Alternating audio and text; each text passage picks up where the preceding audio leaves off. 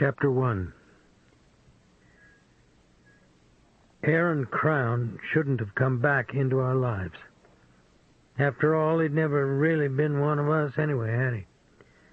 His family, shiftless timber people, had come from North Louisiana, and when they arrived in Iberia Parish, they brought their ways with them, occasionally stealing livestock along river bottoms, poaching deer, perhaps, some said, practicing incest.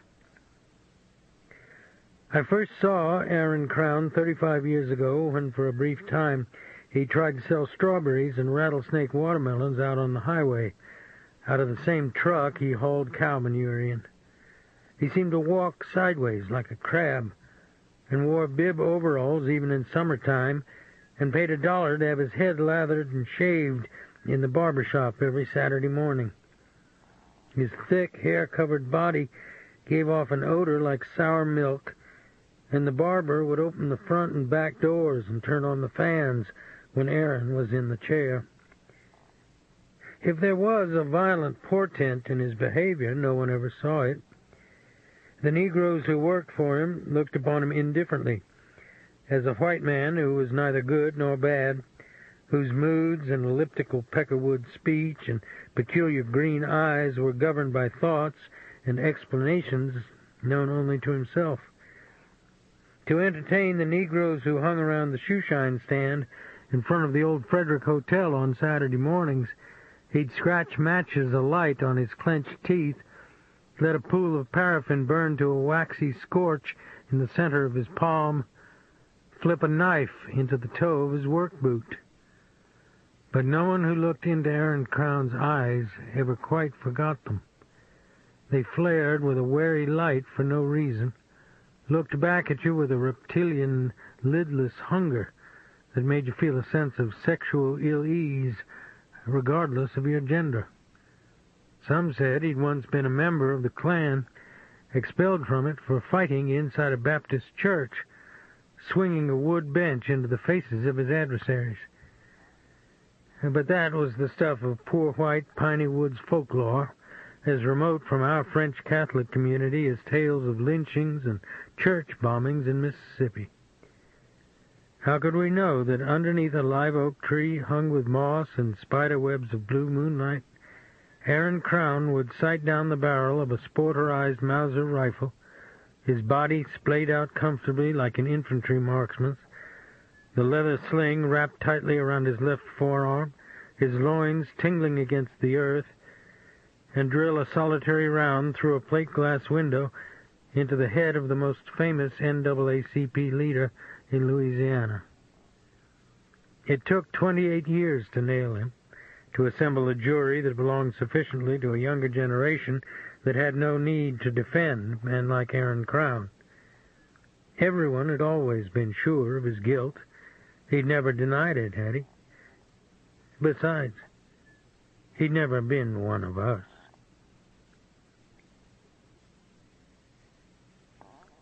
It was early fall, an election year, and each morning after the sun rose out of the swamp and burned the fog away from the flooded cypress trees across the bayou from my bait shop and boat rental business, the sky would harden to such a deep, heart-drenching blue that you felt you could reach up and fill your hand with it like bowls of stained cotton. The air was dry and cool, too, and the dust along the dirt road by the bayou seemed to rise into gold columns of smoke and light through the canopy of oaks overhead. So when I glanced up from sanding the planks on my dock on a Saturday morning and saw Buford LaRose and his wife Karen jogging through the long tunnel of trees toward me, they seemed like part of a photograph in a health magazine, part of an idealized moment caught by a creative photographer in a depiction of what's called the New South, rather than an oddity, far removed from the refurbished plantation home in which they lived 25 miles away. I convinced myself they hadn't come to see me, that forcing them to stop their run out of reasons of politeness would be ungenerous on my part, and I set down my sanding machine and walked toward the bait shop. "Hello," I heard Buford call. Your past comes back in different ways. In this case, it was in the form of Karen LaRose, her platinum hair sweat-soaked and piled on her head, her running shorts and purple and gold Mike the Tiger T-shirt glued to her body like wet Kleenex. "How y'all doing?" I replied, my smile as stiff as ceramic. "Aaron Crown called you yet?" Buford asked, resting one hand on the dock railing, pulling one ankle up toward his muscular thigh with the other. "How'd you know?" I said. "He's looking for soft-hearted guys to listen to his story." Buford grinned, then winked with all the confidence of the 80-yard passing quarterback he'd been at LSU 20 years earlier. He was still lean-stomached and narrow-waisted, his chest flat like a prizefighter's, his smooth, wide shoulders olive with tan, his curly brown hair bleached on the tips by the sun. He pulled his other ankle up behind him, squinting at me through the sweat in his eyebrows. "Aaron's decided he's an innocent man," he said. "He's got a movie company listening to him. Starting to see the big picture. He gets a dumb cop to plead his cause," I said. "I said soft-hearted," he said, his face beaming now. "Why don't you come see us more often, Dave?" Karen asked. "That sounds good," I said, nodding, my eyes wandering out over the water. She raised her chin, wiped the sweat off the back of her neck, looked at the sun with her eyelids closed, and pursed her lips and breathed through them as though the air were cold. Then she opened her eyes again and smiled good-naturedly, leaning with both arms on the rail and stretching her legs one at a time. "Y'all want to come in for something to drink?" I asked. "Don't let this guy jerk you around, Dave," Buford said. "Why should I?" "Why should he call you in the first place?" "Who told you this?" I asked. "His lawyer." "Sounds like shaky legal ethics to me," I said. "Give me a break, Dave," he replied. "If Aaron Crown ever gets out of Angola, the first person he's going to kill is his lawyer. That's after he shoots the judge.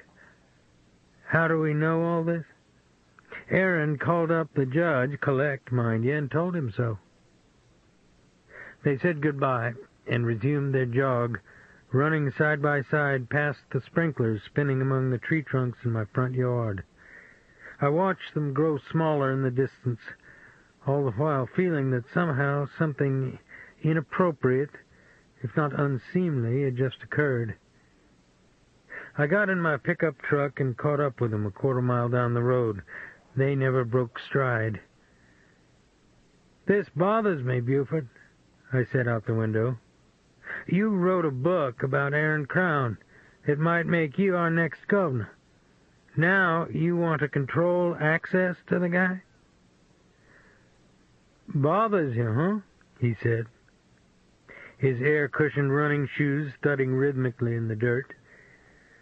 "It's not an unreasonable attitude," I said. Karen leaned her face past him and grinned at me.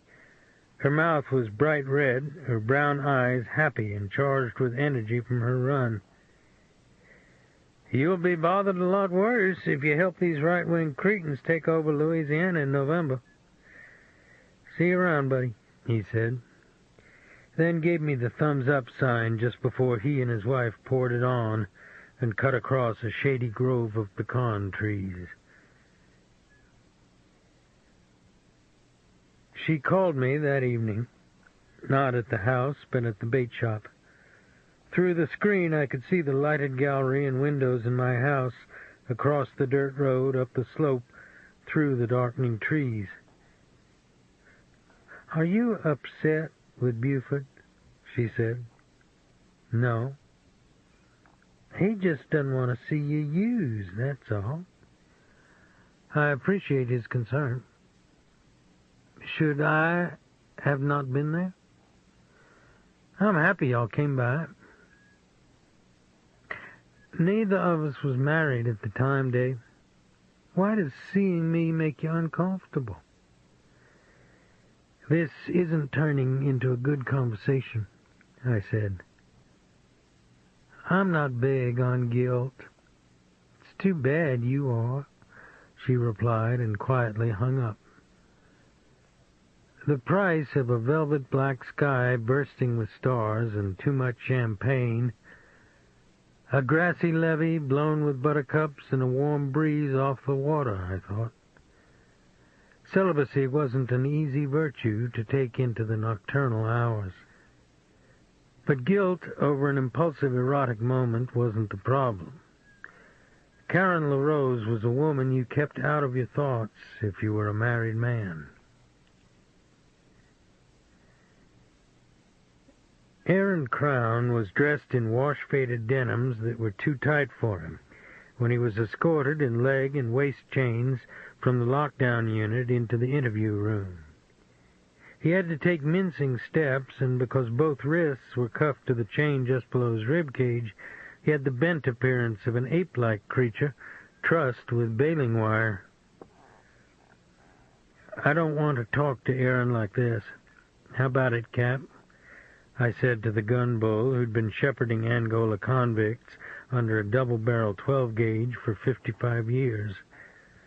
The gun bull's eyes were narrow and valuative, like a man constantly measuring the potential of his adversaries, the corners webbed with wrinkles, his skin wizened and dark as a mulatto's, as if it had been smoked in a fire. He removed his briar pipe from his belt, stuck it in his mouth, clicking it dryly against his molars. He never spoke while he unlocked the net of chains from Aaron Crown's body and let them collapse around his ankles like a useless garment. Instead, he simply pointed one rigid, callous-sheathed index finger into Aaron's face, then unlocked the side door to a razor-wire-enclosed dirt yard with a solitary weeping willow that had gone yellow with the season. I sat on a weightlifter's bench while Aaron Crown squatted on his haunches against the fence and rolled a cigarette out of a small leather pouch that contained pipe tobacco. His fingernails were the thickness and mottled color of tortoiseshell. Gray hair grew out of his ears and nose. His shoulders and upper chest were braided with knots of veins and muscles. When he popped a lucifer match on his thumbnail and cupped it in the wind, he inhaled the sulfur and glue and smoke all in one breath. "I ain't did it," he said. "You pleaded nolo contendere, partner. The shithog got a point in my case on that. He said it was worked out." He drew in on his hand-rolled cigarette, tapped the ashes off into the wind. When I didn't reply, he said, "They give me 40 years. I was 68 yesterday." "You should have pleaded out with the feds. You'd have gotten an easier bounce under a civil rights conviction," I said. "You go federal, you got a cell with colored men." His eyes lifted into mine. "They'll cut a man in his sleep. I've seen it happen." In the distance I could see the levee along the Mississippi River and trees that were puffing with wind against a vermilion sky. "Why'd you choose me to call?" I asked. "You was the one gone after my little girl when she got lost in Henderson Swamp." "I see. I don't know what I can do, Aaron. That was your rifle they found at the murder scene, wasn't it? It had only one set of prints on it, too. Yours. It was stole, and it didn't have no set of prints on it. There was one thumbprint on the stock. Why would a white man kill a nigger in the middle of the night and leave his own gun for other people to find? Why would he wipe off the trigger, not the stock?" You thought you'd never be convicted in the state of Louisiana. He sucked on a tooth, ground out the ash of his cigarette on the tip of his work boot, field-stripped the paper, and let it all blow away in the wind. "I ain't did it," he said. "I can't help you." He raised himself to his feet, his knees popping, and walked toward the lockdown unit, the silver hair on his arms glowing like a monkey's against the sunset.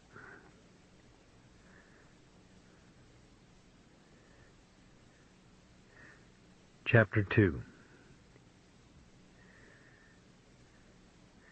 The flooded cypress and willow trees were gray-green smudges in the early morning mist at Henderson Swamp.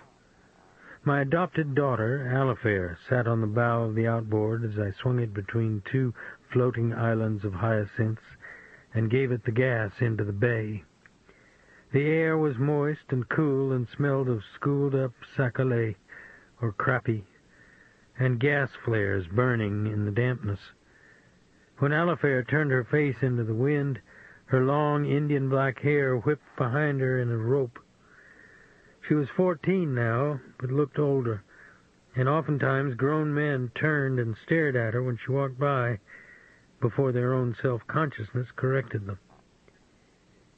We traversed a long flat bay filled with stumps and abandoned oil platforms. Then Alifair pointed at a row of wood pilings that glistened blackly in the mist. I cut the engine and let the boat float forward on its wake while Alifair slipped the anchor, a 1-foot chunk of railroad track, over the gunwale until it bit into the silt and the bow swung around against the rope. The water in the minnow bucket was cold and dancing with shiners when I dipped my hand in to bait our lines. "Can you smell the sac-a-lait? There must be thousands in here," she said. "You bet. This is the best place in the whole bay, isn't it?" "I don't know of a better one," I said, and handed her a sandwich after she'd cast her bobber among the pilings. It had been almost 9 years since I'd pulled her from the submerged and flooded wreckage of a plane that had been carrying Salvadoran war refugees.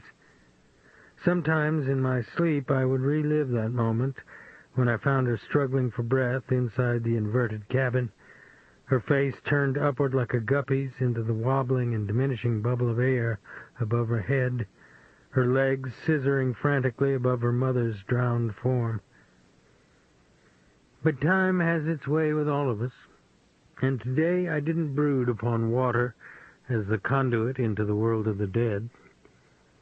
The spirits of villagers, their mouths wide with the concussion of air bursts, no longer whispered to me from under the brown currents of the Mekong either. Nor did the specter of my murdered wife Annie, who used to call me up long distance from her home under the sea and speak to me through the rain. Now water was simply a wide alluvial flood plain in the Atchafalaya Basin of South Louisiana that smelled of humus and wood smoke, where mallards rose in squadrons above the willows and trailed in long black lines across a sun that was as yellow as egg yolk. "You really went to see that man Aaron Crown at Angola, Dave?" Alifair asked. "Sure did. My teacher says he's a racist. He assassinated a black man in Baton Rouge. Aaron Crown's an ignorant and physically ugly man. He's the kind of person people like to hate.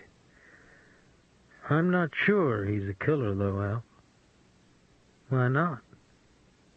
"I wish I knew." Which was not only an inadequate, but a disturbing answer. "Why?" "Because Aaron Crown didn't fit the profile. If he was a racist, he didn't burn with it, as most of them did. He wasn't political either, at least not to my knowledge. So what was the motivation? I asked myself. In homicide cases, it's almost always money, sex, or power, which applied in the case of Aaron Crown. "What you thinking about, Dave?" Alifair asked. When I was a young cop in New Orleans, I was home on vacation, and Aaron Crown came to the house and said his daughter was lost out here in a boat. Nobody would go after her because she was 14 and had a reputation for running off and smoking dope and doing other kinds of things. You with me? She looked at her bobber floating between the pilings. So I found her. She wasn't lost, though. She was in a houseboat right across the bay there with a couple of men. I never told Aaron what she'd been doing, but I think he knew. You believe he's innocent? Probably not. It's just one of those strange deals, Alf. The guy loved his daughter, which means he has emotions and affections like the rest of us. That's something we don't like to think about when we assign a person the role of assassin and community geek. She thought the word geek was funny and snorted through her nose.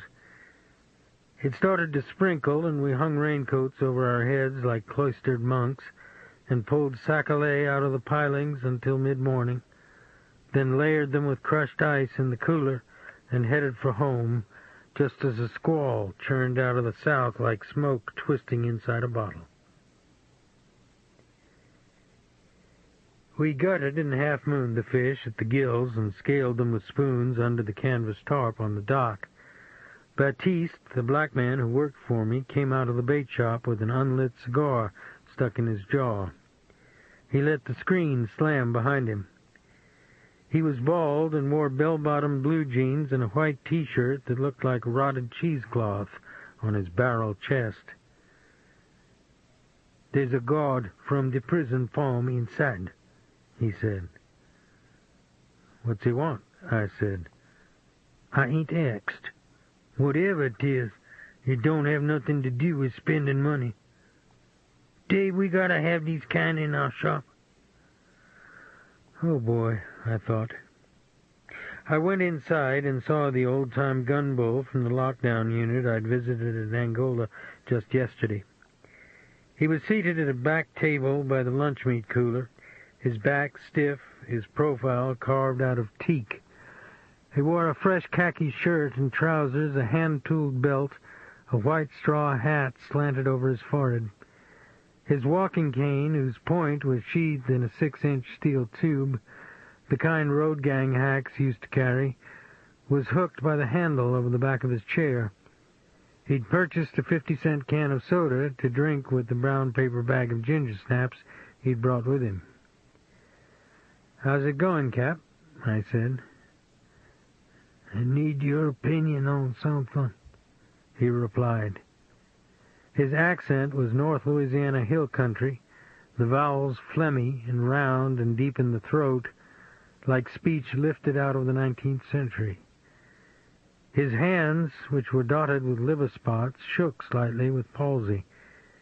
His career reached back into an era when Angola convicts were beaten with the Black Betty, stretched out on ant hills, locked down in sweat boxes on Camp A, sometimes even murdered by guards on a whim, and buried in the Mississippi levee. In the years I'd known him, I'd never seen him smile or heard him mention any form of personal life outside the penitentiary. "Some movie people has offered me $5,000 for an interview about Crown. What do you reckon I ought to do?" he said. "Take it. What's the harm?" He bit the edge off a ginger snap. "I got the feeling they want me to say he don't belong up there on the farm, and that maybe the wrong man's in prison." "I see. Something's wrong, ain't it?" "Sir?" "White man kills a black man down south. Them Hollywood people don't come looking to get the white man off." "I don't have an answer for you, Cap. Just tell 'em what you think and forget about it." I looked at the electric clock on the wall above the counter. "What I think is The sumbitch is about half human. My eyes met his. He's got a stink on him don't wash off. If he ain't killed the NAACP nigger, he done it to somebody else. He chewed a ginger snap dryly in his jaw, then swallowed it with a small sip of soda, the leathery skin of his face cobwebbed with lines in the gloom. Word travels fast among the denizens of the nether regions. On Tuesday morning, Helen Swallow came into my office at the Iberia Parish Sheriff's Department and said we had to pick up and hold a New Orleans hoodlum named Mingo Bloomberg, who was wanted as a material witness in the killing of a police officer in the French Quarter. "You know him?" she asked. She wore a starched white shirt and blue slacks and her badge on a gun belt. She was a blonde, muscular woman whose posture and bold stare always seemed to anticipate, even relish, challenge or insult. "He's a button man for the Giacano family," I said. "We don't have that." "Bad communications with NOPD, then. Mingo's specialty is disappearing his victims. He's big on fish chum." "That's terrific. XPD Chatlin is babysitting him for us." We checked out a cruiser and drove into the south part of the parish on back roads that were lined with sugarcane wagons on their way to the mill. Then we followed a levee through a partially cleared field to a tin-roofed fish camp set back in a grove of persimmon and pecan trees. A cruiser was parked in front of the screened-in gallery. The front doors opened, the radio turned off. XPD Chatlin had spent most of his law enforcement career as a crossing guard, or escorting drunks from the jail to guilty court. He had narrow shoulders and wide hips, a tube of fat around his waist, and a thin mustache that looked like grease pencil. He and another uniformed deputy were eating sandwiches with Mingo Bloomberg at a plank table on the gallery. "What you think you're doing, XPD?" Helen asked. "Waiting on y'all. What's it look like?" he replied.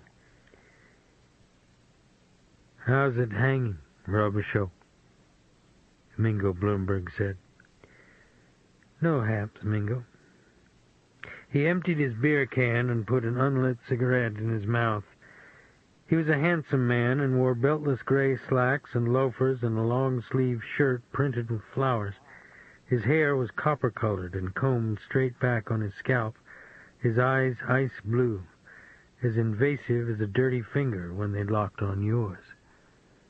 He opened his lighter and began to flick the flint dryly as though we weren't there. "Get out of that chair and lean against the wall," Helen said. He lowered the lighter, his mouth screwed into a smile around his cigarette. She pulled the cigarette out of his mouth, threw it over her shoulder, and aimed her 9mm into the middle of his face. "Say something wise, you fuck. Go ahead, I want you to," she said. I pulled him to his feet, pushed him against the wall, and kicked his ankles apart. When I shook him down, I tapped a hard, square object in his left pocket. I removed a .25 caliber automatic, dropped the magazine, pulled the slide back on the empty chamber, then tossed the pistol into XPD's lap. "Nobody told me. I thought the guy was supposed to be a witness or something," he said. Helen cuffed Mingo's wrists behind him and shoved him toward the screen door. "Hey, Robicheaux, you and the lady take your grits off the stove," he said. "It's up to you, Mingo," I said. We were out front now, under a gray sky in the wind, in leaves that toppled out of the trees on the edge of the clearing. Mingo rolled his eyes. "Up to me? You ought to put a cash register on top of y'all's cruiser," he said. "You want to explain that?" I said. He looked at Helen, then back at me. Give us a minute, I said to her. I walked him to the far side of our cruiser, opened the back door, and sat him down behind the wire mesh screen. I leaned one arm on the roof and looked down into his face. An oiled, coppery strand of hair fell down across his eyes. You did the right thing with this guy Crown. You do the right thing, you get taken care of. Something wrong with that? He said. Yeah, I'm not getting taken care of. Then that's your fucking problem. When you get back to the big sleazy stay there, Mingo, I said, and closed the car door. I got a permit for the piece you took off me. I want it back, he said, through the open window.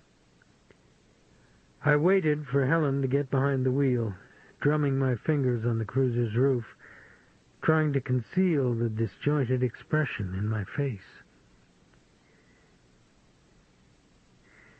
If you seriously commit yourself to alcohol, I mean full bore, the way you take up a new religion, and join that great host of revelers who sing and lock arms as they bid farewell to all innocence in their lives, you quickly learn the rules of behavior in this exclusive fellowship, whose dues are the most expensive in the world.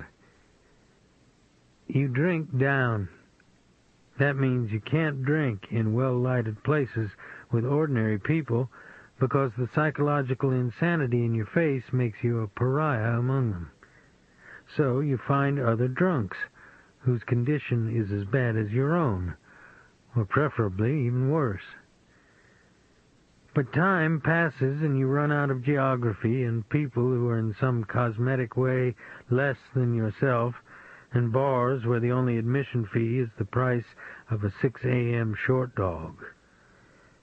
That's when you come to places like Sibel Crown's at the underpass in Lafayette. The underpass area had once been home to a dingy brick hotel and row of low-rent bars run by a notorious family of Syrian criminals. Now the old bars and brick hotel had been bulldozed into rubble, and all that remained of the city's last Skid Row refuge was Sibel's, a dark two-story clapboard building that loomed above the underpass like a solitary tooth. It had no mirrors, and the only light inside came from the jukebox and the beer signs over the bar. It was a place where the paper Christmas decorations up year-round, and you never had to see your reflection or make an unfavorable comparison between yourself and others. Not unless you counted Sibel, who'd been a $20 whore in New Orleans before she disappeared up north for several years. She was middle-aged now, with flecks of gray in her auburn hair, but she looked good in her blue jeans and V-necked beige sweater, and her face retained a kind of hard beauty that gave fantasies to men who drank late and still believed the darkness of a bar could resurrect opportunities from their youth. She opened a bottle of 7-Up and set it in front of me with a glass of ice. "You doing all right, Strake?" she said. "Not bad. How about you, Sibel?" "I hope you're not here for anything stronger than 7-Up." I smiled and didn't reply. The surface of the bar stuck to my wrists. "Why would a New Orleans gumball named Mingo Bloomberg have an interest in your father?" I said. "You got me."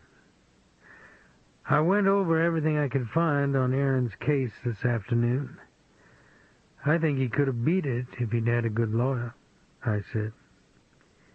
She studied my face curiously. The beer sign on the wall made tiny red lights like sparks in her hair. "The big problem was Aaron told some other people he did it," I said. She put out her cigarette in the ashtray, then set a shot glass and a bottle of cream sherry by my elbow, and walked down the duckboards and around the end of the bar and sat down next to me, her legs hooked in the stool's rungs. "You still married?" she said. "Sure." She didn't finish her thought.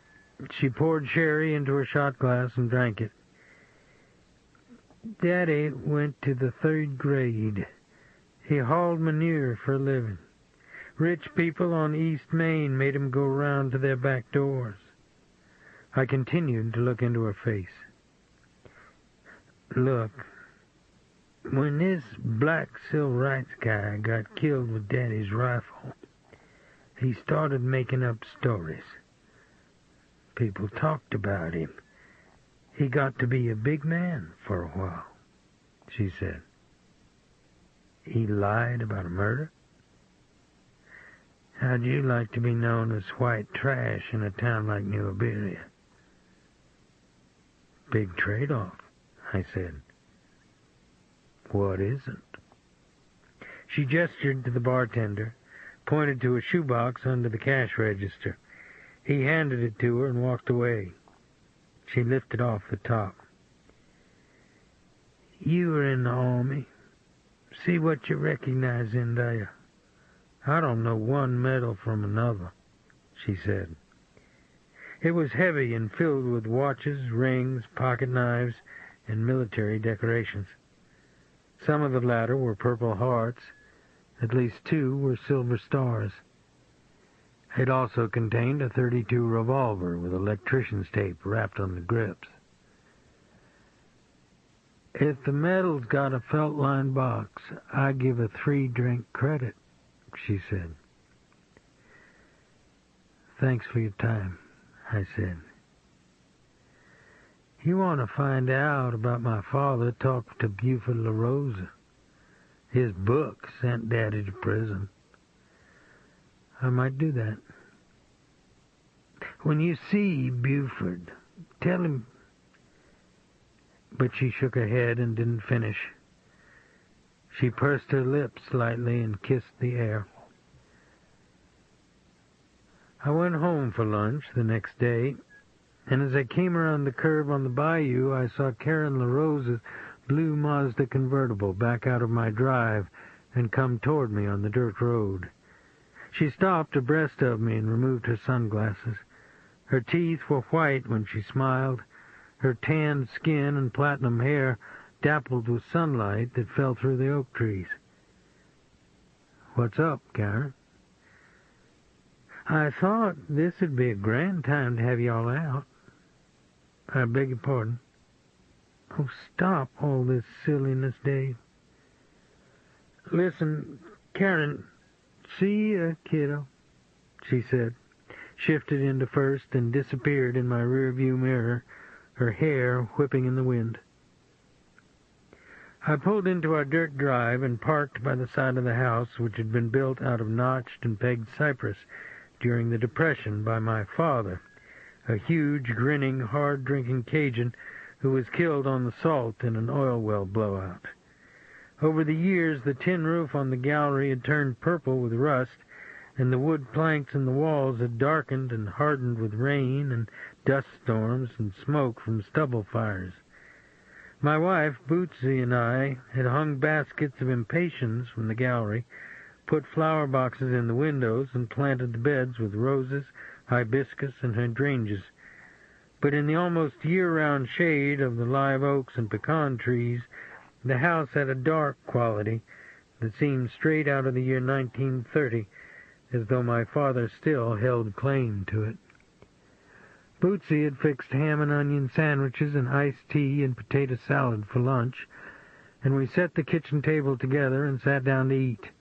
I kept waiting for her to mention Karen's visit, but she didn't. "I saw Karen LaRosa out on the road," I said. "Oh, yes, I forgot. Tomorrow evening. She wants us to come to a dinner and lawn party." "What'd you tell her?" "Well, I didn't think we had anything planned, but I said I'd ask you." She'd stopped eating. I felt her eyes on my face. "You don't want to go?" "Not really." "Do you have a reason? Or do we just tell people to drop dead arbitrarily?" Buford's too slick for me. He's a therapist and a university professor. Maybe the state will finally have a governor with more than 2 brain cells. Fine, let's go. It's not a problem, I said. Dave, I'm looking forward to it. Finally, her exasperation gave way to a smile, then to a laugh. You're too much, Streak, she said. I wiped at my mouth with my napkin, then walked around behind her chair, put my arms on her shoulders, and kissed her hair. It was the color of dark honey, and she brushed it in thick swirls on her head, and it always smelled like strawberry shampoo. I kissed her along the cheek and touched her breasts. You doing anything? I said. You have to go back to work. The perps will understand. She reached behind the chair and fitted her hand around the back of my thigh. The curtains in the bedroom, which were white and gauzy and printed with tiny flowers, puffed and twisted in the wind that blew through the trees in the yard. When Bootsy undressed, her body seemed sculpted, glowing with light against the window. She had the most beautiful complexion of any woman I ever knew. When she made love, it flushed with heat as though she had a fever, and took on the hue of a new rose petal. I kissed her breasts and took her nipples in my mouth and traced my fingers down the flatness of her stomach. Then I felt her reach down and take me in her palm. When I entered her, she hooked her legs in mine and laced the fingers of one hand in my hair and placed the other hand hard in the small of my back. I could feel her breath against the side of my face, the perspiration on her stomach and inside her thighs, then her tongue on my neck, the wetness of her mouth near my ear. I wanted to hold it, to give more satisfaction than I received. But that terrible moment of male pleasure and solitary indulgence had its way. Boots, I said hoarsely. It's all right, Dave. Go ahead, she whispered. She ran both palms down my lower back and pushed me deeper inside. Then something broke like a dam and melted in my loins, and I closed my eyes and saw a sailfish rising from a cresting wave, its mouth torn with a hook, its skin blue and hard, its gills strung with pink foam. Then it disappeared into the wave again, and the ground swells were suddenly flat and empty, dented with rain, sliding across the fire coral down below. It should have been a perfect afternoon, but on my way out, Bootsy asked, almost as an afterthought, was there any other reason you didn't want to go to the La Roses? No, of course not. I tried to avert my eyes, but it was too late. I saw the recognition in her face like a sharp and unexpected slap. It was a long time ago, Boots, before we were married. She nodded, her thoughts concealed. Then she said, her voice flat, we're all modern people these days. Like you say, Streak, no problem. She walked down to the pond at the back of our property by herself with a bag of bread crusts to feed the ducks. Chapter 3. At sunrise the next day, while I was helping Baptiste open up the bait shop before I went to work, the old-time gun bull called me long distance from Angola. You remember I told you about them movie people come see me? There's one ain't gonna be around no more, he said. What happened, Cap? My nephew's a uniform at NOPD in the 1st District. They thought it was just a white man interested in the wrong piece of jelly roll. That's till they found the camera. he said. After I hung up the phone, I filled minnow buckets for 2 fishermen, put a rental outboard in the water, and pulled the tarp on guy wires over the spool tables on the dock in case it rained. Baptiste was sprinkling hickory chips on the coals in the barbecue pit, which we'd fashioned from a split oil drum to cook chickens and links of sausage for our midday customers. "That was that old man from up to prison for?" he asked. "I'm afraid so." "I ain't gonna say it but once, no. It don't matter what that kind of man bring into your life. It ain't no good." "I'm a police officer, partner. I can't always be selective about the people I talk to." He cut his head and walked away. I left a message for the nephew at NOPD and drove to the office just as it started to mist. He returned my call 2 hours later, then turned over the telephone to a homicide detective. This is how I've reconstructed the story that was told to me. Weiss had identified the hooker as Brandy Grissom, a black 25-year-old heroin addict who'd done a one-bit in the St. John the Baptist jail for sale and possession. She worked with 3 or 4 pimps and Murphy artists out of the quarter. The pimps were there for the long-term regular trade. The Murphy artists took down the tourists, particularly those who were drunk, married, respectable, in town on conventions, scared of cops and their employers. It was an easy scam. Brandy would walk into a bar, well-dressed, perhaps wearing a suit, sit at the end of the counter or by herself in a booth, glance once into the John's face, her eyes shy, her hands folded demurely in front of her, then wait quietly while her partner cut the deal. This is the shuck. "My lady over there ain't a regular, know what I'm saying?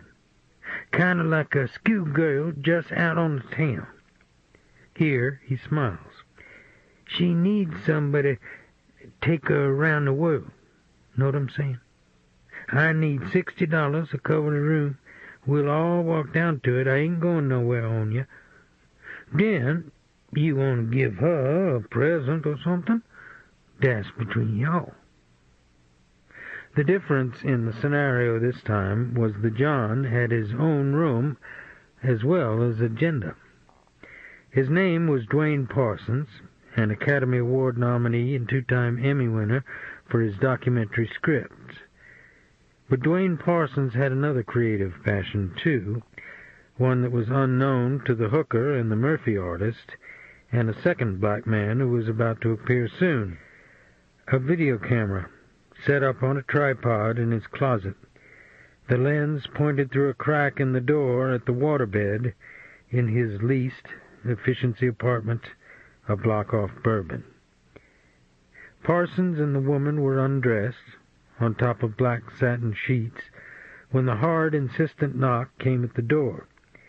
The man's head jerked up from the pillow, his face at first startled, then simply disconcerted and annoyed. "Go away," he said. He tried to hold her arms, hold her in place on top of him, but she slid her body off his. "It's my boyfriend. He don't let me alone. He gonna break down the door," she said. She began to gather her clothes in front of her breasts and stomach.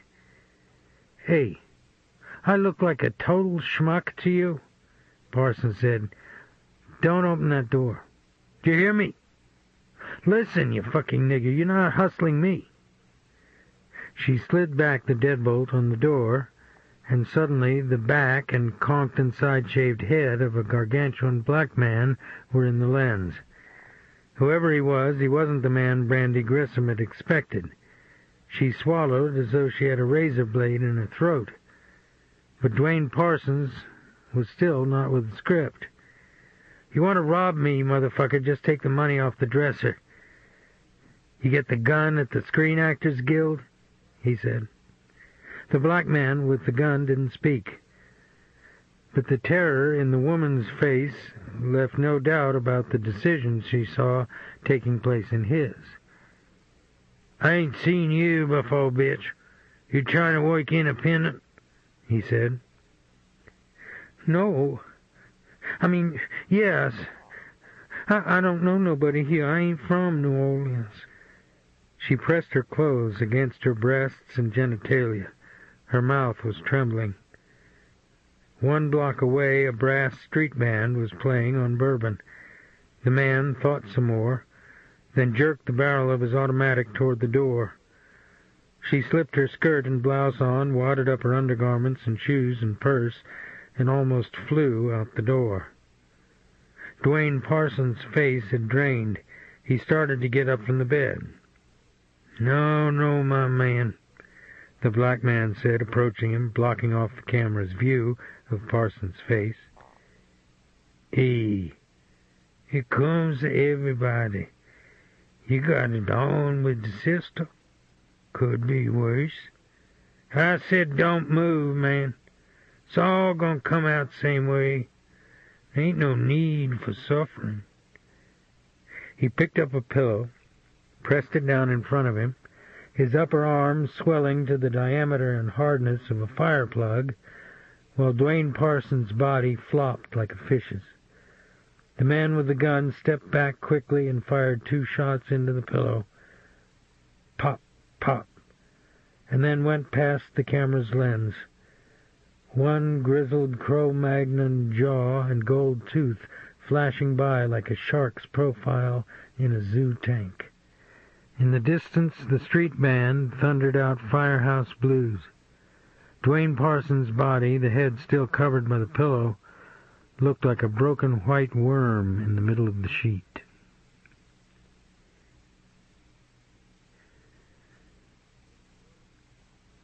The La Rosa plantation was far out in the parish, almost St. Martinville. The main house had been built in 1857 and was the dusty color of oyster shells, its wide columned front porch scrolled by live oak trees that grew to the 3rd floor.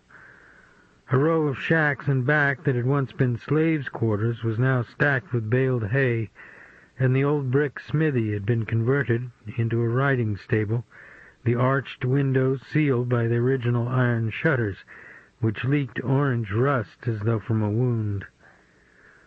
Bootsy and I drove past the La Rosa Company store, with its oxidized, cracked front windows and tin-roofed gallery, where barrels of pecans sat by the double-screen doors through which thousands of indebted tenants had passed until the civil rights era of the 1960s brought an end to $5-a-day farm labor. Then we turned into a white-fenced driveway that led to the rear of the home and the lawn party that was already in progress against a backdrop of live oaks and Spanish moss and an autumnal rose-stippled sky that seemed to reassure us all that the Indian summer of our lives would never end. While the buffet was being laid out on a row of picnic tables, Buford organized a touch football game and prevailed even upon the most reluctant guests to put down their drinks and join one team or another. Some were from the university in Lafayette, but most were people well known in the deceptively light-hearted and carnival-like atmosphere of Louisiana politics. Unlike their counterparts from the Piney Woods parishes to the north, they were bright, educated, openly hedonistic, always convivial, more concerned about violations of protocol than ideology. They were fun to be with. They were giddy with alcohol and the exertion of the game, their laughter tinkling through the trees each time the ball was snapped, and there was a thumping of feet across the sod and a loud pat of hands on the rump. Then a white-jacketed black man dinged a metal triangle, and everyone filed happily back toward the serving tables. "Run out, Dave. Let me throw you a serious one," Buford hollered, the football poised in his palm. He wore tennis shoes, pleated white slacks, the arms of his plum-colored sweater tied around his neck. "That's enough for me," I said. "Don't give me that old man act," he said, and cocked his arm to fire a bullet, then smiled and lofted an easy arching pass that dropped into my hands as though he'd plopped it into a basket. He caught up with me and put his hand on my shoulder. "Well, you feel like a bag of rocks. How much iron do you pump?" he said. "Just enough to keep from falling apart." He slipped the football out of my hands, flipped it toward the stable. He watched it bounce and roll away in the dusk as though he were looking at an unformed thought in the center of his mind. "Dave, I think we're going to win next month," he said. "That's good. You think you could live in Baton Rouge?" "I've never thought about it." Someone turned on the Japanese lanterns in the trees. The air smelled of pecan husks and smoke from a barbecue pit dug in the earth. Buford paused. "How'd you like to be head of the state police?" he asked. "I was never much of an administrator, Buford." "I had a feeling you'd say something like that." "Oh?" "Dave, why do you think we've always had the worst state government in the Union? It's because good people don't want to serve in it. Is the irony lost on you?" "I appreciate the offer." "You want to think it over?" "Sure. Why not?" "That's the way," he said, and then was gone among his other guests, his handsome face glowing with the perfection of the evening and the portent it seemed to represent. Karen walked among the tree trunks toward me, a paper plate filled with roast duck and venison and dirty rice in one hand, a Corona bottle and cone-shaped glass with a lime slice inserted on the rim, gripped awkwardly in the other. My eyes searched the crowd for Bootsy. "I took the liberty," Karen said, and set the plate and glass and beer bottle down on the table for me. "Thank you. Where'd Boots go?" "I think she's in the house." She sat backward on the plank bench, her legs crossed. She'd tied her hair up with a red bandana and had tucked her embroidered denim shirt tightly into her blue jeans. Her face was warm, still flushed from the touch football game. I moved the Corona bottle and glass toward her. "You don't drink at all anymore?" she said. "No." "You want a Coke?" "I'm fine, Karen." "Did Buford talk to you about the state police job?" "He sure did." "Gee, Dave, you're a regular blabbermouth, aren't you?" I took a bite of the dressing, then rolled a strip of duck meat inside a piece of French bread and ate it. Her eyes dilated. "Did he offend you?" she said. "Here's the lay of the land, Karen. A hitman for the New Orleans mob, a genuine sociopath by the name of Mingo Bloomberg, told me I did the right thing by not getting involved with Aaron Crown. He said I'd get taken care of. Now I'm offered a job." "I don't believe you." "Believe what?" "You. Your fucking presumption and self-righteousness. What I told you is what happened. You can make of it what you want."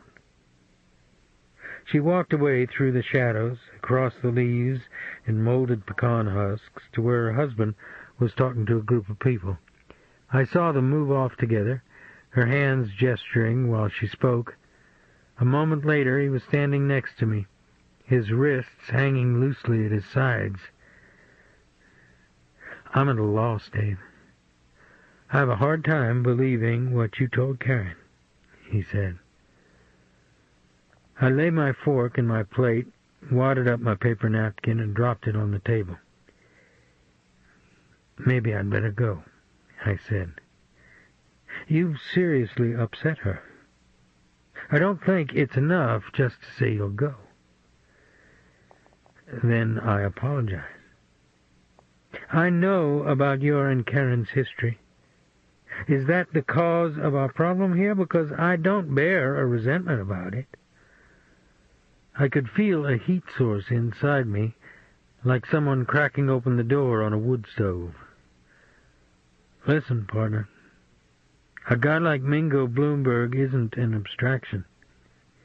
Neither is a documentary screenwriter who just got whacked in the quarter, I said. His expression was bemused, almost doleful, as though he were looking down at an impaired person. Good night to you, Dave. I believe you mean no harm, he said, and walked back among his guests. I stared at the red sun above the sugarcane fields, my face burning with embarrassment.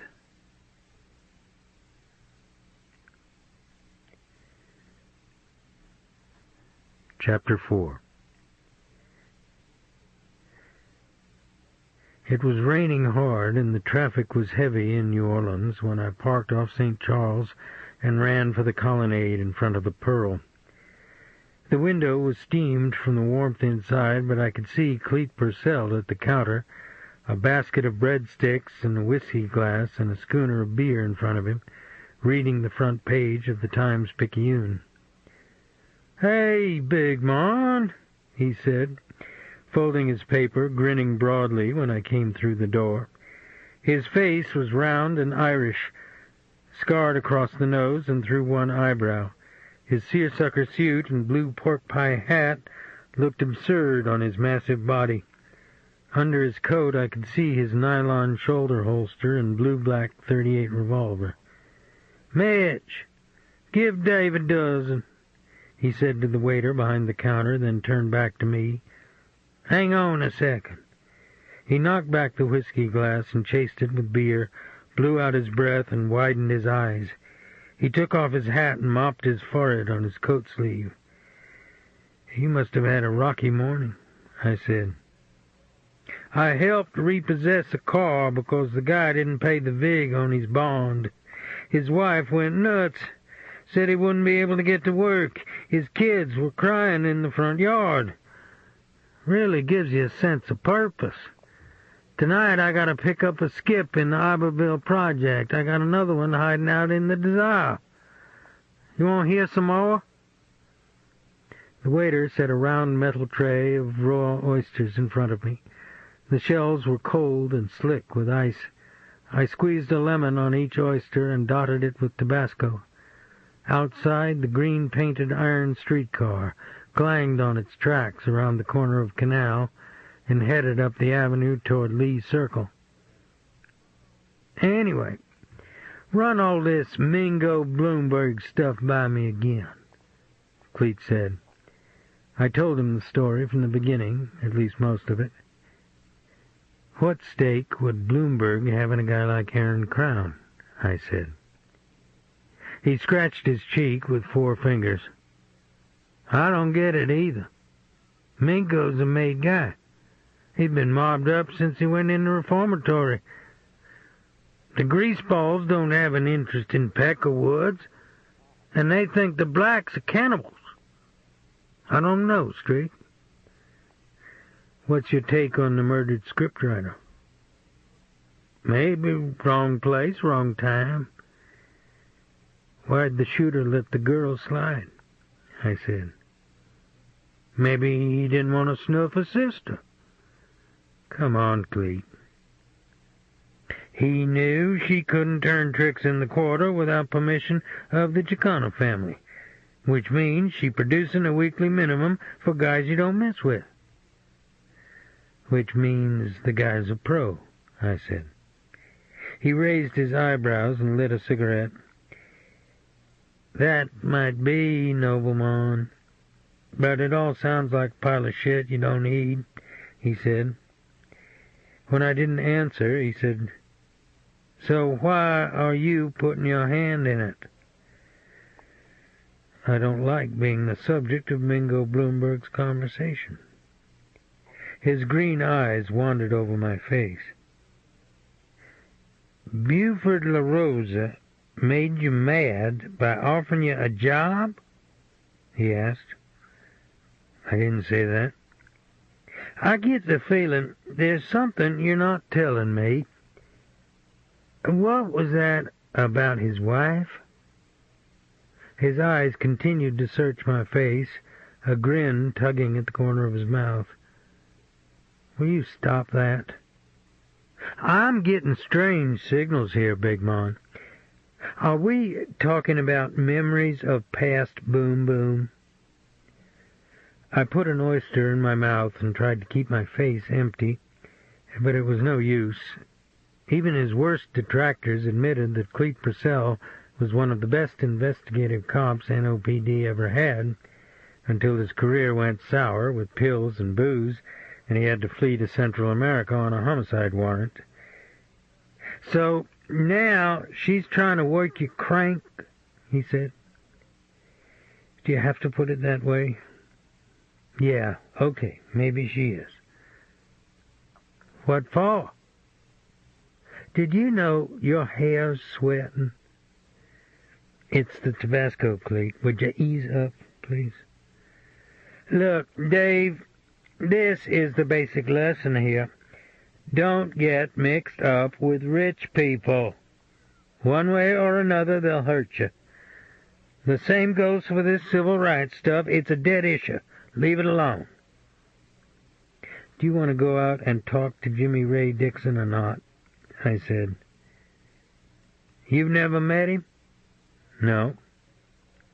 "Jimmy Ray is a special kind of guy. You meet him once, and you never quite forget the experience." I waited for him to finish, but he didn't. "What do I know?" he said, flipped his breadstick into the straw basket, and began putting on his raincoat. "There's nothing wrong with the guy a tube of roach paste couldn't cure." We drove through the Garden District, past Tulane and Loyola Universities, and Audubon Park, and rows of columned antebellum homes whose yards were filled with trees and flowers. The mist swirled out of the canopy of oak limbs above St. Charles, and the neon tubing scrolled on corner restaurants, and the empty outdoor cafes looked like colored smoke in the rain. "Was he in Vietnam?" I asked. "Yeah. So were you and I." "You ever see his sheet?" Clete said. I shook my head. "He was a pimp in Chicago. He went down for assault and battery and carrying a concealed weapon. He even brags on it. Now you hear him talking on the radio about how he got reborn. The guy's a shithead, Dave." Jimmy Ray Dixon owned a shopping center named for his assassinated brother out by Chalmette. He also owned apartment buildings, a nightclub in the quarter, and a 5-bedroom suburban home. But he did business in a small, unpainted 1890s cottage hung with flower baskets in the Carrollton district down by the Mississippi levee at the end of St. Charles, where the streetcar turned around. It was a neighborhood of palm trees and green, neutral grounds, small restaurants, university students, art galleries, and bookstores. It was a part of New Orleans unmarked by spray cans and broken glass in the gutters. In 5 minutes you had the sense Jimmy Ray had chosen the role of the thumb in your eye. "You're here to ask me about the cracker that killed my brother. You're kidding, right?" He chewed and snapped his gum. He wore a long-sleeved blue-striped shirt which hid the apparatus that attached the metal hook to the stump of his left wrist. His teeth were gold-filled, his head mahogany-colored, round and light-reflective as a waxed bowling ball. He never invited us to sit down, and seemed to make a point of swiveling his chair around to talk to his employees, all of whom were black, in the middle of a question. "Some people think he might be an innocent man," I said. "You one of 'em?" he grinned. "Your humor's lost on me, sir." "It took almost 30 years to put him in Angola. He should have got the needle. Now the white folks is worried about injustice. A kid in my platoon waited 2 days at a stream crossing to take out a VC who killed his friend. He used a blooker to do it. Splattered him all over the trees, I said. Something I ain't picking up on? You have to dedicate yourself to hating somebody before you can lay in wait for him. I just never made Aaron Crown for that kind of guy, I said. Let me tell you what I think of Vietnam and memory lane, Jack. I got this. He tapped his hook on his desk blotter. Clearing toe poppers from a rice paddy 6 clicks out of Pinkville. You want to tell war stories, the DAV's downtown. You want a spring night cracker, that's your business. Just don't come round here to do it. Are you with me on this? Cleet looked at me, then lit a cigarette. Hey, don't smoke in here, man, Jimmy Ray said. Adios, Cleet said to me and went out the door and closed it behind him. Have any of these documentary movie people been to see you? I asked. Yeah. I told them the right man's in jail. I told them that was his rifle lying out under the tree. I told them Crown was in the KKK. They turned the camera off while I was still talking. He glanced at the dial on his watch, which was turned around on the bottom of his wrist.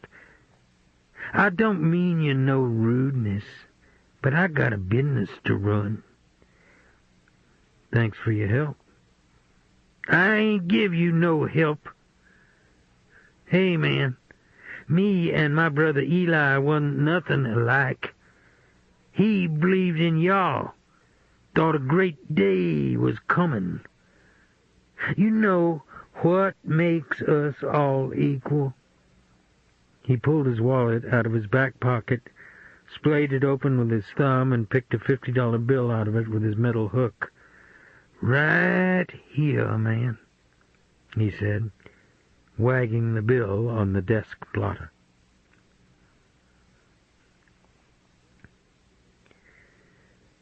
Late the next day, after we ate supper, I helped Bootsy wash and put away the dishes. The sun had burned into a red ember inside a bank of maroon-colored clouds of the tree line that bordered my neighbor's cane field, and through the screen I could smell rain and ozone in the south. Alifair called from the bait shop where she was helping Baptiste close up. Dave, there's a man in a boat who keeps coming back by the dock, she said. What's he doing? It's like he's trying to see through the windows. Is Baptiste there? Yeah. Put him on, would you? When Baptiste came to the line, I said, Who's the man in the boat? A guy puts earrings. As was Baptiste's way, he translated French literally into English, in this case using the word put for wear. Is he bothering y'all? I said. He ain't going to bother me. I'm fixing to lock up. What's the problem, then? There ain't one, long as he's gone when I go out the door. I'll be down. The air was heavy and wet-smelling and crisscrossed with birds when I walked down the slope toward the dock, the sky over the swamp the color of scorched tin. Baptiste and Alifair had collapsed the Cinzano umbrellas set in the center of the spool tables and turned on the string of overhead lights. The surface of the bayou was ruffling in the wind, and against the cypress and willows on the far side I could see a man sitting in an outboard, dressed in a dark blue shirt and a white straw hat. I walked to the end of the dock and leaned against the railing. Can I help you with something? I asked. He didn't reply. His face was shadowed, but I could see the glint of his gold earrings in the light from the dock. I went inside the bait shop. "Turn on the flood lamps, Alf," I said. When she hit the toggle switch, the light bloomed across the water with the brilliance of a pistol flare. That's when I saw his eyes. "Go on up to the house, Alifair," I said. "You know him?" She said, "No, but we're going to send him on his way just the same. Now do what I ask you, okay?" "Well, I don't see why.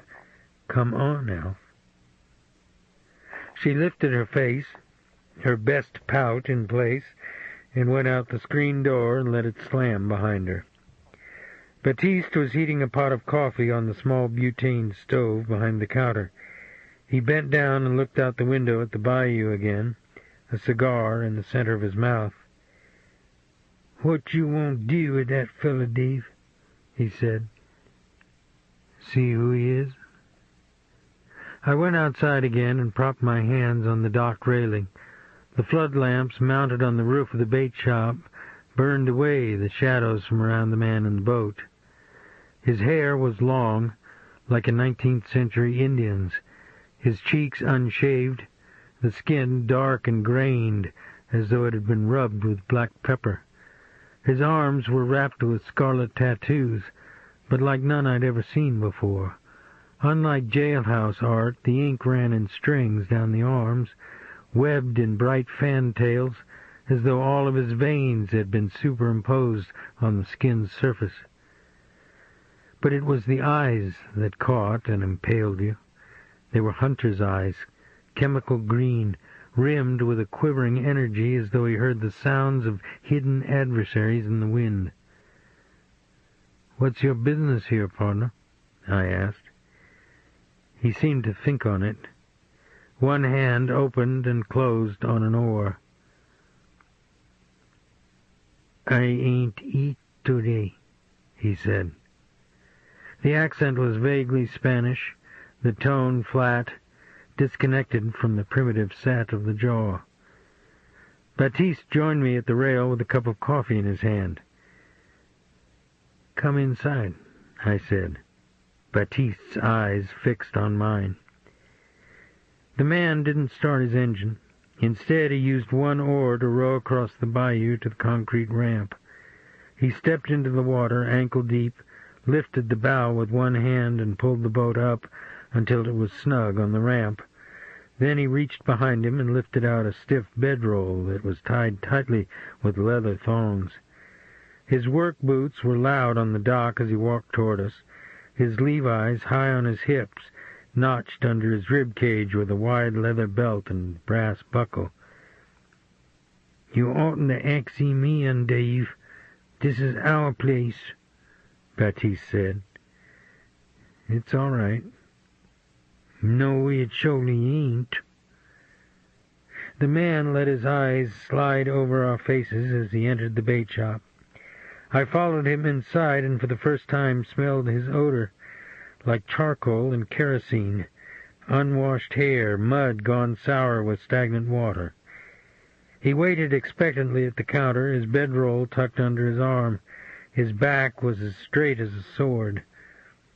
I fixed him 2 chili dogs on a paper plate and set them in front of him with a glass of water.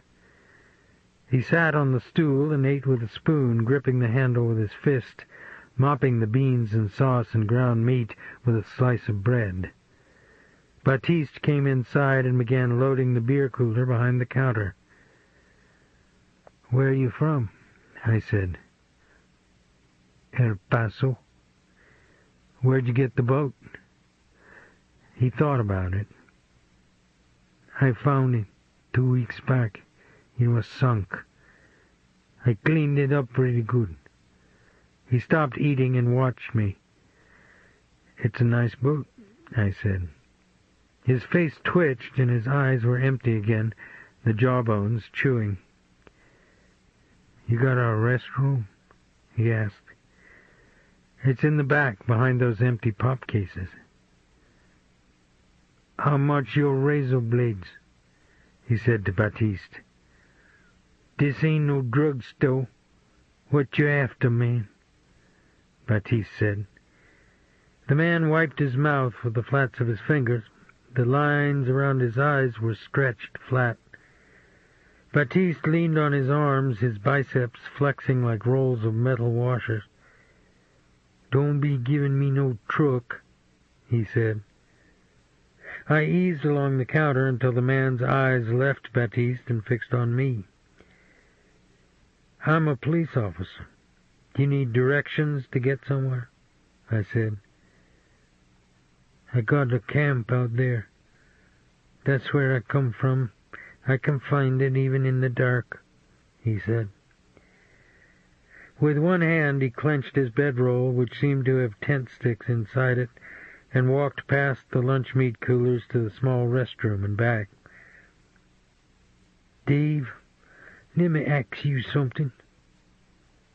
You got to bring a gator in your hog lot to learn gators eat pigs?" Baptiste said. 10 minutes passed.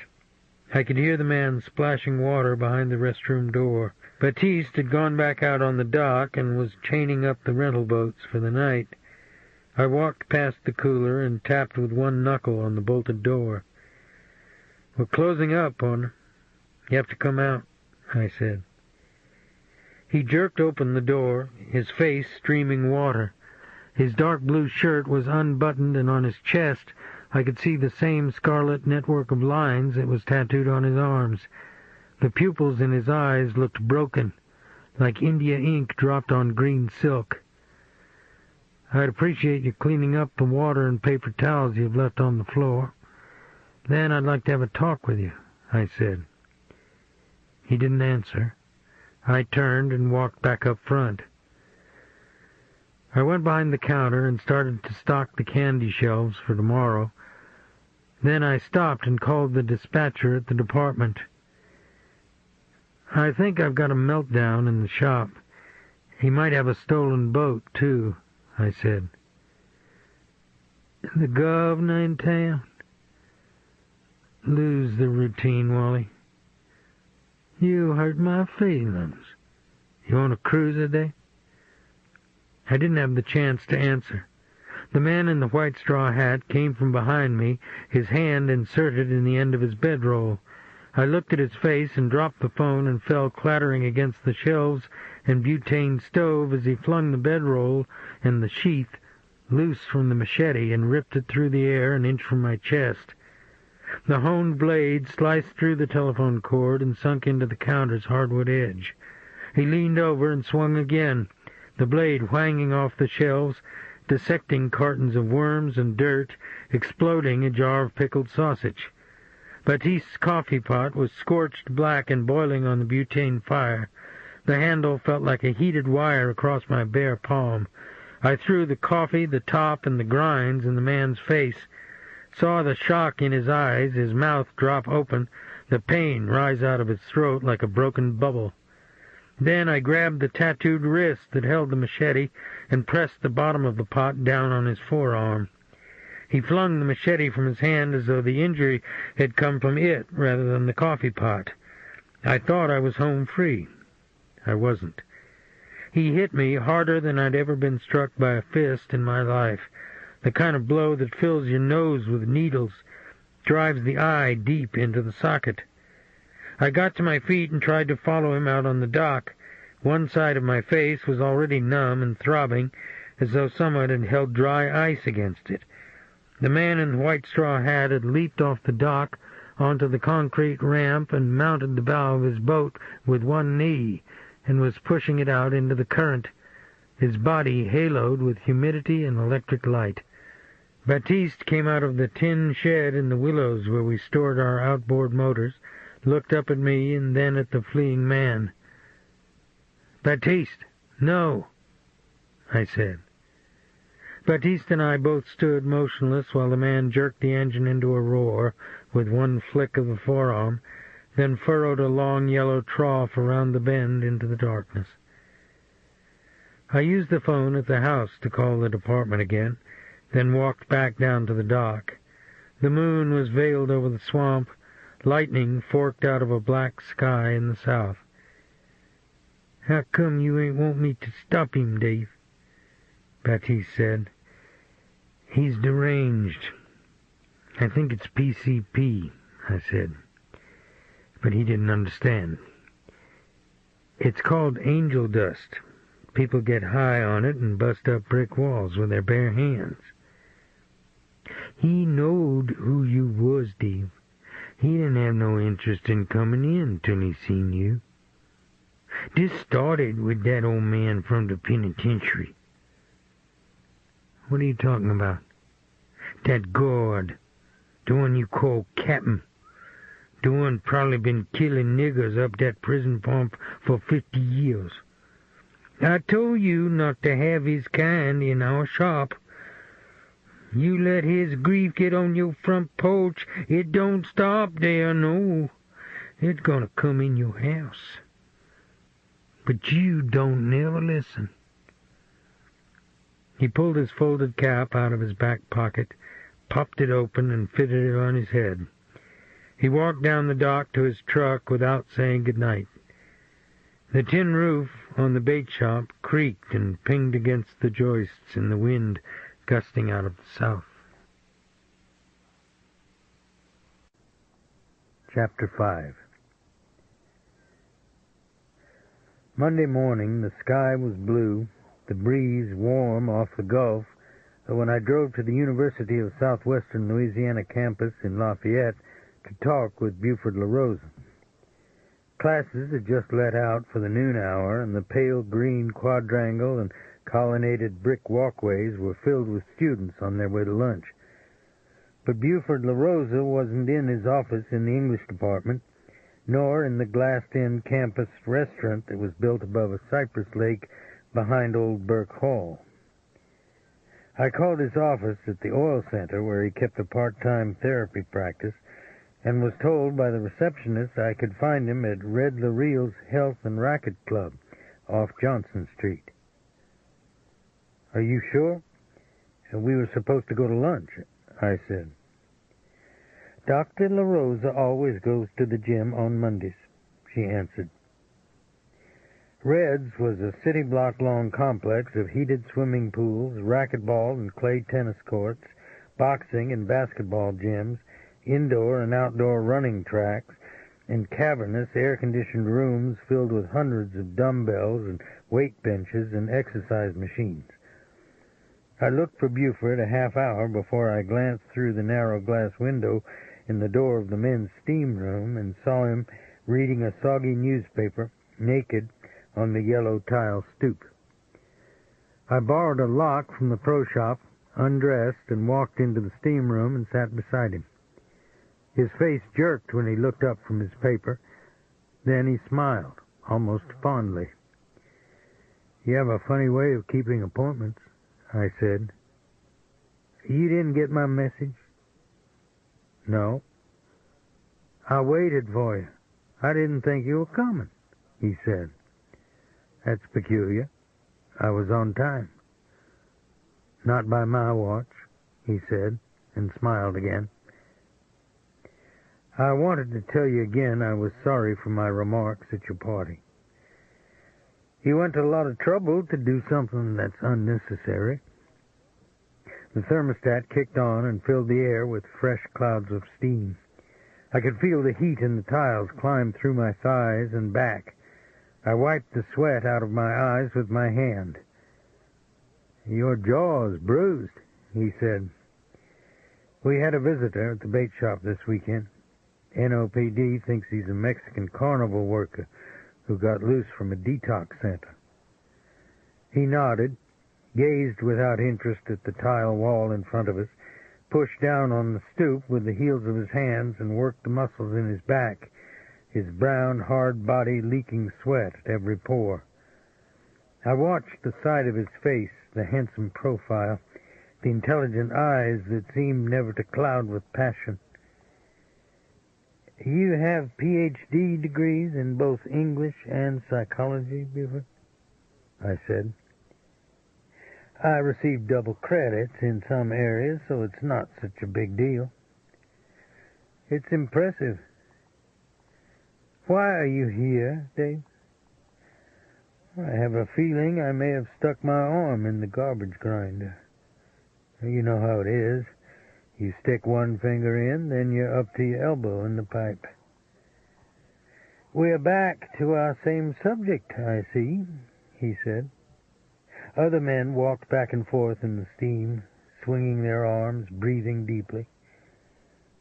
How do you know Aaron Crown's daughter? I asked.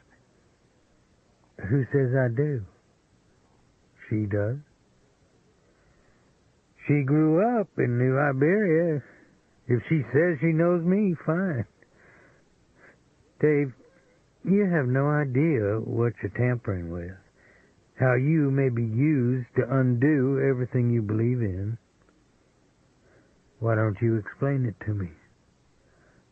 Well, this is hardly the place, sir.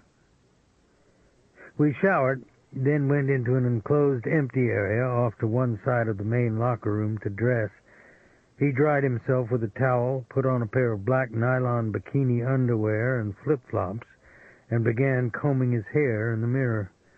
The muscles in his back and sides looked like tea-colored water rippling over stone. I've got some serious trouble, Dave. These New York film people want to make a case for Aaron Crown's innocence. They can blow my candidacy right into the toilet, he said. You think they have a vested interest? Yeah. Making money. Wake up, buddy.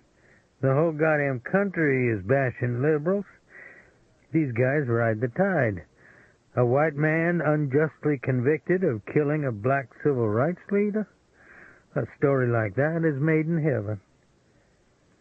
I put on my shirt and tucked it in my slacks, then sat on the bench and slipped on my loafers.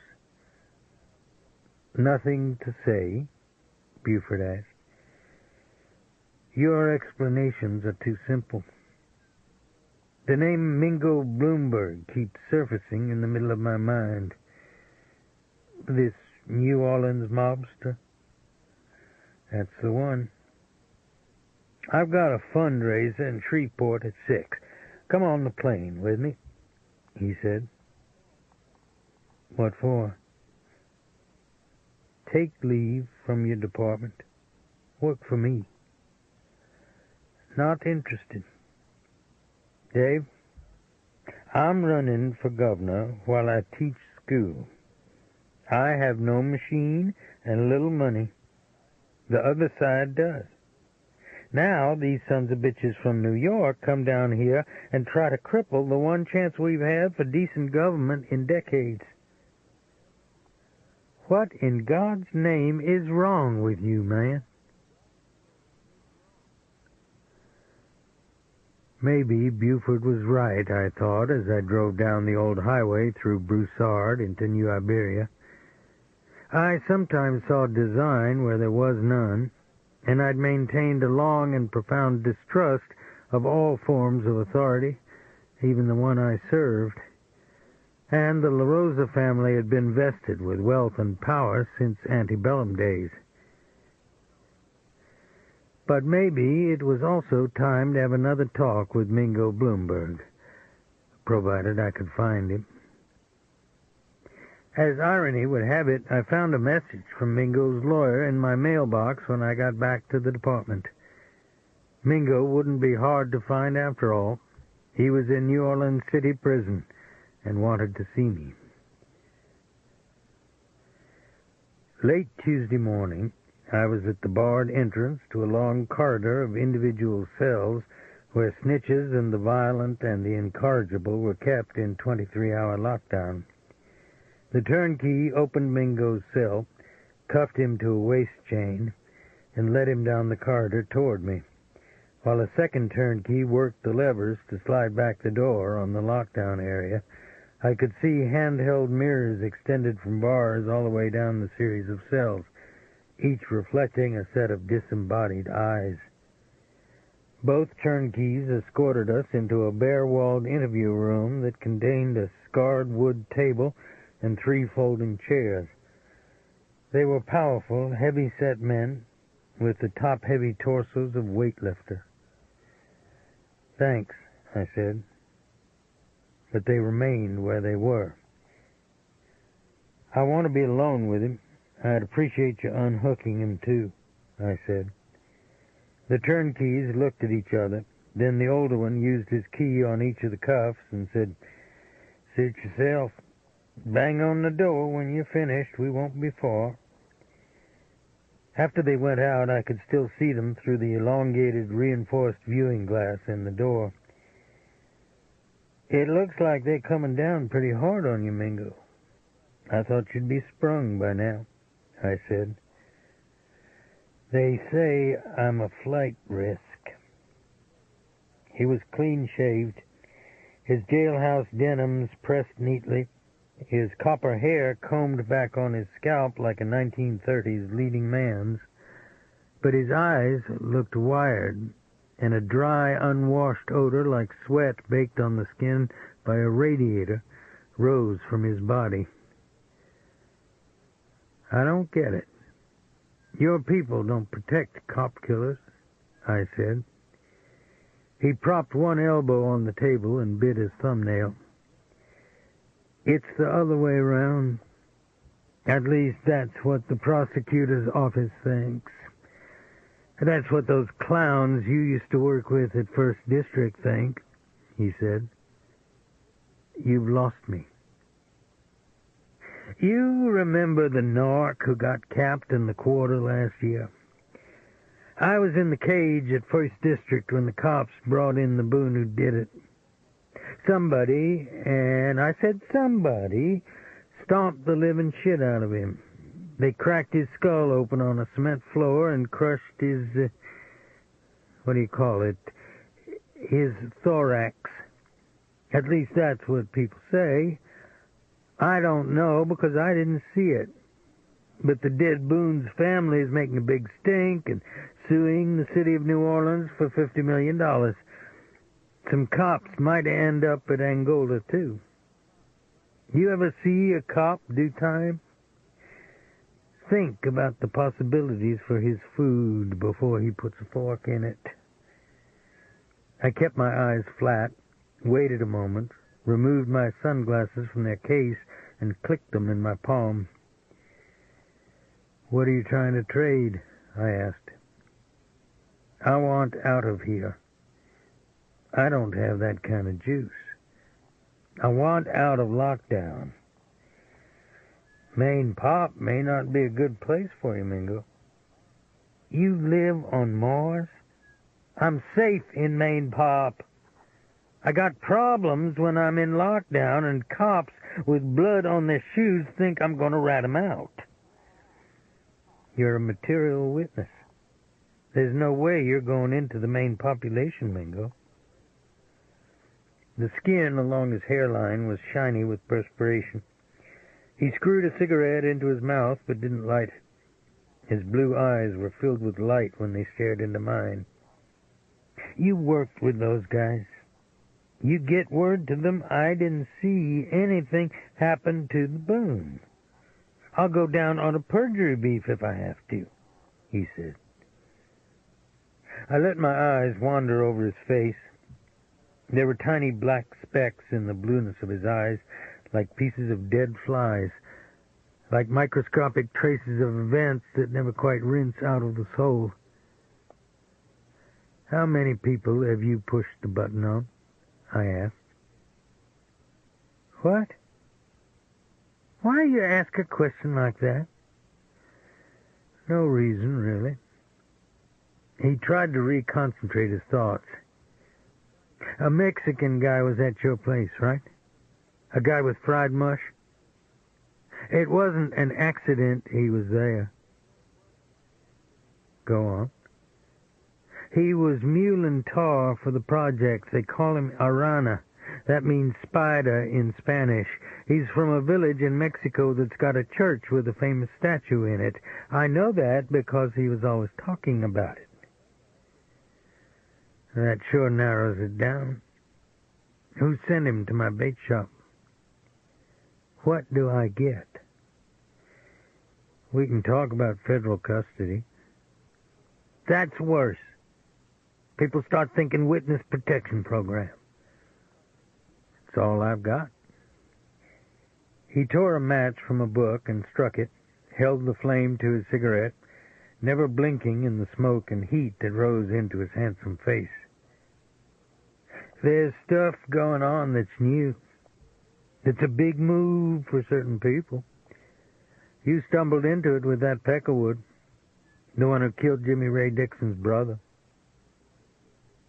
What stuff? He tipped his ashes in a small tin tray, his gaze focused on nothing. His cheeks were pooled with color, the fingers of his right hand laced with smoke from the cigarette. I don't think you've got a lot to trade, Mingo. Otherwise, you would have already done it. I laid it out for you. You don't want to pick up on it. He worked the burning end of the cigarette loose in the ashtray and placed the unsmoked stub in the package. You asked me a personal question a minute ago. Just for fun. It don't mean anything, understand? I'll give you a number. 11. None of them ever saw it coming. The guy with the fried head at your place probably wasn't a serious effort. I say probably. I'm half Jewish, half Irish. I don't eat in Italian restaurants. I'm outside the window looking in a lot of the time. Hey, you're a bright guy. I know you can connect on this. Enjoy it, Mingo, I said, and hit on the door with the flat of my fist for the turnkey to open up. Later that same day, just before I was to sign out of the office, the phone on my desk rang. It was like hearing the voice of a person who you knew would not go away, who would always be hovering around you like a bad memory, waiting to pull you back into the past. How's life, Karen? I said. Buford will be in Baton Rouge till late tonight. You and I need to talk some things out. I don't think so. You want me to come to your office? Or out to your house? I will, if that's what it takes. I left the office and drove south of New Iberia toward my home. I tried to concentrate on the traffic, the red sky in the west, the egrets perched on the backs of cattle in the fields, the cane wagons being towed to the sugar mill. I wasn't going to give power to Karen La Rosa, I told myself. I owed her nothing, I was sure of that. I was still trying to convince myself of my freedom from the past when I made an illegal U-turn in the middle of the road and drove to the La Rosa plantation. She wore a yellow sundress with her platinum hair braided up on her head, a Victorian sapphire brooch on a gold chain around her neck. Why'd you park in back? She said when she opened the door. I didn't give it much thought, I said. I bet. Let's hear what you have to say, Karen. I need to get home. She smiled with her eyes, turned and walked away without speaking. When I didn't immediately follow, she paused and looked back at me expectantly. I followed her through the kitchen, a den filled with books and glass gun cases and soft leather chairs, down a darkened cypress-floored hallway hung with oil paintings of Buford's ancestors, into a sitting room whose windows and French doors reached to the ceiling. She pulled the velvet curtains on the front windows. It's a little dark, isn't it? I said. I stood by the mantel, next to a bright window that gave onto a cleared cane field and a stricken oak tree that stood against the sky like a clutch of broken fingers. There's a horrid glare off the road this time of day, she said. She put ice and soda in 2 glasses at a small bar inset in one wall and uncorked a bottle of scotch with a thick red wax seal embossed on it. I don't care for anything, thanks, I said. There's no whiskey in yours. I said I don't want anything. The phone rang in another room. God damn it, she said, set down her glass and went into a bedroom. I looked at my watch. I'd already been there 10 minutes and had accomplished nothing. On the mantelpiece was a photograph of a U.S. Army Corps aviator who was sitting inside the splintered plexiglass nose of a flying fortress. The photo must have been taken at high altitude because the fur collar on his jacket was frozen with his sweat like a huge glass necklace. His face was exhausted, and except for the area around his eyes where his goggles had been, his skin was black with the smoke of ack-ack bursts. I could hear Karen's voice rising in the next room. I won't sit still for this again. You rent a car if you have to. I'm not listening to that same lie. You're not going to ruin this, Buford. You listen. No, you listen. Then she pushed the door shut. When she came out of the room, her eyes were electric with anger, the tops of her breasts rising against her sundress. She went to the bar and drank off her scotch and soda and poured another one. I looked away from her face. Admiring the photo of Buford's father, she said. He was one of the bombardiers who incinerated Dresden. You see the dead oak tree out by the field? Some of Buford's other family members, gentlemen in the Knights of the White Camellia, hanged a Negro and a white carpetbagger there in 1867. You live with Buford. You get to hear about this sort of thing every day of your life. She drank 3 fingers of scotch on ice, her throat swallowing methodically, her mouth wet and cold-looking on the edge of the glass. I'd better get going, Karen. I shouldn't have bothered you, I said. Don't be disingenuous. I brought you here, Dave. Sometimes I wonder how I ever got mixed up with you. You're not mixed up with me. Your memory is selective. I'm sorry it happened, Karen. I've tried to indicate that to you. It's you and your husband who keep trying to resurrect the past or bring me into your lives. You say it. What do you mean by it? That night by the bayou? I'm sorry, I don't know what else to say.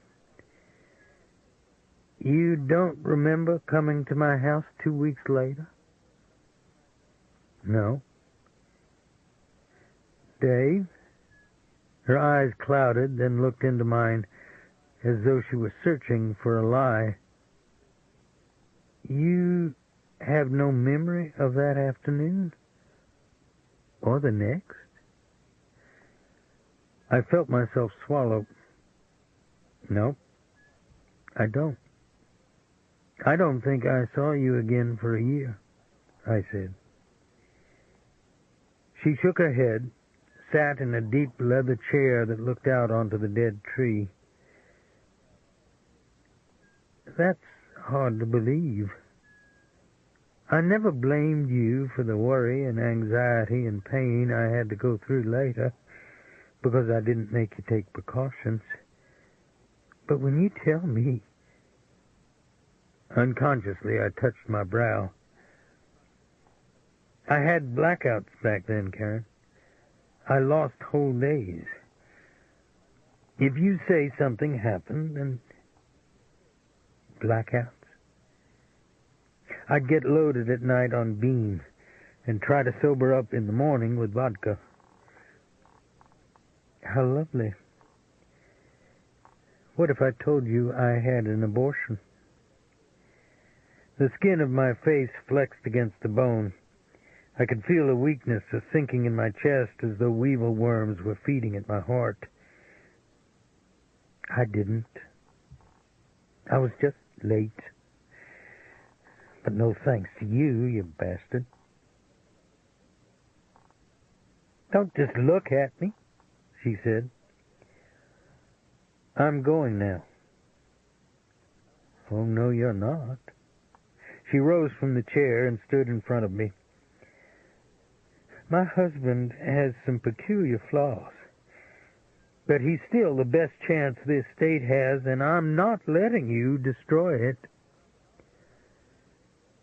Somebody tried to open me up with a machete. I think it had to do with Aaron Crown. I think I don't want to ever see you again, Karen. Is that right? She said. The tops of her breasts were swollen and hard, veined with blue lines. I could smell whiskey on her breath, perfume from behind her ears, the heat she seemed to excrete from her sun-browned skin. She struck me full across the face with the flat of her hand. I touched my cheek, felt a smear of blood where her fingernail had torn the skin. I apologize again for having come to your home, I said. I walked stiffly through the house, through the kitchen to the backyard and my parked pickup truck. When I turned the ignition, I looked through the windshield and saw her watching me through the back screen, biting the corner of her lip, as though her next option was just now presenting itself.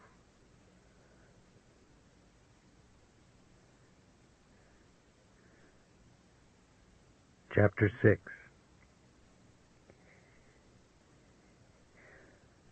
It rained all that night.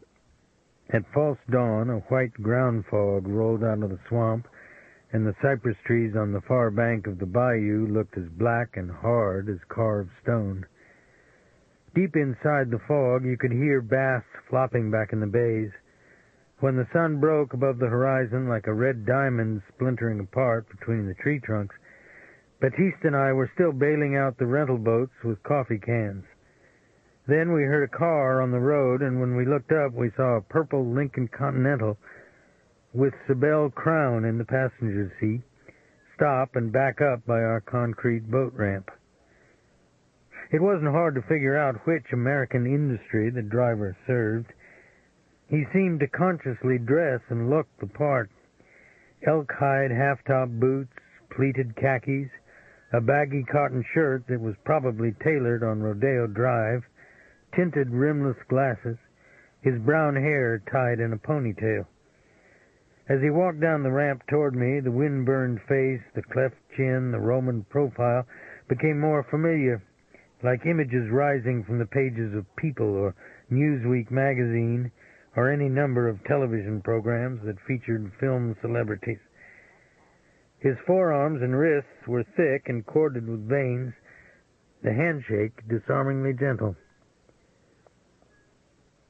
"My name's Lonnie Felton, Mr. Robicheaux," he said. "You're a movie director." "That's right." "How you do, sir?" "I wonder if we could go inside and talk a few minutes?" "I'm afraid I have another job to go to when I finish this one." Sibel stood by the fender of the Lincoln, brushing her hair, putting on makeup from her purse. "Some people are giving Aaron Crown a rough time up at the pen," he said. "It's a bad place. It was designed as one. You know what the BGLA is? The Black Guerrilla Liberation Army? Crown's an innocent man. I think Eli Dixon was assassinated by a couple of Mississippi Klansmen. Maybe one of them was a Mississippi Highway Patrolman. You ought to tell this to the FBI. I got this from the FBI. I have testimony from 2 ex-field agents. It seems the big word in this kind of instance is always X, Mr. Felton," I said. He coughed out a laugh. "You're a hard-nosed son of a bitch, aren't you?" he said. I stood erect in the boat where I'd been bailing, poured the water out of the can into the bayou, idly flicked the last drops onto the boat's bow. "I don't particularly care what you think of me, sir, but I'd appreciate you not using profanity around my home," I said. He looked off into the distance, suppressing a smile, watching a blue heron lift from an inlet and disappear into the fog. "We had a writer murdered in the quarter," he said. "The guy was a little weird, but he didn't deserve to get killed. That's not an unreasonable position for me to take, is it?" "I'll be at the sheriff's department by 8. If you want to give us some information, you're welcome to come in." "Sybil told me you were an intelligent man. Who do you think broke the big stories of our time? My Lai, Watergate, CIA dope smuggling, Reagan's gun deals in Nicaragua? It was always the media, not the government, not the cops. Why not lose the plain folks attitude?" I stepped out of the boat into the shallows and felt the coldness through my rubber boots. I set the bailing can down on the ramp, wrapped the bow chain in my palm, and snugged the boat's keel against the waving moss at the base of the concrete pad, and cleared an obstruction from my throat. He slipped his glasses off his face, dropped them loosely in the pocket of his baggy shirt, smiling all the while. "Thanks for coming by," I said. I walked up the ramp, then climbed the set of side stairs onto the dock. I saw him walk toward his car and shake his head at Sybil. A moment later, she came quickly down the dock toward me. She wore old jeans, a flannel shirt, pink tennis shoes, and walked splay-footed, like a teenage girl. "I look like hell. He came by my place at 5 this morning," she said. "You look good, Sybil. You always do," I said. "They've moved Daddy into a cell house full of blacks." "That doesn't sound right. He can request isolation."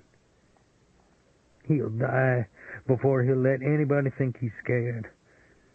In the meantime, they steal his cigarettes, spit in his food, throw pig shit in his hair. Nobody does anything about it." Her eyes began to film. "I'll call this gun bull I know. They're going to kill him, Dave. I know it. It's a matter of time." Out on the road, Lonnie Felton waited behind the steering wheel of his Lincoln. "Don't let this guy Felton use you," I said. "Use me? Who else cares about us?" Even with makeup, her face looked stark, as shiny as ceramic in the lacy veil of sunlight through the cypress trees. She turned and walked back up the dock, her pink underwear winking through a small thread-worn hole in the rump of her jeans. The sheriff was turned sideways in his swivel chair, his bifocals mounted on his nose, twisting strips of pink and white crepe paper into the shape of camellias. On his windowsill was a row of potted plants which he watered daily from a hand-painted tea kettle. He looked like an aging greengrocer more than a law officer, and in fact he had run a dry-cleaning business before his election to office, but he'd been humble enough to listen to advice, and over the years we'd all come to respect his judgment and integrity. Only one door in his life had remained closed to us: his time with the 1st Marine Division at the Chosin Reservoir during the Korean War, until last year, when he suffered a heart attack and told me from a bed in Iberia General, his breath as stale as withered flowers, of bugles echoing off frozen hills and wounds that looked like roses frozen in snow. I sat down across from him. His desk blotter was covered with crepe paper camellias. "I volunteered to help decorate the stage for my granddaughter's school play. You any good at this?" he said. "No, not really. A movie director, a fellow named Lonnie Felton, was out at my place with Sybil Crown this morning. They say some blacks are trying to recreate the Garden of Gethsemane for Aaron Crown. I called Angola, but I didn't get any help. Don't look for any. We made him the stink on shit." "I beg your pardon?" "A lot of us. Not everybody, but a lot of us treated people of color pretty badly. Aaron represents everything that's vile in the white race. So he's doing our time. You think these movie guys are right? He's innocent? I didn't say that. Look, human beings do bad things sometimes, particularly in groups. Then we start to forget about it. But there's always one guy hanging around to remind us of what we did or what we used to be. That's Aaron. He's the toilet that won't flush. Did I say something funny? No, sir. Good. Because what I've got on my mind isn't funny. Karen LaRosa and her attorney were in here earlier this morning. He set his elbows on his desk blotter, flipped an unfinished paper flower to the side. Guess what she had to tell me about your visit last night at her house? I won't even try to. They're not calling it rape, if that makes you feel any better. He opened his desk drawer and read silently from a clipboard. The words are lascivious intention, attempted sexual battery, and indecent liberties. What do you have to say? His gaze moved away from my face, then came back and stayed there. Nothing. It's a lie. I wish the court would just accept my word on the perps. I wish I didn't have to offer any evidence. Boy, that'd be great. I told him what had happened, felt the heat climbing into my voice, wiped the film of perspiration off my palms onto my slacks. His eyes lingered on the scratch Karen had put on my cheek. I think it's a lie, too, he said. He dropped the clipboard inside the drawer and closed it. But I have to conduct an internal investigation just the same. I go on the desk? No. I'm not going to have my department manipulated for someone's political interests. And that's what this is about. You're getting too close to something in this Aaron Crown business. But you stay away from her. I still had my morning mail in my hand. On the top was a pink memo slip with a message from Bootsy asking me to meet her for lunch. How public is this going to get? I asked. My feeling is she doesn't intend it to be public. Aside from the fact I know you, that was the main reason I didn't believe her. Her whole account is calculated to be vague. Her charges don't require her to offer physical evidence, vaginal smears, pubic hair, that kind of stuff. This is meant as a warning from the LaRosa family. If I have to, I'll carry this back to him on a dung fork, partner. He folded his hands on the desk, his face suffused with the ruddy glow of his hypertension. Way to go, Skipper, I thought.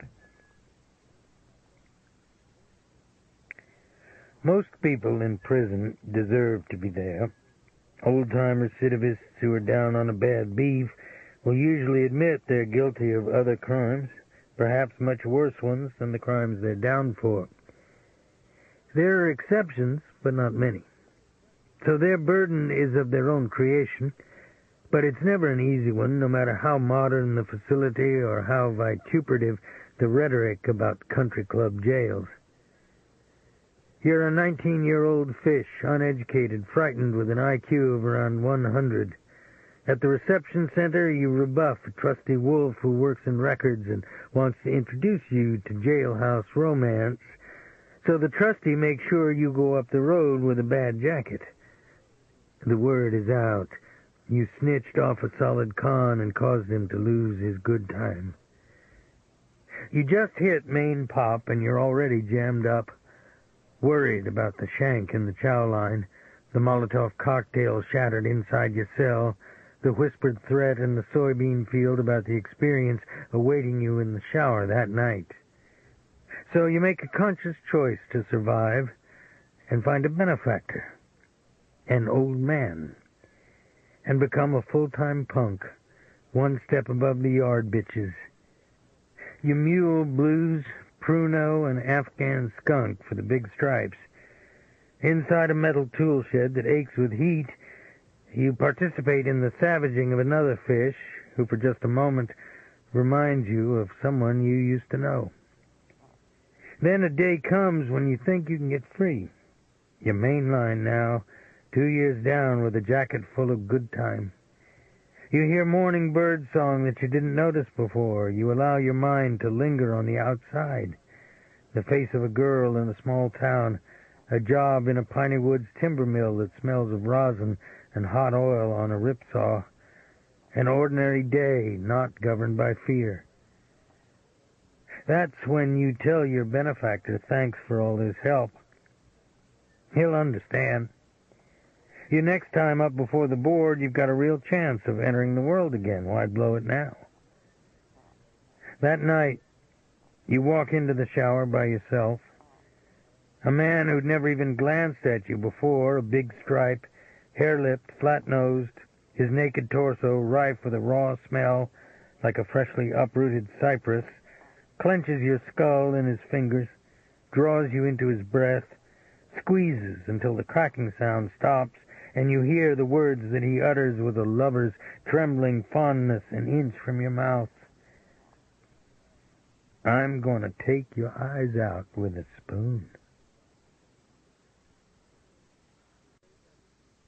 It was late afternoon when the gun bull drove me in his pickup down to the Mississippi levee, where Aaron Crown, his face as heated as a baked apple under a snap-brimmed cap, was harrowing an open field, the tractor's engine running full bore, grinding the sun-hardened rows into loam, twisting the tractor's wheel back through the haze of cinnamon-colored dust, re-slicing the already churned soil as though his work were an excuse to avenge himself and his kind upon the earth. At the edge of the field, by a grove of willows, 4 black inmates, stripped to the waist, were heaping dead tree branches on a fire. "Y'all ought to have Aaron in isolation, Cap," I said. He cut the ignition and spit tobacco juice out the window. "When he asks," he replied. "He won't. Then that's his goddamn ass." The captain walked part way out in the field on his cane and raised the hook and held it motionless in the air. Aaron squinted out of the dust and heat and exhaust fumes, then eased the throttle back without killing the engine, as though he couldn't will himself to separate entirely from the mechanical power that had throbbed between his thighs all day. Aaron walked toward us, wiping his face with a dirty handkerchief, past the group of blacks burning field trash. Their eyes never saw him. Their closed circle of conversation never missed a beat. He stood by the truck, his body framed by the sun that hung in a liquid yellow orb over the Mississippi levee. "Yes, sir," he said to the captain. "Water it and piss it, Crown," the captain said. He limped on his cane to the shade of a gum tree and lit his pipe, turned his face into the breeze off the river. "I understand you're having some trouble," I said. "You ain't heard me say it." He walked back to the water cooler, belted with bungee cord to the wall of the pickup bed. He filled a paper cup from the cooler and drank it, his gaze fixed on the field, the dust devils swirling in the wind. "Is it the BGLA?" I asked. "I don't keep up with colored men's organizations." "I don't know if you're innocent or guilty, Aaron, but up there at Point Lookout, the prison cemetery is full of men who had your kind of attitude." That levee yonder's got dead men in it, too. It's the way it is. He wadded up the paper cup by his side, kneaded it in his hand, a piece of cartilage working against his jawbone. I'm going to talk to a civil rights lawyer I know in Baton Rouge. He's a black man, though. Is that going to be a problem? I don't give a shit what he is. I done told you I got no complaint, as long as I ain't got a cell with one of them. They'll eat you alive, partner. He stepped toward me, his wrists seeming to strain against invisible wires at his sides. A man's got his own rules. I ain't asked for nothing except out. God damn it, you tell my daughter she ain't to worry, he said, his eyes rimming with water. The top of his denim shirt was splayed tightly against his chest. He breathed through his mouth, his fists gathered into impotent rocks, his face dilated with the words his throat couldn't form.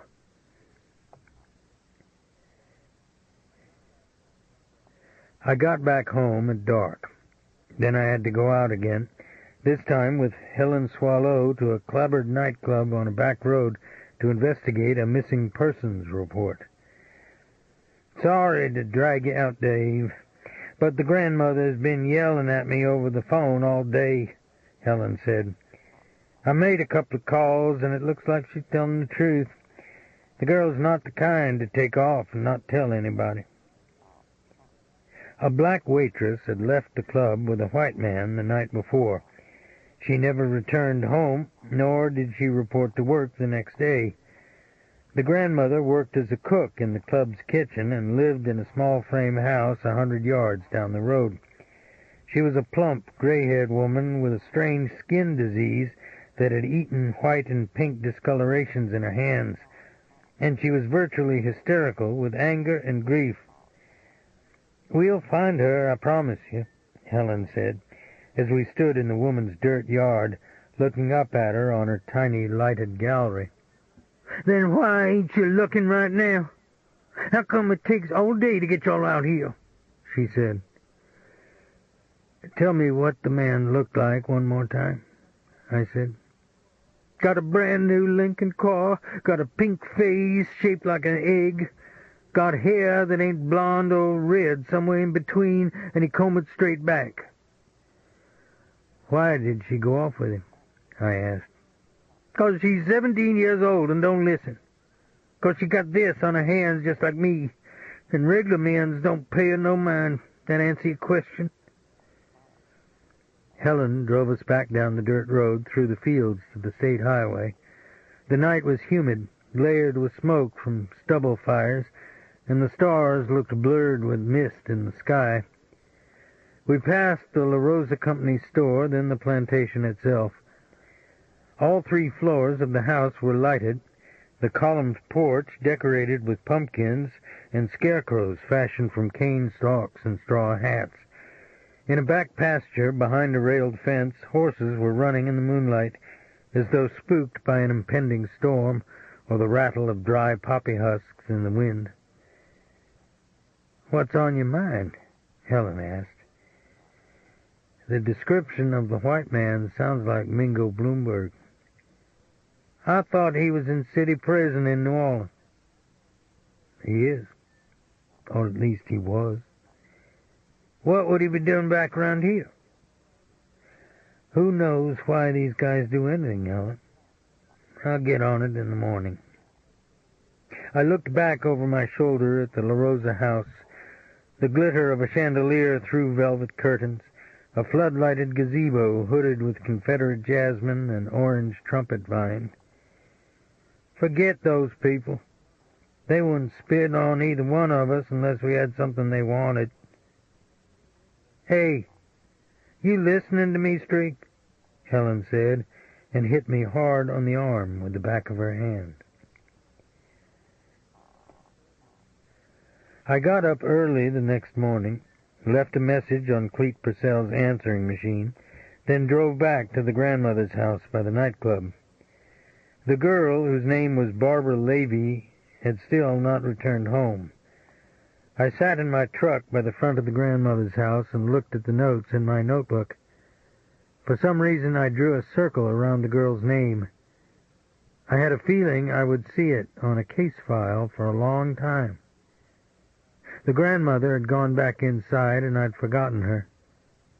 Suddenly she was at the passenger door window. Her glasses fell down on her nose when she leaned inside. "I'm sorry I was unpolite yesterday. I know you're working on it. Here's something for you and the lady," she said. She placed a brown paper bag swollen with pecans in my hand. The sun was still low in the eastern sky when I approached the La Rosa plantation. I saw Buford naked to the waist in a railed lot by the barn, with a half-dozen dark-skinned men who were dressed in straw hats, coned on the brims, and neckerchiefs, and cowboy boots, and jeans molded to their buttocks and thighs. I knew I should keep going, not put my hand again into whatever it was that drove Karen and Buford's ambitions, not fuel their anger, not give them a handle on an internal affairs investigation. But I was never good at taking my own counsel, and I could feel the lie she'd told turning in my chest like a worm. I turned into the drive, past a row of blue-green poplars on the side of the house, and parked by the back lot. A balmy wind, smelling of rain, was blowing hard across the cane acreage, and a dozen roan horses with brands burned deep into the hair were running in the lot, turning against one another, rattling against the railed fence, their manes twisted with fire in the red sunrise. When I stepped out of the truck, Buford was smiling at me. His skin-tight white polo pants were flecked with mud and tucked inside his polished riding boots. His eyes looked serene, his face pleasant and cool with the freshness of the morning. I almost extended my hand. He looked at the sunrise over my shoulder. "Red sky at dawn, sailor be forewarned," he said, but he was smiling when he said it. "I shouldn't be here, but I needed to tell you to your face the charges your wife made are fabricated. That's as kind as I can say it." "Oh, that stuff. She's dropping it, Dave. Let's put that behind us." "Excuse me?" "It's over. Come take a look at my horses." I looked at him incredulously. "She slandered someone's name," I said. He blew out his breath. "You and my wife were intimate. She probably still bears you a degree of resentment. The god Eros was never a rational influence, Dave. At the same time, she doesn't want to see my campaign compromised because you've developed this crazy notion about Aaron Crown being railroaded. So she let both her imagination and her impetuosity cause her to do something foolish. We're sorry for whatever harm we've done you." I cupped my hand on a fence rail, felt the hardness of the wood in my palm, tried to see my thoughts in my head before I spoke. "I get the notion I'm in a therapy session," I said. "If you were, you'd get a bill." The back door of the house opened, and a slender, white-haired man with a pixie face, one wrinkled with the parchment lines of a chronic cigarette smoker, stepped out into the wind and waved at Buford. He wore a navy blue sports jacket with brass buttons and a champagne-colored silk scarf. I knew the face, but I couldn't remember from where. "I'll be just a minute, Clay," Buford called. Then to me, "Would you like to join us for breakfast?" "No, thanks." "How about a handshake, then?" Two of the wranglers were yelling at each other in Spanish as the horses swirled around them in the lot. One had worked a hackamore over a mare's head, and the other was trying to fling a blanket and saddle on her back. "No. Stay and watch me get my butt thrown then," Buford said. You were born for it. I beg your pardon? The political life. You got ice water in your veins, I said. You see that dead oak yonder? 2 men were lynched there by my ancestors. When I went after Aaron Crown, I hoped maybe I could atone a little for what happened under that tree. That makes a great story. You're a classic passive-aggressive, Dave. No offense meant. You feign the role of liberal and humanist, but Bubba and Joe Bob own your heart. So long, Buford, I said, and walked back to my truck. The wind splayed and flattened the poplar trees against Buford's house. When I looked back over my shoulder, he was mounted on the mare's back, one hand twisted in the mane, the hackamore sawed back in the other, his olive-tanned torso anointed with the sun's cool light, sculpted with the promise of perfection that only Greek gods know. Later, Cleet Purcell returned my call and told me Mingo Bloomberg had been sprung from city prison 3 days ago by attorneys who worked for Jerry Joe Plum, also known as Short Boy Jerry, Jerry Ace, and Jerry the Glide. But even as I held the receiver in my hand, I couldn't concentrate on Cleet's words about Mingo's relationship to a peculiar player in the New Orleans underworld. The dispatcher had just walked through my open door and handed me a memo slip with a simple message written on it. Call the cap up at the zoo, Crown. He says urgent. It took 20 minutes to get him on the phone. You was right. I should have listened to you. A bunch of the black boys caught him in the tool shack this morning, the captain said. He'd had to walk from the field, and he breathed hard into the telephone. Is he dead? I asked. You got it turned around. He killed 2 of them sons of bitches with his bare hands, and like to got a 3rd with a cane knife. That old man's a real shitstorm, ain't he?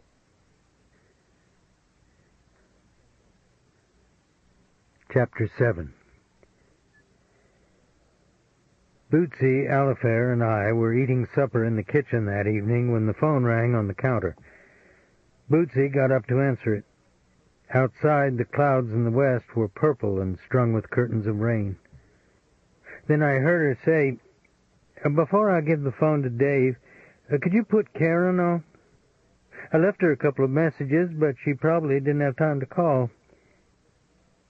I see. When will she be back? Could you ask her to call me, Buford? I really wanted to talk with her.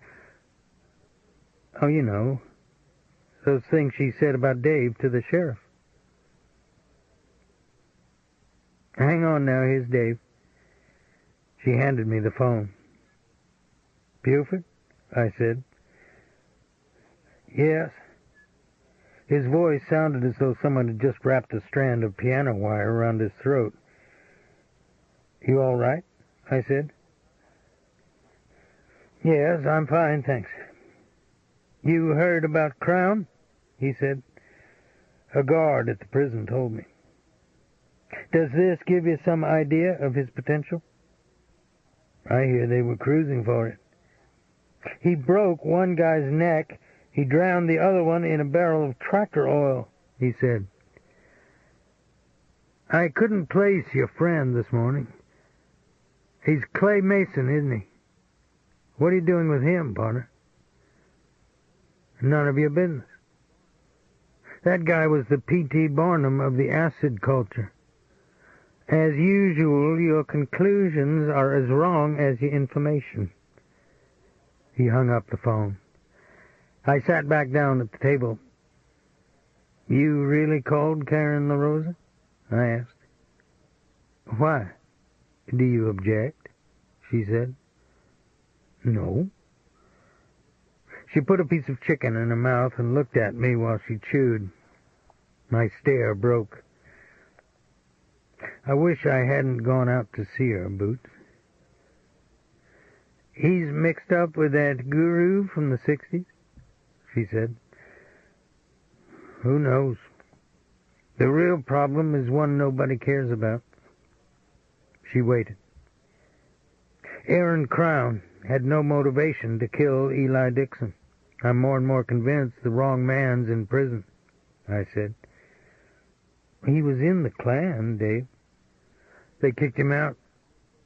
He busted up a couple of them with a wood bench inside a Baptist church. But why, I thought. It was a question that only a few people in the Louisiana of the 1990s could answer. His name was Billy Odom, and he ran a junkyard on a stretch of state highway west of Lafayette.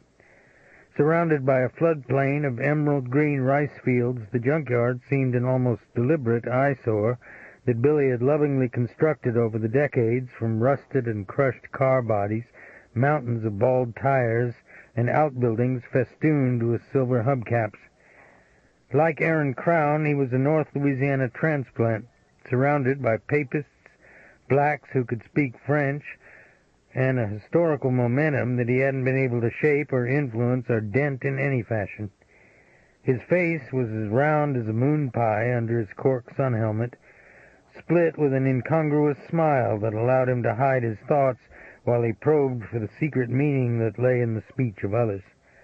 A Confederate flag, almost black with dirt, was nailed among the yellowed calendars on the wall of the shed where he kept his office. He kept licking his lips, leaning forward in his chair, his eyes squinting as though he were staring through smoke. A fight in a church? I don't call it to mind, he said.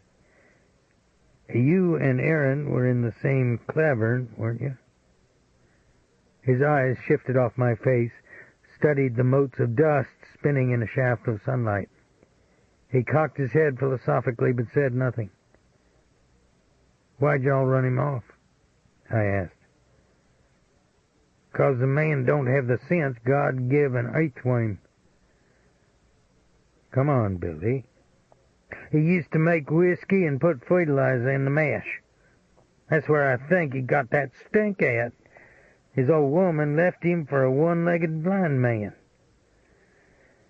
You want to help him, Billy, or see him hung out to dry at Angola? His hands draped over his thighs. He studied the backs of them. It was 'cause of the girl. His daughter, what's her name, Sybil. The one that runs the bar down at the underpass. I don't follow you. The meeting was at a church house. She wasn't but a girl then, waiting outside in the pickup truck. Two men was looking out the window at her. They didn't know Crown was sitting right behind them. One goes, I hear that's prime. The other one goes, it ain't bad, but you best carry a ball of string to find your way back out. That's when Crown put the wood to him. Then he tore into him with his boots. It taken 4 of us to hold him down. He kicked him out of the Klan for defending his daughter? I said. Billy Odom pried a pale splinter out of his grease-darkened desk and scratched lines in his skin with it. When they're young and can't keep their panties on, the old man's in it somewhere, he said. What? Everybody had suspicioned it. Then a woman from the welfare called him at it and told the whole goddamn town. That's how come Crown moved downhill.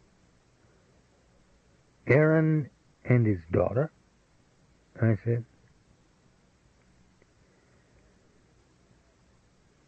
The man who had seen the accident didn't report it for almost 3 days, not until his wife was overcome with guilt herself and went to a priest and then with her husband to the St. Martin Parish Sheriff's Office. Helen Swallow and I stood on the levee by a canal that rimmed Henderson Swamp and watched a diver in a wetsuit pull the steel hook and cable off the back of a wrecker, wade out into the water by a row of bridge pilings sinking deeper into a balloon of silt, then disappear beneath the surface. The sky was blue overhead, the moss on the dead cypress lifting in the breeze, the sun dancing on the sandbars, and the deep green of the willow islands. When a uniformed sheriff's deputy kicked the winch into gear and the cable clanged tight on the car's frame, a gray cloud of mud churned to the surface like a fat man's fist. Helen walked up on the wood bridge that spanned the canal, rubbed her shoe on one unrailed edge, and walked back down on the levee again. The front tires of the submerged car, which lay upside down, broke through a tangle of dead hyacinths. The man who had seen the accident sat on the levee with his wife at his side. He wore a greasy cap with the bill pulled low over his eyes. "Go through it again," I said. He had to crane his head upward into the sunlight when he spoke. "It was dark. I was walking back to the camp from that landing yonder. There wasn't no moon. I didn't see everything real good," he replied. His wife looked at the steel cable straining against the automobile's weight, her face vaguely ashamed. The muscles collapsed. "Yes, you did," I said. "He fishtailed off the levee when he hit the bridge, and the car went in. Headlights was on, way down at the bottom of the canal." "Then what happened?" I asked. He flexed his lips back on his teeth as though he were dealing with a profound idea. "The man floated up in the headlights. Then he come up the levee, right up to the hard road where I was at. He was all wet and walking fast." He turned his face out of the sunlight again, retreated back into the shade of his cap. I tapped the edge of my shoe against his buttock. "You didn't report an accident. If we find anything in that car we shouldn't, you better be in our good graces. You with me on this?" I said. His wife, who wore a print cotton dress that bagged on her wide shoulders, whispered close to his face while her hand tried to find his. "He told me to forget what I seen," the man said. "He put his mouth right up against mine when he said it. He grabbed me in a private place real hard." The flush on the back of his neck spread into his hairline. "What did he look like?" Helen said. "He was a white man. That's all I know. He'd been drinking whiskey. I could smell it on his mouth. I ain't seen him good 'cause the moon was down." "You see that power pole there? There's a light on it. It comes on every night," I said. The diver walked out of the shallows next to the overturned Lincoln as the winch slid it up on the mudbank. All the windows were closed, and the interior was filled from the roof to the floor with brown water. Then, through the passenger's side, we saw a brief pink-white flash against the glass, like a molting fish brushing against the side of a dirty aquarium. The diver tried to open the door, but it was wedged into the mud. He got a two-handed ball-peen hammer with a head the size of a brick and smashed in the passenger window. The water burst through the folded glass, peppering the levee with crawfish, leeches, a nest of ribbon-thin cottonmouths that danced in the grass as though their backs were broken. But those weren't the images that defined the moment. A woman's hand, then arm, extended itself in the rushing stream as though the person belted to the seat inside were pointing casually to an object in the grass. The fingers were ringed with costume jewelry, the nails painted with purple polish, the skin eaten by a disease that had robbed the tissue of its color.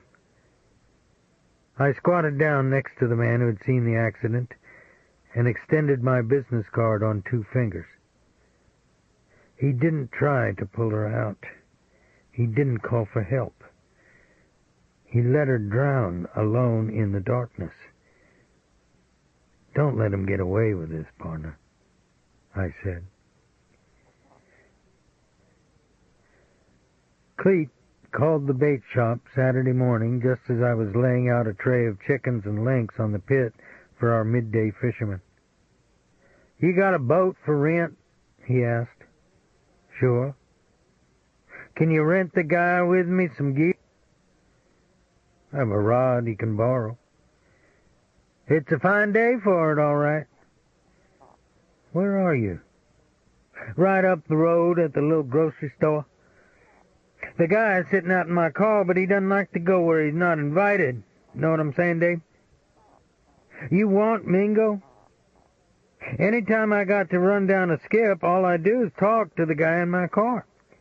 In this case, he feels a personal responsibility. Plus, y'all go back, right?"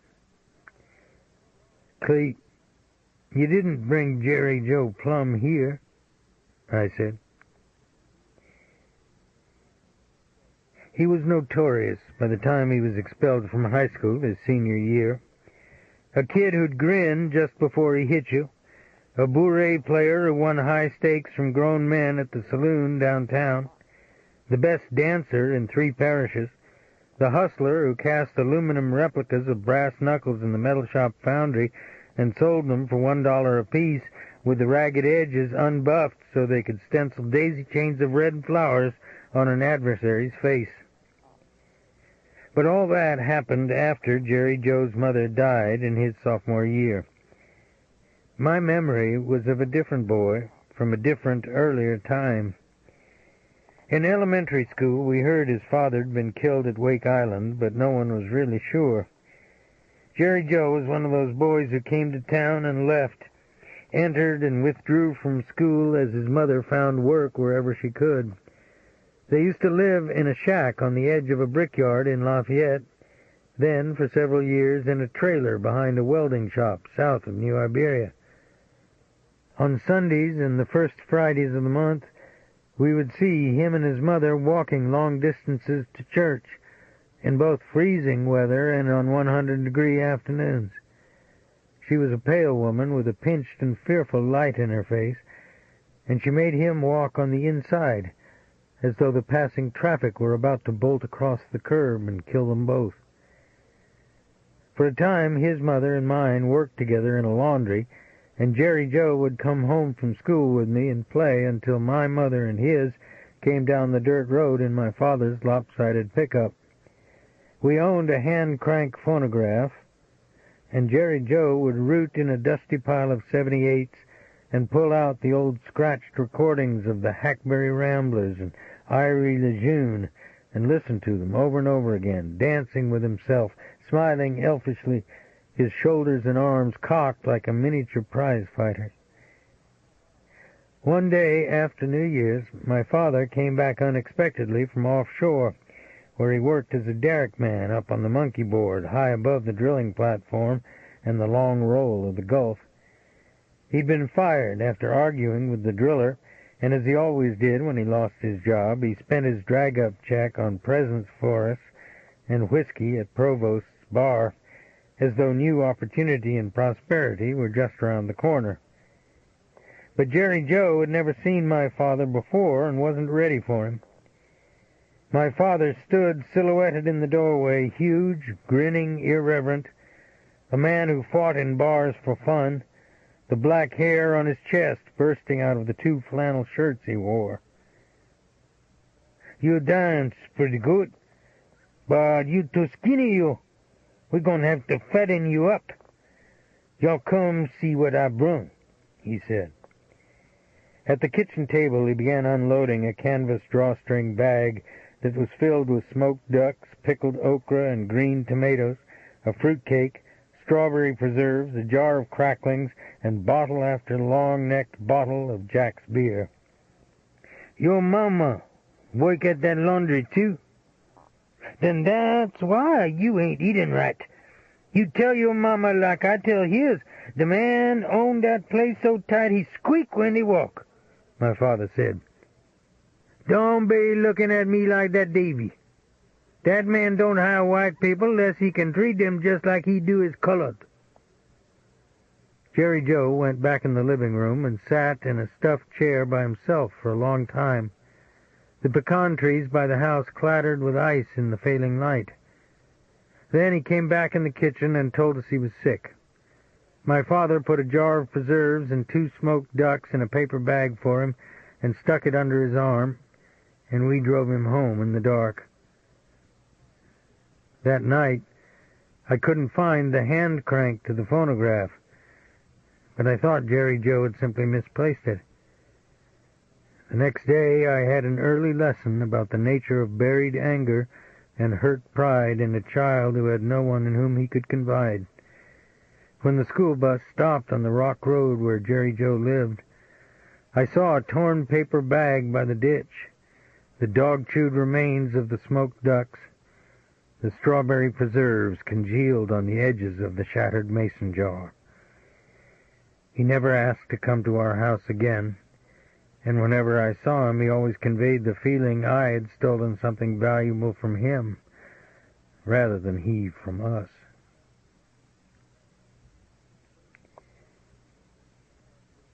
Cleek parked his dinged chartreuse Cadillac convertible by the boat ramp and walked down the dock with Jerry Joe toward the bait shop. Jerry Joe was ebullient, enthused by the morning and the personal control he brought to it. His taut body looked made of whipcord, his hair, thick and blond and wavy, combed in faint ducktails and back.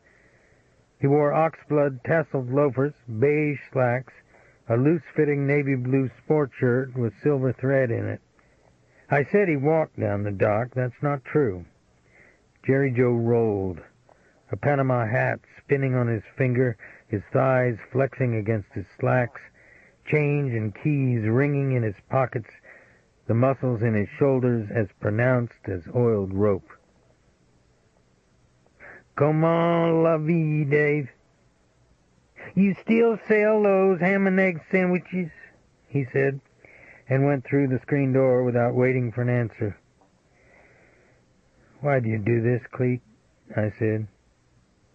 There are worse guys in the life, he replied. Which ones? Jerry Joe bought a can of beer and a paper plate of sliced white boudin at the counter and sat at a table in back. You're sure full of sunshine, Dave, he said. I'm off the clock. If this is about Mingo, you should take it to the office, I said. He studied me. At the corner of his right eye was a coiled white scar. He speared a piece of boudin with a toothpick and put it in his mouth. I'm bad for business here. I'm some kind of offensive presence? He asked. We're way down different roads, Jerry Joe. Pull my jacket. 5 busts, 2 convictions, both for operating illegal gambling equipment. This in a state that allows cockfighting. You got a jukebox here? No. I heard about the drowned black girl. Mingo's dirty on this? That's the name on the warrant. He says his car got boosted. We've got 2 witnesses who can put him together with the car and the girl. They gotta stand up, though, right? He asked. Nobody'd better give him reason not to. He pushed his plate away with the heel of his hand, leaned forward on his elbows, rolling the toothpick across his teeth. Under the bronze hair of his right forearm was a tattoo of a red parachute and the words 101st Airborne. I hire guys like Mingo to avoid trouble, not to have it. But to give up one of my own people, even though maybe he's a piece of shit, I gotta have... What's the term for it? Compelling reasons. Yeah, that's it, he said. How does aiding and abetting sound, or conspiracy after the fact? He scratched his face and glanced around the bait shop. His eyes crinkled at the corners. You like my tattoo? Same outfit as Jimi Hendrix, he said. I pushed a napkin and a pencil stub toward him. Write down an address, Jerry Joe.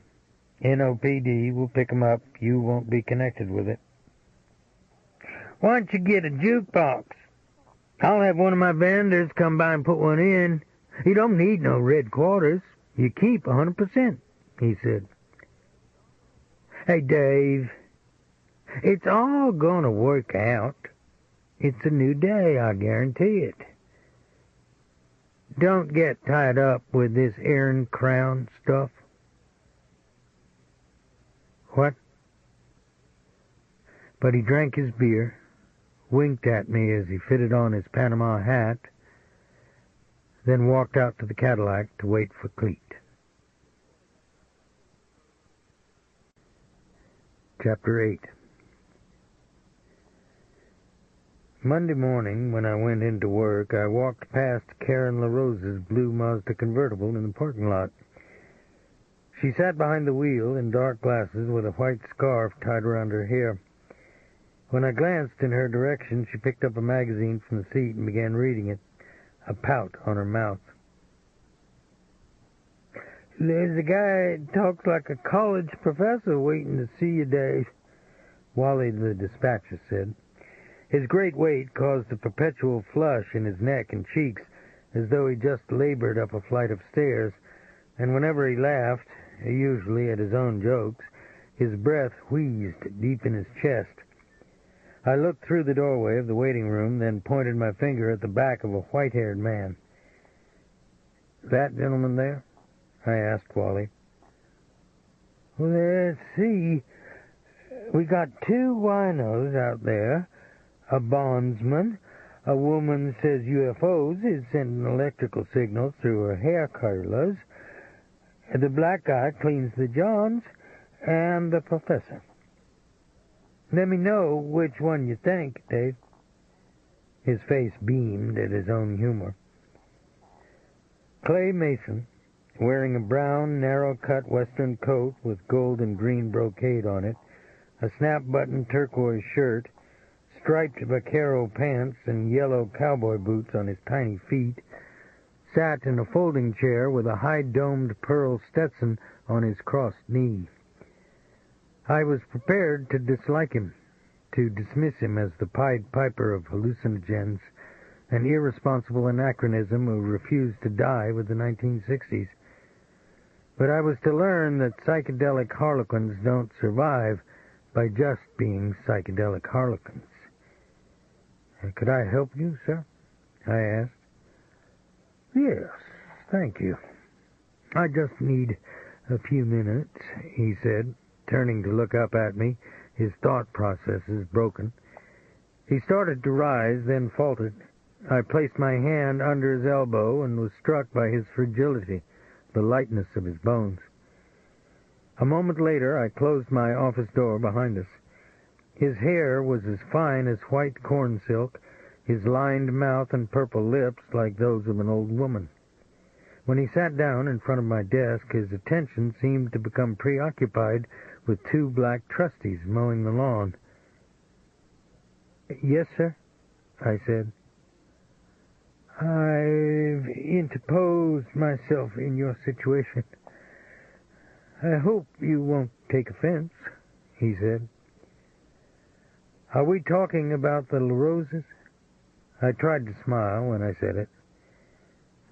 She's contrite about her behavior, even though I think she needs her rear end paddled.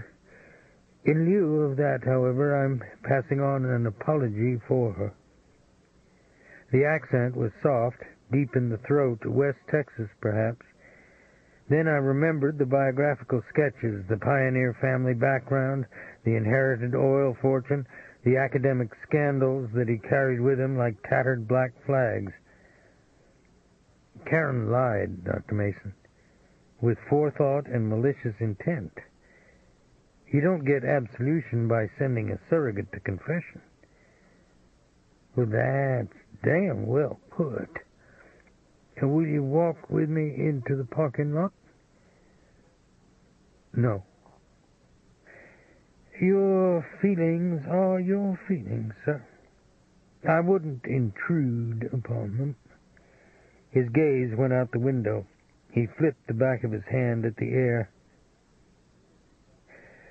It never really changes, does it? Sir? The black men in prison clothes, still working off their indenture to the white race. One of those guys molested his niece. The other one cut his wife's face with a string knife.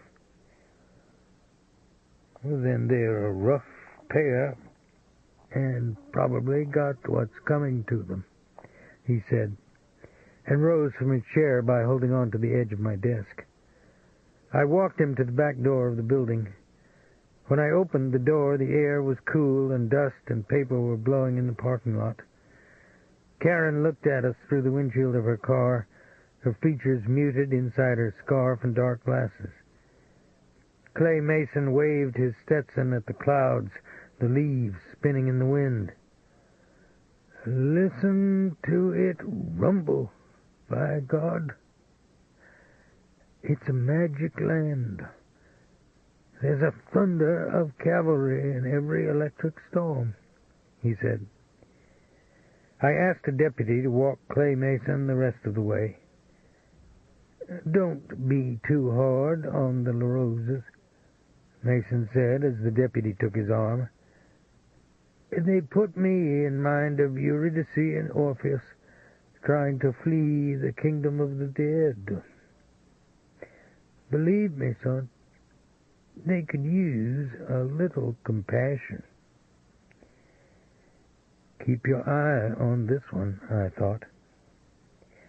Karen leaned forward and started her car engine, wetting her mouth as she might a ripe cherry. Helen Swallow walked into my office that afternoon, anger in her eyes. Pick up on my extension, she said. What's going on? Mingo Bloomberg. Wally put him through to me by mistake. I punched the lighted button and placed the receiver to my ear. Where are you, Mingo? I said. You got Short Boy Jerry to jam me up, he said. Wrong. Don't tell me that. The bondsman pulled my bail. I got that material witness beef in my face again. A streetcar clanged in the background, vibrated and squealed on the tracks.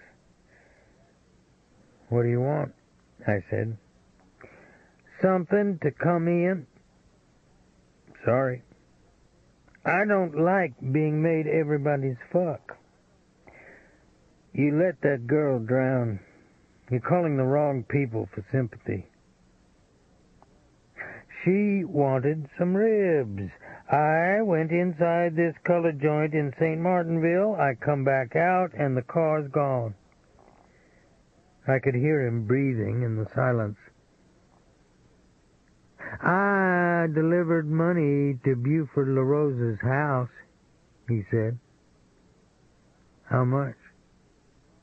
How do I know? It was locked in a satchel. It was heavy, like it was full of phone books. If that's all you're offering, you're up Schitt's Creek. The guy gonna be governor is taking juice from Jerry Ace. That don't make your berries tingle? We don't monitor campaign contributions, Mingo. Call us when you're serious. Right now, I'm busy, I said. I eased the receiver down in the cradle and looked at Helen, who was sitting with one haunch on the corner of my desk. You gonna leave him out there? She said. It's us or city prison in New Orleans. I think he'll turn himself into us, then try to get to our witnesses. I hope so. Yes, indeedy. What'd he say to you? Oh, he and I'll have a talk about it sometime.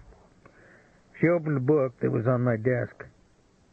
Why are you reading Greek mythology? That fellow Clay Mason compared the LaRoses to Orpheus and Eurydice. They're characters out of Greek legend, I said. She flipped through several pages in the book, then looked at me again. Orpheus went down into the underworld to free his dead wife, but he couldn't pull it off. Hades got both of them. Interesting stuff, she said. She popped the book closed, stood up, and tucked her short-sleeved white shirt into her gun belt with her thumbs. Bloomberg goes down for manslaughter, Dave. Leaving the scene of a fatal accident, abduction, anything we can hang on him. No deals, no slack. He gets max time on this one. Why would it be otherwise? She leaned on the desk and stared directly into my face. Her upper arms were round and hard against the cuffs of her sleeves. Because you got a board up your ass about carrying La Rosa, she said. That night, in my dreams, Victor Charles crawled his way once again through a moonlit rice field, his black pajamas glued to his body, his triangular face as bony and hard as a serpent's. But even though he himself was covered with mud and human feces from the water, the lenses on the scope of his French rifle were capped and dry, the bolt action and breech oiled and wiped clean, the muzzle of the barrel wrapped with a condom taken off a dead GI. He was a very old soldier who had fought the Japanese, the British, German-speaking French legionnaires, and now a new and improbable breed of neo-colonials, blue-collar kids drafted out of slums and rural shitholes that Victor Charles wouldn't be able to identify with his conception of America. He knew how to turn into a stick when flares popped over his head, snip through wire hung with tin cans that rang like cowbells, position himself deep in foliage to hide the muzzle flash, count the voices inside the stacked sandbags, wait for either the black or white face that flared wetly in a cigarette lighter's flame. With luck, he'd always get at least 2, perhaps 3, before he withdrew backward into the brush, back along the same watery route that had brought him into our midst, like the serpent constricting its body back into its hole while its enemies thundered past it. That's the way it went down, too. Victor Charles punched our ticket and disappeared across the rice field, which was now sliced by tracers and geysered by grenades. But in the morning we found his scoped bolt-action rifle with leather sling and cloth bandoliers, propped in the wire like a monument to his own denouement. Even in my sleep I knew the dream wasn't about Vietnam. The next day, I called Angola and talked to an assistant warden. Aaron Crown was in an isolation unit under 23-hour lockdown. He'd just been arraigned on 2 counts of murder. You're talking about first-degree murder? The man was attacked, I said. Stuffing somebody upside down in a barrel full of oil and clamping down the top isn't exactly the system's idea of self-defense, he replied. I called Buford LaRosa's campaign office in New Iberia and was told he was giving a speech to a convention of land developers in Baton Rouge at noon. I took the 4-lane into Lafayette, then caught I-10 across the Atchafalaya swamp. The cypress and willows were thick and pale green on each side of the elevated highway. The bays wrinkled with wind in the sunlight. Then the highway crossed through meadowland and woods full of palmettos, and up ahead I saw the Mississippi Bridge and the outline of the Capitol building and the adjacent hotel where Buford was speaking. He knew his audience. He was genteel and erudite, but he was clearly one of them, respectful of the meretricious enterprises they served and the illusions that brought them together. They shook his hand after his speech and touched him warmly on the shoulders, as if they drew power from his legendary football career, the radiant health and good looks that seemed to define his future. At the head table, behind a crystal bowl filled with floating camellias, I saw Karen LaRosa watching me. The dining room was almost empty when Buford chose to recognize me. Am I under arrest? just one question. Why did Crown leave his rifle behind? A half-dozen reasons. I've been through your book with a garden rake. You never deal with it. Try, he panicked and ran. It was the middle of the night. No one else was around. People tend to do irrational things when they're killing other people. The waiters were clearing the tables, and the last emissary from the world of Walmart had said his farewell and gone out the door. Take a ride up to Angola with me and confront Crown, I said. He surprised me. I saw him actually think about it. Then the moment went out of his eyes. Karen got up from her chair and came around the table. She wore a pink suit with a corsage pinned above the breast. Crown might get a death sentence for killing those 2 inmates, I said, looking back at Buford. Anything's possible, he replied. That's it? A guy you helped put in prison, maybe unjustly, ends up injected. That's just the breaks? Maybe he's a violent, hateful man who's getting just what he deserves. I started to walk away, then I turned. I'm going to scramble your eggs, I said. I was so angry I walked the wrong way in the corridor and went outside into the wrong parking lot. When I realized my mistake, I went back through the corridor toward the lobby. I passed the dining room, then a short hallway that led back to a service elevator. Buford was leaning against the wall by the elevator door, his face ashen, his wife supporting him by one arm. What happened? I said. The elevator door opened. Help me get him up to our room, Karen said. I think he needs an ambulance. No, we have our own physician here. Dave, help me, please. I can't hold him up. I took his other arm and we entered the elevator. Buford propped the heel of his hand against the support rail on the back wall, pulled his collar loose with his fingers, and took a deep breath. I did a 5-minute mile this morning. How about that? He said, a smile breaking on his mouth. You better ease up, partner, I said. Well, I just need to lie down. 1 hour's sleep, and I'm fine. I looked at Karen's face. It was composed now, the agenda, whatever it was, temporarily back in place. We walked Buford down to a suite on the top floor and put him in bed and closed the door behind us. He's talking to a state police convention tonight, Karen said, as though offering an explanation for the last few minutes. Through the full glass windows in the living room, you could see the Capitol building, the parks and boulevards and trees in the center of the city, the wide sweep of the Mississippi River, the wetlands to the west, all the lovely urban and rural ambiance that came with political power in Louisiana. Is Buford on uppers? I asked.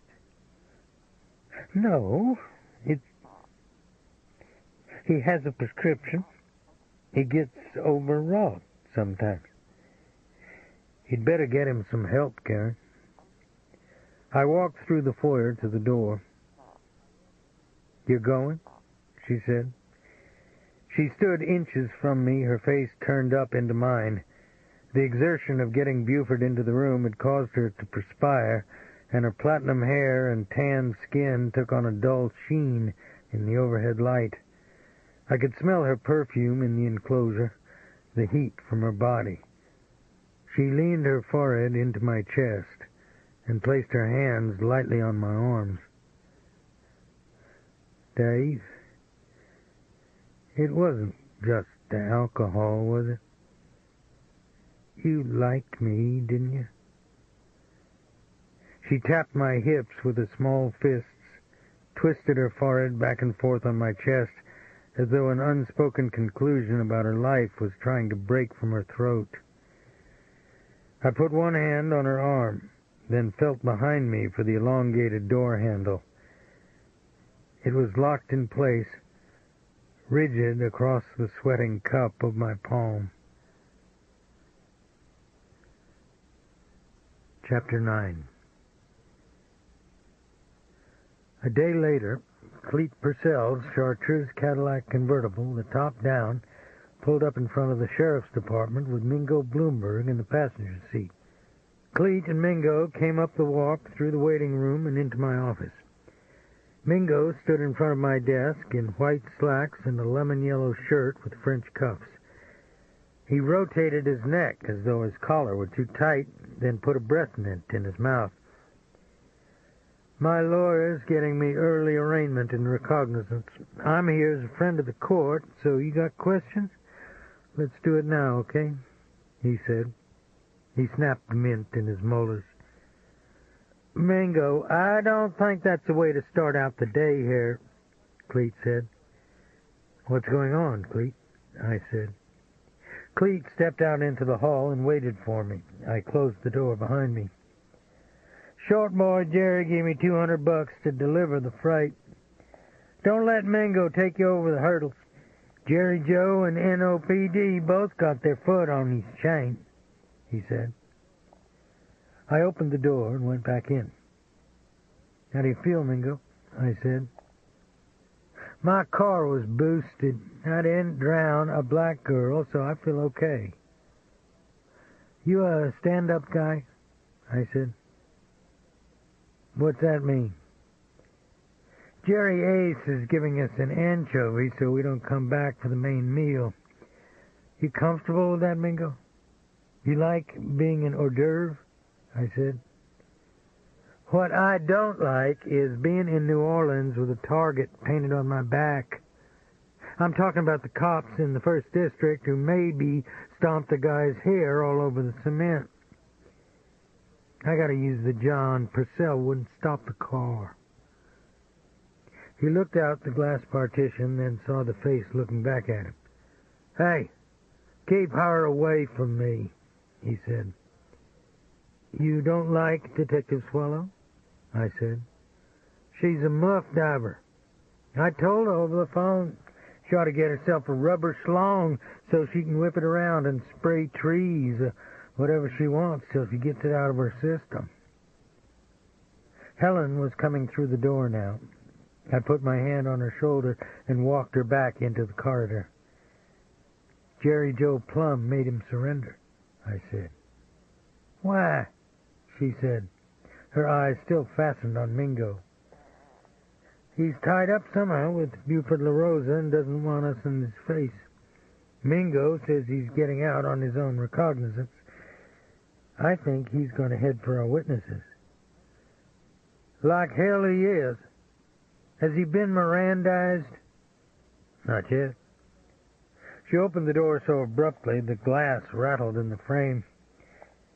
A half hour later, she called me from the jail. "Guess what? Shithead attacked me. I'll have the paperwork ready for the court in the morning," she said. "Where is he?" "Iberia General. He fell down the stairs. He also needed 12 stitches where I hit him with a baton. Forget recognizance, baby cakes. He's going to be with us a while." "Helen?" "The paperwork is going to look fine. I went to Catholic school. I have beautiful penmanship."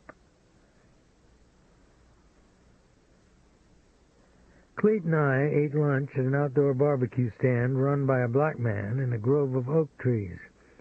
The plank table felt cool in the shade, and you could smell the wet odor of green cordwood stacked under a tarp next to the stand. Because I was up early anyway, I happened to turn on the TV and catch Breakfast Edition. You know, the local morning show in New Orleans, he said. His eyes stayed on my face. "What the hell you doing, Streak?" "Aaron Crown bothers me." "You went on television, Dave, with this Hollywood character. What's his name? Felton, whatever." "I was taped here while he interviewed me on the phone. Then it was spliced into the show." "Forget the technical tour. Why don't you resign your job while you're at it? What's your boss have to say?" "I don't think he's heard about it yet." You don't take police business to civilians, Big Mon. To begin with, they don't care about it. They'll leave you hanging in the breeze. Then your own people rat-fuck you as a snitch. Maybe that's the way it's supposed to shake out, I said. He drank from a bottle of Dixie beer, one eye squinting over the bottle at me. Something else is involved here, Mon, he said. Don't make it a big deal, Clee. It's the broad, isn't it? He said. No. You got into the horizontal bop once with her, and you're worried you're going to do it again. So you got rid of temptation with a baseball bat. In the meantime, maybe you just splash your career into the bowl. Wait a minute. You didn't pork her again, did you? No. Will you stop talking like that? Dave, rich guys don't marry mud women from New Guinea. She's one hot-ass piece of work. We all got human weaknesses, Noble Mon.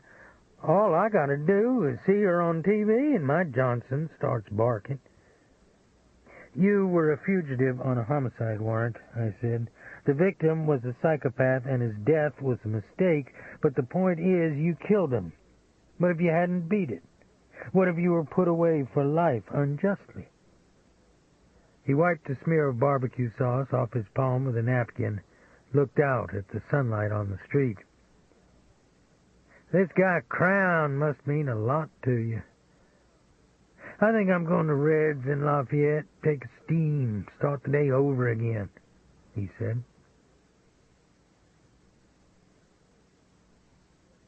An hour later, the sheriff buzzed my extension and asked me to walk down to his office. By now, I was sure he'd heard about my appearance on Morning Edition, and all the way down the corridor I tried to construct a defense for conduct that in police work was traditionally considered indefensible. When I opened the door, he was staring at a sheet of lined notebook paper in his hand, rubbing his temple with one finger. His Venetian blinds were closed, and his windowsill was green with plants. Why is everything around here hard? Why can't we just take care of the problems in Iberia Parish? Can you explain that to me? He said. If you're talking about my being on Morning Edition, I stand behind what I said, Sheriff. Aaron Crown didn't have motivation. I think Buford LaRosa is building a political career on another man's broken back. You were on Morning Edition? The room was silent. He opened the blinds and an eye-watering light fell through the window. Maybe I should explain, I said. I'd appreciate that. When I finished, he picked up the sheet of notebook paper and looked at it again. I wish you hadn't done that, he said. I'm sorry you feel that way. You don't understand. I wanted to believe the Mexican with the machete was simply a deranged man, not an assassin. I wanted to believe he had no connection with the Crown business. I'm not with you. I don't want to see you at risk, for God's sake. We got 2 calls from Mexico this morning, one from a priest in some shithole down in the interior, the other from a Mexican drug agent who says he's worked with the DEA in El Paso. And the guy with the spiderweb tattoos, and the lunatic, some rurales popped holes all over him. He's dying, and he says you will too. He says, for the bugaron. What's a bugaron? I don't know. There's a storm down there. I got cut off before I could make sense out of this drug agent. Get a flight this afternoon. Take Helen with you. Americans with no backup tend to have problems down there. We have money for this? Bring me a sombrero.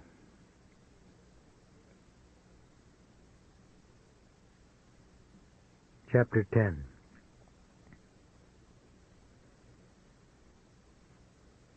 We flew into El Paso late that night. By dawn of the next day, we were on a shuttle flight to a wind-swept, dusty airport set among brown hills 500 miles into Mexico. The Mexican drug agent who met us wore boots and jeans, a badge on his belt, and a pistol and a sports coat over a wash-faded blue golf shirt.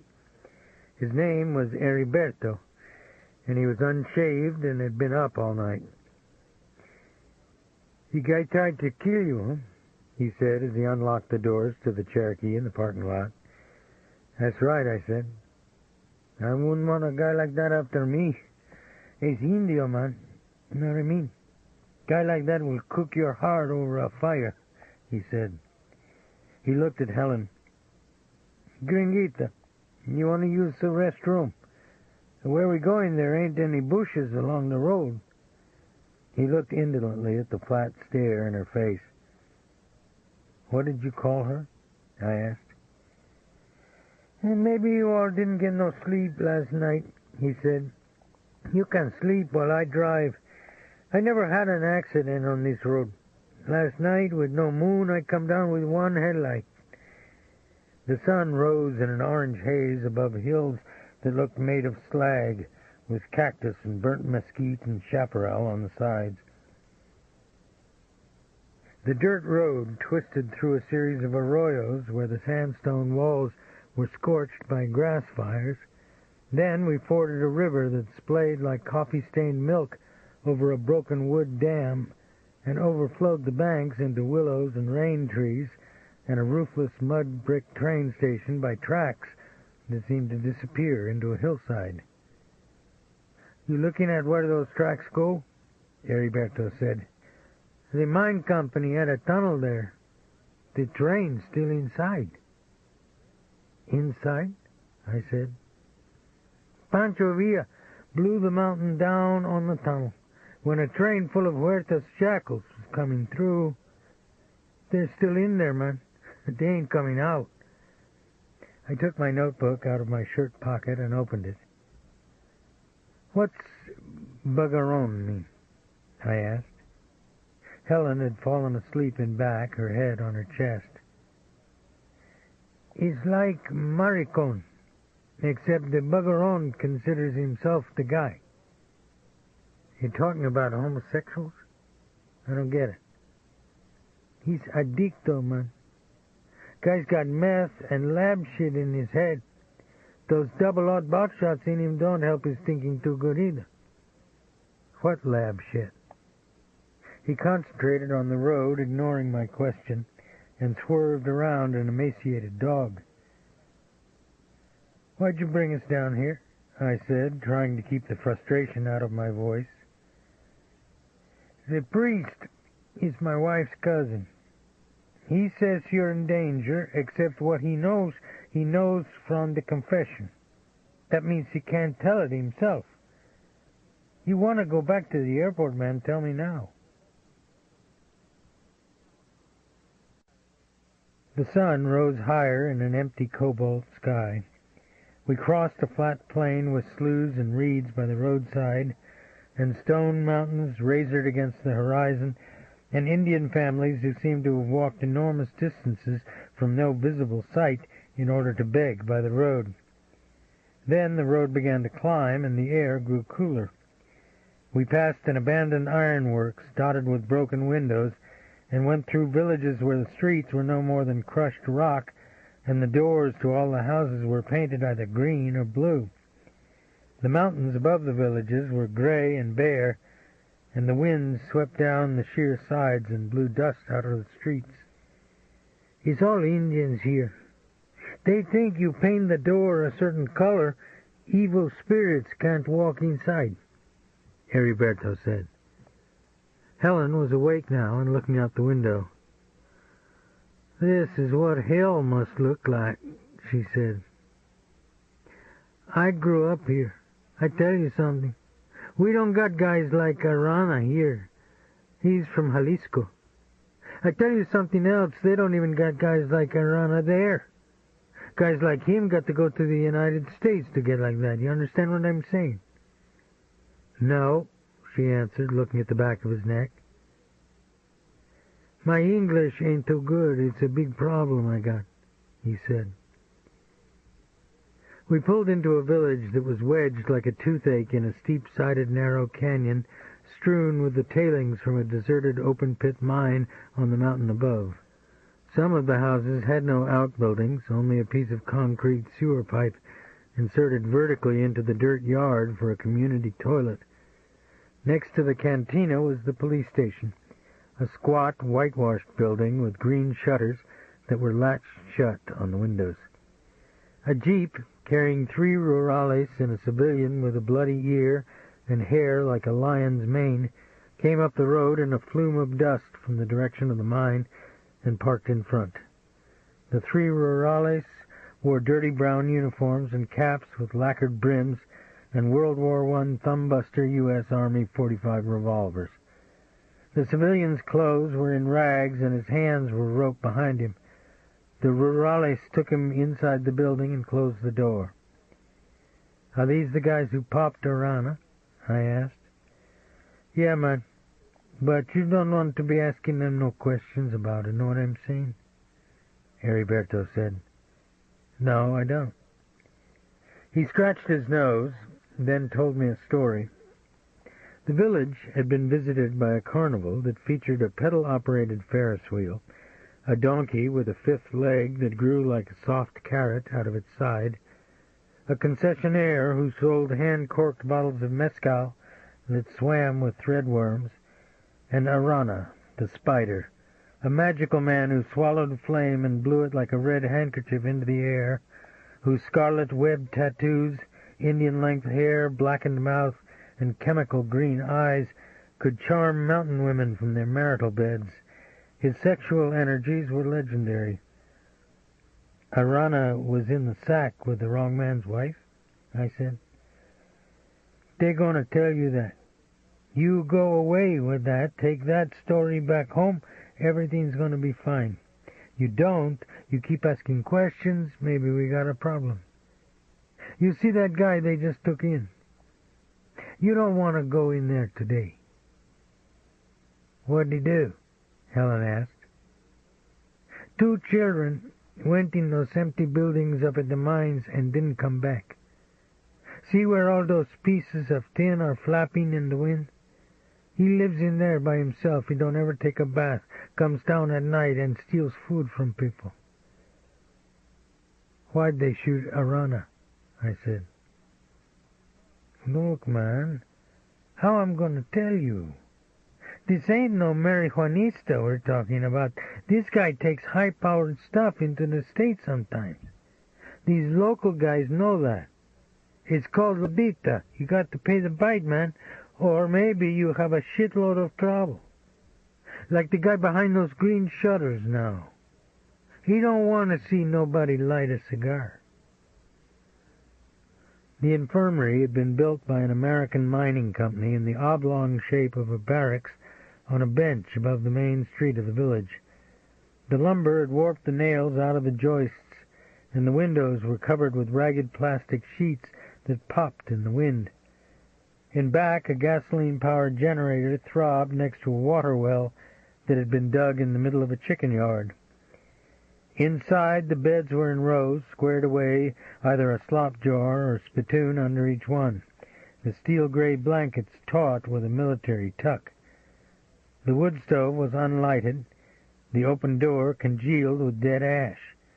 The bare walls and floors seemed enameled with cold.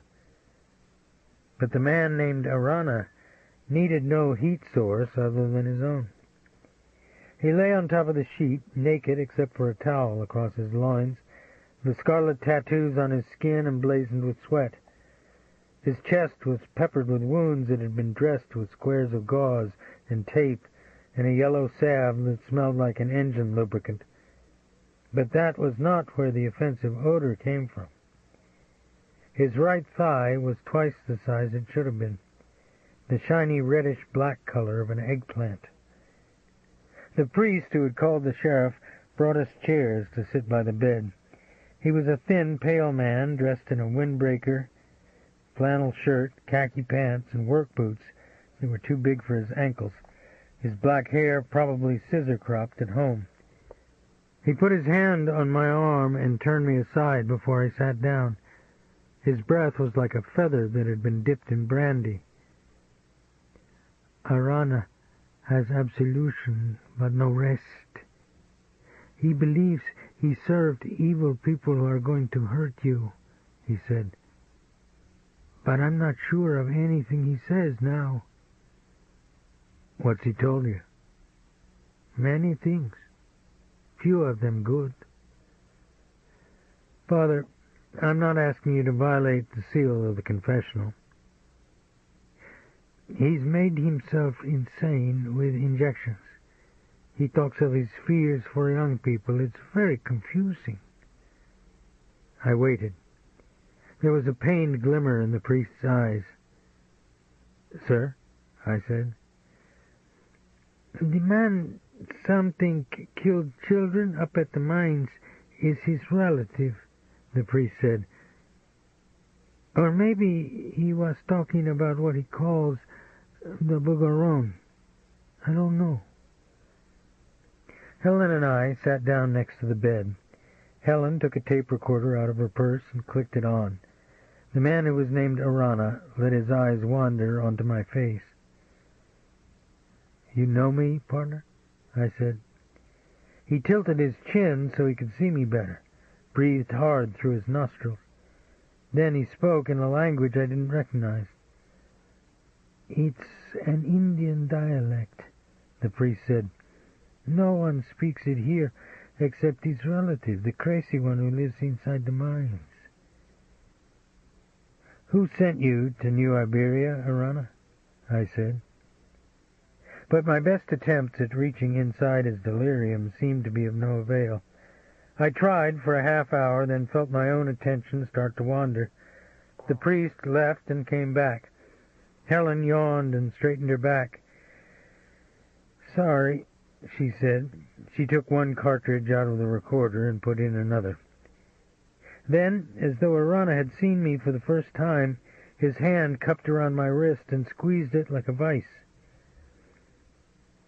The Bougaron ride a saddle with flowers cut in it. I seen him at the ranch. You messing everything up for them. They gonna kill you, man, he said. Who's this guy? He ain't got no name.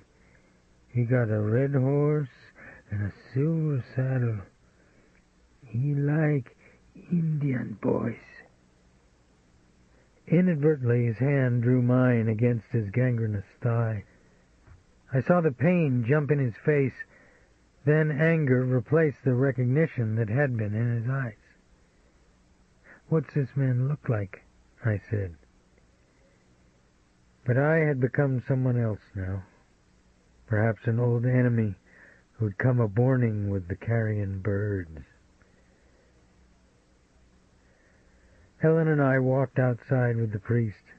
The sunlight was cold inside the canyon. Heriberto waited for us in the Cherokee. I have no authority here, Father, but I'm worried about the fate of the man from the mines, the one inside the police station, I said. Why?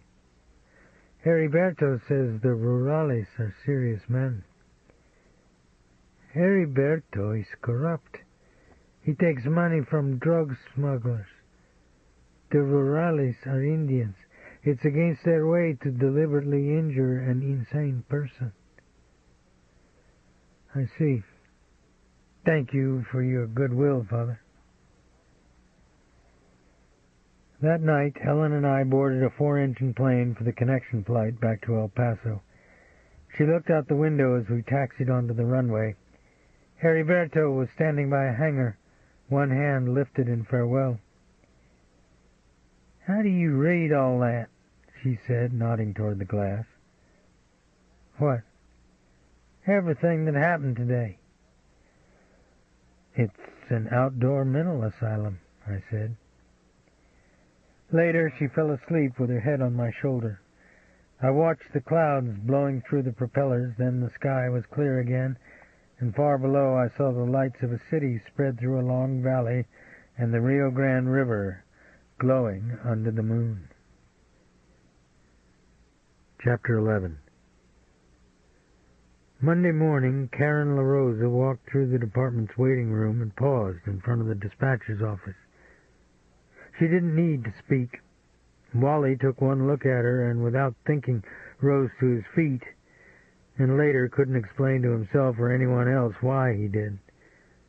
"Yes, ma'am," he said. She wore a snug, tailored white suit, white hose, and a wide-brimmed straw hat with a yellow band. "Can Dave see me?" she asked. "Sure, Miss LaRosa, you bet. I'll call him and tell him you're on your way."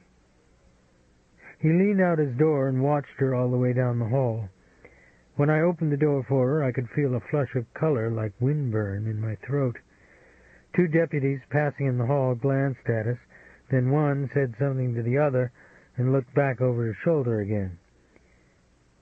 "You look flustered," she said. "How you doing, Karen?" I said. She sat down in front of my desk. Her hat and face were slatted with sunlight. "Clay said I have to do this. Apologize.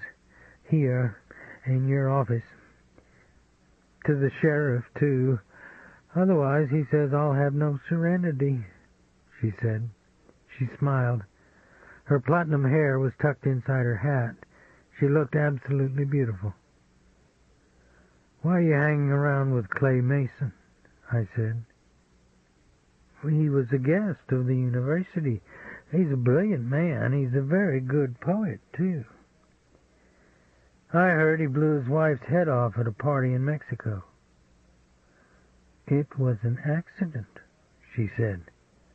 I let my eyes drop to my watch. "I'm sorry that I wronged you, Dave. I don't know what else to say." She took a breath.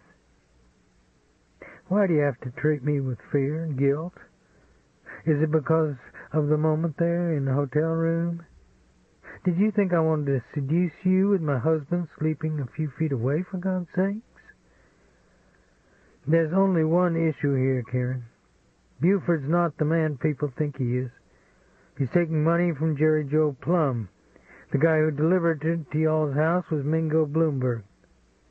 "Who?" "He kills people. Right now he's in custody for leaving a black girl to drown in a submerged automobile in Henderson Swamp." "I never heard of him. I doubt if Buford has either." "Jerry Joe's mobbed up. Why do mobbed-up guys want your husband in Baton Rouge?" "I can't understand you. What are you trying to do to us? Buford's opponents are the same people who supported David Duke." "So what? Y'all have made a scapegoat out of Aaron Crown." "Dave, you've let yourself become the advocate of a misanthropic degenerate who molested his daughter and murdered the bravest civil rights leader in Louisiana." "How do you know he molested Sybil?" "I'm sorry, I'm not going to discuss a man like that." I looked out the window, fiddled with a paperclip on my blotter. "You're committed to lost and hopeless causes," she said. "I don't think it's because you're an idealist, either. It's pride. You get to be the iconoclast among the Philistines." "I used to buy into psychobabble myself, Karen. It's a lot of fun." "I guess there's not much point in any of this, is there?" she said. Her skirt was tight against her body when she gathered up her purse and rose from her chair. "I wish it had been different, Dave. I wish the grog hadn't gotten you. I wish I'd been able to help. I can't say for sure I loved you, but I love being with you. Be good to yourself, kiddo." With that, she went out the door. I could hear my ears ring in the silence. Just before lunch, the sheriff came into my office. "This morning, I've had a call from the mayor's office. one from the Chamber of Commerce and one from the New Iberia Historical Preservation Society," he said. "Did you know Jerry Joe Plum just bought an acre lot right down from the Shadows?" "No." "He also bought a bunch of rural property south of the city limits." "How well do you get along with him?" "All right." "Find out what he's up to. I don't want any more phone calls." "Where is he?" "Watching a bulldozer level the house that's on the lot by the Shadows." I drove down East Main under the arched live oaks that spanned the street toward the Shadows, a red brick and white columned antebellum home built in 1831 on Bayou Teche. The acre Jerry Joe had purchased was located between two Victorian homes and went all the way back to the bayou and was shaded by oaks that were over 100 years old. I drove through the piked gate and parked next to a salvage truck and an earth grader where a group of workmen were eating lunch. Down by the bayou was a huge pile of splintered cypress boards, twisted pipe, crushed plaster powdering in the wind, and a flattened gazebo with the passion vine still clinging to the lattice work. "Y'all couldn't move it instead?" I said. "The termites is too heavy to get on the truck, that's a pure fact," a man in a yellow hard hat with a jaw full of bread and Vienna sausage said. He and his friends laughed. "Where's Jerry Joe?" "I'll tell him how effective you are at doing PR with the sheriff's department." It was a short drive to Mulatte's in Breaux Bridge. As soon as I stepped through the door, I heard Clifton Chenier's "Hey, Tite Fille" on the jukebox and saw Jerry Joe out on the polished wood floor dancing with a waitress. His elbows were tucked close to his ribs, his fingers pointed at angles like a 1940s jitterbugger, his oxblood loafers glinting. His whole body seemed animated with rhythm. His shoulders titled and vibrated. He jigged and bopped and created an incredible sense of energy and movement without ever stepping out of a 12-inch radius. And all the while his face beamed at the waitress with genuine pleasure and affection. I ordered a 7-Up at the bar and waited for him to sit down. When he finished dancing, he squeezed the waitress's hand, walked past me, his eyes fixed on the black barman, and said, "Bring my friend the same order I got." "Don't do that, Jerry Joe," I said to his back. He pulled out a chair at a table covered with a red and white checkered cloth. "You got it, whether you want it or not. Catfish fillet with etouffee on the top. This is food you expect only in the afterlife," he said. He twisted another chair out. "What's the haps?" "Some people want to know why you just bulldozed down a house that George Washington Cable once lived in." "Who?" "A famous writer." "Because it had an asbestos roof, because the floors were just like walking on wet cardboard, because there were vampire bats in the drain pipes."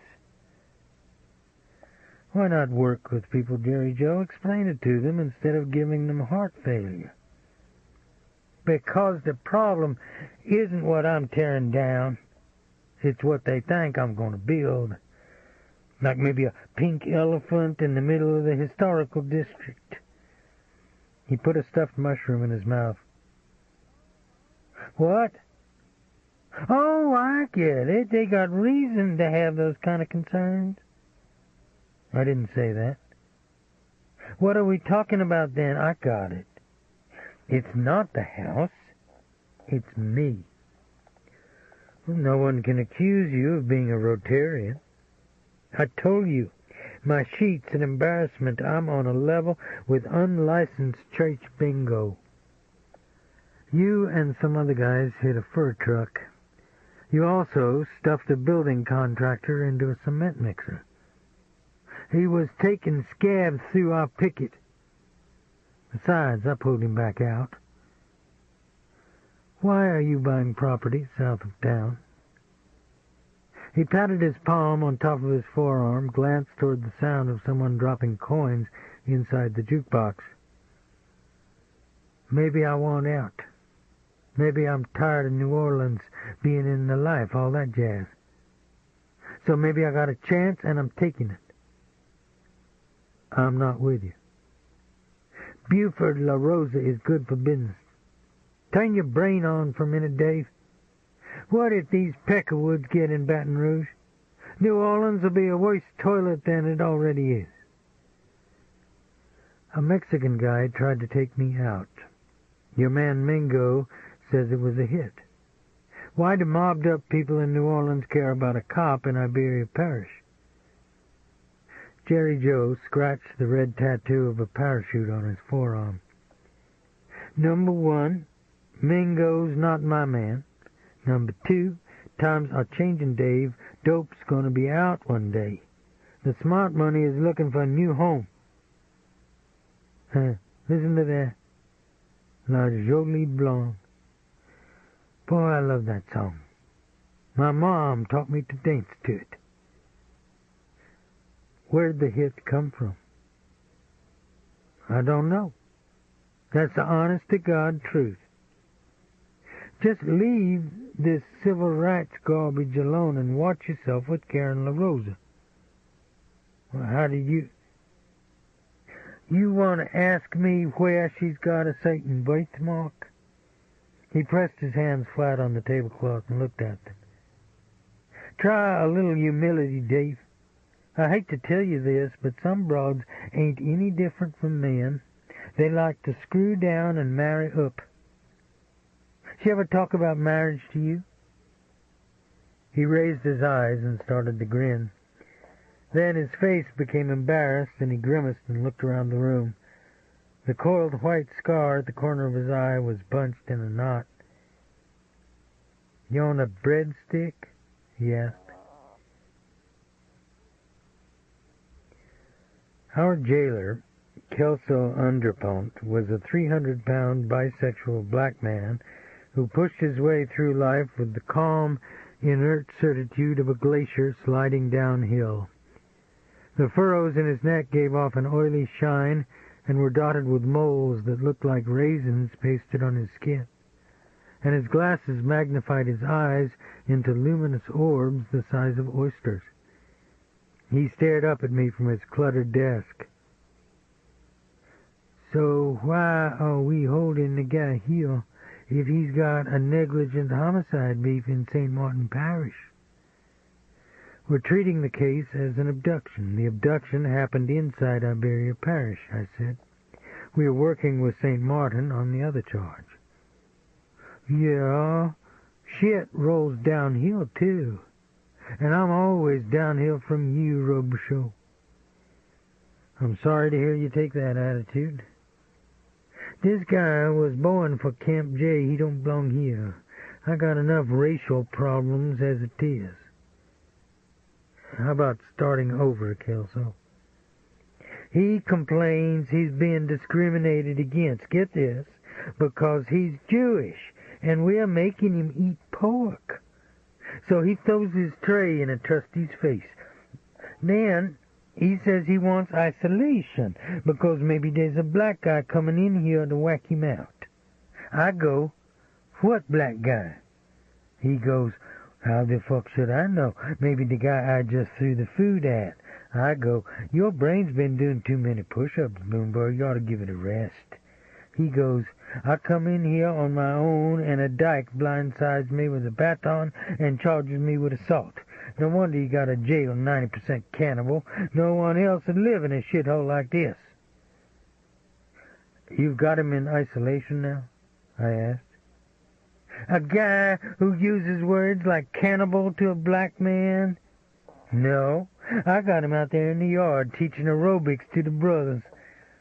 This job would drive me to suicide if it wasn't for guys like you, Robicheaux.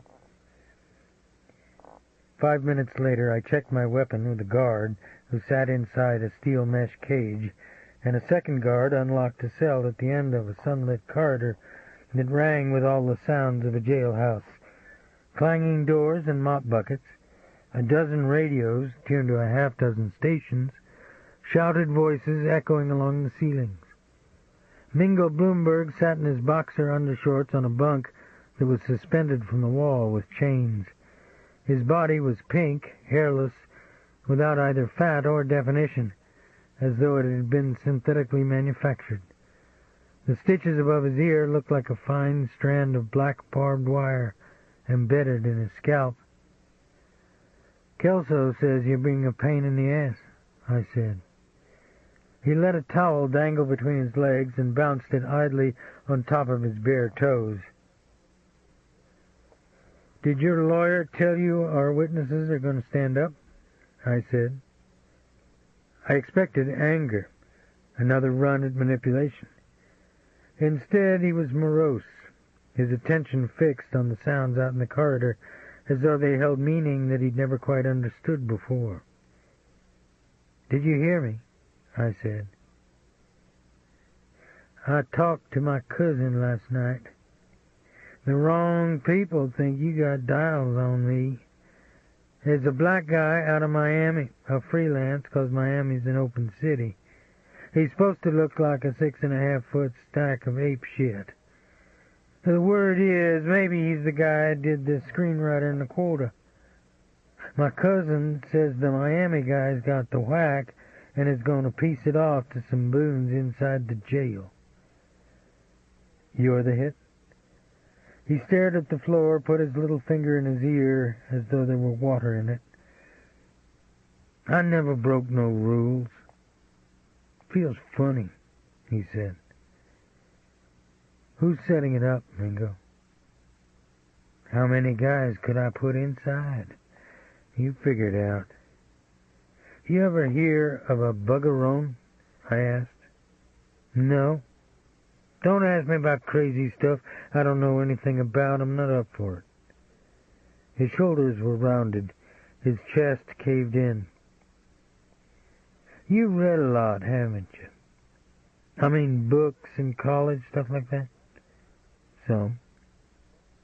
"I read something once in the public library up on St. Charles. It said, in your life you end up back where you started, maybe way back when you were little. The difference is you understand it the second time around, but it don't do you no good." "Yeah." "That never made sense to me before."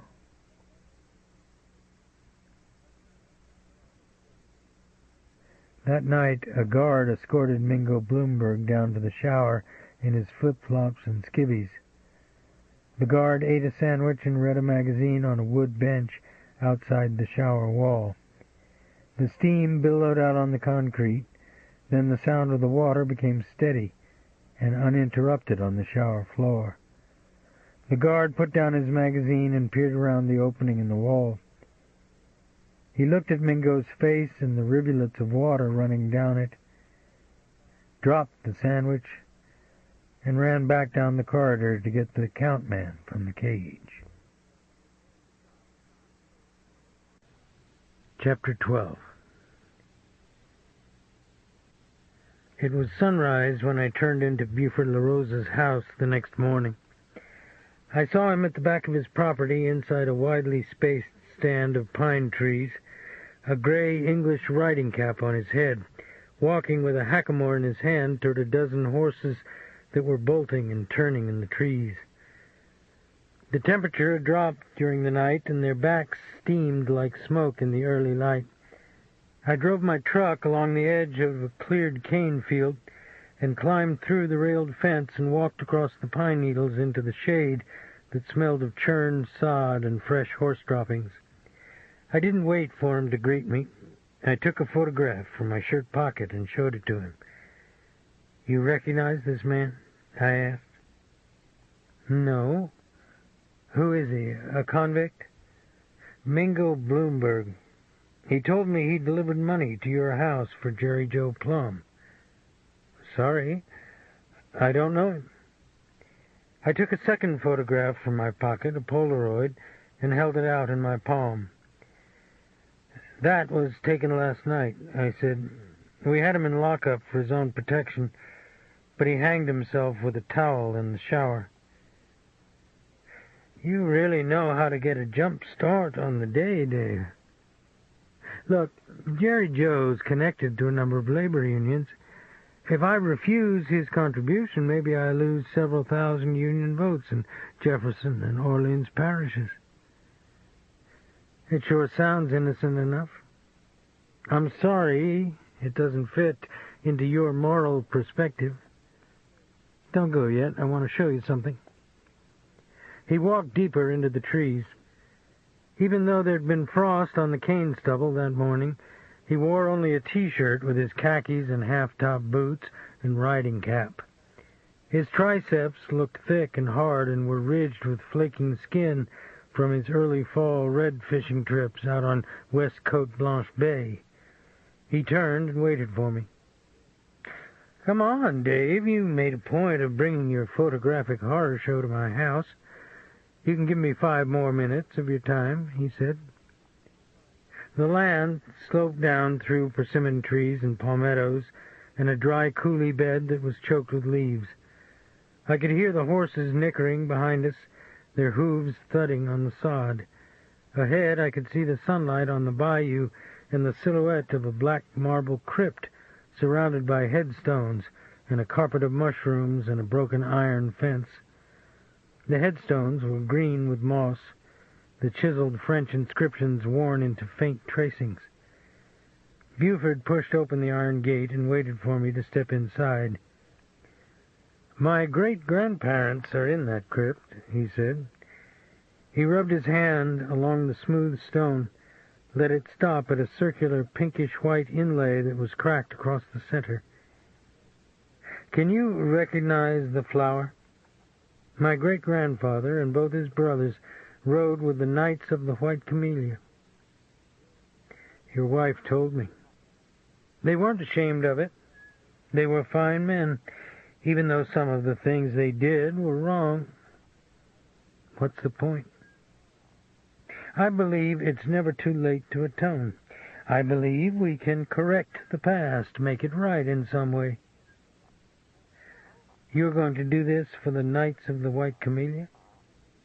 I'm doing it for my family. Is there something wrong with that? He said. He continued to look at my face. The water was low and slow-moving in the bayou, and wood ducks were swimming along the edge of the dead hyacinths. Dave? I'd better be going, I said. He touched the front of my windbreaker with his fingers, but I said nothing. I was speaking to you about a subject that's very personal with me. You presume a great deal, he said. I looked away from the bead of light in his eyes. Are you hard of hearing? He touched my chest again, this time harder. Don't do that, I said. Then answer me. I don't think they were fine men. Sir? Shakespeare says it in King Lear. The Prince of Darkness is a gentleman. They terrorized and murdered people of color. Cut the bullshit, Buford. I walked out the gate and back through the trees. I heard his feet in the leaves behind me. He grabbed my arm and spun me around. That's the last time you'll turn your back on me, sir, he said. Go to hell. His hands closed and opened at his sides, as though they were kneading invisible rubber balls. His forearms looked swollen, webbed with veins. You fucked my wife and dumped her. You accuse me of persecuting an innocent man. You insult my family. I don't know why I ever let a piece of shit like you on my property, but it won't happen again. I guarantee you that, Dave. He was breathing hard. A thought, like a dark bird with a hooked beak, had come into his eyes, stayed a moment, then left. He slipped his hands stiffly into his back pockets. The skin of my face felt tight, suddenly cold in the wind off the bayou. I could feel a dryness, a constriction in my throat, like a stick turned sideways. I tried to swallow, to reach for an adequate response. The leaves and desiccated twigs under my feet crunched like tiny pieces of glass. "You catch me off the clock and repeat what you just said," I began. "You're a violent, predictable man, the perfect advocate for Aaron Crown," he said, and walked through the pines toward the house. He flung the hackamore into a tree trunk. That night, I lay in the dark and looked at the ceiling, then sat on the side of the bed, my thoughts like spiders crawling out of a paper bag I didn't know how to get rid of. A thick, low fog covered the swamp, and under the moon the dead cypress protruded like rotted pilings out of a white ocean. "What is it?" Bootsy said. "Buford La Rosa. This morning? I want to tear him up. I don't think I've ever felt like that toward anyone." "You've got to let it go, Dave." I rubbed my palms on my knees and let out my breath. "Why does he bother you so much?" she asked. "Because you never let another man talk to you like that." "People have said worse to you." She lay her hand on my arm. "Put the covers over you, it's cold." "I'm going to fix something to eat." "Is it because of his background?" "I don't know." She was quiet for a long time. "Say it, Boots." "Or is it Karen?" she asked. I went into the kitchen by myself, poured a glass of milk, and stared out the window at my neighbor's pasture, where one of his mares was running full out along the fence line, her breath blowing, her muscles working rhythmically, as though she were building a secret pleasure inside herself that was about to climax and burst. The next morning, I parked my truck on Decatur Street on the edge of the French Quarter and walked through Jackson Square, past St. Louis Cathedral, and on up St. Anne to the tan stucco building with the arched entrance and brick courtyard where Clete Purcell kept his office. It had rained before dawn, and the air was cool and bright, and bougainvillea hung through the grillwork on the balcony upstairs. I looked through his window and saw him reading from a manila folder on top of his desk, his shirt stretched tight across his back, his glasses as small as bifocals on his big face. I opened the door and stuck my head inside. "You still mad?" I said. "Hey, what's going on, Big Mom?" "I'll buy you a beignet," I said. He thought about it, made a rolling, popping motion with his fingers and hands, then followed me outside. "Just don't talk to me about Aaron Crown and Buford La Rosa," he said. "I won't." "What are you doing in New Orleans?" "I need to check out Jimmy Ray Dixon again. His office says he's at his pool hall out by the Desire." He tilted his pork pie hat on his head, squinted at the sun above the rooftops. "Did you ever spit on baseballs when you pitched American Legion?" he said. We had beignet and coffee with hot milk at an outdoor table in the Café du Monde. Across the street, sidewalk artists were painting on easels by the iron fence that bordered the park, and you could hear boat horns out on the river just the other side of the levee. I told him about Mingo Bloomberg's death. "It doesn't surprise me. I think it's what they all look for," he said. "What?" "The big exit. If they can't get somebody to do it for them, they do it themselves. Most of them would have been better off if their mothers had thrown them away and raised the afterbirth." "You want to take a ride?" "That neighborhood's a free fire zone, Strake. Let Jimmy Ray slide. He's a walking ad for enlistment in the Klan." "See you later, then." "Oh, you're ass," he said, and caught up with me on the sidewalk, pulling on his sports coat, a powdered beignet in his mouth. The pool room was 6 blocks from the Desire Welfare Project. The windows were barred, the walls built of cinder blocks and scrolled with spray-painted graffiti. I parked by the curb and stepped off on the sidewalk, unconsciously looked up and down the street. "We're way up the Mekong, Dave. Hang your buzz out," Cleet said. I took out my badge holder and hooked it through the front of my belt, listened to somebody shatter a tight rack and slam the cue stick down on the table's edge, then walked through the entrance into the darkness inside. The low ceiling seemed to crush down on the pool shooters like a fist. The bar and the pool tables ran the length of the building, a tin-hooded lamp creating a pyramid of smoky light over each felt rectangle. No one looked directly at us. Instead, our presence was noted almost by osmosis, the way schooled fish register and adjust to the proximity of a predator. Except for one man, who came out of the restroom raking at his hair with a steel comb, glanced toward the front, then slammed out of a fire door. Jimmy Ray Dixon was at a card table in back by himself, a ledger book, calculator, a filter-tipped cigar inside an ashtray, and a stack of receipts in front of him. He wore a blue suit and starched pink shirt with a high collar, a brown knit tie and gold tie pin with a red stone in it.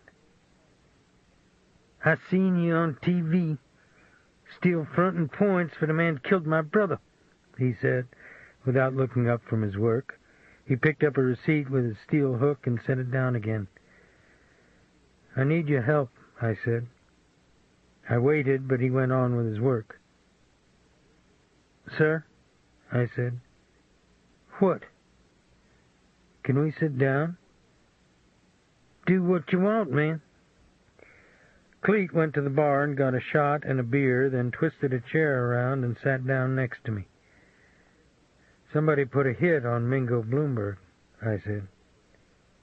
"I heard he hung himself from a water pipe in y'all's jail," Jimmy Ray said. "Word gets around fast. A dude like that catch the bus, people have parades."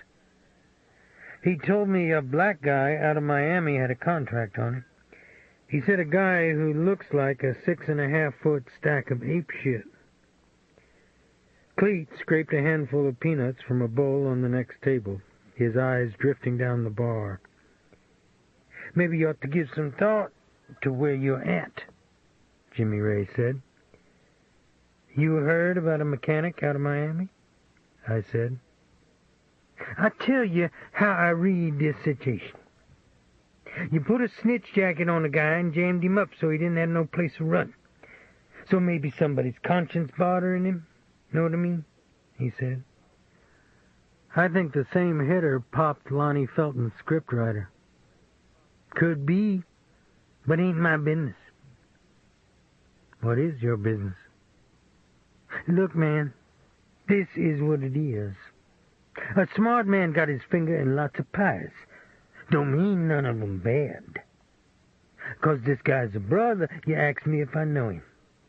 I don't like to give you a short answer, but you got a problem with the way you think. It ain't much different than that cracker up at Angola." Cleet leaned forward in his chair, cracked the shell off a peanut, and threw the peanut in his mouth. "You still pimp, Jimmy Ray?" he asked, his eyes looking at nothing. "You starting to burn your ticket, Chuck. I count 8 bail skips in here. I count 3 who aren't paying the vig to the Shylock who lent 'em the bail. The guy who went out the door with his hair on fire snuffed one of Doc Green's hookers in Algiers," Cleet said. "You want to use the phone? It's a quarter," Jimmy Ray said. "No black hitter works a town without permission. Why let him get the rhythm while you got the blues?" Cleet said. "All my blues is on the jukebox, provided to me by Mr. Jerry Joe Plum, boy you grew up with," Jimmy Ray said to me. "Crown has to stay down for Buford La Rosa to go to Baton Rouge. Tell me you're not part of this, Jimmy Ray," I said. He looked up at the clock over the bar. The school kid's gonna be out on the street. Y'all got anything in your car you want to keep? Excuse me. I gotta see how much collards I can buy tonight. He began tapping figures of a receipt onto his calculator. That evening, under a gray sky, Halifair and I raked out the shed and railed horse lot where she kept her Appaloosa. Then we piled the straw and dried out green manure in a wheelbarrow and buried it in the compost pile by our vegetable garden. The air was cool, flecked with rain, and smelled like gas and chrysanthemums. "Who's that man down on the dock, Dave?" Halifair said. He was squatted down on his haunches with his back to us. He wore a fedora, dark brown slacks, and a scuffed leather jacket. He was carving a stalk of sugar cane, notching thick plugs out of the stalk between his thumb and the knife blade, feeding them off the blade into his mouth. "He was in the shop this afternoon. He has a red parachute tattooed on his arm," she said. I propped my foot on the shovel's blade and rested my arm across the end of the shaft. "Jerry Joe Plum," I said. "Is he a bad man?" "I was never sure, Ralph. Tell Bootsy I'll be along in a minute." I walked down to the end of the dock and leaned my palms on the rail. Jerry Joe continued to look out at the brown current from under the brim of his fedora. He folded his pocket knife against the heel of his hand. The blade was the dull color of an old nickel. "You figure I owe you?" "What for?" "I took something out of your house a long time ago." "I don't remember it." "Yeah, you do. I resented you for it." "What's up, partner?" The scar at the corner of his eye looked like bunched white string. "My mom used to clean house for Buford LaRosa's parents. The old man could be a rotten bastard, but he gave me a job roughnecking in West Texas when I was just 17, and later on got me into the airborne. It was the way the old man treated Buford that always bothered me, maybe because I was part responsible for it. You think they won't take you off at the neck because they're rich? It's not enough they win. Somebody's got to lose. What I'm saying is everybody's shit flushes. You're no exception, Dave." "You're not making any sense." "They'll grind you up." What follows is my best reconstruction of Jerry Joe's words. Chapter 13. By San Antone, I'd run out of bus and food money as well as confidence in dealing with the Texas Highway Patrol, who believed patching tar on a country road was a cure for almost anything.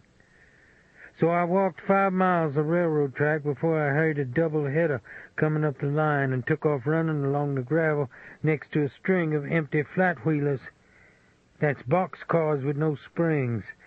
My duffel bag banging me in the back, the cars wobbling across the switches, and a passenger train on the next track coming up fast. But I worked the door loose, running full out, flung my duffel on the floor, and crawled up inside the warm smell of grain sacks and straw blown in the wind and the whistle screaming down the line. It was near dawn when I woke up, and I knew we were on a trestle, 'cause all you could hear was the wheels pinching and squealing on the rails, and there wasn't any echo off the ground or the hillsides.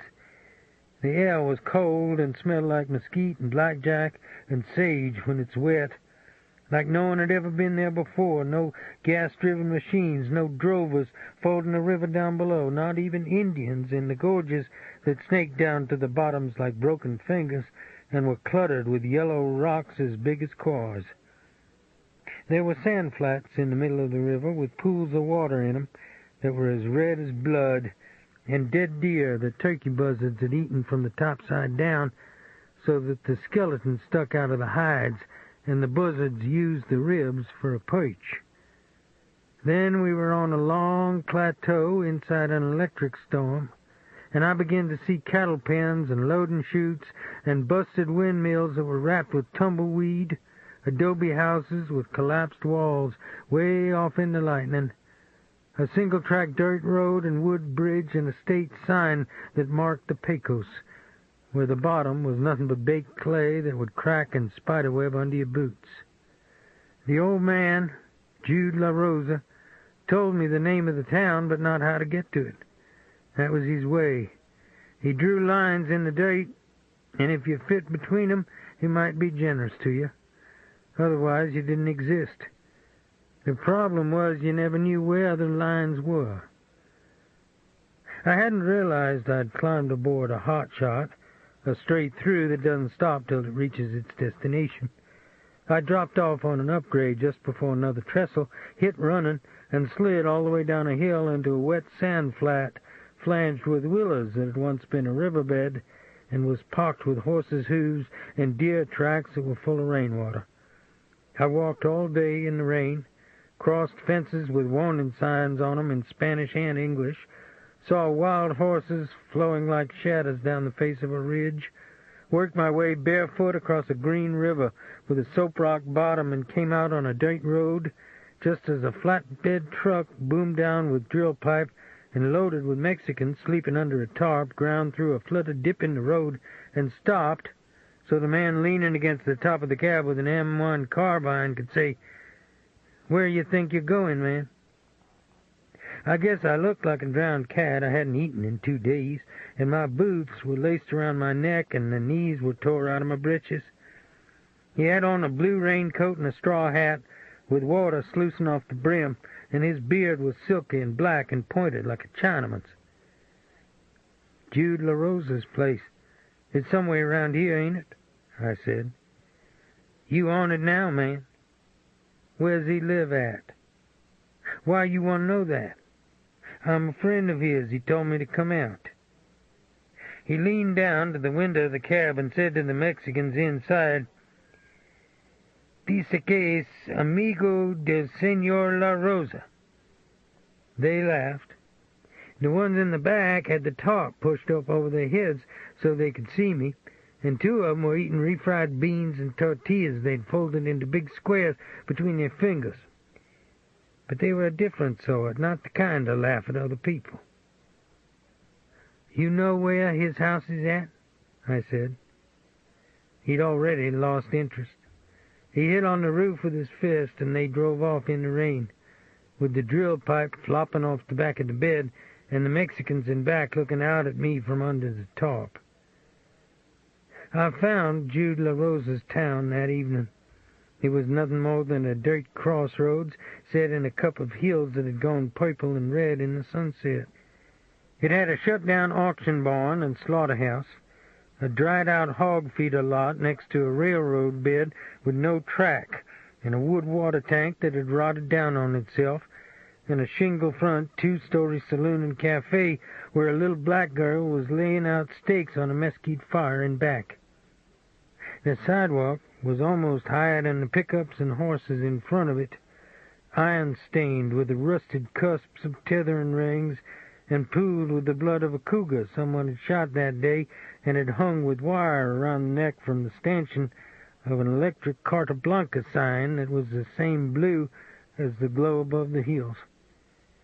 The inside of the saloon had a stamped tin ceiling, card and domino tables in back, a long bar with old-time towel rings and a wall mirror and brass rail and spittoons and antlers nailed all over the support posts.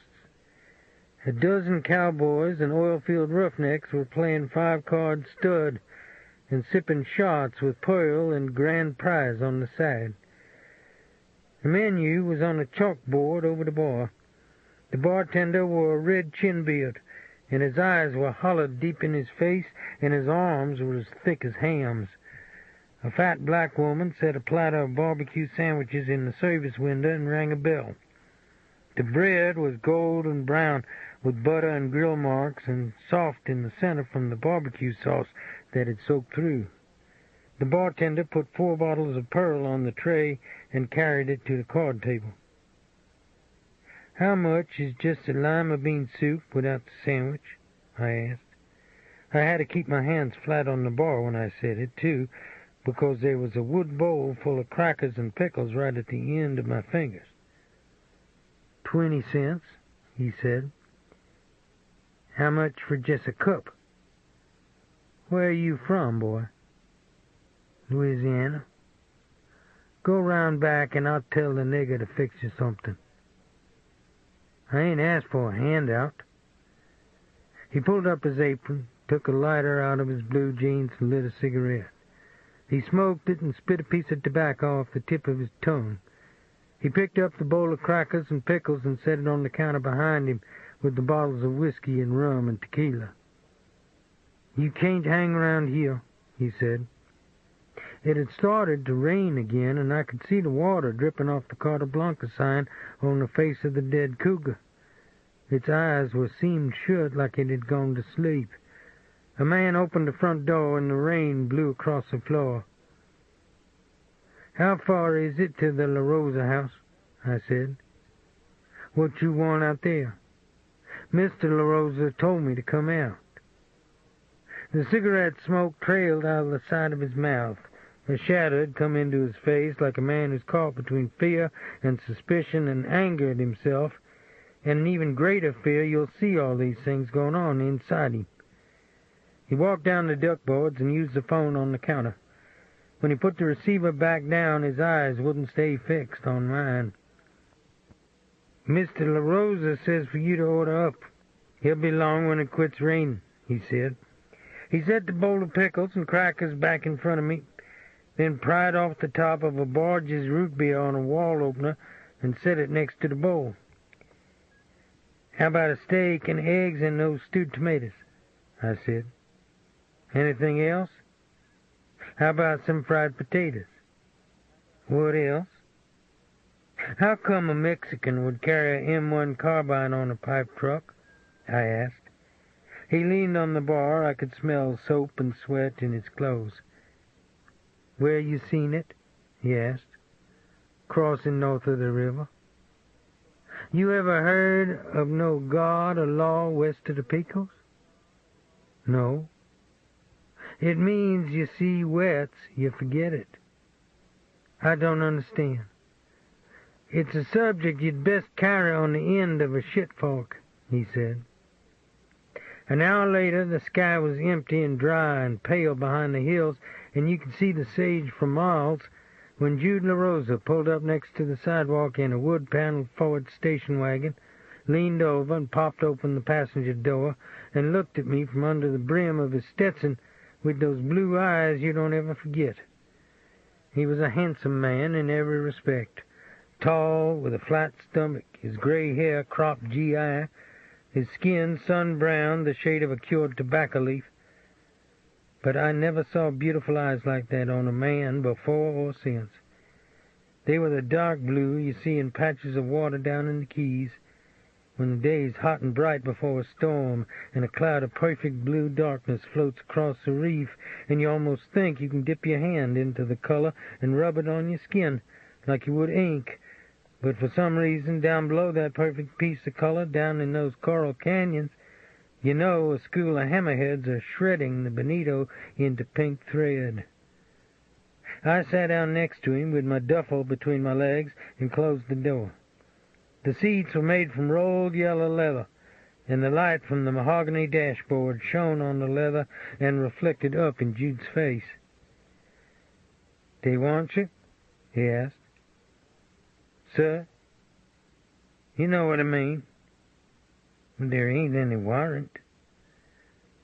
"What was it?" "Man whipped me with his belt behind Provost's saloon. Another man held me while he done it." "What else?" "I caught him later that night when he was by himself. It worked out different this time." He unsnapped a button on his shirt pocket and took a Camel out and fitted it in his mouth without ever letting go of my eyes. "You're not lying about the warrant, are you?" he said. "I wouldn't lie about something like that." What would you lie about? Sir? When we drove away, I saw a little black girl who'd been laying stakes on the mesquite fire run out from the side of the building and wave at the station wagon. That night, I slept on a bare mattress on the floor of a stucco cottage full of garden tools behind the main house. I dreamed I was on a flat wheel of freight, high up on a trestle above a canyon, and the trestle supports were folding under the train's weight, and the wheels were squealing on the rail as they gushed sparks and fought to gain traction. The main house was 3-story purple brick, with white balconies and widow's walks and poplar trees planted as windbreaks around the yard.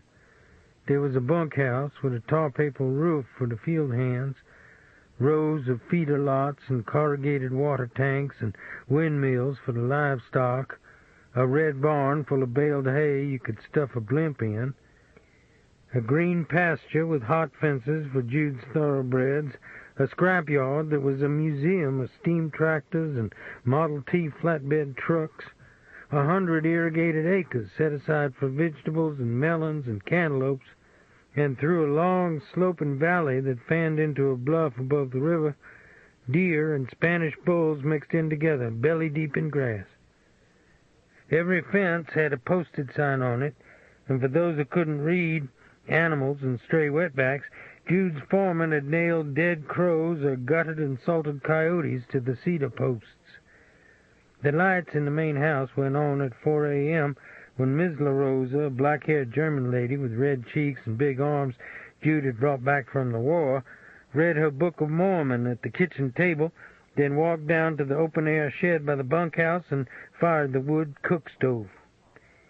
By 7 a.m. my first day, I was wearing braided work gloves and a hard hat and steel-toe boots and wrestling the drill bit on the floor of an oil rig right above the Rio Grande, the drill motor roaring, tongs clanging, the chain whipping on the pipe, and drilling mud and salt water flooding out of the hole like we'd punched into an underground lake. After a week, Jude walked down to my cottage and stood in the doorway with Buford, who was just 7 years old then, and the miniature of his daddy in short pants. "You got any questions about how things run?" he said. "No, sir." He nodded. "You sure about that?" "I'm getting along real fine. I like it here." "That's good." He turned and looked off at the sun on the hills. His eyes were close set, almost violet, like they were painted with eyeshadow. "Sometimes the Mexican boys talk. They forget what it was like down in the bean field in Chihuahua." "I don't pay it no mind." "Pay what no mind?" "They talk in Spanish, so I don't waste my time listening." "I see." He cupped his hand on Buford's head. "I want you to take him to work in the tomato field tomorrow." "I'm supposed to be on the rig." "I want Buford to start learning work habits. Come up to the house and get him at 6. "Yes, sir, if that's what you want." "My foreman said you asked about the wages the Mexican boys were making." "I guess I don't recall it," I said.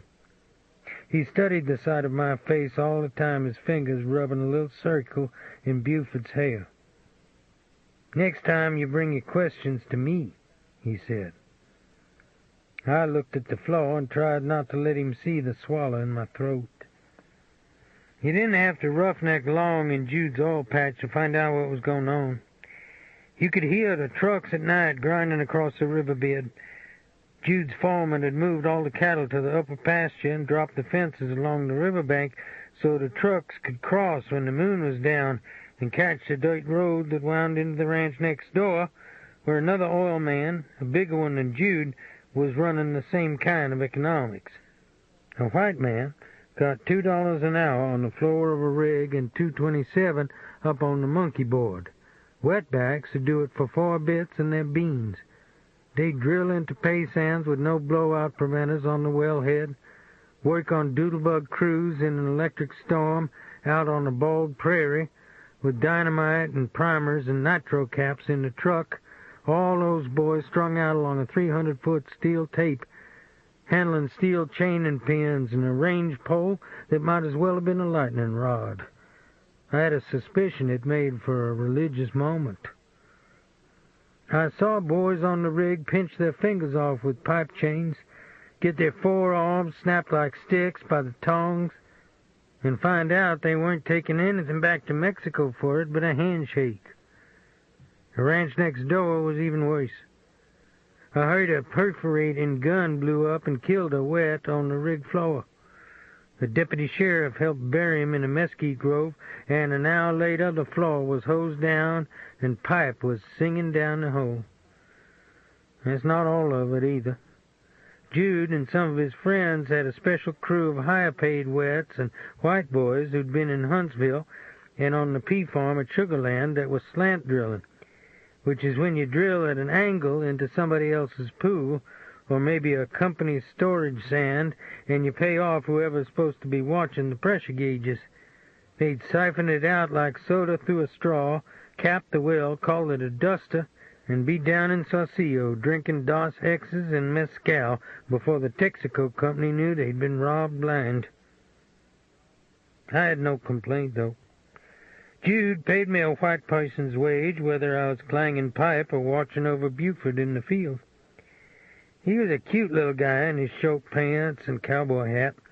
We'd hitch a mule to the tomato sled, set 4 baskets on it, and pick down one row and up the other, and I'd always let him drive the mule and see how far he could fling the tomatoes that had gotten soft. The second month I was there, Buford and me started pulling melons at the back end of the field, where a black family lived in a shack by a grove of dried-up mesquite trees. Jude rode his horse out in the field and stretched in the saddle and leaned his arms on the pommel and pushed his hat up on his brow with his thumb. Buford was slapping the reins on the mule's butt and gee-hawing him in a circle at the end of the row. "How's he doing?" Jude said. "He's a worker," I said. "That's good." He looked over at the black family shack. A little girl was playing with a doll on the gallery. "Y'all been working straight through?" "Yes, sir. Haven't missed a beat," I said. "I don't want him playing with anybody back here." I tried to keep my focus on Buford and the sled at the end of the row. Let the words pass like it wasn't really important. I hear 'em. "You understand what I'm saying?" Jude said. "Yes, sir. You're pretty clear." "You bothered by what I'm telling you?"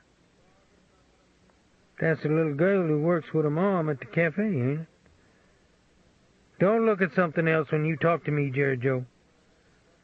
I raised my eyes up to his. He looked cut out of black cloth against the sun. My eyes burned in the heat and dust. "It's time the boy learns the difference, that's all," he said. "I'm not here to argue, Mr. Jude." "You may intend to be polite, Jerry Joe, but don't ever address a white man as a person of color would." Jude knew how to take your skin off with an emery wheel. I liked Miss La Rosa. She cooked big breakfasts of eggs and smokehouse ham and refried beans and grits for all the hands, and was always baking pies for the evening meal. But she seemed to have a blind spot when it came to Jude. Maybe it was because he was a war hero and her father died in one of Hitler's ovens, and Jude brought her here from a displaced persons camp in Cyprus. What I mean is, he wasn't above a Saturday night trip down into Mexico with his foreman, a man who'd been accused of stealing thoroughbred semen from a ranch he worked over in Presidio. One Sunday morning, when the foreman was still drunk from the night before and we were driving out to the rig, he said, "Y'all sure must grow 'em randy where you're from." "Beg your pardon?" I said. "Bringing back a German heifer ain't kept Jude from milking a couple at a time through the fence." Later, he caught me alone in the pipe yard. He was quiet a long time, cleaning his nails with a penknife, still breathing a fog of tequila and nicotine. Then he told me I better get a whole lot of gone between me and the ranch if I ever repeated what he'd said. Don't misunderstand. I looked up to Jude in lots of ways. He told me how scared he'd been when they flew into German Ack-Ack. He said it was like a big box of toned black cotton, and there was no way to fly over or around or under it. They'd just have to sit there with their sweat freezing in their hair while the plane shook and bounced like it was breaking up on a rock road. Right after Dresden, a piece of shrapnel the size and shape of a twisted teaspoon sliced through his flight jacket and rib cage so he could actually put his hand inside and touch the bones. I blame myself for what happened next. Buford and me were hoeing weeds in the string beans at the end of the field when this old Mexican hooked one wheel of the pump truck off the edge of the irrigation ditch and dropped the whole thing down on the axle. I left Buford alone and got the jack and some boards out of the cab, and the old man and me snugged them under the frame and started jacking the wheel up till we could rock it forward and get all four wheels on dirt again. Then I looked through the square of light under the truck and saw Buford across the field playing under a shade tree with the little black girl, just as Jude came down the road in his station wagon. I felt foolish, maybe cowardly too, for a reason I couldn't explain, lying on my belly half under the truck, while Jude got out of his station wagon and walked toward his son with a look that made Buford's face go white. He pulled Buford by his hand up on the black family's gallery, went right through their door with no more thought than he would in kicking open a gate on a hog lot, and a minute later came back outside with one of the little girl's dresses wadded up in his hand. First he whipped Buford's bare legs with a switch, then pulled the dress down over his head and made him stand on a grapefruit crate out in the middle of the field with all the Mexicans bent down in the rows pretending they didn't see it. I knew I was next. He drove out to where the pump truck was still hanging on the jack and stared out the car window at me like I was some dumb animal he knew would never measure up. You didn't mind your priorities. What you see yonder is the cost of it, he said. Then you should have took it out on me. Don't be a hypocrite on top of it. If you had any guts, you'd have spoken up before I whipped him. I could feel my eyes watering, the words quivering in my mouth. I think you're a son of a bitch, Jude. He's a La Rosa. That's something you won't ever understand, Jerry Joe. You come from white trash, so it's not your fault. But you got a chance to change your life here. Don't waste it. He dropped the transmission in first gear, his face as empty of feeling as a skillet, and left me standing in the weeds, the dust from his tires pluming in a big cinnamon cloud behind his car. I'd like to tell you I drug up that night, but I didn't. Jude's words burned in my cheeks just like a slap. Like only he knew of all the people in the world who I really was. It's funny how you can become the reflection you see in the eyes of a man you admire and hate at the same time. The family went back to Louisiana in the fall, and I stayed on and slant drilled, brought wets across the river, killed wild horses for a dog food company, and then fell in love every Saturday night down in Chihuahua. Those boys from Huntsville Pen and the pea farm at Sugarland didn't have anything on me. When he died of lung cancer 10 years later, I thought I'd go to the funeral and finally make my peace with him. I made it as far as the door, where two guys told me Mr. LaRosa had left instructions. The service was to be attended only by family members. Old Jude really knew how to do it. Chapter 14. It was dark now, and rain was falling on the bayou and the tin roof of the bait shop. Jerry Joe drank out of a thick white coffee cup across the table from me. A bare electric light bulb hung over our heads, and his face was shadowed by his fedora. "What's the point?" I said. "You're a parish cop in a small town, Dave. When's the last time you turned the key on a rich guy?" "A DWI about 20 years ago." "So am I getting through here?" "It doesn't change anything."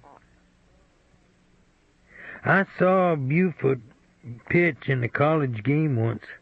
A kid slung the bat at him on a scratch single.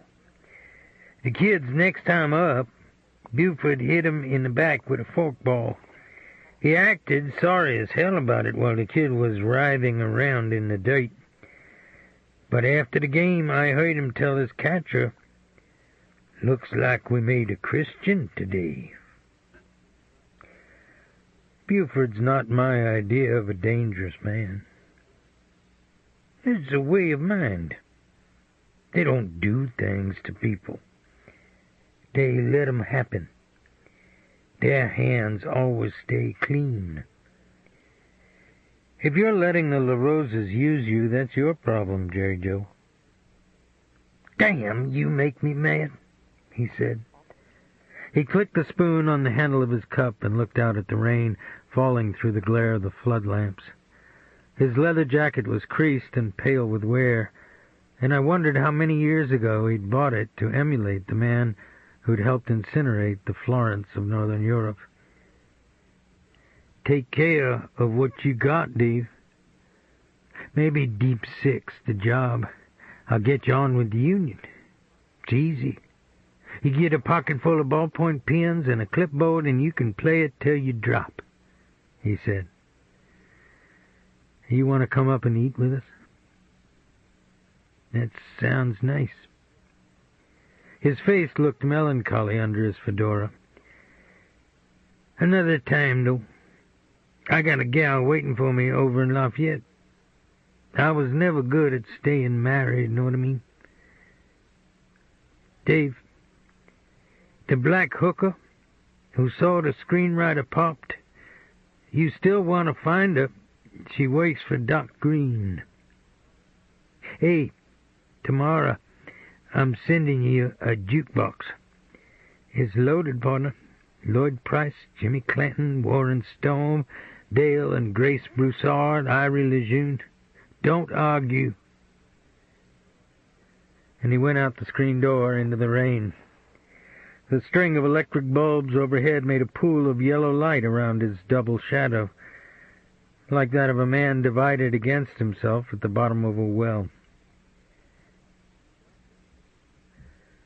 Doc Green was an agitated, driven, occasionally vicious ex-heavy equipment operator who claimed to have been kidnapped from a construction site near Hue by the Viet Cong and buried alive on the banks of the Perfume River.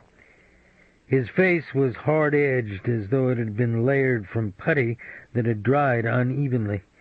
It twitched constantly, and his eyes had the lidless intensity of a bird's, focusing frenetically upon you or the person behind you or the inanimate object next to you, all with the same degree of wariness.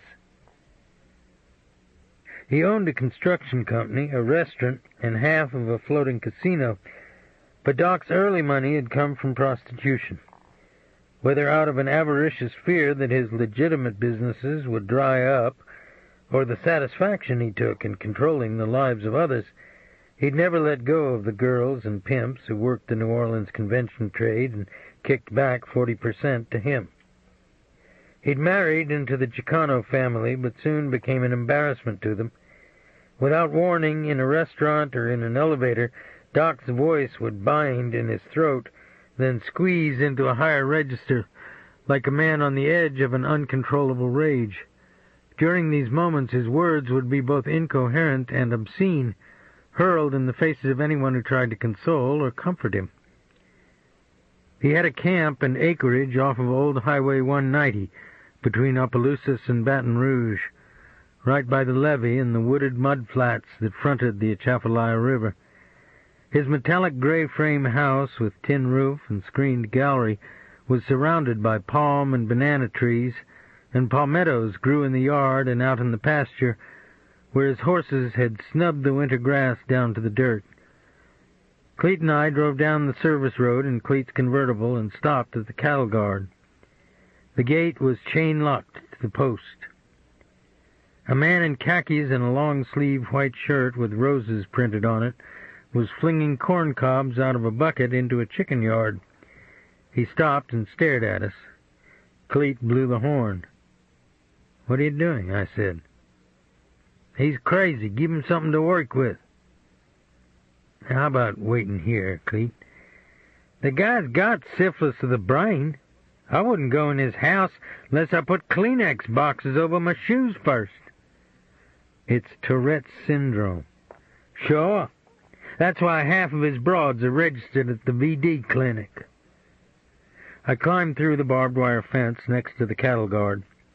Doc Green was motionless, the bail of the bucket hooked across his palm as if it had been hung from stone. His thin brown hair was cut short and was wet and freshly combed. I saw the recognition come into his eyes, a tick jump in his face. But the problem in dealing with Doc Green wasn't his tormented and neurotic personality. It was his intuitive and uncannily accurate sense about other people's underlying motivations, perhaps even their thoughts.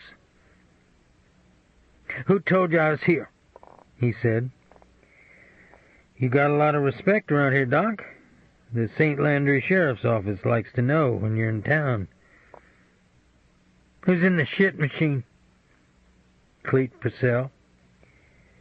He put down the bucket, cupped one hand to his mouth, the other to his genitalia, and shouted, "Hey, Purcell!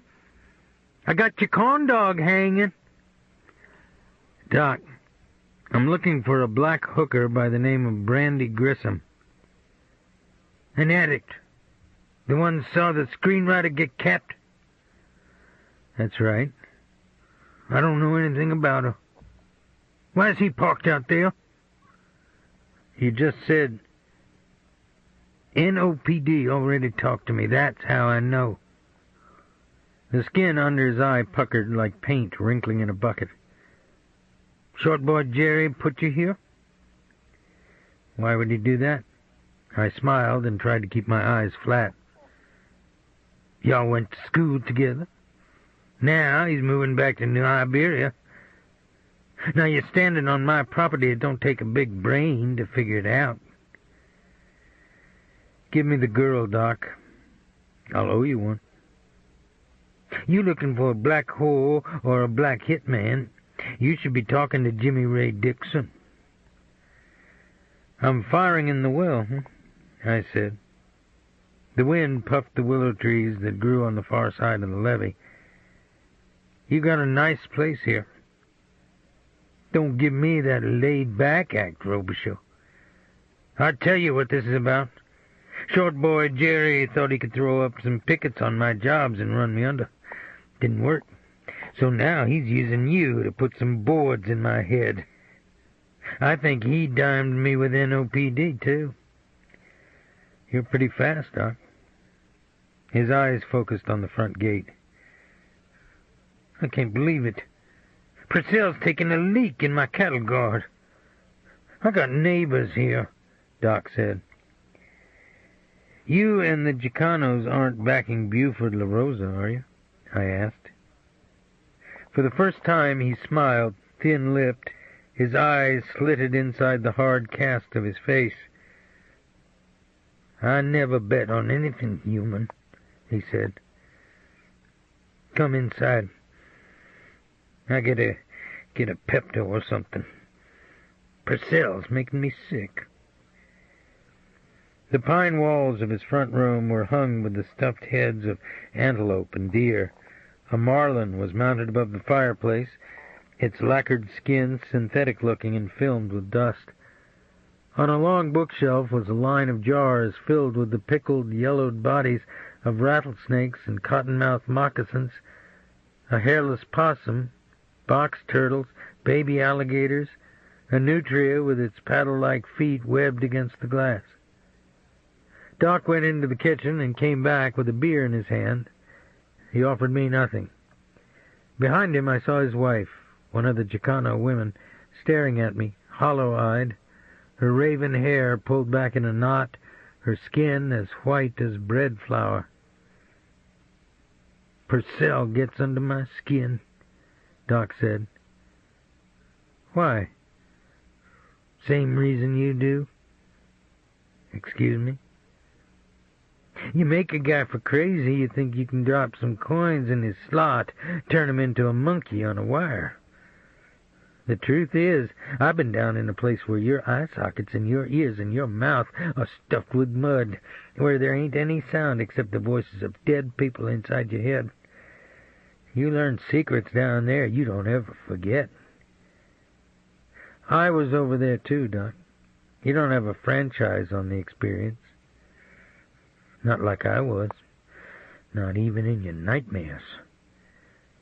He drank from his beer can, wiped his mouth on the inside of his wrist. His eyes seemed to lose interest in me.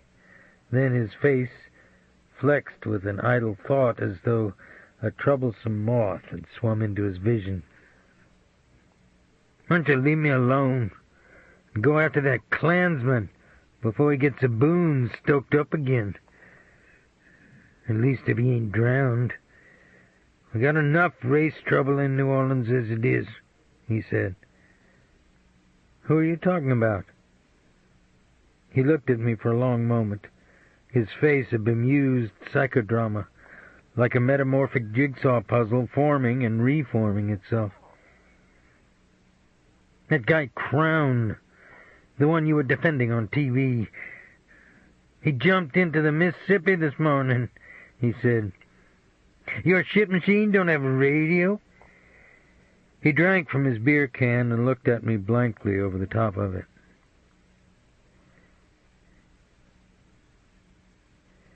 Chapter 15. It was raining and dark the next morning when Cleet let me off in front of the Iberia Parish Sheriff's Department, then made an illegal U-turn into the barbecue stand across the street. Lightning had hit the department's building earlier, knocking out all the electricity except the emergency lights. When I went into the sheriff's office, he was standing at his window in the gloom with a cup of coffee in his hand, looking across the street. "Why is Purcell in town?" he asked. "Couple days fishing." "So he drives you to work?" "My truck's in the shop." "He's a rogue cop, Dave. Too harsh, Skipper. He has a way of writing his name with a baseball bat. That's not going to happen here, my friend."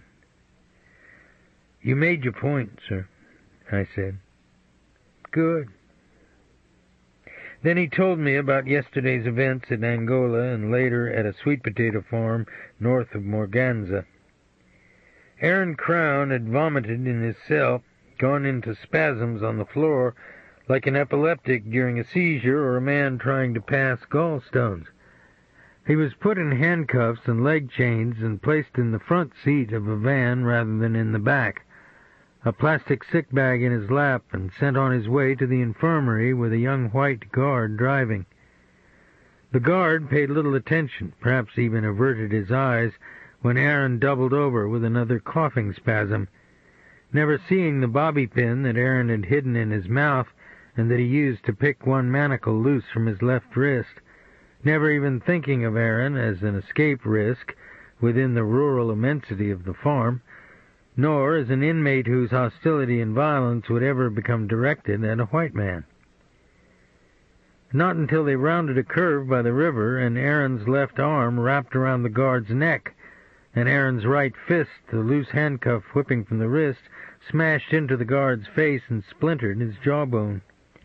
Then he was hobbling through gum trees in a soybean field, over the levee, down into the willows along the mud flat, where he waded out through the backwater and the reeds and cattails and plunged into the current, his ankles raw and bleeding and still chained together. By all odds, he should have drowned. But later, a group of West Feliciana sheriff's deputies with dogs would find a beached tangle of uprooted trees downstream, with a piece of denim speared on a root, and conclude that Aaron had not only grabbed onto the floating island of river trash, but had wedged himself inside its branches like a muskrat, and ridden the heart of the river 7 miles without being seen before the half-submerged trees bumped gently onto a sandspit on the far side, and let Aaron disembark into the free people's world as though he'd been delivered by a specially chartered ferry. Then he was back into the piney woods, hard-shell fundamentalist country in which he'd been raised, that he took for granted would never change, where a white man's guarantees were understood, so much so that when he entered the barn of a black farmer that night and began clattering through the row of picks and mattocks and scythes and axes and mauls hung on the wall to find a tool sharp and heavy enough to cut the chain on his ankles, he never expected to be challenged, much less threatened at gunpoint. The black man was old, barefoot, shirtless, wearing only the overalls he'd pulled on when he'd heard Aaron break into his barn. "What you doing, old man?" he said, and leveled the dog-leg 20-gauge at Aaron's chest. "It's fixin' to storm. I come out of it." Aaron held his right wrist with the manacle dangling from it behind his back. The lightning outside shook like candle flame through the cracks in the wall. "You got a chain on your feet," the black man said. "Cut it for me." "Where you got out of?" "They had me for something I ain't did. Cut the chain. I'll come back and give you some money." "You the one they looking for. The one that killed that NAACP man, ain't you?" "It's a goddamn lie they ruined my life over." "Now, I ain't wanting to harm you. You stand back. I said you—" Aaron tore the shotgun from the black man's hand and clutched his throat and squeezed until the black man's knees collapsed. Then he wrapped him to a post with baling wire, tore the inside of his house apart, and looted his kitchen. 5 minutes later, Aaron Crown disappeared into the howling storm in the black man's pickup truck, the shotgun and a cigar box filled with pennies and a bag of groceries on the seat beside him. "Where you think he's headed?" I said. "He got rid of the pickup in Baton Rouge late last night. A block away, a Honda was stolen out of a filling station. Guess what? Crown's lawyer, the one who pled him guilty, has decided to go to Europe for a few weeks." "How about the judge who sent him up?" "The state police are guarding his house." He watched my face. "What's on your mind?" "If I were Aaron Crown, my anger would be directed at somebody closer to home." "I guess you picked my brain, Dave." "I don't like the drift here, Sheriff. The next governor is not going to get murdered in our jurisdiction." "Not me. No, sir." "If you don't want to be around the La Rosas personally, that's your choice. But you're going to have to coordinate the surveillance on their house. Look, the election's Tuesday. Then the sumbitch will probably be governor. That's the way we've always gotten rid of people we don't like. We elect them to public office. Go with the flow." "Wrong man." Karen LaRosa doesn't think so. She called last night and asked for you specifically. Could you be a little more detailed on y'all's history? It all seems kind of distant for some reason. I see. He sucked a tooth. Okay, one other thing. Lafayette PD called a little earlier. Somebody broke into a pawn shop about 5 this morning. He took only one item, a scoped .303 Enfield rifle with a sling. You ever hear of a perp breaking into a pawn shop and stealing only one item? I saw British snipers use those in Korea. They could bust a silhouette on a ridge from 500 yards. Don't treat this as a nuisance assignment, Dave. Lonnie Felton's purple Lincoln Continental was parked under a dripping oak in my drive when Cleet dropped me off from work that evening. I ran through the rain puddles in the yard onto the gallery and smelled the cigarette smoke drifting through the screen. He sat on the divan, tipping his ashes in a glass candy dish. Even relaxed, his body had the muscular definition of a gymnast, and with his cleft chin and Roman profile and brown ponytail that was shot with gray, he could have been either a first-rate charismatic confidence man, second-story man, or the celebrity that he actually was. "How do you do, sir?" I said. "I feel old enough without the sir," he said. His teeth were capped and white, and like most entertainment people I'd met, he didn't allow his eyes to blink so that they gave no indication of either a hidden insecurity or the presence or absence of an agenda. "I'm trying to get Mr. Felton to stay for dinner," Bootsy said. I took off my raincoat and hat and put them on the rack in the hall. "Sure, why don't you do that?" I said. "Thanks. Another night. I'll be around town a week or so." "Oh?" "I want to use Aaron Crown's old place, you know. That Montgomery Ward brick shack on the coulee, and juxtapose it with the La Rosa plantation." "Seems like you'd have done that early on," I said, and sat down on the stuffed chair at the end of the coffee table. His eyes looked amused. The Daily Iberian was folded across the middle on top of the table. I flipped it open so he could see the front page. A 3-column headline read, "Local Man Escapes Angola." "The end of your documentary might get written in New Iberia," I said. "How's that?" "You tell me," I said. "I have a hard time following your logic.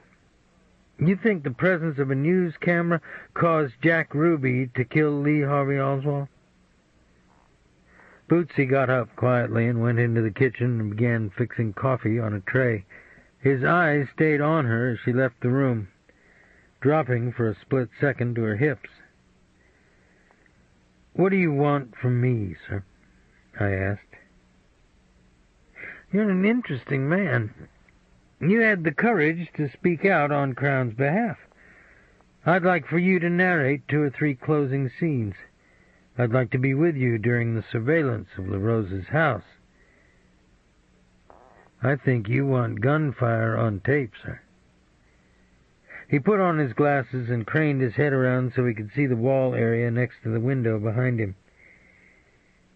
"Is that where the bullet holes were?" he asked.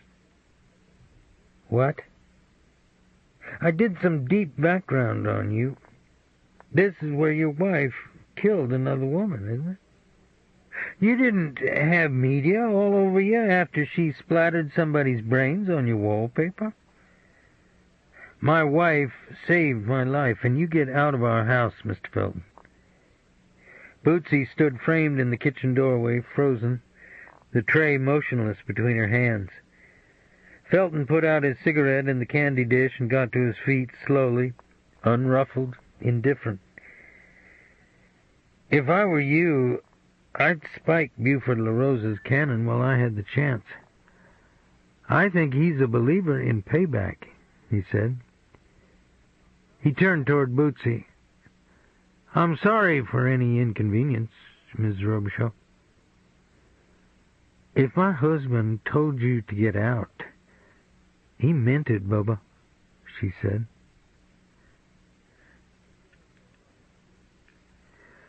A year ago, I'd stripped the paper from the wall next to the window, put liquid wood filler in the 2 bullet holes there, then sanded them over and repapered the cypress planks. But sometimes, in an idle moment when my gaze lingered too long on the wall, I remembered the afternoon that an assassin had pointed a .22 caliber Ruger at the side of my face, when I knew that for me all clocks everywhere were about to stop and I could do nothing about it but cross my arms over my eyes, and Bootsy, who'd never harmed anyone in her life, had stepped out into the kitchen hallway and fired twice with a 9mm Beretta. Lonnie Felton backed his Lincoln into the road, then drove toward the drawbridge through the mist puffing out of the tree trunks along the bayou's edge. There goes your Hollywood career streak, Bootsy said.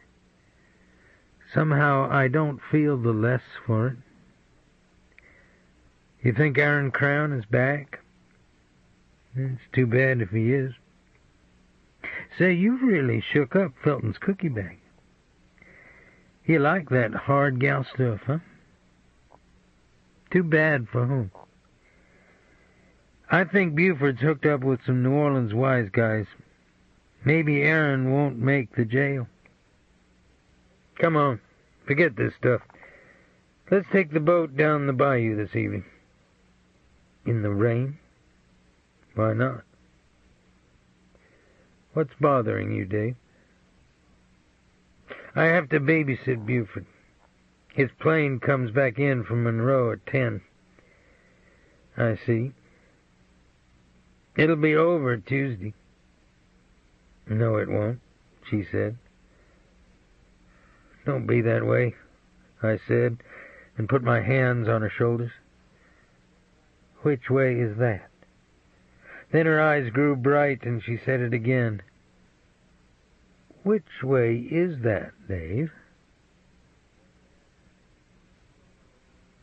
Later that night, Helen Swallow and I met Buford's private plane at the Lafayette Airport and followed him back to the La Rosa plantation in a cruiser. Then we parked by his drive in the dark and waited for the midnight watch to come on. The grounds around the house, the slave quarters now filled with baled hay, the brick, iron-shuttered riding stable were iridescent in the humidity and glare of the security flood lamps that burned as brightly as phosphorus flares.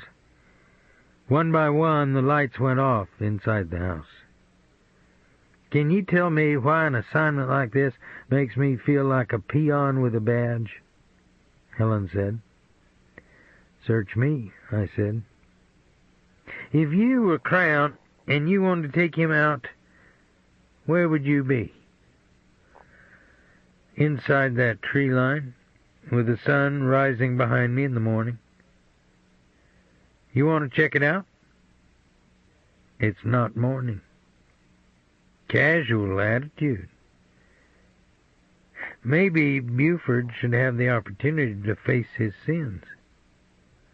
I'll forget you said that. The next morning, Saturday, just before sunrise, I dressed in the cold with Bootsy still asleep and drove back to the La Rosa plantation and walked the tree line from the road back to the bayou. In truth, I expected to find nothing. Aaron had no military background, was impetuous, didn't follow patterns, and drew on a hill country frame of reference that was as rational as a man stringing a crowning forest fire round his log house. However, I'd forgotten that Aaron was a lifetime hunter, not for sport or even for personal dominion over the land, but as one who viewed armadillos and deer, possums and ducks, squirrels and robins, even gar that could be shot from a boat, as food for his table, adversaries that he slew in order to live, none any better or worse or more desirable than another, and he went about it as thoroughly and dispassionately as he would butcher chickens and hogs on a block. On second consideration, I thought the best-trained military sniper could probably take a lesson from Aaron Crown. 100 yards from Buford's backyard, with a clear view of the converted carriage house, the driveway, the parked automobiles, I saw the broken gray leaves, the knee and boot marks in the soft ground behind a persimmon tree, an empty Vienna sausage can, crumbs from saltine crackers, the detritus of field-stripped, hand-rolled cigarettes. Then I thought I heard feet running, a shadow flowing between trees, dipping down into a dry coulee bed, racing past the black marble crypt in the center of the La Rosa Cemetery.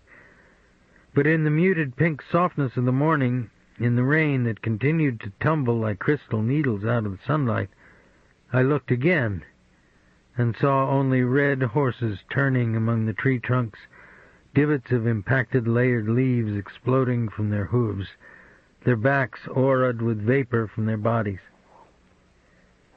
I took a Ziploc bag from my coat pocket and began picking up the torn cigarette papers and the Vienna sausage can with the tip of a ballpoint pen, just as Buford came out his back door, dressed in jeans, cowboy boots, charcoal suede jacket, and gray Stetson hat, his face raised toward the dawn and the special portent that it seemed to contain. I wondered if he'd ever envisioned his face locked down inside a telescopic sight just before a toppling .303 round was about to scissor a keyhole through the middle of it. Maybe he had. Or maybe my fantasy indicated a level of abiding resentment that I didn't want to recognize.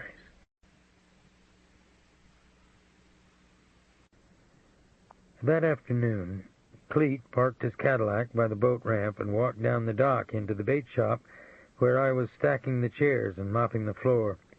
He poured a cup of coffee for himself at the counter and drank it. "You look like you got rained on today," I said. "I did." "You catch anything?" "No. The water's getting too cool. I found Brandy Grissom, though." I fitted a chair upside down on a table and put down my mop. "My main meal ticket is still running down bail skips for Nig Rosewater and Wee Willie Bimstein," he said. "So I checked in with Nig this afternoon, see if he had anything for me, and out of nowhere he tells me a black broad named Brandy Grissom skipped on a prostitution charge and left Nig and Willie holding the bond. But because most of the lowlifes consider Nig a fairly decent guy for a bondsman, Brandy calls him up from a halfway house in Morgan City and says she's scared shitless to come back to New Orleans and can Nig square her beef with the court and renew her bond. Can you imagine the faith these people put in a bondsman? I used to miss my shield. Now I think I'll get me one of those little cinder block offices with a neon sign down by the city prison." "She's in a halfway house?" I said. "Not for long. She's about to get kicked out." "Y'all got a snitch fund?" "We're lucky to pay the light bill." "I wouldn't put that on top of the discussion." The two-story halfway house was painted canary yellow and decorated with flower boxes on a shell road that paralleled the canal, lined with banana trees and wild elephant ears. The leaves of the elephant ears were withered and streaked white from the water splashed out of potholes by passing automobiles. A rotted-out shrimp boat was half submerged on the far side of the canal, and gars were feeding on something dead that streamed off one of the scuppers. The gallery of the halfway house was cluttered with green plants and straight-back wood chairs on which both black and white people sat, most of them in mismatched clothes, and smoked cigarettes and looked at nothing or at their shoes or watched the passing of an automobile until it finally turned onto the highway that led back into Morgan City, which seemed painted with an electric glow against the evening sky. Brandy Grissom sat with us at a picnic table strewn with children's toys under a chinaberry tree. She wore lip gloss and rouge high on her cheekbones and a hairnet with sequins in it, and jeans and purple cloth slippers and a long-sleeved denim shirt with lace sewn on the cuffs. The whites of her eyes were threaded with blood vessels. "You can get me some money?" she said. "Depends on what you've got, Brandy," I said. "They gonna put me out tomorrow. I ain't got nowhere to go. You know where my family's at." "The shooter?" I said. "He found me twice. He took me out in the woods. He made me do things in the back of his car." Her eyes flicked away from my face. "Who's the guy, Brandy?" Cleet said. "He called himself Mookie. He says he's from Miami, but he talks French, and he know all about fishing in the bayous up I-10. "Mookie what?" I said. "I don't want to even be knowing his first name. I just want to get my little boy from my mother's house and go somewhere else." "Why are they putting you out?" She kneaded the top of her forearm and looked out at the shell road in the twilight. "They said my urine was dirty when I came back to the house the other day. I say you can look at my arm. I ain't got no new tracks. Proctor, she says I'm skin popping in my thighs. The other women halfway seen it in the shower. I ain't skin popped, though. That's the truth, and I ain't smoked no rock in 37 days. "How'd your UA dirty then?" Cleet said. She picked at her earlobe and raised her eyebrows. "Don't ask me," she said. "Why'd Mookie kill your John?" I asked. "He said he was doing it to help out some friends. He said the guy didn't have no business messing around with black women anyway." "You work for Doc Green, Brandy?" I asked. "I got a street manager." "You got a Murphy artist," Cleet said. Her jawbone flexed along one cheek. "Why'd Mookie let you slide?" I asked. "He said he liked me. He said I could have China White, all the rock, all the tar I want. All I gotta do is ask." He was smoking rock in his car. He got a look in his face that makes me real scared. So I gotta get out of Louisiana or he gonna find me again. "You've got to give me more information, Brandy," I said. "You the policeman from New Iberia?" "That's right." "He know all about you. He know about dissing with you, too." Cleet had started to light a cigarette. He took it out of his mouth and looked at her. "He was saying," now this is what he say, this ain't my words, "if the fat one come round again where he ain't supposed to be, I got permission to burn his cat." "When was this?" I said. "A week ago. Maybe 2 weeks ago, I don't remember." "Is there a way I can get a message to this guy?" Cleet asked. "I don't know no more. I ain't asked for none of this. Y'all gonna give me train fare for me and my little boy?" I pulled an envelope from my back pocket and handed it to her. "This ain't but $200, she said. "My piggy bank's tapped out," I said. "That means it's out of the man's pocket," Cleet said. "It don't seem very much for what I told y'all." "I think I'll take a walk, throw some rocks at the garfish. Blow the horn when you're ready to boogie." "Don't you love being around the life?" Cleet said. That night, before the election, I lay in the dark and tried to think my way through the case. Why had the gargantuan black man with the conked hair hung around New Orleans after the hit on the screenwriter? Unless it was to take out Mingo Bloomberg, or even Clee. But why expect reasonable behavior of a sociopath? The bigger question was, who did he work for? Brandy Grissom had said the black man had made a threat on Cleet 1 or 2 weeks ago, which was before we visited Doc Green.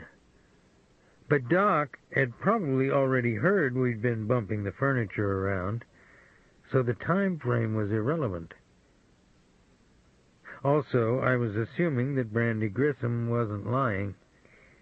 The truth is, most people who talk with cops, perps, lowlifes of any stripe, traffic violators, crime victims, witnesses to crime, relatives of crime victims, or irritable cranks who despise their neighbors' dogs, feel at some point they have to lie, either to protect themselves, somebody else, or to ensure that someone is punished.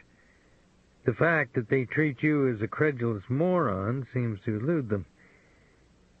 I was still convinced the center of the case lay on the La Rosa plantation. The 3 avenues into it led through Jimmy Ray Dixon, Doc Green, and Jerry Joe Plum. The motivation that characterized all the players was greed. It wasn't a new scenario, but the presence of power and celebrity gave it a glittering mask. The La Rosas were what other people wanted to be, and their sins seemed hardly worthy of recognition. Except to one man, whose ankles were marbled with bruises from leg chains, and whose thoughts flared without respite like dry boards being fed into a furnace.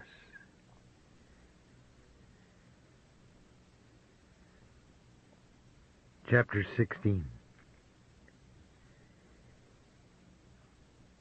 Buford won. The northern portion of the state was split by a third-party racist candidate, while the southern parishes voted as a bloc for one of their own. A Catholic bon vivant football hero who descended from Confederate cavalry officers, but whose 2 PhDs in identification with the New South would never allow his constituency to be embarrassed. The celebration that night in Baton Rouge received the kind of network coverage that one associates with Mardi Gras. Wednesday night, the celebration moved to the La Rosa plantation in New Iberia. The moist air smelled of flowers and meat fires, and as if the season had wanted to cooperate with Buford's political ascendancy, a full yellow moon had risen above the bayou and the cleared fields and the thoroughbreds in the pasture. All that seemed to define the La Rosa family's historical continuity. First, a Dixieland, then a Zydeco band, played on top of a flatbed truck in the backyard. Hundreds of guests ate okra and sausage gumbo and barbecued chicken wings off of paper plates and lined up at the crystal bowls filled with whiskey sour punches. They behaved with the cheerful abandon of people who knew their time had come. The crushed flower beds, the paper cups strewn on the grass, the red-faced momentary coarseness were just part of the tribute they paid to their own validation. Helen Swallow and I walked the tree line along the back fields, talked to 2 state policemen who carried cut-down pump shotguns, shined our flashlights in storage sheds and the barn and the stables, then walked back down the drive toward our cruiser in front. It was going to be a long night. Clay Mason was smoking a cheroot cigar between 2 parked automobiles, one booted foot propped on a bumper, looking wistfully at the cleared fields and the yellow moon that had filled the branches of a moss-hung oak. "Ah, Mr. Robicheaux. How are you?" he asked. "Are you visiting, sir?"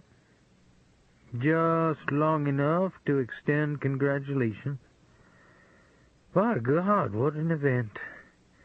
I'm surprised Buford's father didn't get up out of the grave for it. I hear he was quite a guy. If that's how you spell son of a bitch, he was. How'd you know his father? They owned the ranch next to my family's out west of the Pecos. I see. My father used to say it takes sons of bitches to build great countries.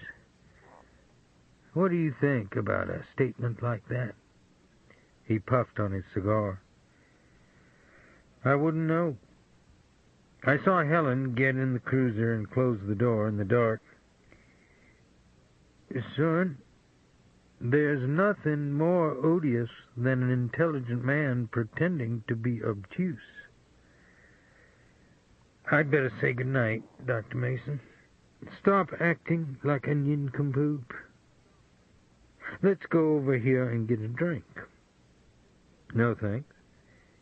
He seemed to study the silhouette of the oak branches against the moon. I understand you'll match the fingerprints of that Klansman Crown, is that his name, to some tin cans or cigarette papers you found in the woods, he said. That's right. He flipped his cigar, sparking into a rosebed. You catch that racist bastard, Mr. Robicheaux.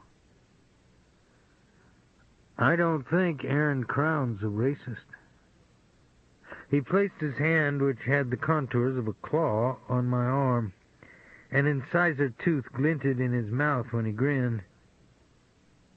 A Ku Klux Klansman? Don't deceive yourself.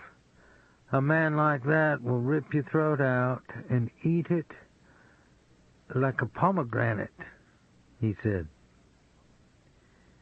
The breeze blew his fine white cornsilk hair against his scalp. 15 minutes later, I had to use the restroom. Go inside, Helen said. I'd like to avoid it. You want to take the cruiser down the road?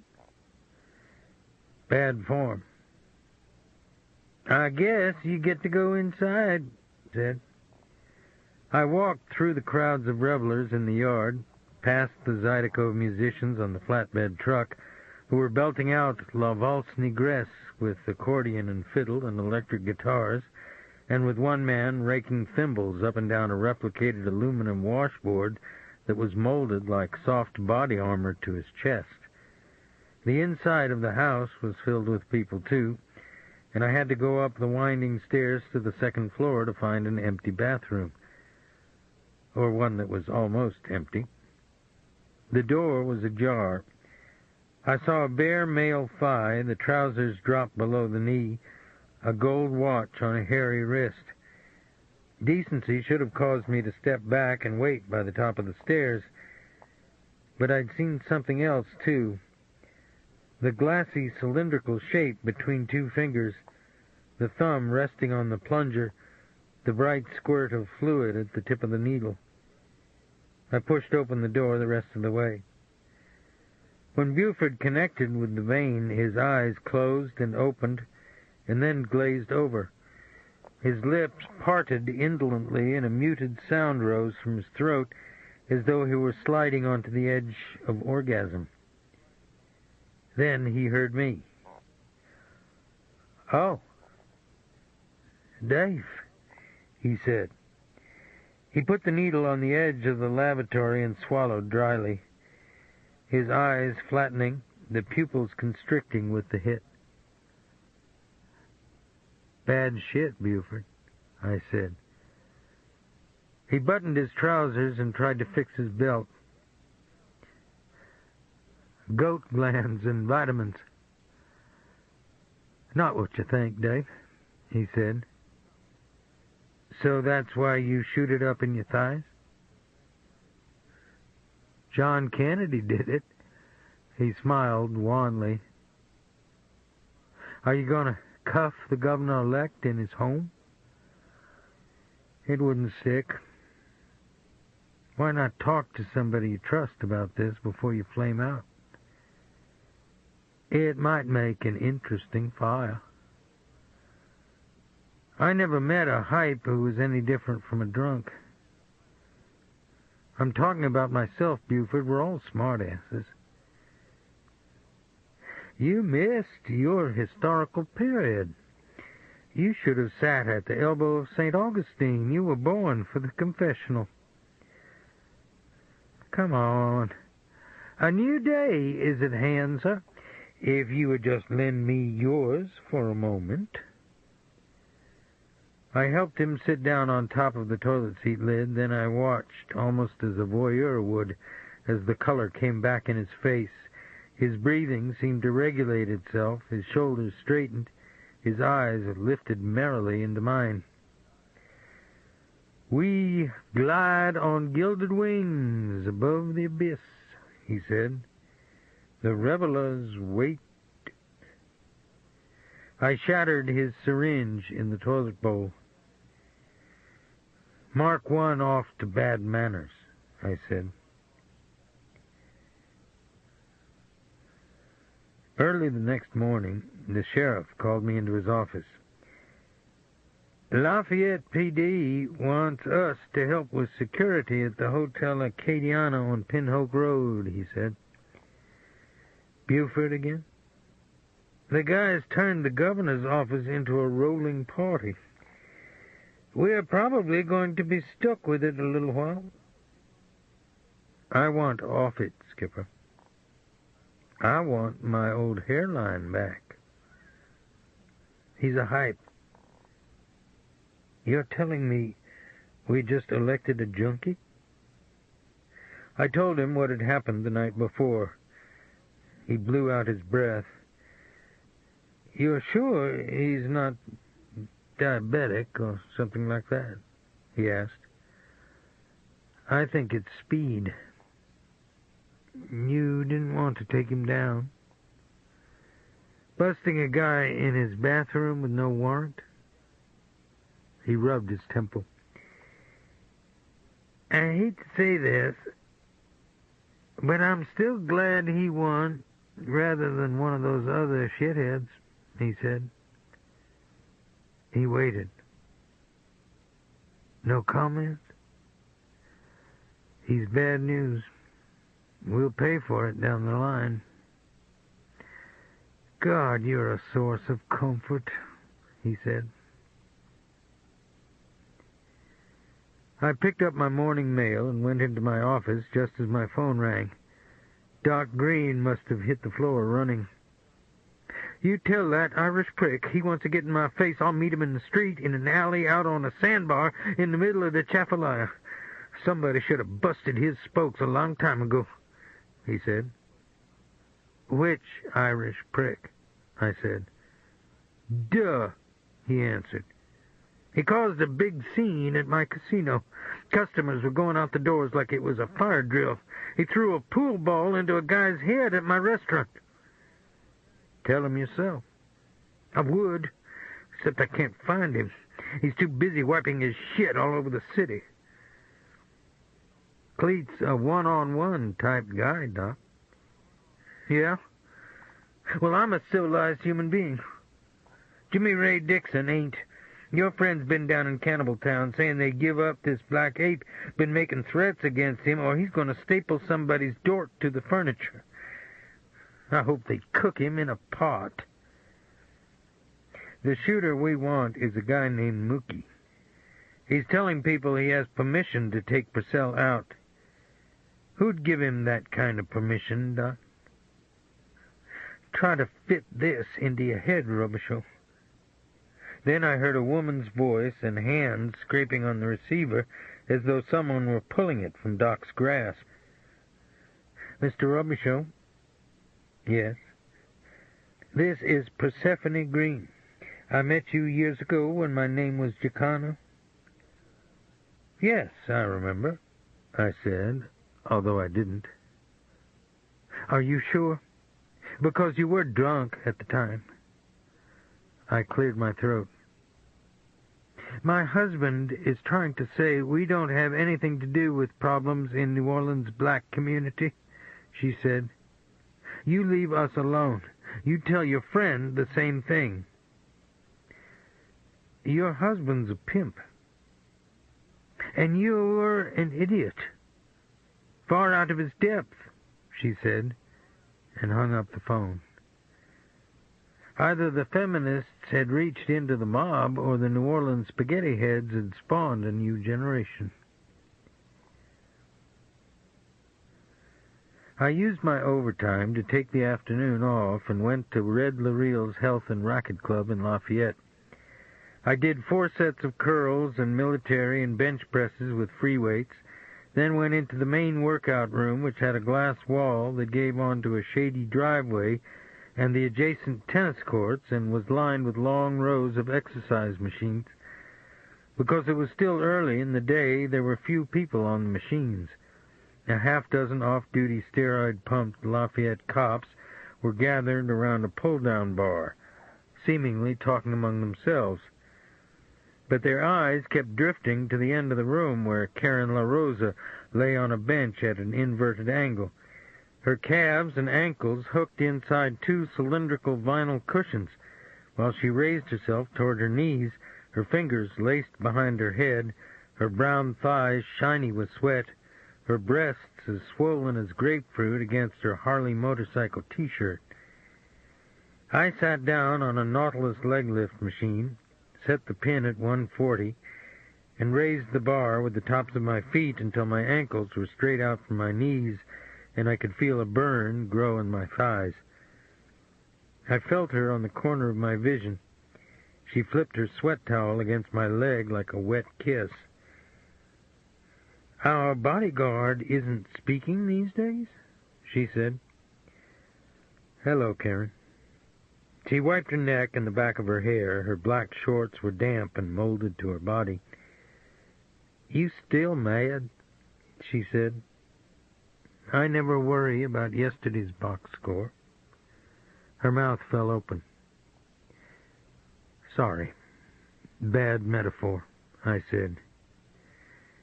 If you aren't a handful, how about requesting me off y'all's security? I asked. You're stuck, baby love. Why? Because you're a cutie, that's why. She propped her forearm on top of the machine. She let her thigh touch mine. Sounds like control to me, I said.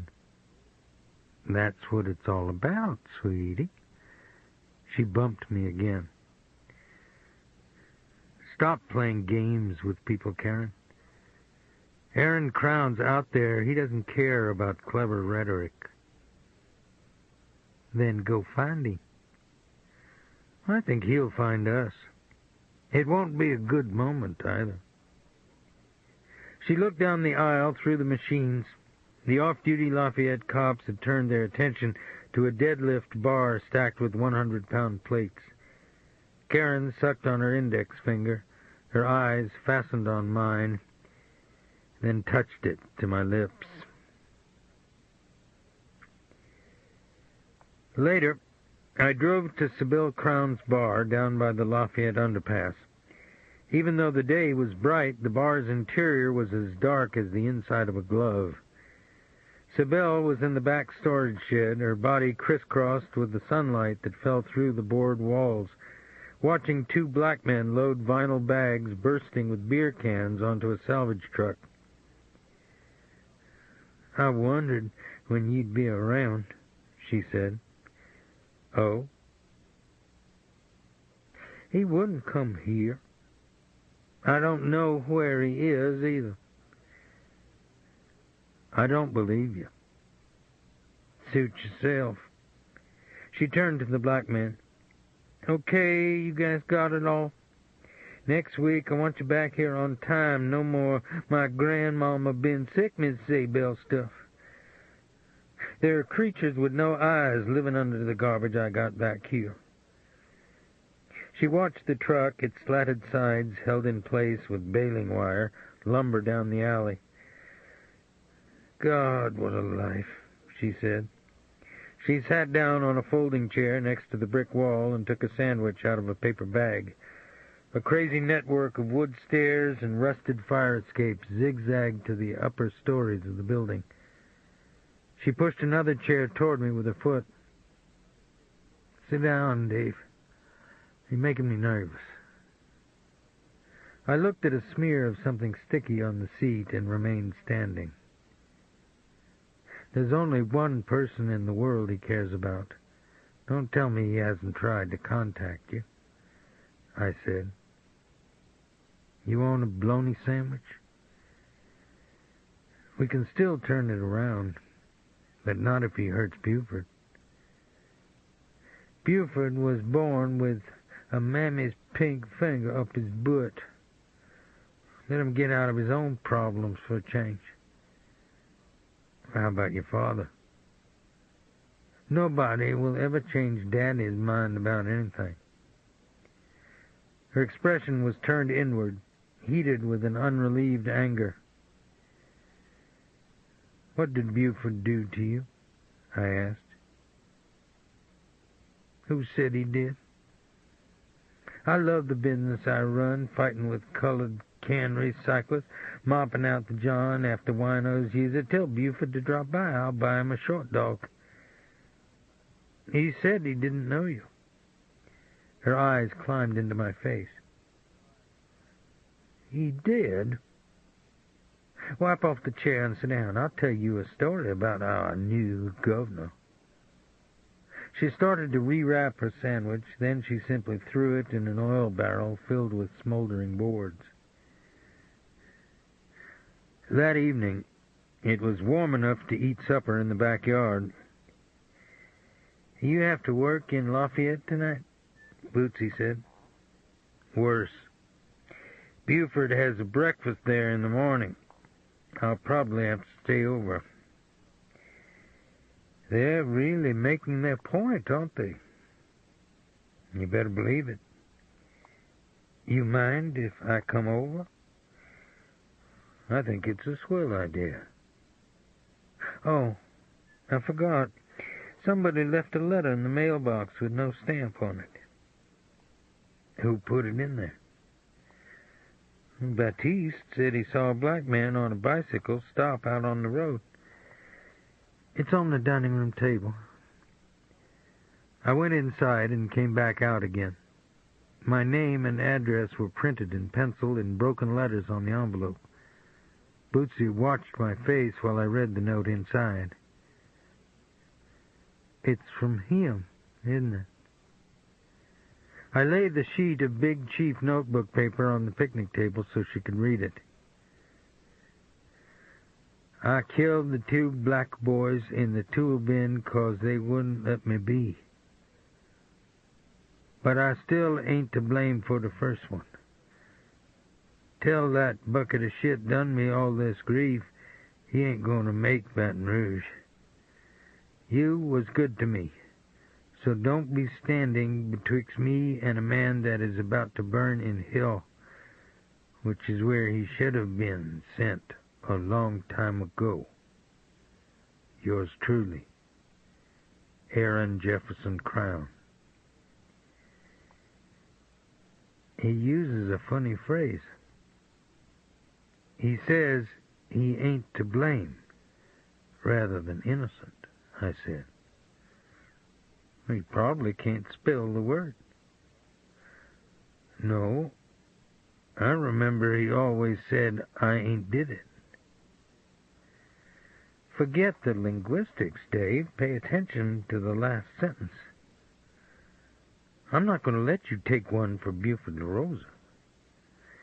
It's not going to happen. You got that right. I'm going to have a talk with our friend Karen. Don't complicate it, Boots.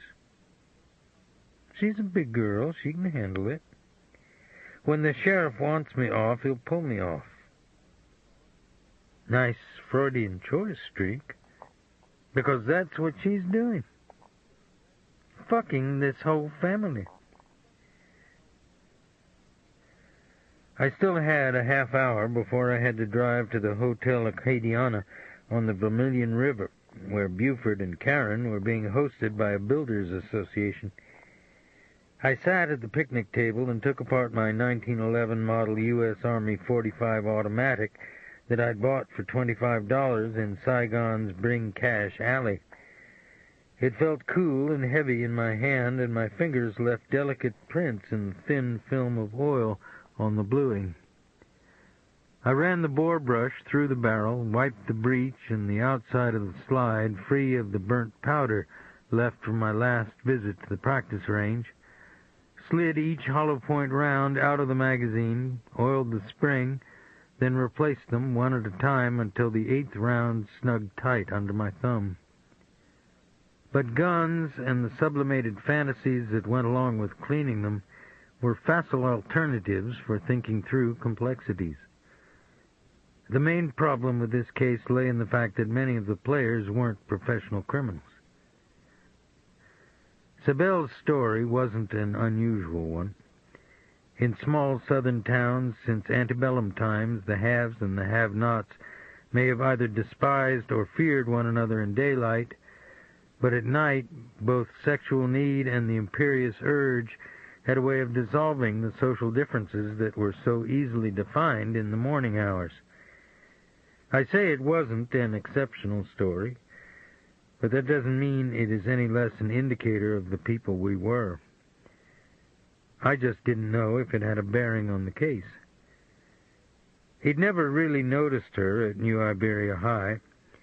She'd been one grade behind him, one of those girls who wore a homemade tattoo on her hand and clothes from the dry goods section of the Five and Dime, and trailed rumors behind her that were too outrageous to be believed.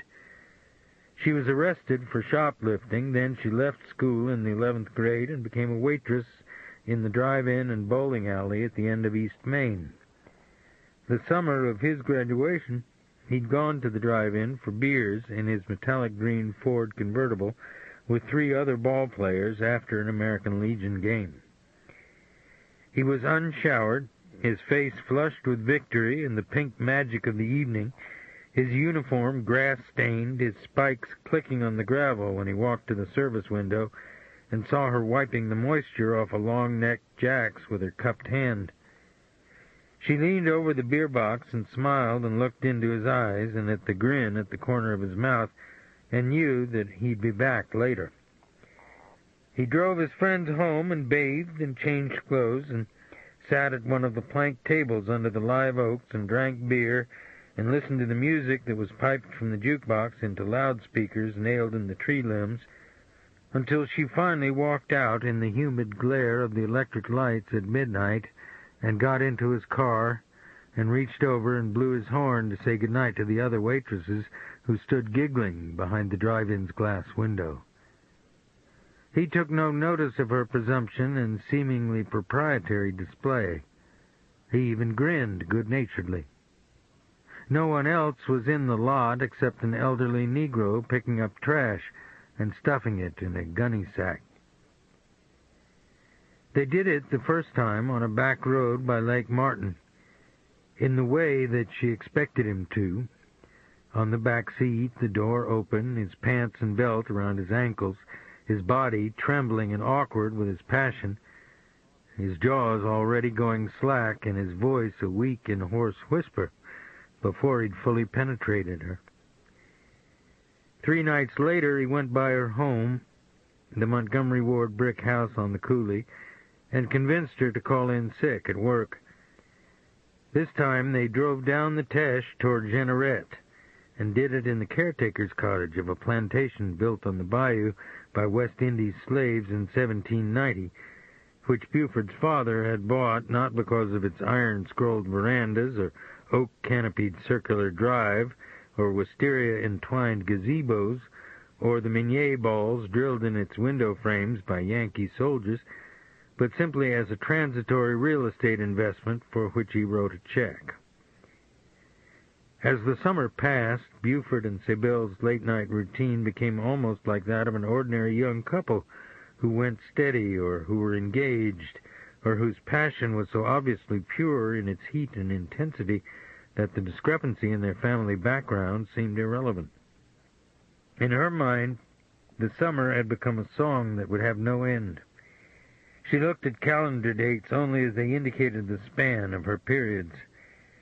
The inept boy who had trembled on top of her that first night by Lake Martin, and who'd sat ashamed in the dark later, his pants still unbuttoned over his undershorts while she held his hand and assured him that it had been a fine moment for her, had gradually transformed into a confident lover, realizing with the exhalation of her breath, the touch of her hands in certain places, the motion of her hips, what gave her the most pleasure, until finally he knew all the right things to do without being told, and could make her come before he did, and then a second time with him.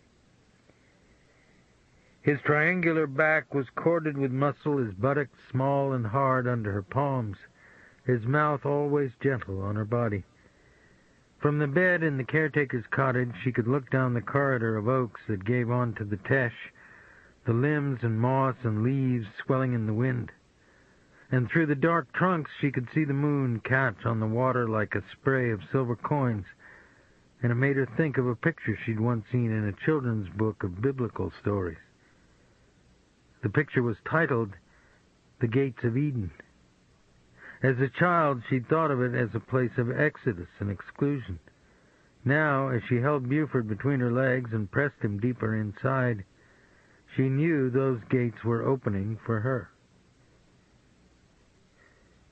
But in August, he began to make excuses.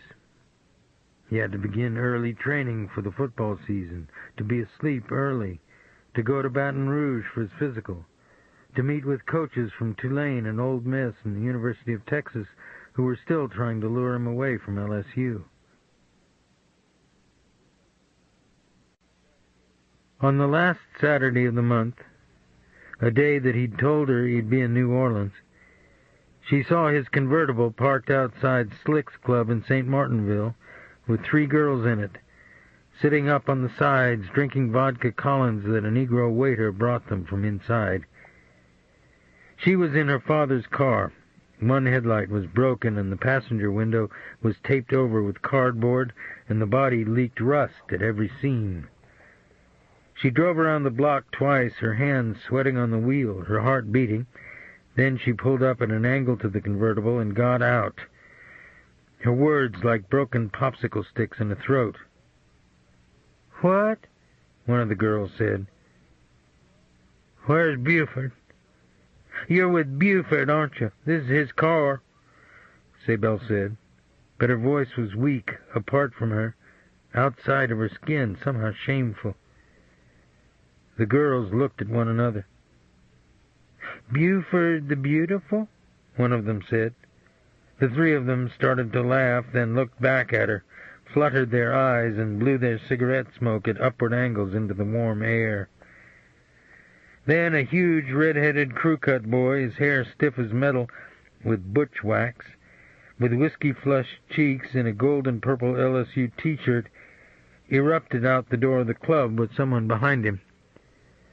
The crew-cut boy, who'd been an all-state center at New Iberia High, took one look at Sabelle and turned, his grin as wide and obscene as a jack-o'-lantern's, and held up his palms to the person behind him, saying, "Whoa, buddy, not the time to go outside.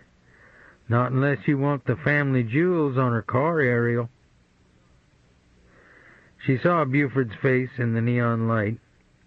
Then it was gone. She couldn't remember driving home that night. She lay in the dark in her bedroom and listened to the frogs in the woods, to her father getting up to urinate, to her neighbor, a trash hauler, crushing tin cans in the bed of his truck.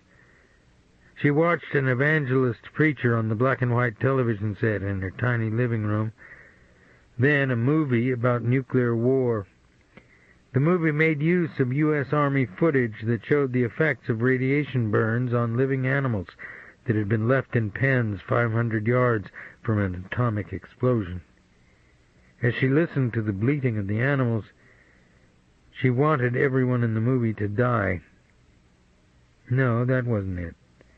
She believed for the first time she understood something about men that she'd never understood before.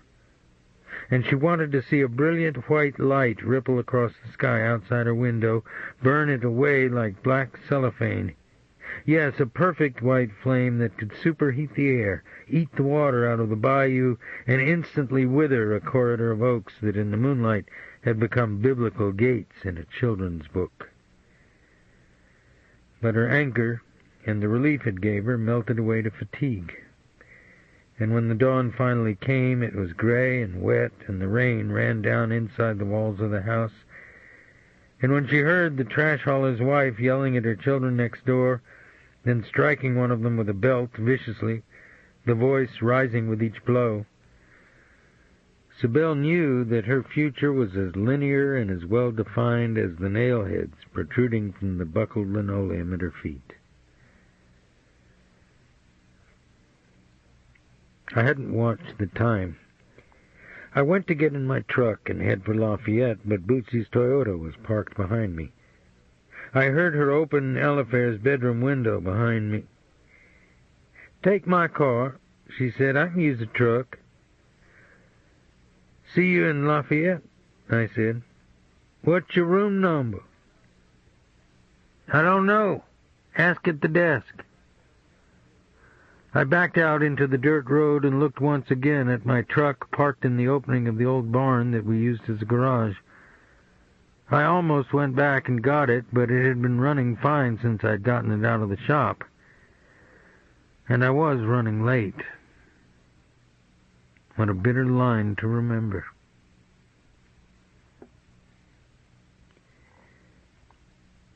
Chapter 17. Years ago, Pinhook Road in Lafayette had been a tree-lined two-lane road that led out of town over the Vermilion River into miles of sugar-cane acreage.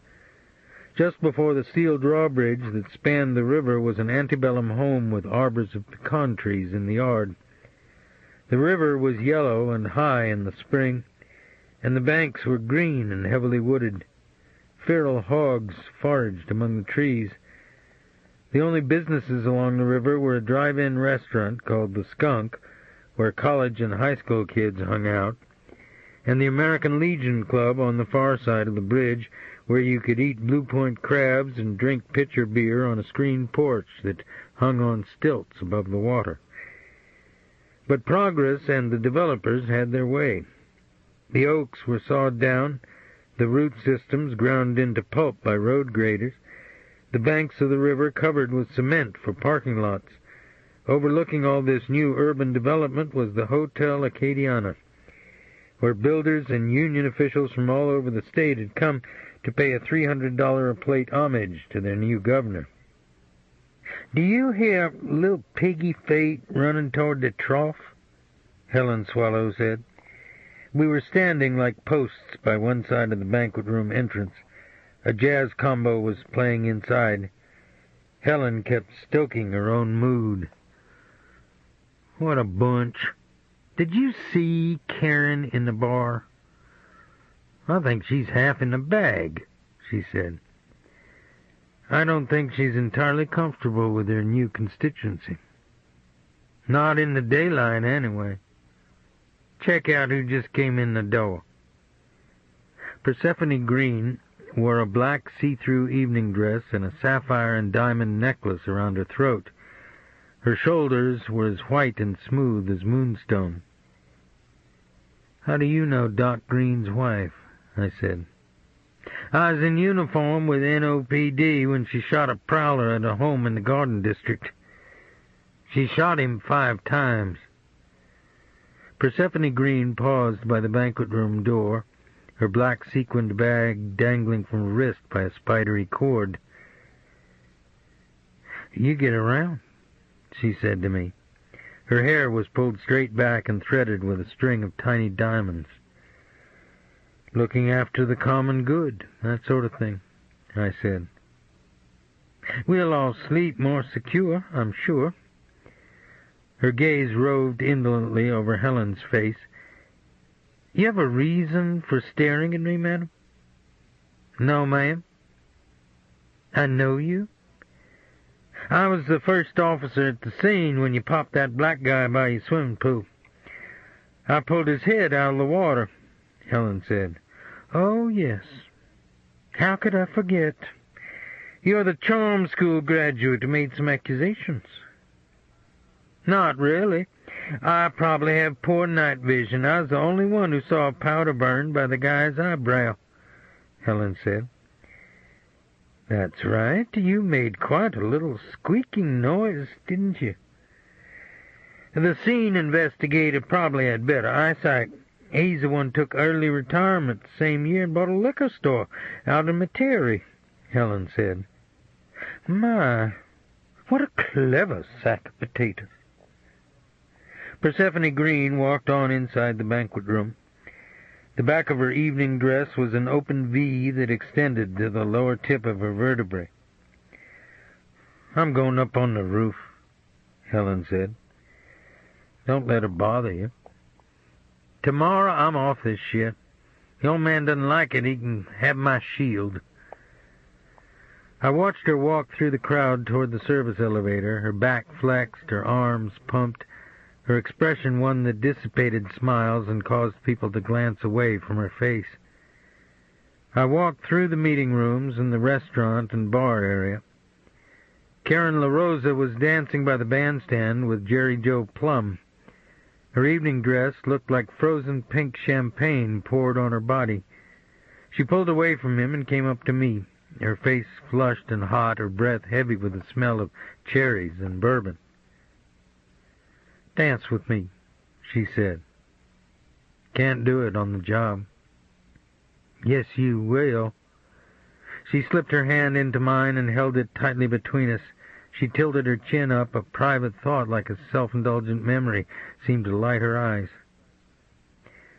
It looks like you're enjoying yourself, I said. I know of only one moment that feels as good as winning, she said. She smiled at the corners of her mouth. Better have some coffee, Karen. You're a pill. But you're going to end up in Baton Rouge just the same, honey bunny. Adios, I said, and pulled loose from her and went out the side door and into the parking lot. It was warm and muggy outside, and the moon was yellow and veiled inside a rain ring. There were Lafayette City cops in the parking lot and state police with rifles on the roof. I walked all the way around the hotel and talked with a state policeman and a black security guard at the back door, and then checked the opposite side of a hedge that bordered the parking lot, and finally, for want of anything else to do, walked down toward the river. Where would Aaron Crown be? I asked myself. Not in a town or city, I thought. Even before he'd been a hunted man, Aaron was one of those who sought out woods and bogs, not only as a refuge of shadow and invisibility, but as a place where no concrete slab would separate the whirrings in his chest from the power that he instinctively knew lay inside rotted logs and layers of moldy leaves and caves that were as dark as a womb. Maybe in the Atchafalaya Basin, I thought, holed up in a shack on stilts, smearing his skin with mud to protect it from mosquitoes, eating nutria or coon or gar or whatever he could knock from a tree with a club, his ankles lesioned with sores from the leg chains he'd run in. If he tried to get Buford tonight, in all probability it would have to be from a distance, I thought. He could come down the Vermilion, hide his boat under a dock, perhaps circle the hotel and hunch down in the shrubbery behind the parking lot.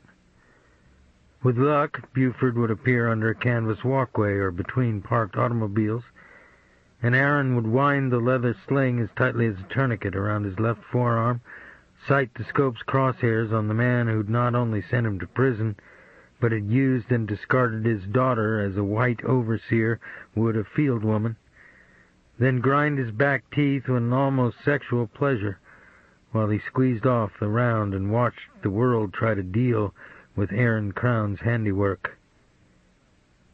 but he had to get inside the perimeter to do it. I used the payphone in a restaurant on the riverbank to call Bootsy. While I listened to my own voice on the answering machine, I gazed out the window at the parking lot and the 4-lane flow of headlights on Pinhook.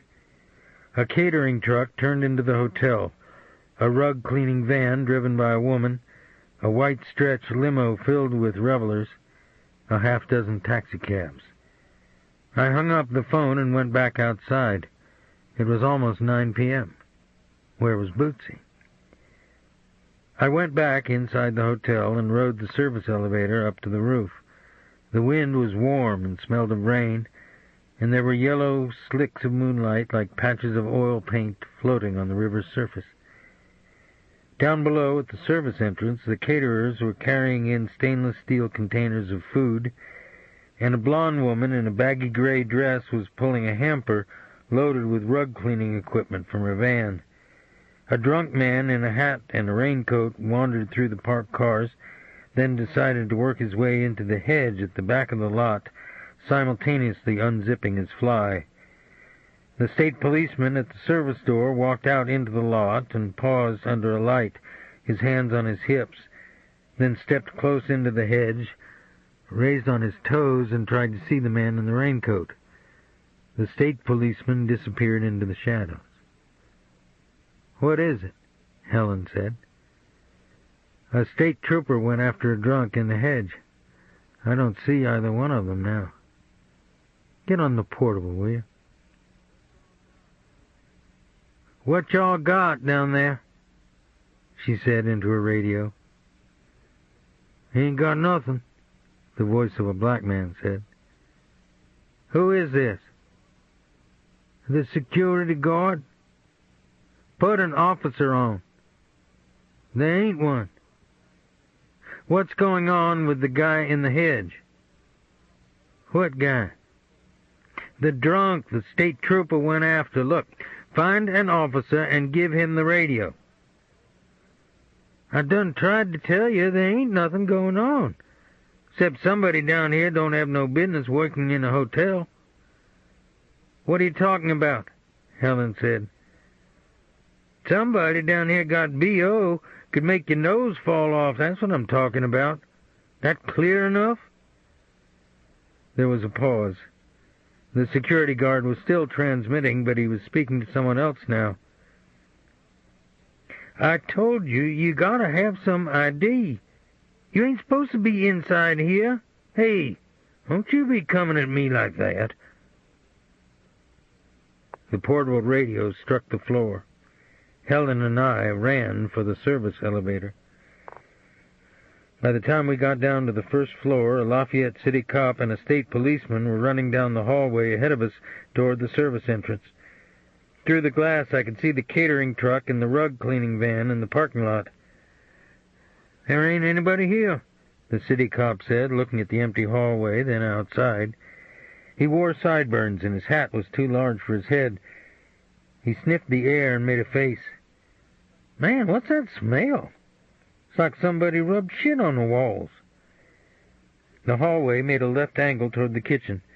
Halfway down it were two ventilated wood doors that were closed on a loud humming sound inside. A clothes hamper loaded with squeegee mops and a rug-cleaning machine and bottles of chemicals rested at an angle against the wall.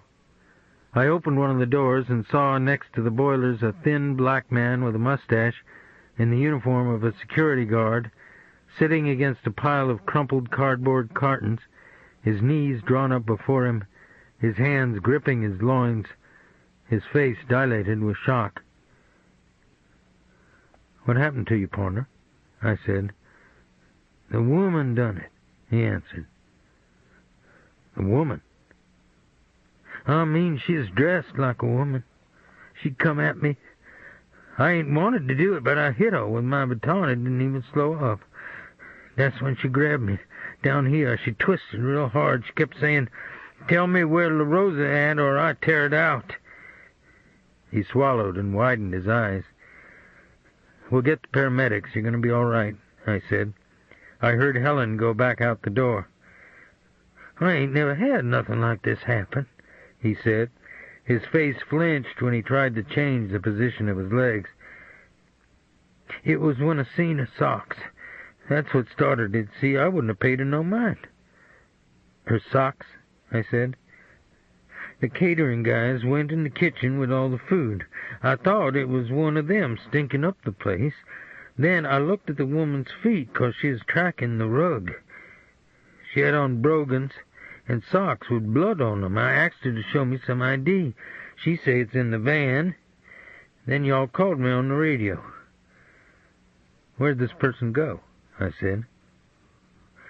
"I don't know, back outside maybe. She was kicking around in these cartons looking for something. I think she dropped it when I hit her. It was metal looking. Maybe a knife." Helen came back through the door. "Check this. It was out in the lot," she said, and held up a fright wig by one ropey blonde strand. "You did fine," I said to the security guard. "Maybe you saved the governor's life tonight." "Yeah? I done that?" "You bet," I said. Then I saw a piece of black electrician's tape and a glint of metal under a flattened carton. I knelt on one knee and lifted up the carton and inserted my ballpoint pen through the trigger guard of a revolver whose broken wood grips were taped to the steel frame. "It looks like a .32, Helen said. "It sure does." "What? That mean something?" she asked. "I've seen it before. In a shoebox full of military decorations at Sybil Crown's bar," I said. An hour later, a half-mile away, somebody reported a grate pried off a storm drain. A Lafayette City cop used his flashlight and crawled down through a huge slime-encrusted pipe that led under the streets to a bluff above the Vermilion River. The bottom of the pipe was trenched with the heavy imprints of a man's brogans or work boots. The prints angled off at the end of the pipe through the brush and meandered along the mud bank below the bluff in an apartment building where people watched the late news behind their sliding glass doors, oblivious to the passage of a man who could have stepped out of a cave at the dawn of time. He found a power boat locked with a chain to a dock, tore the chain and the steel bolt out of the post, then discovered 100 yards downstream he had no gas. He climbed up the bank with a can, flung the dress in the brush, and followed a coulee to a lighted boulevard, climbed through a corrugated pipe and walked into a filling station, wearing only his trousers and brogans, his hairy, mud-streaked torso glowing with an odor that made the attendant blanch. Aaron opened his calloused palm on a bone-handled pocket-knife. "How much you give me for this?" he asked. "I don't need one," the attendant replied and tried to smile. He was young, his black hair combed straight back. He wore a tie that attached to the collar of his white shirt with a cardboard hook. "I'll take $6 for it. You can sell it for 10. "No, sir, I really don't need no knife. I just want $5 gas and a bag of them pork rinds." "That's an honest deal." The attendant's eyes searched the empty pavilion outside. The rain was slanting across the fluorescent lights above the gas pumps. "You're trying to make me steal from the man I work for," he said. "I ain't got a shirt on my back. I ain't got food to eat. I come in out of the rain and ask for help, and you call me a thief. I won't take that shit. I'll call my boss and ask him. Maybe you can talk to him." The attendant lifted the telephone receiver off the hook under the counter, but Aaron's huge hand closed on his and squeezed, then squeezed harder, splaying the fingers, mashing the knuckles like bits of bone against the plastic, his eyes bulging with energy and power an inch from the attendant's face, his grip compressing the attendant's hand into a ball of pain, until a cry broke from the attendant's throat and his free hand flipped at the power switch to an unleaded pump. Aaron left the pocket knife on top of the counter. "My name's Aaron Crown. I killed 2 niggers in Angola, kept messing with me. You tell anybody I robbed you, I'll be back," he said. But the party at the Acadiana never slowed down. The very fact that Aaron had failed so miserably in attempting to penetrate the governor-elect's security like an insect trying to fight its way out of a glass bell was almost a metaphorical confirmation that a new era had begun, one in which a charismatic Southern leader and his beautiful wife danced like college sweethearts to a Dixieland band and shared their own aura with such a generosity of spirit that even the most hard-bitten, self-made contractor felt humbled and ennobled to be in their presence. But I was worn out when I got back from the search for Aaron Crown and didn't care any more about the fortunes of the La Rosa family and just wanted to go to sleep. There was a message from Bootsy at the desk when I picked up my room key. The truck broke down by Spanish Lake and I had to wait for the wrecker. I'm borrowing my sister's car, but will be there quite late. I left a note for Bootsy with the room number on it and started toward the elevator. "Mr. Robicheaux, you have another message," the clerk said. I took the piece of paper from his hand and read it. "Streak, I got the Jan on our man Mookie. We're talking about your mainline subhuman here. I'll fill you in later. Let's ROA at the bar. Dangle easy, big man. Cleet." "I'm a little confused. This is my friend's handwriting. He's here at the hotel," I said. The clerk took the slip of paper out of my hand and looked at it. "Oh, yes, he's here. He's certainly here, sir." "Excuse me." "I think there was a problem about his invitation. He didn't seem to have it with him. Someone tried to put his hand on your friend's arm and walk him to the door. That must have made an interesting show." "Oh, it was, definitely." The clerk was laughing to himself now. I went into the bar and restaurant, looked on the dance floor and in the banquet and meeting rooms. Normally, tracking Cleet Purcell's progress through a given area was like following the path of a wrecking ball, but I saw no sign of him, and I rode the elevator up to the top floor where I'd been given a room at the end of the hall from Buford and Karen's, unlocked the door, undressed, and lay down on the bed in the dark. It was storming outside now, and through the wide glass window I could see the flow of traffic across the bridge and the rain falling out of the electric light into the water. At one time this area had been called Vermilionville, and in 1863 Louisiana's boys in butternuts had retreated up the Teche, exhausted, malnourished, their uniforms in rags, often barefoot, and had fought General Banks' federal troops right here on the banks of the river to keep open the flow of supplies from Texas to the rest of the Confederacy. As I fell onto the edges of sleep, I saw sugarcane fields and houses burning and skies that were plum-colored with smoke, and heard the popping of small arms fire and the clatter of muskets and bayonets as a column of infantry ran down the dirt road toward an irrigation ditch, and I had no doubt which direction my sleep was about to take. This time, the sniper wasn't Victor Charles. I was trapped in the middle of the dirt road, my feet unable to run. I saw a musket extend itself from a clump of violent green brush, saw the stiffness of its barrel rear in the sunlight, and in my mind, as though I'd formed a contract between the condemned and the executioner, the sniper and I became one, joined irrevocably together as co-participants in my death. And just before the .58 caliber round exploded from the barrel, I could feel him squeeze the musket in his hands, as though it was really I who cupped its wet hardness in my palms. In my sleep, I heard the door to the hotel room open, then close, heard someone set down a key on the nightstand and close the curtains, felt a woman's weight on the side of the bed, and then her hand on my hip, and I knew Bootsy had arrived at the hotel safely. I lay on my back with the pillow across my face and heard her undressing in the dark. She lay beside me, touched my stomach, then moved across my loins.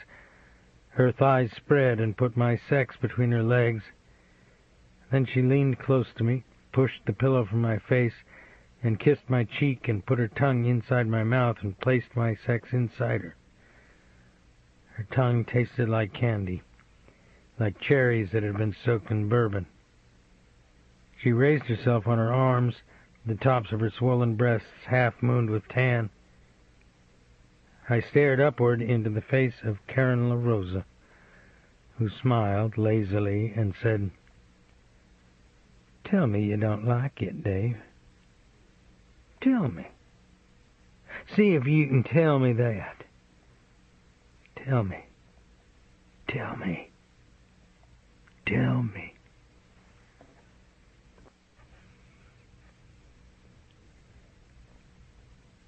Chapter 18. I found Cleet Purcell at the bar. He was drinking a shot of tequila with a Corona and a saucer of salted limes on the side, his pork pie hat cocked over one eye. The band was putting away its instruments, and the bar was almost empty.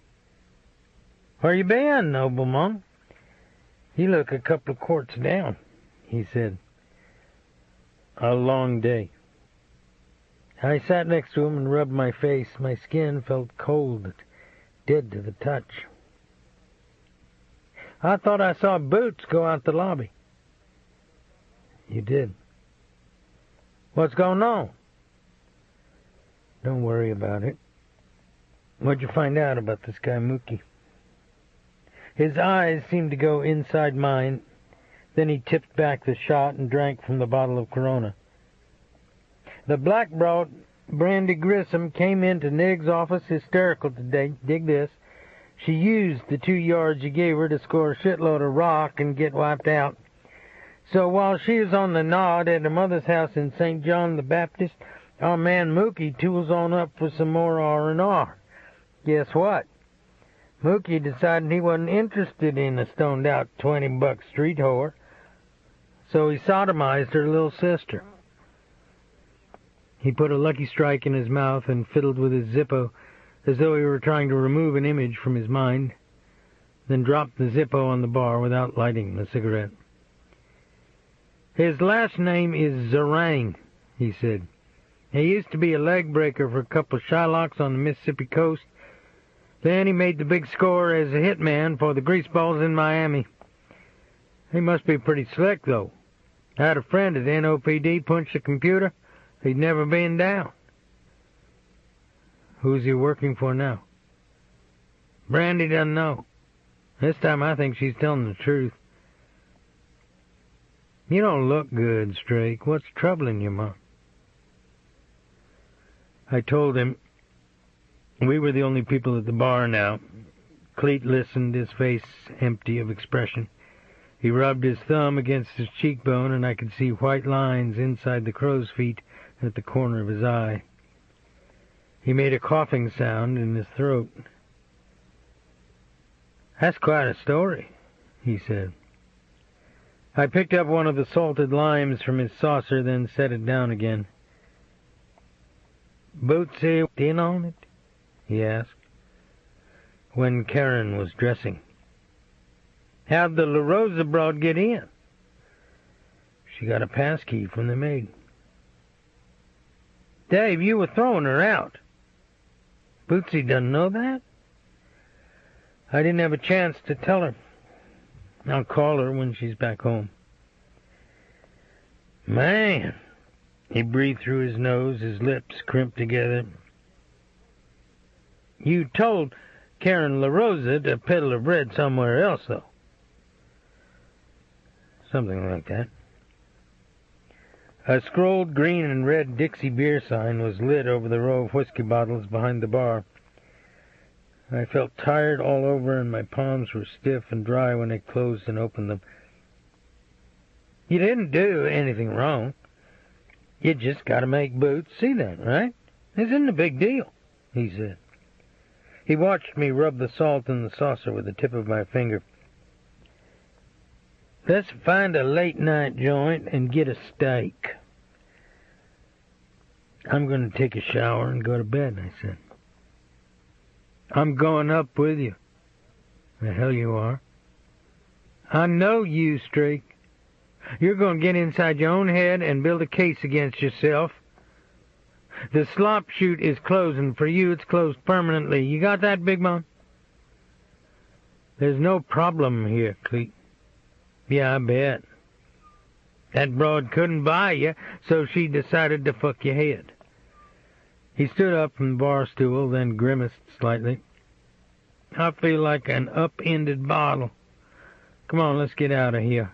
Remind me in the future to drink in low-class dumps that aren't full of the right people." "You're the best, Cletus." He put his arm on my shoulder, and we walked together toward the elevator like two impaired Siamese twins trying to get in sync with each other.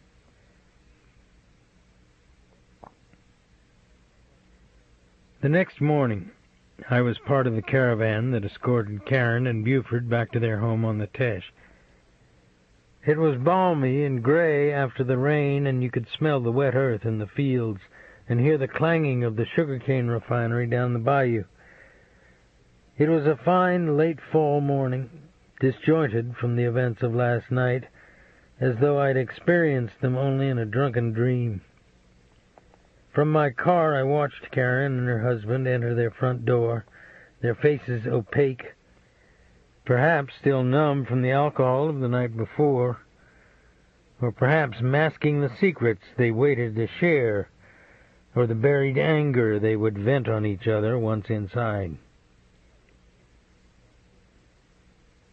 Bootsy was in the backyard at the redwood picnic table with a cup of coffee and a cigarette when I parked in the drive. She wore sandals and a terry-cloth red shirt and a pair of khakis high on her hips. "Hi," I said. Her legs were crossed, and she tipped her ashes in an inverted preserve jar cap and looked at the ducks skittering across our pond. "You don't smoke," I said. "I'm starting." I sat down across from her. Her eyes moved up to meet mine. "I told you the truth last night," I said. "For some reason that doesn't make it any easier." "Why? How'd she come to have this obsession with you? What's your end of it?" "I didn't want to go out to their house when we were first invited there. I tried to avoid her." "Who are you putting on?" I felt my throat close. My eyes burned as though I were looking into a watery glare. She threw her cigarette in a flower bed full of dead leaves by the back wall of the house. Her cheeks were hot and streaked with color.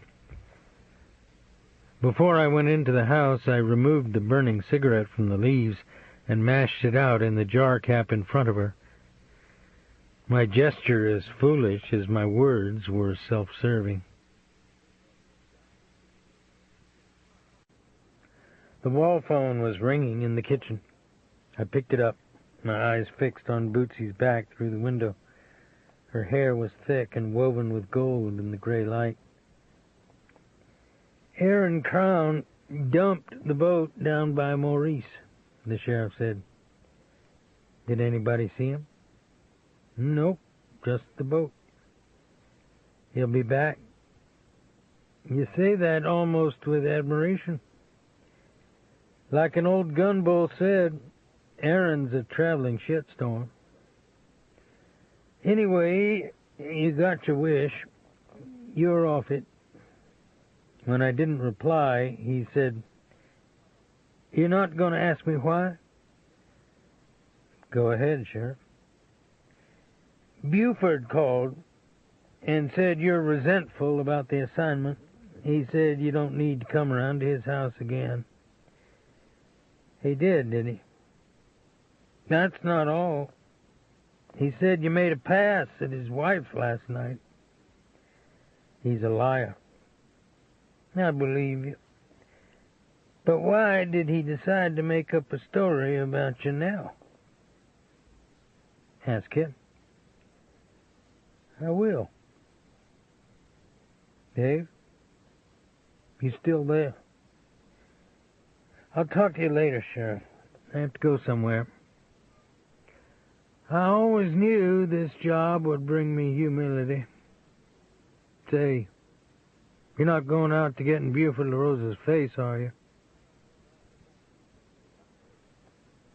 I drove Bootsy's Toyota to the mechanic's garage, exchanged it for my truck, and asked the mechanic to drive the Toyota back to my house.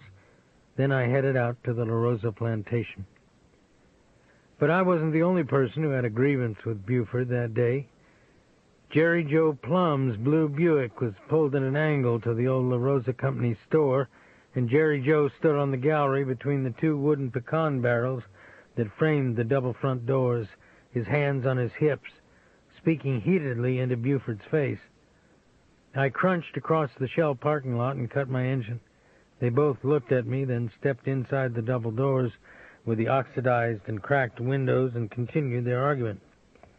Jerry Joe jabbing his finger in the air, his cheeks pooling with color. But I could still hear part of it. You're shorting me. Your old man wouldn't do this, Buford.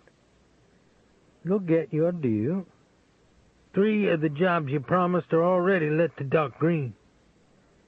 I gave you my word. You stopped trying to catch favors because you knew my family. Persephone let you put your head up a dress? Jerry Joe's back was to me. His shoulders looked stiff, rectangular, his triceps swollen with tubes of muscle like a prize fighter's while he waits for the referee to finish giving instructions before the bell.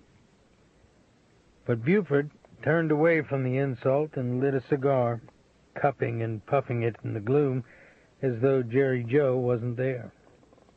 Jerry Joe's leather-soled oxblood loafers were loud on the gallery when he came out the double doors. "What's the haps, Jerry?" I said. He balanced on his soles, his face still glowing. "He asked me to haps. Here's a lesson. You take up with piranha fish, don't expect them to go on a diet." Buford stiffed you? That guy don't have the lead in his eversharp to stiff anybody. Hey, keep your hammer in your pants or get you a full-body condom, he said, and got into his Buick and started the engine. I got out of my truck and put my hand on his door window. He rolled it down with the electric motor. "Spell it out," I said. "You're in the way. She knows how to combine business and pleasure. Don't pretend you're a dumb shit."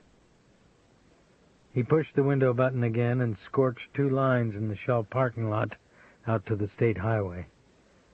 I picked a handful of pecans out of one of the barrels by the door and went inside the store.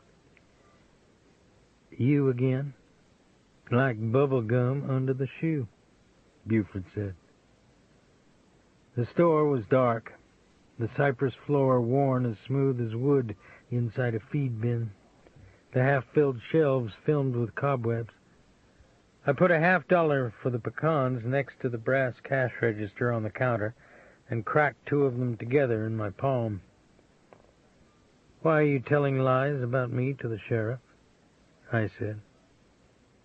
"You propositioned Karen at the Acadiana. What do you expect?" "Who told you this?" "Karen, of course." "Bad source. Your wife's a pathological liar. Your job's finished here. Go back to doing whatever you do, Dave. Just stay off my property." "Wrong. As long as Aaron Crown is running loose, I'll come here any time I want, Buford." He combed his thick, curly hair back with his fingernails, a dark knowledge forming in his face. "You want to bring me down, don't you?" he said. "You're a fraud." "What did I ever do to you? Can you answer that simple question for me?" "You and your wife use each other to injure other people." You know what a buggeron is? The skin trembled along the lower rim of his right eye. Are you calling me he began. You serve a perversity of some kind. I just don't know what it is. The next time you come here, I'll break your jaw. That's a promise. He turned and walked down the length of the counter, past the display shelves that were covered with dust, and out the back screen door into the light. The screen slammed behind him like the crack of a rifle. I took the rest of the day off and raked piles of wet leaves and pecan husks out of the lawn. The wind was still warm out of the south, and the tops of the trees in the swamp were a soft green against the sky, and the only sound louder than my own thoughts was Tripod, Alifair's three-legged coon running up and down on his chain in the side yard.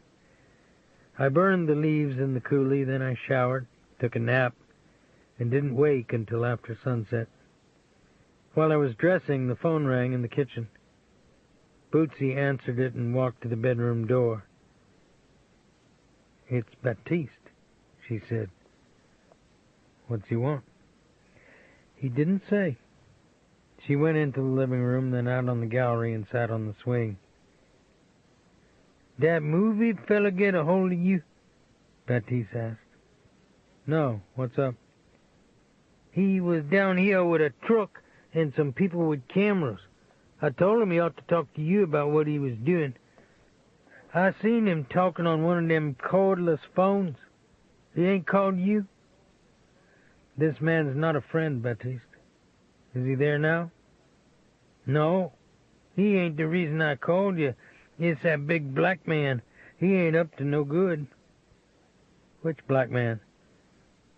"The biggest one I ever seen round here." "I'll be down in a minute." I went out on the gallery. Bootsy still sat in the swing, pushing it back and forth with one foot. "I need to go down to the dock for a few minutes," I said. "Right. Boots, you've got to cut me some slack." "You don't see it." "What?" "You hate the LaRoses and what they stand for. That's the power they have over you." "I'm a police officer. They're corrupt." "You say they are. Nobody else does." She went inside. The swing twisted emptily on its chains under the bug light. I walked down the slope through the trees to the dock. The string of lights was turned on over the dock, and you could see bream night feeding off the insects that fell into the water. Baptiste was cleaning out the coffee urn inside the bait shop. "Tell me about the black guy," I said. Baptiste looked up from his work and studied my face. His head was tilted, one eyebrow arched. "What you mad about?" he asked. "Nothing." "No, I can see that, all right. That movie fella rented a boat and took pictures up and down the bayou. That's when I first seen this black man up the road in a pickup truck watching the bayou out the window. Later he come on in and asks if a movie's getting made here. I say that's what it looks like. He asks me if it's a movie about this white man broke out of Angola, the one killed that black civil rights man in Baton Rouge a long time ago. When I told him I don't know, he said he's got a story he can give this movie fella. If he gets any money for it, he's going to give me some, but he's got to find out where the movie man's staying at first." I said, "What you want here?" He had on this straw hat with a colored band around it. He took it off, and the side of his head was shaved down to the scalp. He goes, "I'm so strong I got muscles in my shit, old man. I'd watch what I say." All the time smiling, with gold all over his teeth. I go, "I'm fixing to clean up. You want to buy something?" "Dave, this man's arms was big as my thigh. His shoulders touched both sides of that door when he come in." He goes, You sure that movie fella ain't told you where he stay at? I go, it ain't my business. Ain't nobody else's here either. He kept looking at me, grinning, messing with the salt shake on top of the counter like he's fixing to do something. So I said, Nigga, don't prove your mama raised a fool. He laughed and picked up a ham sandwich and crumbled up a $5 bill and threw it on the counter and walked out, just like that. Man didn't no more care if I insulted him than a mosquito was flying around his head. Call me if you see him again. Don't mess with him. Who is he, Dave? He sounds like a guy named Mookie Zorang. He's a killer, Baptiste. He started to wipe down the counter, then flipped his rag into the bucket. They ain't nothing for it, isn't he? He said. Beg your pardon. Day out there, day in here. Don't nobody listen to me, he said, and waved his arm toward the screen windows, the floodlighted bayou, the black wall of shadows on the far bank. It ain't never gonna be like it used to. What for we brought all this here, Dave? He turned his back to me and began dropping the board shutters on the windows and latching them from the inside.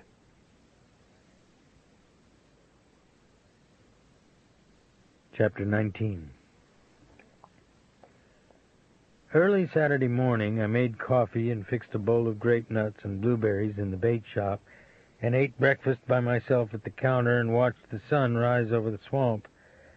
It had rained, then cleared during the night, and the bayou was yellow with mud and the dock slick with rainwater. A week ago, Jerry Joe's vending machine company had delivered a working replica of a 1950s Wurlitzer jukebox while I wasn't in the shop. It sat squat and heavy in the corner, its plastic casing marbled with orange and red and purple light, the rows of 45 RPM records arrayed in a shiny black semicircle inside the viewing glass. I'd resolved to have Jerry Joe's people remove it. I still hadn't made the phone call. I punched Jimmy Clanton's Just a Dream, Harry Choate's 1946 recording of La Jolie Blonde, Nathan Abshire's Pine Grove Blues. Their voices and music were out of another era, one that we thought would never end, but it did, incrementally, in ways that seemed inconsequential at the time, like the unexpected arrival at the front gate of a sun-browned oil lease man in khaki work clothes who seemed a little different from the rest of us. I unplugged the jukebox from the wall. The plastic went dead and crackled like burning cellophane in the silence of the room. Then I drove to the University of Southwestern Louisiana Library in Lafayette. Buford's bibliography was impressive. He'd published historical essays on the Knights of the White Camellia and the White League and the violent insurrection they'd led against the federal occupation after the war between the states. The articles were written in the neutral and abstruse language of academic journals, but his sentiments weren't well disguised. The night riders who'd lynched and burned had their roles forced upon them. His other articles in psychological and medical journals. They seemed to be diverse, with no common thread, dealing with various kinds of phobias and depression, as well as hate groups that couldn't tolerate a pluralistic society. But in the last 5 years, he seemed to have changed his professional focus and begun writing about the science of psychopharmacology and its use in the cure of alcoholics. I returned the magazines and journals to the reference desk and was about to leave. But it wasn't quite yet noon, and telling myself I had nothing else to do, I asked the librarian for the student yearbooks from the early 1970s, the approximate span when Karen La Rosa attended USL. She hadn't been born into Buford La Rosa's world. Her father had been a hard-working and likable man who supplied gumballs and novelties such as plastic monster teeth and vampire fingernails for dime store vending machines. The family lived in a small frame house on the old St. Martinville Road, and the paintless and desiccated garage that fronted the property was rimmed along the base with a rainbow of color from the gumballs that had rotted inside and leaked through the floor. If you asked Karen what her father did for a living, she always replied that he was in the retail supply business. Most of us who attended USL came from blue-collar, French-speaking families or couldn't afford to attend LSU or Tulane. Most of us commuted from outlying parishes, and as a result the campus was empty and quiet and devoid of most social life on the weekends. But not for Karen. She made the best of her situation, and her name and photograph appeared again and again in the yearbooks that covered her 4 years at USL. She made the women's tennis team and belonged to a sorority and the Honor Society. She was maid of honor to the homecoming queen 1 year and homecoming queen the next. In her photographs, her face looked modest and radiant, like that of a person who saw only goodness and promise in the world. I was almost ready to close the last yearbook and return the stack to the reference desk when I looked again at a group photograph taken in front of Karen's sorority house, then scanned the names in the cut line. The co-ed on the end of the row, standing next to Karen, was Persephone Jacano. Both of them were smiling, their shoulders and the backs of their wrists touching. I began to look for Persephone's name in other yearbooks. I didn't find it. It was as though she'd appeared for one group photograph in front of the sorority house, then disappeared from campus life. The administration building was still open. I used the librarian's phone and called the registrar's office. "We have a Privacy Act, you know," the woman who answered said. "Well, I just want to know which year she was here," I said. "You're a police officer?" "That's correct." I heard her tapping on some computer keys. 1972 to 1973, she said. "She dropped out or she transferred to another school?" I asked. She was quiet a moment. Then she said, "If I were you, I'd look through some of the campus newspapers for that period. Who knows what you might find?" It took a while. The story was brief, no more than 4 column inches with a thin caption on page 3 of a late spring 1973 issue of the Vermilion, written in the laconic style of an administrative press handout that doesn't want to dwell overly long on a university scandal. A half-dozen students had been expelled for stealing tests from the science building. The article stated the tests had been taken from a file cabinet, but the theft had been discovered before the examinations had been given, and the professors whose exams would have been compromised had all been notified. At the very bottom of the article was the line, "A 7th USL student, Persephone Jacano, voluntarily withdrew from the university before charges were filed against her." I called the registrar's office again, and the same woman answered. "Can I look at an old transcript?" I asked. "You send those out upon request anyway, don't you?" "Why don't you come over here and introduce yourself? You sound like such an interesting person," she answered. I walked across the lawn through the brick archways to the registrar's office and stood at the counter until an elderly, robin-breasted lady with blue hair waited on me. I opened my badge. "My, you're exactly what you say you are," she said. "Does everyone get this treatment?" "We save it for just a special few." I wrote Karen's maiden name on a scratch pad and slid it across the counter to the woman. She looked at it a long time. The front office area was empty. "It's important in ways that are probably better left unsaid," I said. "Why don't you walk back here?" she answered. I stood behind her chair while she tapped on the computer's keyboard. Then I saw Karen's transcript pop up on the blue screen. She was here 4 years and graduated in 1974, see? The woman said, and slowly rolled Karen's academic credits down the screen, shifting in her chair so I could have a clear view. Karen had been a liberal arts major and had made almost straight A's in the humanities, but when an accounting class or a zoology or algebra class rolled across the screen, the grades dropped to C's or W's for withdrew.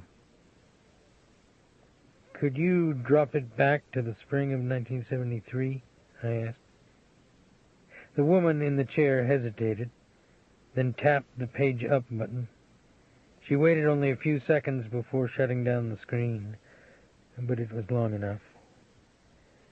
Karen had made A's in biology and chemistry the same semester that Persephone Giacano had been forced to leave the university. Karen was nobody's fall partner.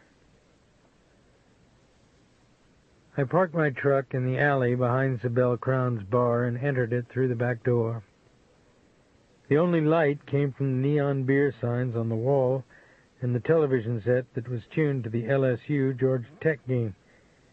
The air was thick with a smell like unwashed hair and old shoes and sweat and synthetic wine. Sibel was mopping out her tiny office in back. I need Lonnie Felton's address, I said. She stuck her mop in the pail and took a business card out of her desk drawer. He rented a condo over the river. Good life, huh? She said. She resumed her work, her back to me, the exposed muscles in her waist rolling with each motion of her arms. Aaron was here, wasn't he? I said. What makes you think that? She answered, her voice flat. He was carrying the .32 I saw in that shoebox full of medals he kept behind the bar. She stopped mopping and straightened up. Her head was tilted to one side. You didn't know that? I said. She went out to the bar and returned with the shoebox, slipped the rubber band off the top and poured the collections of rings and watches and pocket knives and military decorations onto the desk. Her gaze was turned inward as though she were reviewing a film strip. I could hear her breathing through her nose in the silence.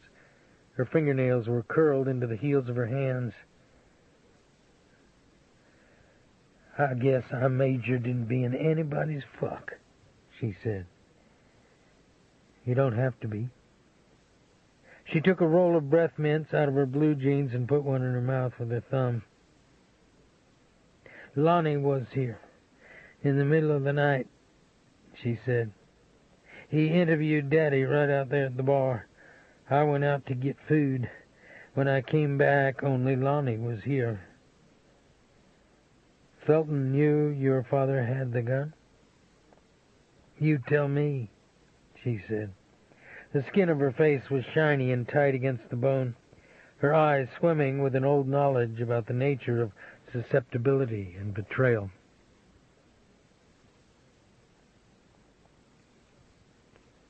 I found Lonnie Felton by the swimming pool in the courtyard of the white brick condominium he'd rented above the Vermilion River.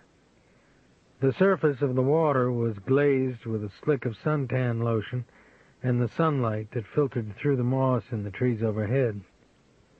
Lonnie Felton lay on a bright yellow double-sized plastic lounge chair with a red-headed girl of 18 or 19 beside him. They both wore dark glasses and wet swimsuits, and their bodies looked hard and brown and prickled with cold. Lonnie Felton took a sip from a Collins glass and smiled at me, his eyes hidden behind his glasses, his lips spreading back from his teeth. His girlfriend snuggled closer to his side, her knees and elbows drawn up tightly against him. You know what aiding and abetting is? I asked. You bet. I can hang it on you. He smiled again. His lips were flat and thin against his teeth, his sex sculpted against his swimsuit. The Napoleonic Code supersedes the First Amendment, he said. I think Mookie Zarang was at my bait shop yesterday. He wanted to know where you lived. Who? The black guy who murdered your scriptwriter. Oh, yeah. Well, keep me informed, will you? It's cold, Lonnie. I won't go inside, the girl next to him said.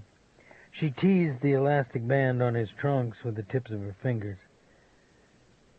I've got to admire your Kool-Aid. I'd be worried if a guy like that was looking for me, I said. Let me lay it out for you. Dwayne Parsons, that's the great writer we're talking about here, was an over-the-hill degenerate who factored himself into the deal because he filmed some friends doing some nasty things between the sheets. What I'm saying here is he had a sick karma and it caught up with him. Look, if this black guy comes here to do me, you know what I'm going to tell him? Thanks for not coming sooner.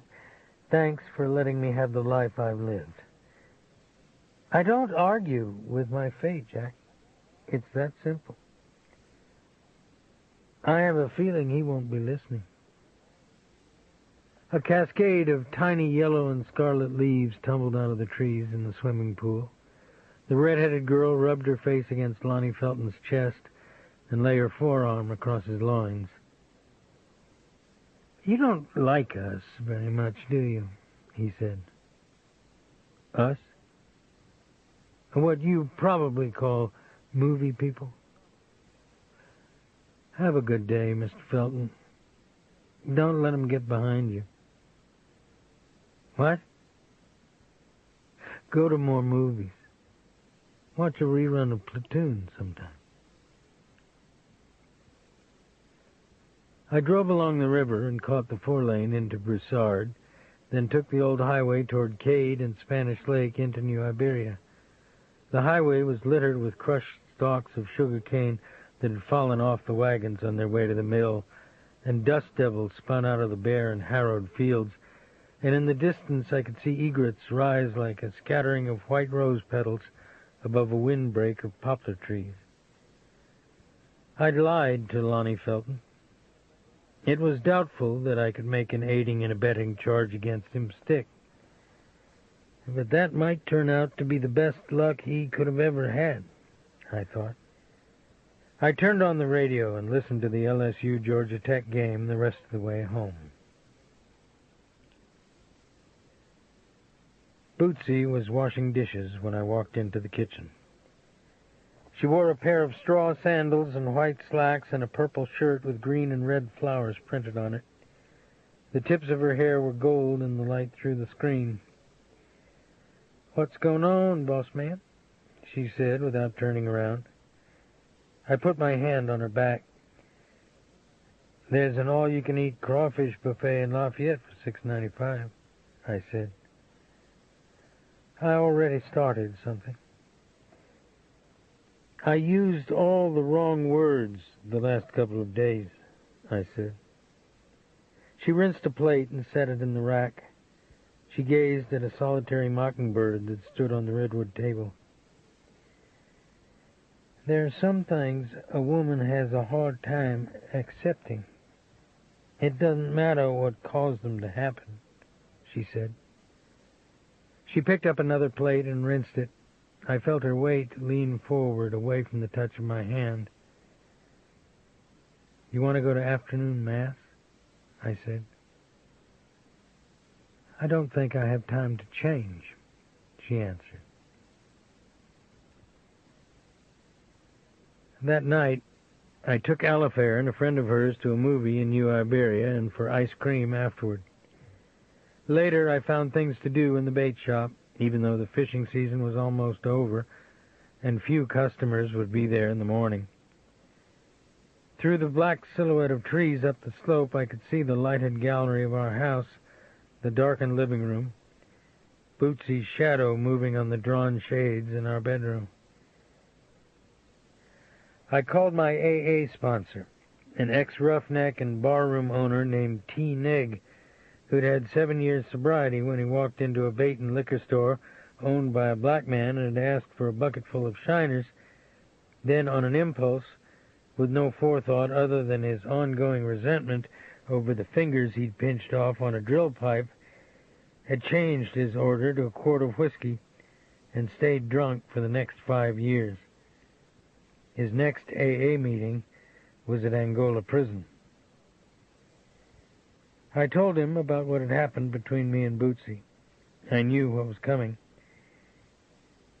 "You took a drink over it?" he said. "No." "Hey, you ever get drunk while you was asleep?" "No." "Then go to bed. I'll talk to you in the morning, you." He hung up. After all the lights in the house went out, I walked up the slope and went inside and lay down on the living room couch in the dark. Wally, the dispatcher, called at 1 in the morning.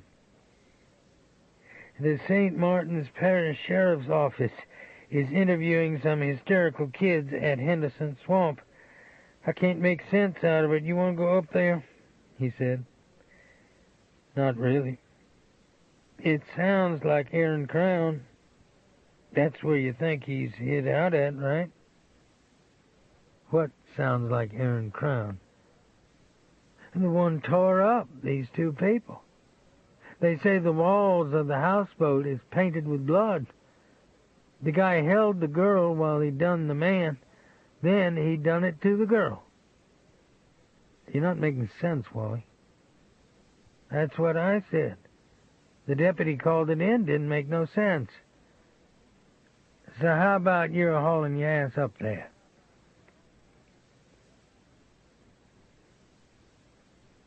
Chapter 20.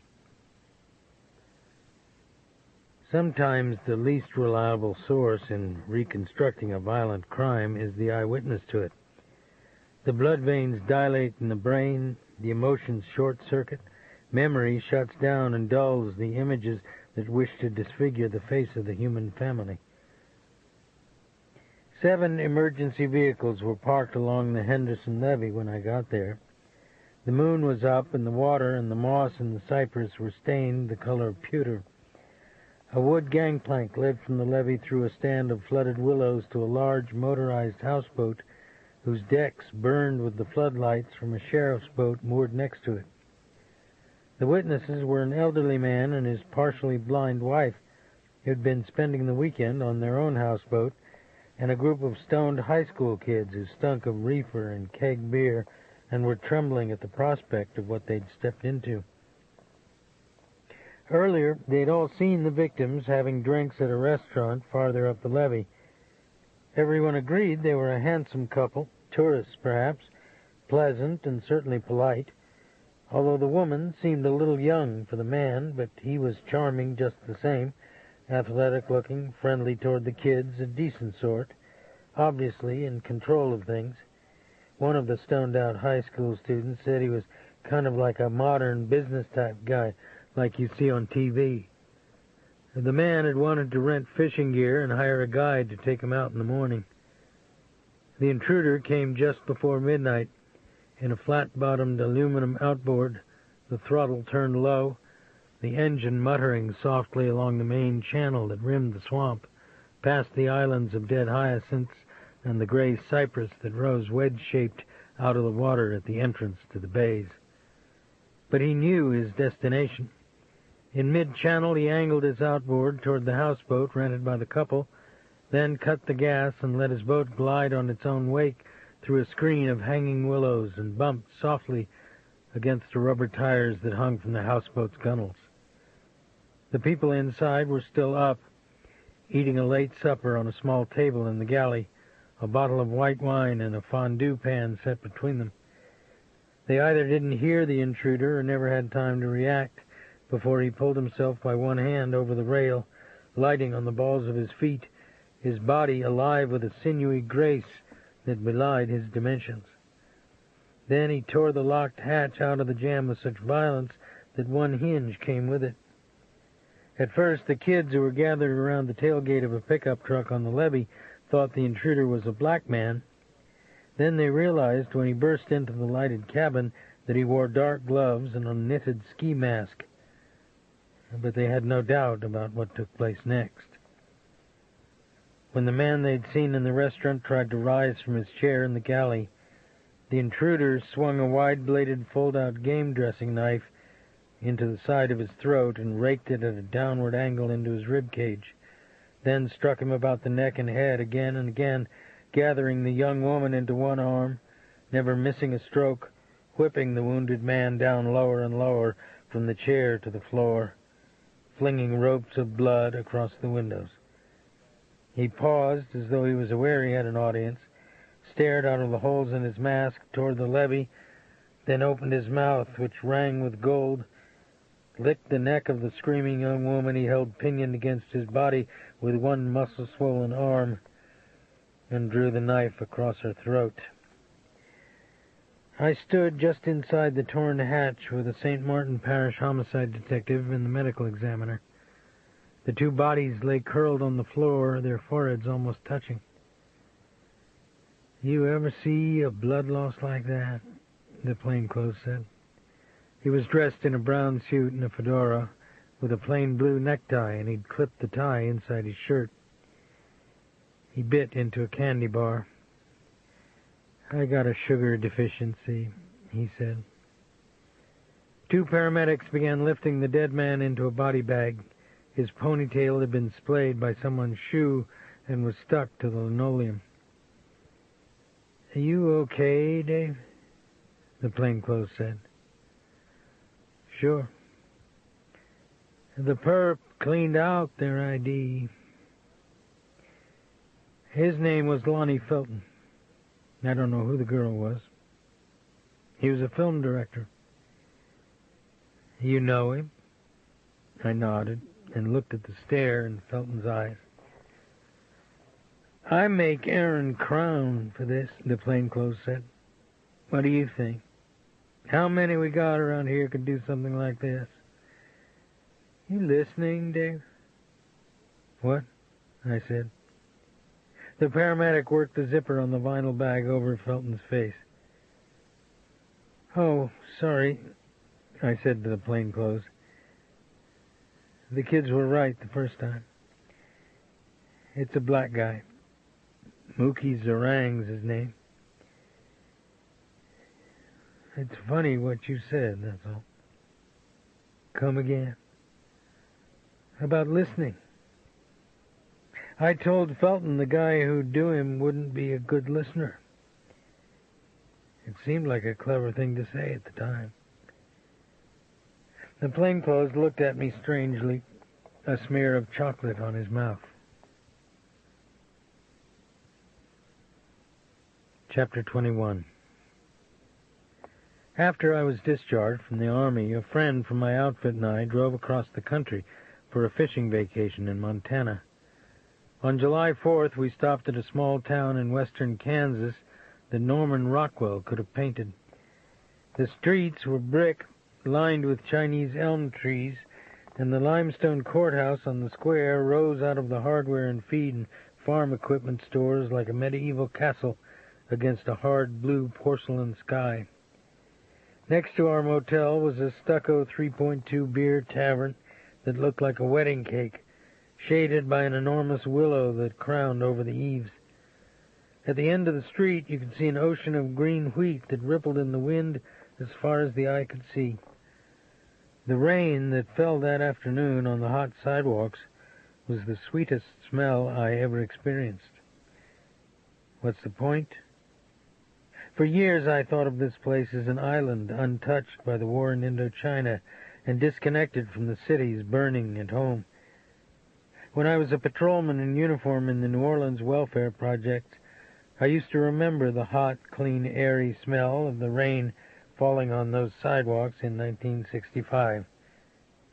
Then, an ex-Kansas cop we picked up drunk on an interstate fugitive warrant told me the town that existed in my fond recollection was the site of Truman Capote's novel In Cold Blood, the story of two pathological killers who murdered a whole family for $39 in a radio. You learn soon or you learn late. There are no islands. It was Monday morning, and no one was in custody for the double homicide in St. Martin Parish. I'm afraid they're not buying your theory about a black hitman, the sheriff said. Why not? There's no evidence the man was black. He had a mouthful of gold teeth, just like the guy who did the scriptwriter. So what? Maybe Aaron Crown has gold fillings too. I doubt if Aaron ever bought a toothbrush, much less saw a dentist. You believe somebody was trying to stop Felton from exposing our governor-elect as a moral troglodyte. Maybe you're right, but for a lot of people it's a big reach. Crown didn't do this, Sheriff. Look, the St. Martin M.E. says both victims had been smoking heroin before they got it. Felton's condo had a half key of China White in it. St. Martin thinks maybe the killings are drug-related. The robbery is a possible motive, too. Robbery? The killer took the girl's purse and Felton's wallet. Felton was flashing a lot of money around early in the evening. He stopped and returned my stare. I haven't convinced you? Where are you trying to go with this, Skipper? Nowhere. I don't have to. It's out of our jurisdiction. End of discussion, Dave.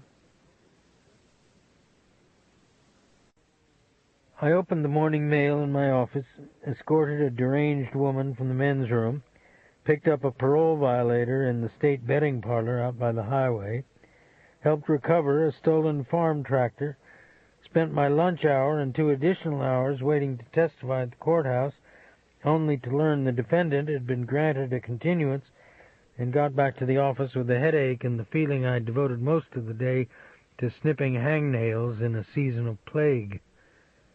The state police now had primary responsibility for protecting Buford, and Aaron Crown and my problems with the La Rosa family were becoming less and less a subject of interest to anybody else. But one person, besides Cleet, had tried to help me, I thought. The tattooed carnival worker named Arana. I inserted the cassette Helen and I had made of his deathbed statement in a tape player and listened to it again in its entirety. But only one brief part of it pointed a finger. The buggeron, ride a saddle with flowers cut in it. I seen him at the ranch. You messing everything up for them. They gonna kill you, man. Who's this guy? My voice asked. And the man called Arana responded, he ain't got no name. He got a red horse and a silver saddle. He like Indian boys. I clicked off the tape player and laid the cassette on my desk blotter and looked at it. Puzzled through that, I thought. Then, just as chance and accident are wont to have their way, I glanced out the window and saw a man blowing his horn at other drivers, forcing his way across 2 lanes to park in an area designated for the handicapped. His face was as stiff as plaster when he walked across the grass to the front entrance, oblivious to the sprinkler that cut a dark swath across his slacks. A moment later, Wally called me on my extension. Dave, we got a real zomboid out here in the waiting room. Says he wants to see you, he said. Yeah, I know. Send him back. Who is he? Doc Green. That pimp from New Orleans supposed to got clap of the brain? The one and only. Dave, we don't got enough local sick ones. You gotta import these guys in here? Doc Green wore a beige turtleneck polo shirt tucked tightly into his belt so that the movements of his neck and head seemed even more stark and elliptical, like moving images in a film strip that's been abbreviated. He sat down in front of my desk without being asked, his eyes focusing past me out the window, then back on my face again. The skin between his lip and the corner of his nose twitched. "I gotta use your phone," he said, and picked up the receiver and started punching numbers. "That's a private—" "Don't worry about it. Go ahead," I said. "I'll pick you up at 6 sharp. No, out front, Persephone," he said into the receiver. "No, I ain't wanted there. I don't like it there. I ain't coming in there. Goodbye." He hung up and blew his breath up into his face. "I got a charge to file," he said. "What might that be, Doc?" "I can see you're on top of things. There's another side to Jerry the Glide." "Yeah?" "He went out to my construction site with some of his ass wipes and busted up my foreman. He held him down on the ground by his ears and spit in his face." "Spit in his face?" "There's an echo in here?" I wrote a note on my scratch pad, reminding myself to pick up a half-gallon of milk on the way home. "We'll get right on this, Doc." "That's it?" "Yeah."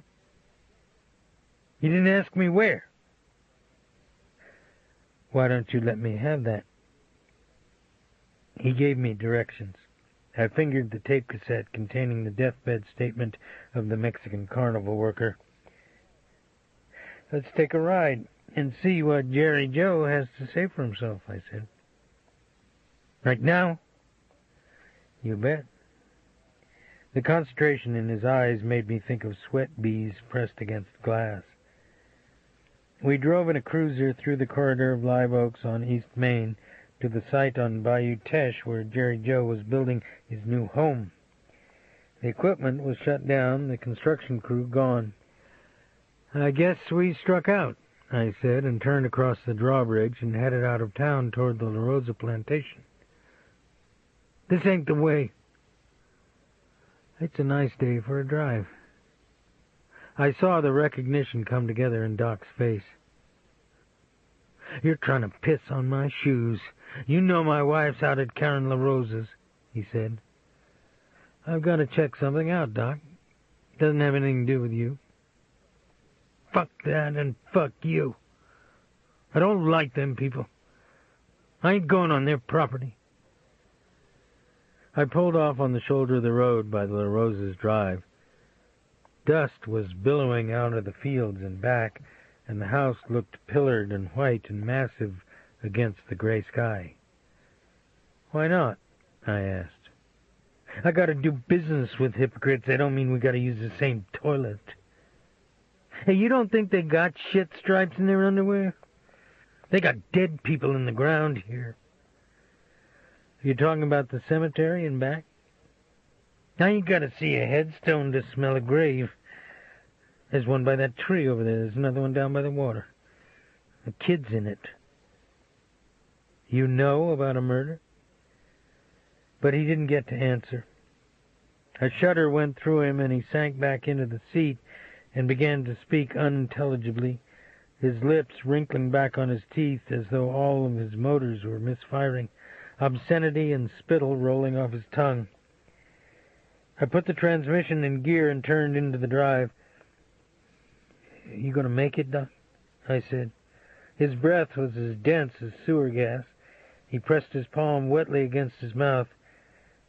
"Hang loose, babe," I said, and walked through the drive and the porte-cochere into the backyard, where a state trooper in sunglasses was eating a bowl of ice cream in a canvas lawn chair. I opened my badge. "I'd like to check the stables," I said. "What for?" I averted my gaze, stuck my badge holder in my back pocket. "It's just a funny feeling I have about Crown," I answered. "Help yourself." I climbed through the rails of the horse lot and entered the open end of the old brick smithy that had been converted into a stable.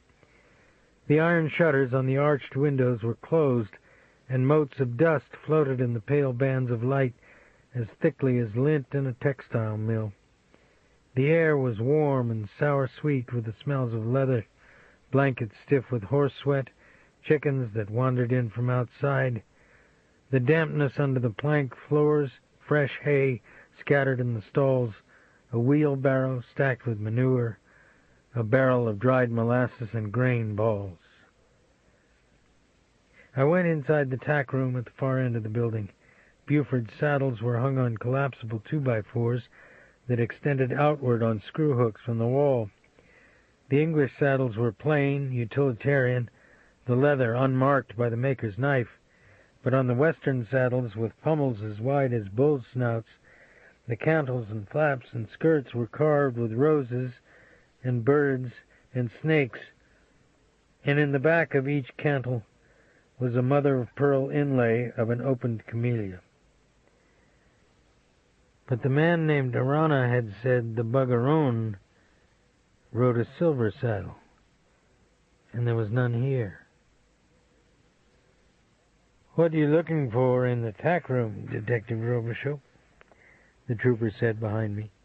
He leaned against the door jamb, his arms folded, his expression masked behind his shades.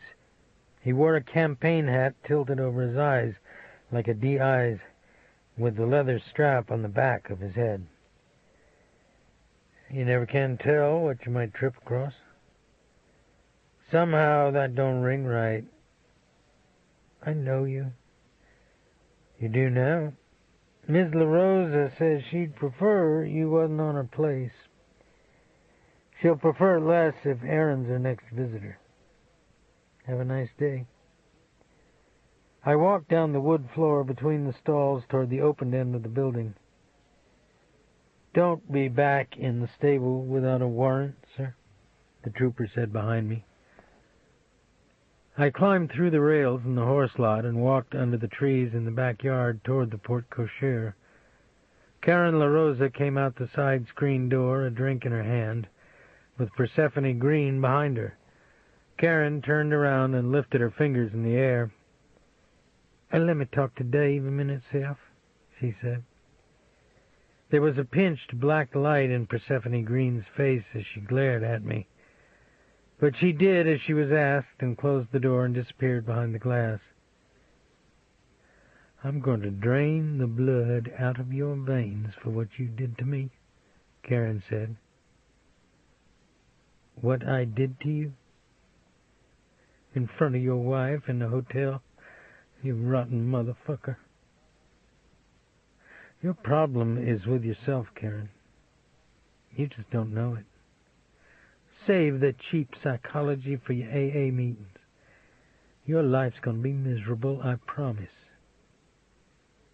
Doc Green says there are dead people under the tree in your side yard." "That's marvelous detective work. They were lynched and buried there over a century ago." "How about the kid in the unmarked grave by the water?" Her skin under her makeup turned as pale and dry as paper.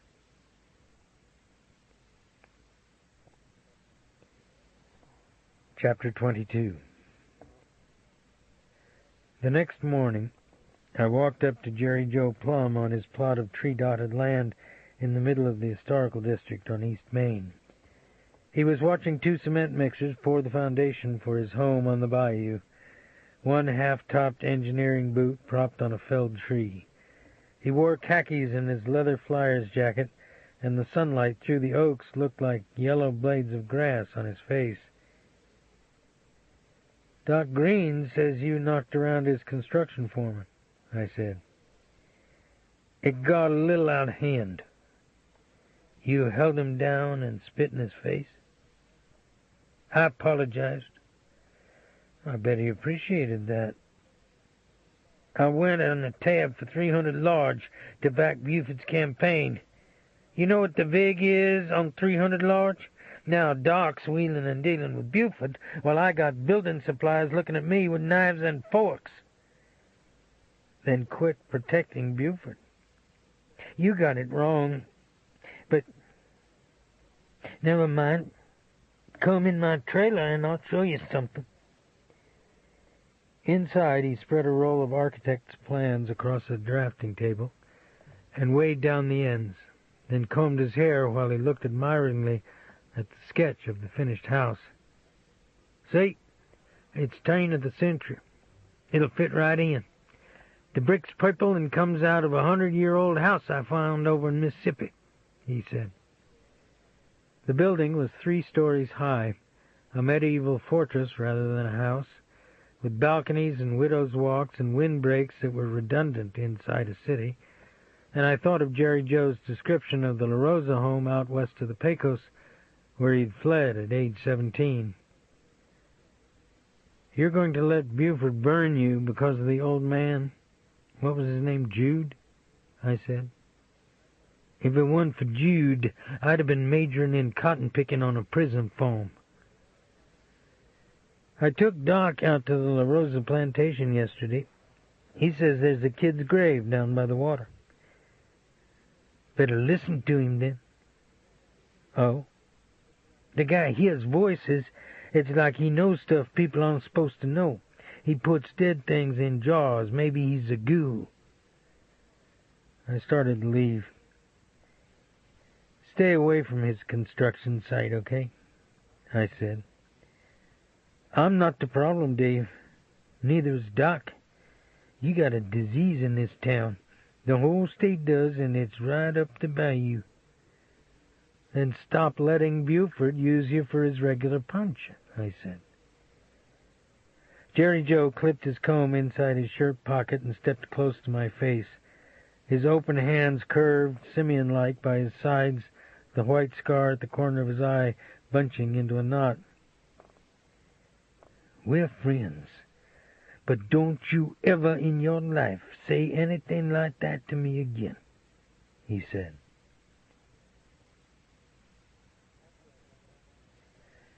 After I got back to the department, the sheriff buzzed my extension and asked me to come into his office. He sat humped behind his desk, scraping the bowl of his pipe with a penknife. "Our health carrier called this morning. They've developed a problem with your coverage," he said. "What problem?" "Your drinking history." "Why call about it now?" "That's the question. You were in therapy a few years back?" "That's right." "After your wife was killed?" I nodded, my eyes shifting off his. "The psychologist's file on you went through their fax this morning. He said it came through ours, too. It also went to the Daily Iberian." Before I could speak, he said, "I tore it up, but the guy from Blue Cross was a little strung out." "Too bad." "Dave, you're sober now, but you had 2 slips before you made it. I guess there was a lot of Vietnam stuff in that file, too. Civilians don't handle that stuff well." He set the pipe down and looked at the tops of his hands. "Who sent the fax?" "The therapist died 2 years ago." "So?" "I'm not omniscient." "We both know what I'm talking about." He had an office in the oil center, in the same suite as Buford La Rosa's. It wasn't Buford, though, was it? I don't know if Buford's potential has ever been plumbed. Dave, tell me you haven't been out to see Karen. Yesterday, I took Doc Green out there. His swivel chair creaked when he leaned back in it. His teeth made a clicking sound on the stem of his dead pipe.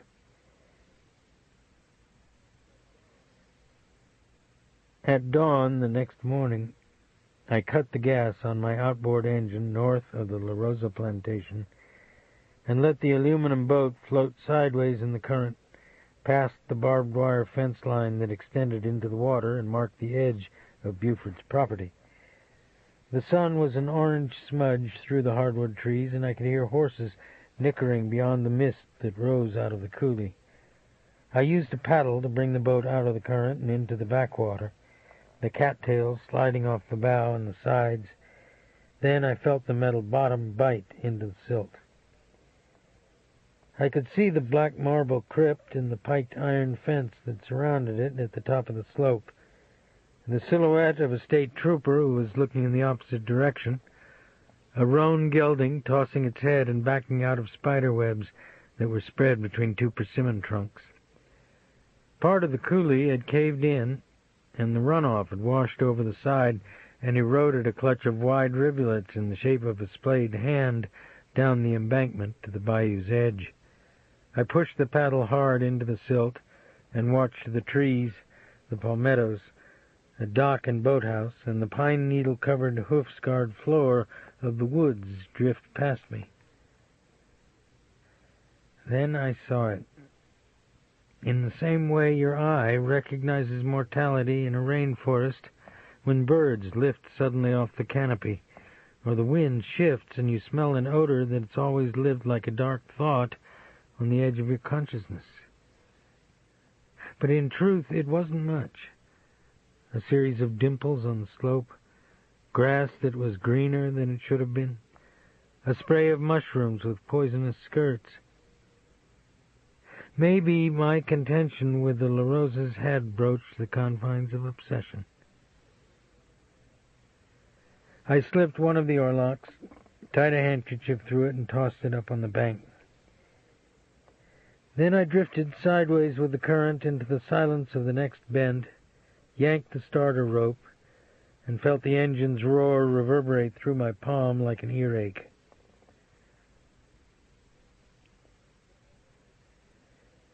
At sunset, I put on my gym shorts and running shoes and did 1.5 miles to the drawbridge, waved at the bridge tender, and turned back toward home, the air like a cool flame on my skin. Ahead of me, I saw a Buick pull to the side of the road and park, the front window roll down, then the door open halfway. Jerry Joe remained seated, his arms propped in the window as though he were leaning on a bar, a can of Budweiser in one hand, a pint of whiskey in the other.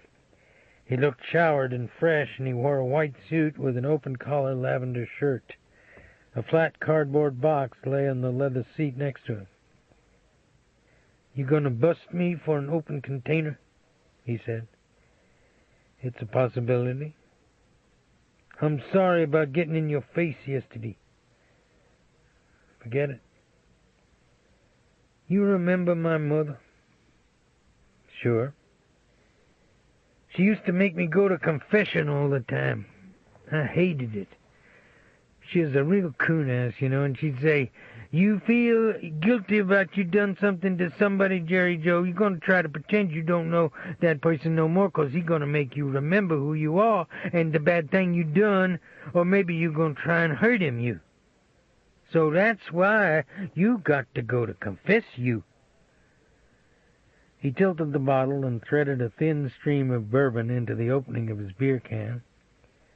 Then he drank from the can, the color in his eyes deepening. "Yes," I said. "People like Karen and Buford reinvent themselves. It's like my mother said. They don't want mirrors around to remind them of what they used to be." "What can I do for you, partner?" "I ain't Lily White. I've been mixed up with the LaRosa family a long time. But the deal going down now, I don't know. It ain't just the money. It bothers me." "Tell somebody about it, Jerry Joe, like your mom said." I tried to smile. He reached around behind him and picked up the cardboard box from the seat.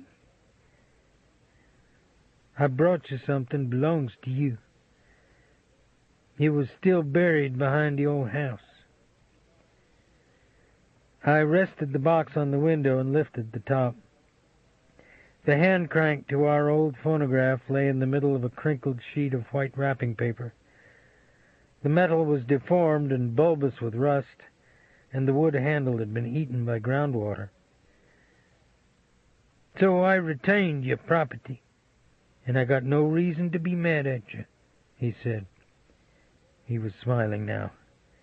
He closed his car door and started his engine.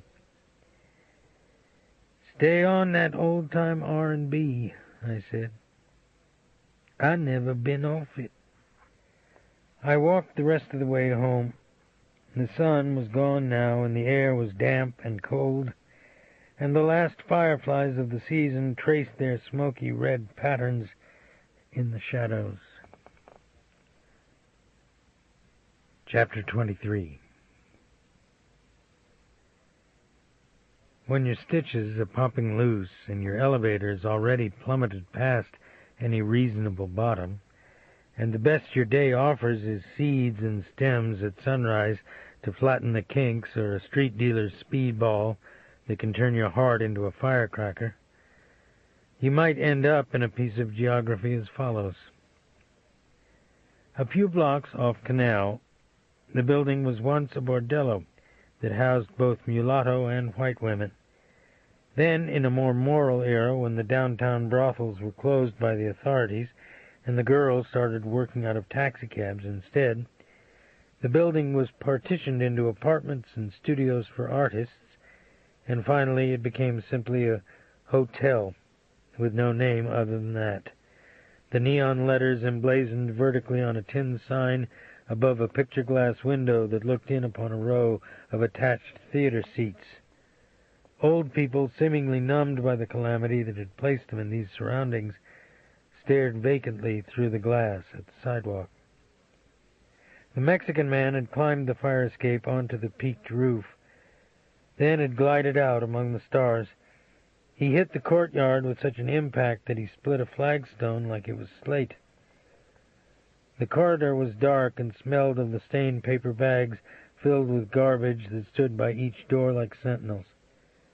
Cleet opened the dead man's room with a pass key. A Vietnamese boat lady owns the place. She found the guy's pay stub and thought I could get his back rent from the state, he said. Most of the plaster was gone from the walls. A mattress was rolled on an iron bed frame, and a pile of trash paper, green wine bottles, and frozen TV dinner containers was swept neatly into one corner. A flattened plastic wallet and a cardboard suitcase and a guitar with 12 tuning pegs and no strings lay on top of a plank table. The sound hole in the guitar was inlaid with green and pink mollusk shell, and the wood below the hole had been cut with scratches that looked like cat's whiskers. What was he on? I said. A couple of the wet brains say he was cooking brown skag with ups. The speed is supposed to give it legs. The mama-san found the wallet under the bed. It contained no money, only a detached stub from a pay voucher for $96 with Buford LaRosa's name and New Iberia address printed in the upper left-hand corner, and a Catholic holy card depicting a small statue of Christ's mother with rays of gold and blue light emanating from it. Underneath the statue was the caption, La Virgen de Zapopan. I unsnapped the suitcase. His shirts and trousers and underwear were all rolled into towels. A pair of boots were folded at the tops in one corner. The toes were pointed and threadbare around the welt, the heels almost flat, the leather worn as smooth and soft as felt in a slipper. Under the boots, wrapped in a towel, was a solitary roweled spur, the cusp scrolled with winged serpents. "It looks like the guy had another kind of life at one time," Cleet said. "Does NOPD know he worked for Buford LaRosa?" "And the mama-san called them and got the big yawn. They've got New Orleans cops pulling armed robberies. Who's got time for a roof flyer down here in Shittsville?" "Doc Green says a kid's buried on the LaRosa property." "You try for a warrant?" "The judge said insufficient grounds. He seemed to think I had personal motivations as well." "You're going about it the wrong way, Streak. Squeeze somebody close to LaRosa." "Who?" "That old guy, the poet. The fuckhead left over from the 60s. He was working his scam out at Tulane last night. He's doing a repeat performance up on St. Charles this afternoon. He drummed the square tips of his fingers on the face of the guitar. No grand displays, Cleet, I said. Me? Clay Mason's poetry reading was in a reception hall above a restaurant in the Garden District. From the second-story French doors you could look down upon a sidewalk cafe, the oaks along the avenue, the iron streetcars out on the neutral ground, a K&B drugstore on the corner whose green and purple neon hung like colored smoke in the rain. Cleet and I sat on folding chairs in the back of the hall. We were lucky to get seats at all. College kids, dressed in Seattle grunge, lined the walls. "Can you believe anybody's going for this guy's shuck today?" Cleet said. "It's in." "Why?" "They missed all the fun." In reality, I probably knew a better answer, but it sounded like a weary one even to myself, and I left it unsaid. Presidents who'd never heard a shot fired in anger vicariously revised the inadequacy of their own lives by precipitating suffering in the lives of others, and they were lauded for it. Clay Mason well understood the nature of public memory and had simply waited for his time and a new generation of intellectual cannon fodder to come around again. His pretentiousness, his feigned old man's humility and irreverence toward the totems were almost embarrassing. He'd been an academic for years, but he denigrated universities and academics. He spoke of his own career in self-effacing terms, but gave the impression he'd known the most famous writers of his time. In his eccentric Western clothes, a Stetson hat cocked on his white head, a burning cigarette cupped in his small hand, he became the egalitarian spokesman for the Wobblies, the railroad hobos of Woody Guthrie and Hart Crane, the miners killed at Ludlow, Colorado, the girls whose bodies were incinerated like bolts of cloth in the Triangle Shirtwaist Factory fire. His poems were full of southwestern mesas and peyote cactus, ponies that drank out of blood-red rivers, fields blown with bluebonnets and poppies, hot winds that smelled of burning hemp. His words seemed to challenge all convention and caution, even his own death, which one poem described in terms of a chemical rainbow rising from the ashes of his soul. The audience loved it. Cleet craned forward in his seat. "Check it out by the door, Big Mon," he said. Karen LaRosa was dressed in a pale blue suit and white hose, with a white scarf about her neck, her legs crossed, listening attentively to Clay Mason. The horn-rimmed glasses she wore only added to her look of composure and feminine confidence. 2 state troopers stood within 5 feet of her, their hands folded behind them as though they were at parade rest.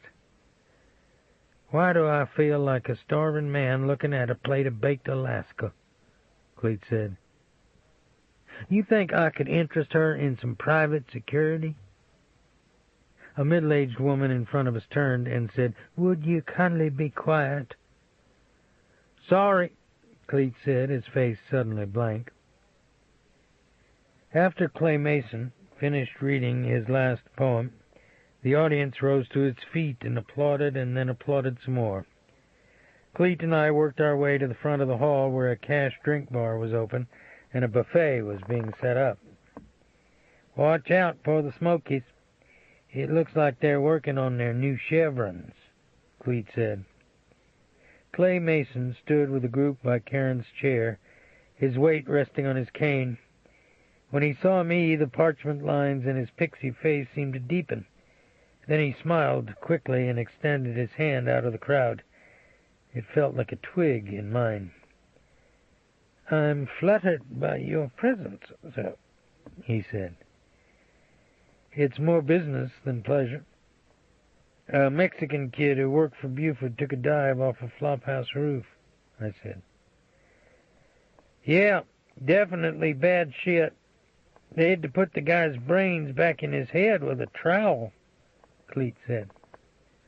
I gave Cleet a hard stare, but it didn't register. I'm sorry to hear about this, Clay Mason said. On the edge of my vision, I could see Karen LaRosa seated not more than 2 feet from us. What's happening, Karen? I said, without looking at her. You gentlemen wouldn't contrive to turn a skunk loose at a church social, would you? Clay Mason said, a smile wrinkling the corner of his mouth. I took the pay stub from my shirt pocket and looked at it. The guy's name was Fernando Spinoza. You know him? I asked. No, can't say that I do, Clay Mason said. How about you, Karen? I asked. The redness in her cheeks looked like arrow points, but her eyes were clear with purpose, and she didn't hesitate in her response. This man is a detective with the Iberia Parish Sheriff's Department, she said to the 2 troopers. He's annoyed me and my husband in every way he can. It's my belief he has no other reason for being here. Is that right, sir? One of the troopers said, his eyes slightly askance, rising slightly on the balls of his feet, his hands still folded behind him. I'm here because of a kid who had to be blotted off a flagstone, I said. You have some kind of jurisdiction in New Orleans? How about y'all get something to eat over at the buffet table? The trooper said. His face was lumpy, not unpleasant or hostile or dumb, just lumpy and obsequious. Here's today's flash, buddy, Cleet said. This old guy you're a doorman for, he popped his own wife. Shot an apple off her head at a party with a .44 Magnum down in Tacoticoville, except he was stinking drunk and left her hair all over the wallpaper. Maybe we should be telling that to these dumb kids who listen to his bullshit. The conversation around us died, as though someone had pulled the plug on a record player. I looked over at Cleet and was never prouder of him. But our moment with Clay Mason wasn't over. Outside, we saw him walk from under the blue canvas awning at the front entrance of the restaurant toward a waiting limo, Karen LaRosa at his side, leaning on his cane, negotiating the peaked sidewalk where the roots of oak trees had wedged up the concrete. A small, misshaped black and brown mongrel dog with raised hair like pig bristles came out of nowhere and began barking at Mason, its teeth bared and its nails clicking on the pavement, advancing and retreating as fear and hostility moved it. Mason continued toward the limo, his gaze fixed ahead of him.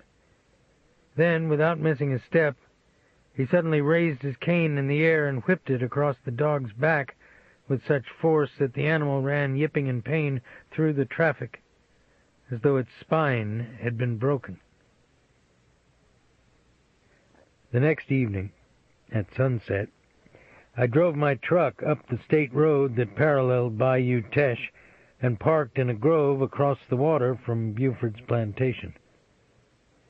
Through my Japanese field glasses, I could see the current flowing under his dock and boathouse, the arched iron shutters on the smithy, the horses in his fields, the poplars that flattened in the wind against the side of his house. Then I moved the field glasses along the bank, where I'd thrown the oarlock tied with my handkerchief. The oarlock was gone, and someone had beveled out a plateau on the slope and had poured a concrete pad and begun construction of a gazebo there. I propped my elbows on the hood of my truck and moved the glasses through the trees, and in the sun's afterglow, which was like firelight on the trunks, I saw first one state trooper, then a second, then a third, all of them with scoped and leather-slung bolt-action rifles. Each trooper sat on a chair in the shadows, much like hunters positioning themselves in a deer stand. I heard a boot crack a twig behind me. "Help you with something?" a trooper asked. He was big and gray, close to retirement age, his stomach protruding like a sack of gravel over his belt. I opened my badge holder. "On the job," I said. "Still ain't too good to be here. Know what I mean?" he said. "I don't." "This morning they found work boot prints on the mudbank, like boots a convict might wear." "I see." "If he comes in, they don't want him spooked out," the trooper said. We looked at each other. In the silence, there was a smile in his eyes. "It looks like they know their work," I said. "Put it like you want. If Crown comes here, he's going to have to kill his next nigger down in hell." The backyard was dim with mist when I fixed breakfast in the kitchen the next morning. I heard Bootsy walk into the kitchen behind me. The window over the sink was open halfway, and the radio was playing on the windowsill. "Are you listening to the radio?" she said. "Yeah, I just clicked it on." "Alifair's still asleep." "I wasn't thinking. I'll turn it off." "No, just turn it down." "All right," I said. I walked to the sink, turned down the volume knob. I looked out the window at the yard until I was sure my face was empty of expression. Then I sat down again, and we ate in silence. We were both happy when the phone rang on the wall.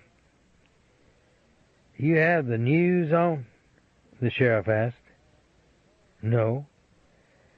"Well, I wouldn't call so early, but I thought it'd be better if you heard it from me." "What is it, Skipper?" "Short boy Jerry. NOPD found his car by the Desire Welfare Project a half hour ago. He was beaten to death."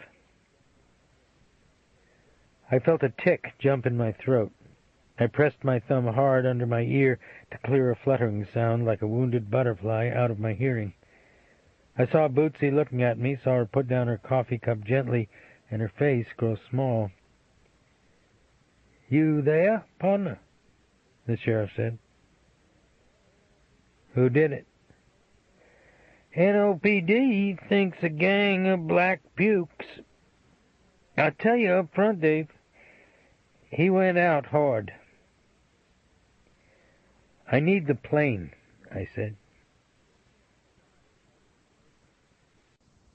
Chapter 24.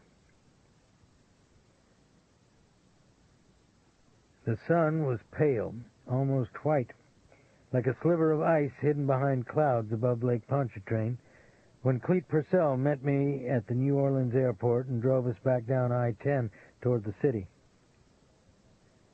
"You really want to go to the meat locker streak?" he asked. "You know another place to start?" "It was just a question." Morgues deny all the colors the mind wishes to associate with death. The surfaces are cool to the touch, made of aluminum and stainless steel, made even more sterile in appearance by the dull reflection of the fluorescent lighting overhead. The trough and the drain where an autopsy was just conducted are spotless. The water that wells across and cleanses the trough's bottom could have issued from a spring. But somehow, in the mind, you hear sounds behind all those gleaming lockers, like fluids dripping, a tendon constricting, a lip that tightens into a sneer across the teeth. The assistant wore a full-length white lab coat that looked like a 19th century duster. He paused with his hand on the locker door. He had a cold and kept brushing at his nose with the back of his wrist. "The guy's hands are bagged. Otherwise, he's like they found him," he said. "This place is an igloo in here. Let's see it, all right?" Clete said. The assistant looked at Clete oddly and then pulled out the drawer. Clete glanced down at Jerry Joe, let out his breath, then lifted his eyes to mine. "When it's this bad, it usually means a tire iron Or maybe a curb button. The uniforms found him on the pavement, so it's hard to tell right now, the assistant said. You knew the guy? Yeah, he knew the guy, Cleet answered. Well, I was just wondering what he was doing in that neighborhood at night, that's all, the assistant said. If a white guy's down there at night, it's usually for coups or rock. Are we on the same side here? Most of Jerry Joe's teeth had been broken off. One of his eyes looked like a tea-stained egg. The other was no longer an eye. I lifted his left hand. It felt like a heavy piece of old fruit inside the plastic bag. Both of them are broken. I don't know anything about this guy, but my bet is he went the whole 15 before they clicked off his switch, the attendant said. Thank you, sir, for your time, I said, and turned and walked outside.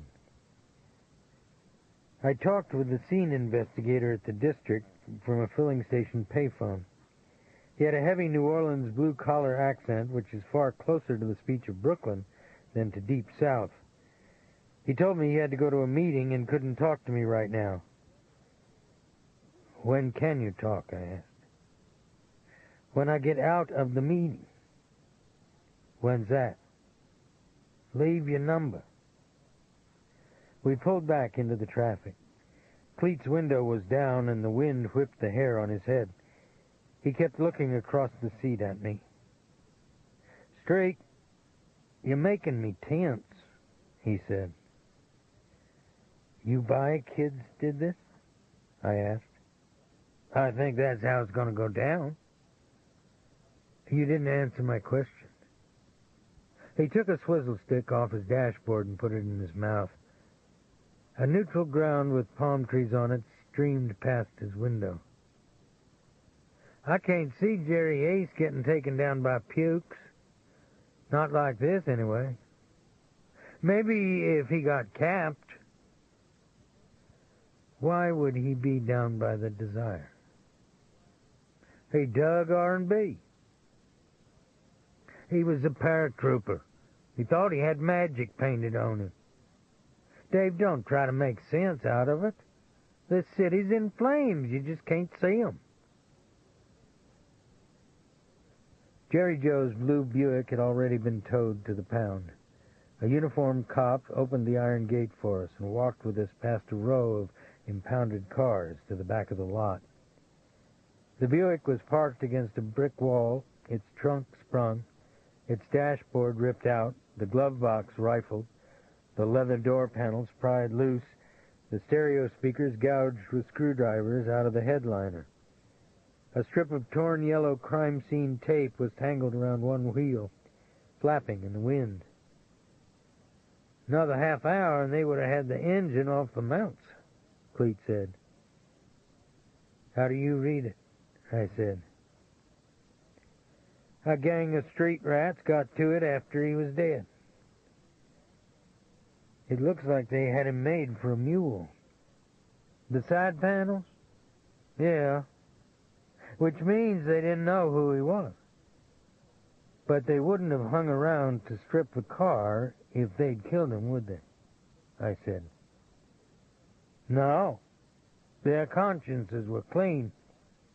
You hooked them up, that's what they'll tell you. Just a harmless night out, looting a dead man's car. I think I'm going to move to East Los Angeles, he said.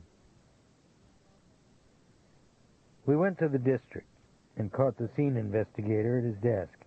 He was a blond, tall, blade-faced man named Kramer, who wore a sky-blue sports coat and white shirt and dark tie with a tiny gold pistol and chain fastened to it. The erectness of his posture in the chair distracted the eye from his paunch and concave chest and the patina of nicotine on his fingers. Do we have anybody in custody? No. Do we have any suspects? Yeah. Every gangbanger in that neighborhood, he said.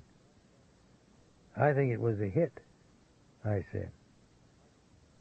You think a hit? He said. Maybe Jerry Joe was going to dime some people. Contractors lining up at the trough in Baton Rouge, I said. You used to be at the 1st District, right? Right. Tell me when I say something that sounds wrong. A white guy down by the Desire at night isn't looking to be shark meat. Come on, Kramer. Kids aren't going to kill a guy and peel the car with the body lying on the street, I said. Maybe they didn't know they'd killed him. You think of that? I think you're shit-canning the investigation, I said. I punched in at 4 this morning. A black kid took a shot at another kid in the Desire. He missed. He killed a 3-month-old baby instead. Short boy Jerry was a mutt. You asking me I got priorities? Fucking A, I do. His phone rang. He picked it up, then hit the hold button. Y'all get a cup of coffee, give me 10 minutes, he said. Cleet and I walked down the street and ate a hot dog at the counter where we had to stand, then went back to the district headquarters. Kramer scratched his forehead and looked at a yellow legal pad on his blotter. That was the M.E. call, he said. Short boy Jerry had gravel and grains of concrete in his scalp, but it was from a fall, not a blow. There were pieces of leather in the wounds around his eyes, probably from gloves the hitter was wearing or a blackjack. Death was caused by a broken rib getting shoved into the heart. He lit a cigarette and put the paper match carefully in the ashtray with 2 fingers, his eyes veiled. What's the rest of it? I asked. The M.E. thinks the assailant or assailants propped Short Boy Jerry up to prolong the beating. The bruises on the throat show a single hand held him up straight while he was getting it in the stomach. The brain was already hemorrhaging when the rib went into the heart. What's that numeral at the bottom of the page? I asked. The blow in the ribs were from a fist maybe 6 inches across. You got a sheet on a gangbanger that big? I said. That doesn't mean there's not one. Start looking for a black mechanic named Mookie Zarang, I said. Who? He said. He looks like a stack of gorilla shit with gold teeth in it. Feel flattered. He gets 10 large a whack in Miami. I'm surprised he'd be seen in a neighborhood like this. No kidding, they say the guy's got rigid standards, Cleet said, fixing his eyes earnestly on Kramer's face.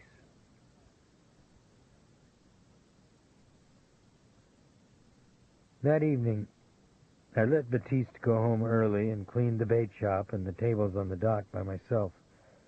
The air was cool, the sky purple and dense with birds, the dying sun as bright as an acetylene flame on the horizon. I could see flights of ducks in V formations come in low over the swamp, then circle away and drop beyond the tips of the cypress into the darkness on the other side. I plugged in Jerry Joe's jukebox and watched the colored lights drift through the plastic casing like smoke from marker grenades. There were 2 recordings of La Jolie Blonde in the half-moon rack, one by Harry Choates and the other by Irie Lejeune. I'd never thought about it before, but both men's lives seemed to be always associated with that haunting, beautiful song, one that was so pure in its sense of loss you didn't have to understand French to comprehend what the singer felt. La Jolie Blonde wasn't about a lost love. It was about the end of an era. Irie Lejeune was killed on the highway changing a tire, and Harry Choates died in alcoholic madness in the Austin City Jail. either after beating his head bloody against the bars or being beaten unmercifully by his jailers. Maybe their tragic denouement had nothing to do with a song that had the power to break the heart. Maybe such a conclusion was a product of my own alcoholic mentality. But I had to grieve just a moment on their passing, just as I did for Jerry Joe, and maybe for all of us who tried to hold on to a time that was quickly passing away. Jerry the Glide had believed in Wurlitzer jukeboxes and had secretly worshipped the man who helped burn Dresden. What a surrogate, I thought, then wondered what mine was. A car came down the road in the dusk, then slowed, as though the driver might want to stop, perhaps for a beer on the way home. I turned off the outside flood lamps, then the string of lights over the dock, then the lights inside the shop, and the car went past the boat ramp and down the road around the curve. I leaned with my forearm against the jukebox's casing and started to punch a selection. But you can't recover the past with a recording that's 40 years old, nor revise all the moments when you might have made life a little better for the dead. I could feel the blood beating in my wrists. I jerked the plug from the wall, sliced the cord in half with my pocket knife, and wheeled the jukebox to the back and left it in a square of moonlight, face to the wall. Chapter 25. Early Sunday morning, I parked my pickup in the alley behind Sibel Crown's bar in Lafayette. The alley was littered with bottles and beer cans, and a man and woman were arguing on the landing above the back entrance to the bar. The woman wore an embroidered Japanese robe that exposed her thick calves, and her chestnut hair was unbrushed and her face without makeup. The man glanced down at me uncertainly, then turned back to the woman. "You think you work more? Go check the mirror, you," he said. He walked down the wood stairs and on down the alley, stepping over a rain puddle without looking at me. The woman went back inside. I climbed the stairs to the third story where Sibel lived by herself at the end of a dark hallway that smelled of insecticide and mold. "It's 7 in the morning. You on a drunk or something?" she said when she opened the door. She wore only a T-shirt without a bra and a pair of blue jeans that barely buttoned under her navel. "You still have working girls here, Sibel?" I said. "We're all working girls, honey. Y'all just haven't caught on." She left the door open for me and walked barefoot across the linoleum and took a coffee pot off her 2-burner stove. "I want you to put me with your father." "Like meet with him, you're saying?" "However you want to do it." "So you can have him executed?" "I believe Buford LaRosa is setting him up to be killed." She set the coffee pot back on the stove without pouring from it. "How do you know this?" she said. "I was out to his place. Those state troopers aren't planning to take prisoners." She sucked in her bottom lip. "What are you offering?" she asked. "Maybe transfer to a federal facility." "Daddy hates the federal government." "That's a dumb attitude." "Thanks for the remark. I'll think about it." There are only a few people who stood in Buford's way, Sibel.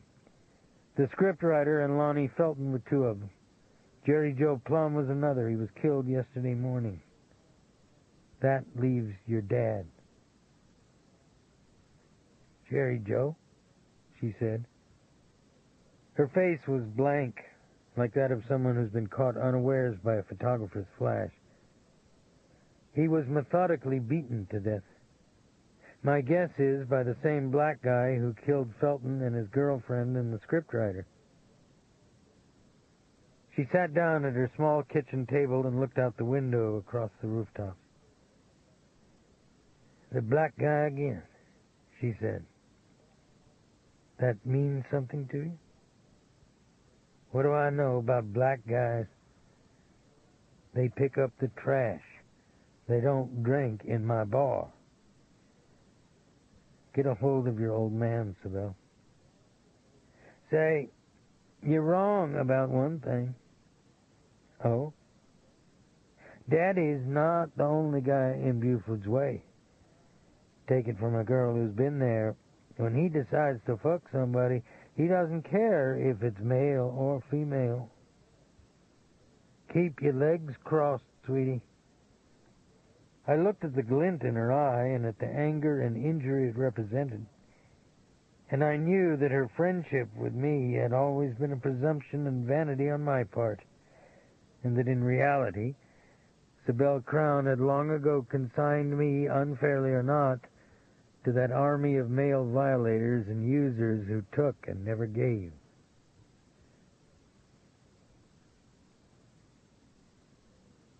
Monday, an overweight man in a navy blue suit with hair as black as patent leather tapped on my office glass. There was a deep dimple in his chin. "Can I help you?" I said. "Yeah, I just kind of walked myself back here. This is a nice building y'all got." His right hand was folded on a paper bag. I waited. "Oh, excuse me," he said. "I'm 0,000 State Police, Baton Rouge." "You got a minute, sir?" His thighs splayed on the chair when he sat down. His starched dress shirt was too small for him, and the collar button had popped loose under the knot in his necktie. "You know what I got here?" he asked, putting his hand in the paper bag. "An oarlock with a handkerchief tied through it. That's a strange thing for somebody to find on their back lawn, ain't it?" "Depends on who the person is." "In this case, it was one of my men found it on Buford LaRosa's place. So since an escaped convict is trying to assassinate the governor-elect, we don't want to take nothing for granted, and we took some prints off it and ran them through AFIS. You know, the automatic fingerprint identification system. I tell you, partner, what a surprise when we found out who those prints belonged to. Somebody steal an oarlock off of one of your boats, sir?" "Not to my knowledge." "You just out throwing your oarlocks on people's lawn?" It was just an idle speculation on my part about a body that might have been buried there. "Is that right? I declare. Y'all do some fascinating investigative work in Iberia Parish. You're welcome to join us. Ms. LaRosa says you got an obsession, that you're carrying out a vendetta of some kind. She thinks maybe you marked the back of the property for Aaron Crown." "Karen has a creative mind." "Well, you know how people are, sir. They get inside their heads and think too much. But one of my troopers told me you were knocking around in the stables where you didn't have no business. What you up to, Mr. Robicheaux?" "I think Aaron's a dead man if he gets near your men." "Really?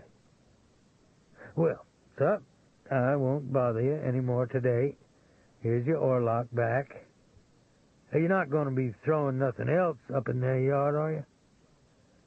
"I'm not planning on it. Tell me something." "Yes, sir."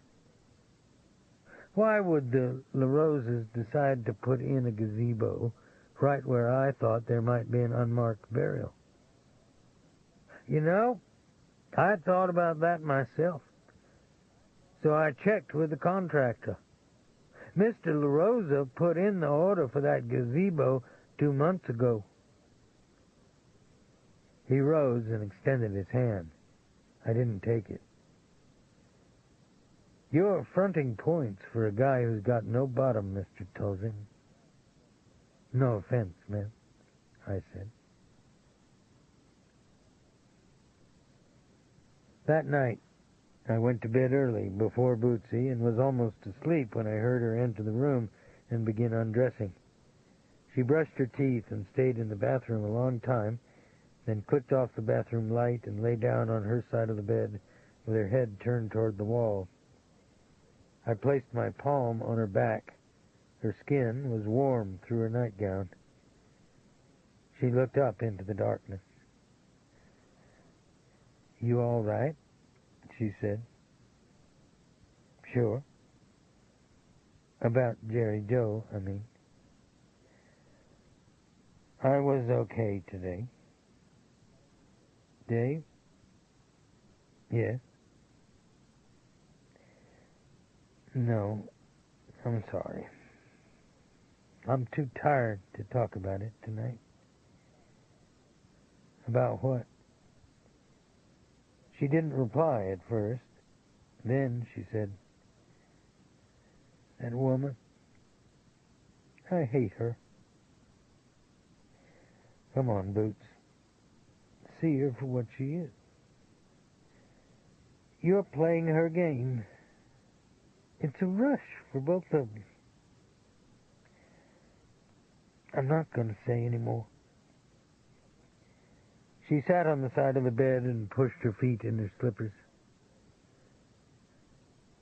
"I can't take this, Dave," she said, and picked up her pillow and a blanket and went into the living room.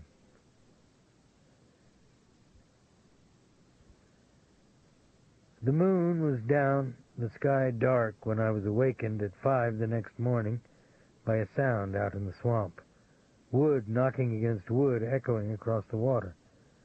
I sat on the edge of the bed, my head still full of sleep, and heard it again through the half-open window, an oar striking a log, perhaps, the bow sliding off a cypress stump. Then I saw the light in the mist, deep in the flooded trees, like a small halo of white phosphorus burning against the dampness, moving horizontally 4 feet above the waterline.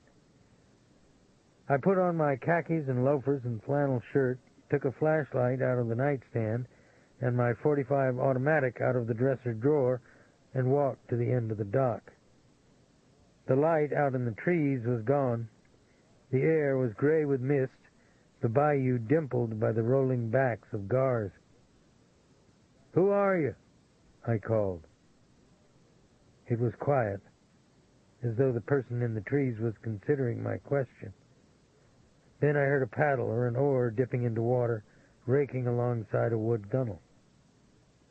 "Tell me who you are," I called. I waited. Nothing. My words sounded like those of a fool trapped by his own fears. I unlocked the bait shop and turned on the flood lamps, then unchained an outboard by the end of the concrete ramp, set one knee on the seat, and shoved out into the bayou. I cranked the engine and went 30 yards downstream and turned into a cut that led back into a dead bay surrounded by cypress and willows. The air was cold and thick with fog, and when I shut off the engine I heard a bass flop its tail in the shallows. Nutrias perched on every exposed surface, their eyes as red as sapphires in the glow of my flashlight. Then at the edge of the bay I saw the path a boat had cut in the layer of algae floating between 2 stumps.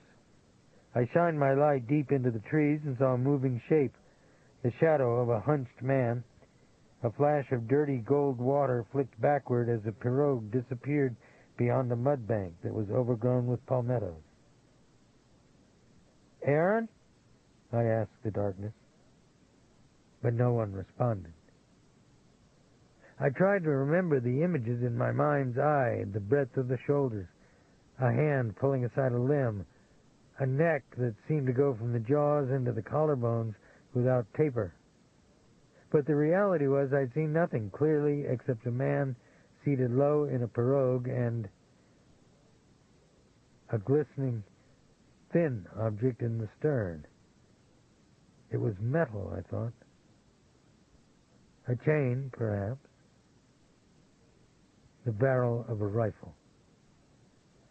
My flannel shirt was sour with sweat. I could hear my heart beating in the silence of the trees. I came home for lunch that day. Alifair was at school and Bootsy was gone. There was no note on the corkboard where we left messages for one another. I fixed a ham and onion sandwich and a glass of iced tea and heated a bowl of dirty rice and ate at the kitchen table. Baptiste called from the bait shop. "Dave, there's a bunch of black men's here, drinking beer and using bad language out on the dock," he said. "Who are they?" I asked. "One's got a knife instead of a hook on his hand." "A what?" "Come see, 'cause I'm fixing to run 'em down the road." I walked down the slope through the trees. A new Dodge Caravan was parked by the concrete boat ramp, and 5 black men stood on the end of the dock, their shirt sleeves rolled in the warm air, drinking canned beer, while Jimmy Ray Dixon gutted a 2-foot yellow catfish he'd gill-hung from a nail on a light post.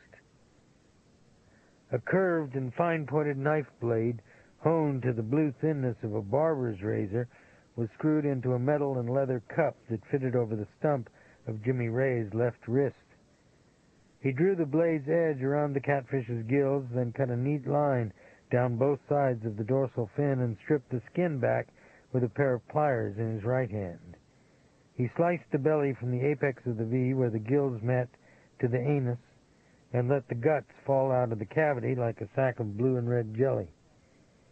The tops of his canvas shoes were speckled with blood. He was grinning. "I bought it from a man caught it in a hoop net at Henderson," he said. "Y'all want to rent a boat?" "I hear the fishing here ain't any good." "It's not good anywhere now. The water is too cool." "I got a problem with a couple people bothering me. I think you behind it," he said. "You want to lose the audience?" I said. "Y'all give me a minute," he said to the other men. They were dressed in tropical shirts, old slacks, shoes they didn't care about. But they weren't men who fished. Their hands squeezed their own sacks almost with fondness. Their eyes followed a black woman walking on the road. They whispered to one another, even though their conversation was devoid of content. They started to go inside the shop. "It's closed," I said.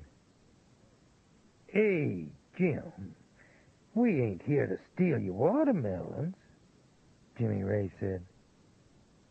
"I'd appreciate it if you didn't call me a racial name," I said. "Y'all open the cooler. I'll be along," he said to his friends. He watched them drift in a cluster down the dock toward the van. "Here's what it is," he said. "That cracker, Kramer?" "Yeah, you got it. White dude from homicide, smells like deodorant, is down at my pool hall, asking if I know why Jerry the Glide was in the neighborhood when somebody broke all his sticks." Not bad, Kramer, I thought. "Then, your friend Purcell hears from this pipehead street chicken Mookie Zarang's got permission to burn his kite, so he blames me. I ain't got time for this, Jack." "Why was Jerry Joe in your neighborhood?" "It ain't my neighborhood. I got a business there. I don't go in there tonight either." He brushed the sack of fish guts off the dock with his shoe and watched it float away in the current. "Why you got to put your hand in this shit, man?" "You know how it is. A guy's got to do something for kicks." "I hear it's 'cause you's fucking some prime cut married to the wrong dude. That's your choice, man, but I don't like you using my brother to do whatever you're doing."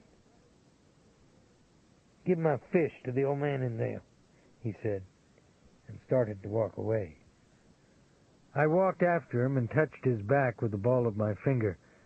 I could feel his wing bone through the cloth of his shirt, see the dark grain of his whiskers along the edge of his jaw, smell the faint odor of sweat and talcum in his skin. "Don't use profanity around my home, please," I said. "You worried about language around your home? Man put a bullet in mine and killed my brother. That's the difference between us. Don't let it be lost on you, Chuck." He got in the front passenger seat of the van, slid a metal sheath over the knife blade attached to his stump, then unscrewed the blade and drank from a bottle of Carta Blanca, his throat working smoothly until the bottle was empty. The bottle made a dull, tinkling sound when it landed in the weeds by the roadside. The next day, I got the warrant to search the grounds of the La Rosa plantation. Helen Swallow parked the cruiser in the driveway, and I got out and knocked on the front door. Karen was barefoot and wore only a pair of shorts and a halter with a thick towel around her neck when she opened the door. In the soft afternoon light, her tan took on the dark tint of burnt honey. The momentary surprise went out of her face, and she leaned an arm against the door jamb and brushed back her hair with her fingers. "What are we here for today?" she said. "Here's the warrant. We'll be looking at some things back on the bayou." "How did you—" she began, then stopped. "All I had to do was tell the judge the state police warned me off y'all's property. He seemed upset about people intruding on his jurisdiction." "Then you should scurry on with your little errand, whatever in God's name it is. Does Jerry Joe's death bother you at all?" Her mouth grew small with anger. "There are days when I wish I was a man, Dave. I'd honestly love to beat the living shit out of you." The door clicked shut. Helen and I walked through the coolness of the porte cochere into the backyard. The camellias were in bloom, and the backyard was filled with a smoky gold light. I could see Karen inside the glassed-in rear corner of the house, touching her toes in a crisscross motion, her thighs spread, the back of her neck slick with a necklace of sweat.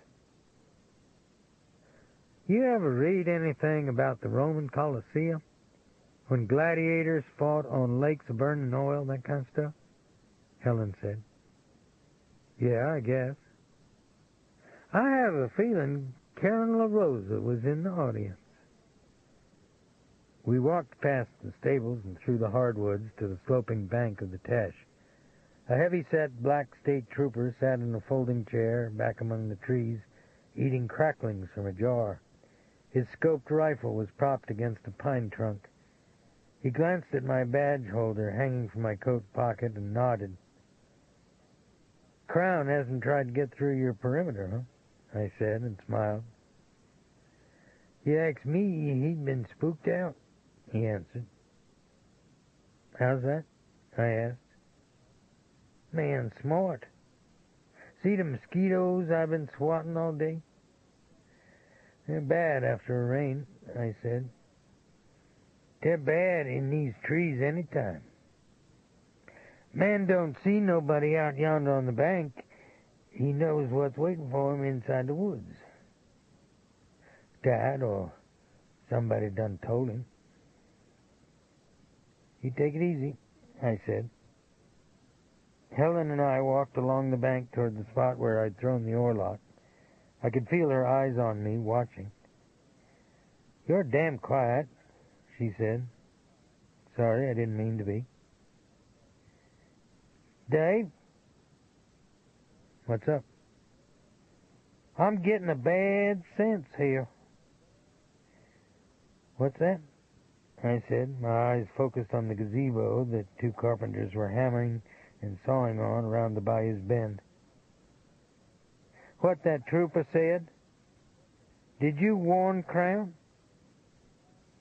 We don't execute people in Iberia Parish. We want the man in custody, not in a box.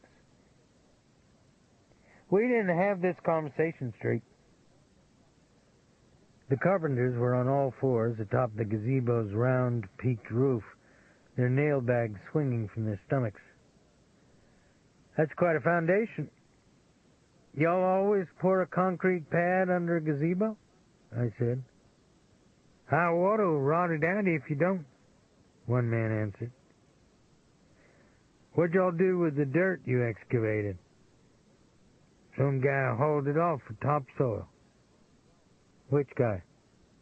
Some guy worked for Mr. LaRosa, I guess. Y'all did the excavation? No, sir. Mr. LaRosa done that himself. He got his own backhoe. I see. Y'all doing all right?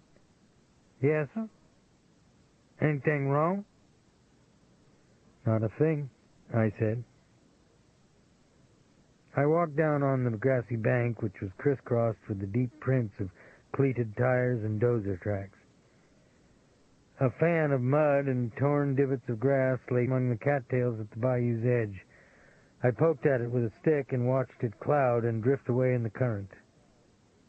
You want to bag some of it? Helen said. It's a waste of time. Buford beat us to it. It was a long shot, Helen said. You got to consider the source too, Dave. Doc Green's nuts. No, he's not. He's just different.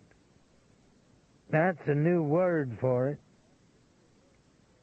I didn't say anything. We walked up the slope and through the trees toward the house. The air was filled with gold shafts of light inside the trees, and you could smell the water in the coulee and the fecund odor of wet fern and the exposed root systems that trailed in the current like torn cobweb. Can I get out of line a minute? Helen said. I looked at her and waited. She kept walking up the incline, her face straight ahead, her shoulders slightly bent, her masculine arms taut-looking with muscle. The homicides you're worried about took place out of our jurisdiction. The engine guy who tried to mess you over with the machete is dead. We don't have a crime connected with the LaRosas to investigate in Iberia Parish, Dave, she said. They're both dirty. So is the planet, she said.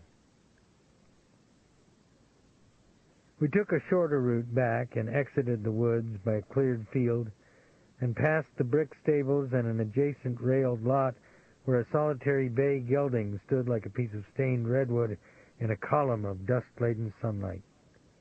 The brand on his flank was shaped in the form of a rose, burned deep into the hair like calcified ringworm. They sure leave their mark on everything, don't they? I said. What should they use? Spray cans? Give it a break, Helen said. I'll tell them we're leaving now, I said. Don't do it, Dave. I'll see you in the car, Helen. She continued on through the field toward the driveway. I walked through the backyard toward the porte cochere, then glanced through a screen of bamboo into the glassed-in rear of the house where Karen had been doing her aerobic exercises.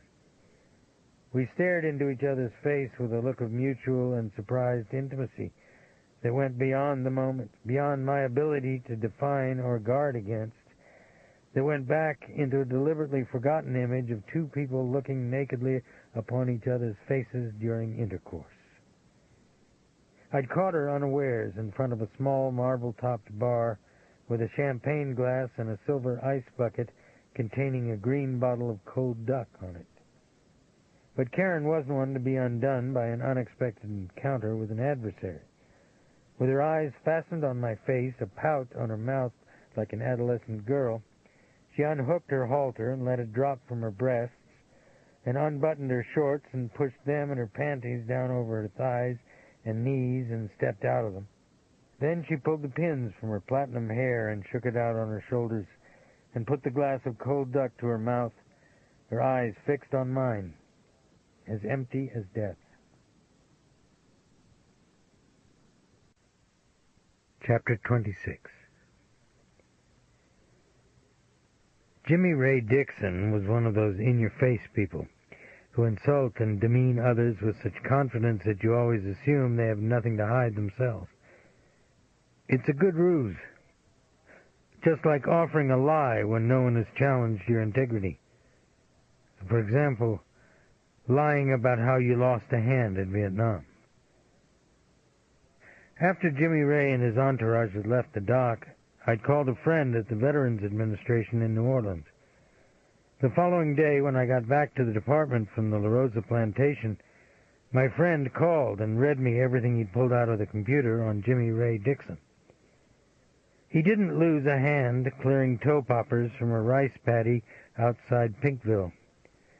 A gang of Chinese thieves, his business partners in selling stolen PX liquor on the Saigon black market, cut it off.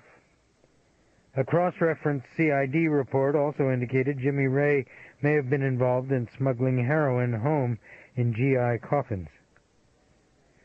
So he lied about his war record, I thought.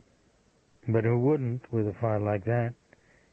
That wasn't what had bothered me. At the dock, Jimmy Ray had said somebody had shot into his home and had killed his brother. His home. I went to the public library and the morgue at the Daily Iberian and began searching every piece of microfilm I could find on the assassination of Eli Dixon. Only one story in Newsweek magazine mentioned the fact that Eli was killed in a two-bedroom house he rented for $50 a month from his brother, Jimmy Ray, to whom the article referred as a disabled Vietnam War veteran. I drove back to the department and went into the sheriff's office. "What if the wrong man was killed?" I said. "I have a feeling my interest is about to wane quickly," he said. It was in the 60s. Church bombings in Birmingham and Bogalusa, civil rights workers lynched in Mississippi. Everybody assumed Eli Dixon was the target. "You're trying to figure out the motivation on a homicide that's 28 years old? Who cares? The victim doesn't. He's dead just the same." He could barely contain the impatience and annoyance in his voice. He turned his swivel chair sideways so he wouldn't have to look directly at me when he spoke. "I like you a lot, Dave. But damn it, you don't listen. Leave the La Rosas alone. Let Aaron Crown fall in his own shit. I told Helen we don't execute people in Iberia Parish." "Don't be deluded. That's because the electric chair doesn't travel anymore." He began fiddling with a file folder, then he put it in his desk drawer and rose from his chair and looked out the window until he heard me close the door behind me.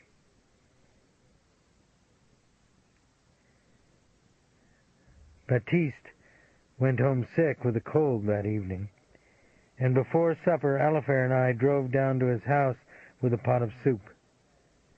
His wife had died the previous year, and he lived with his 3 bird dogs and 8 cats on a dirt road in an unpainted wood house with a sagging gallery and a peaked corrugated roof, a truck garden in a side lot, and a smokehouse in back.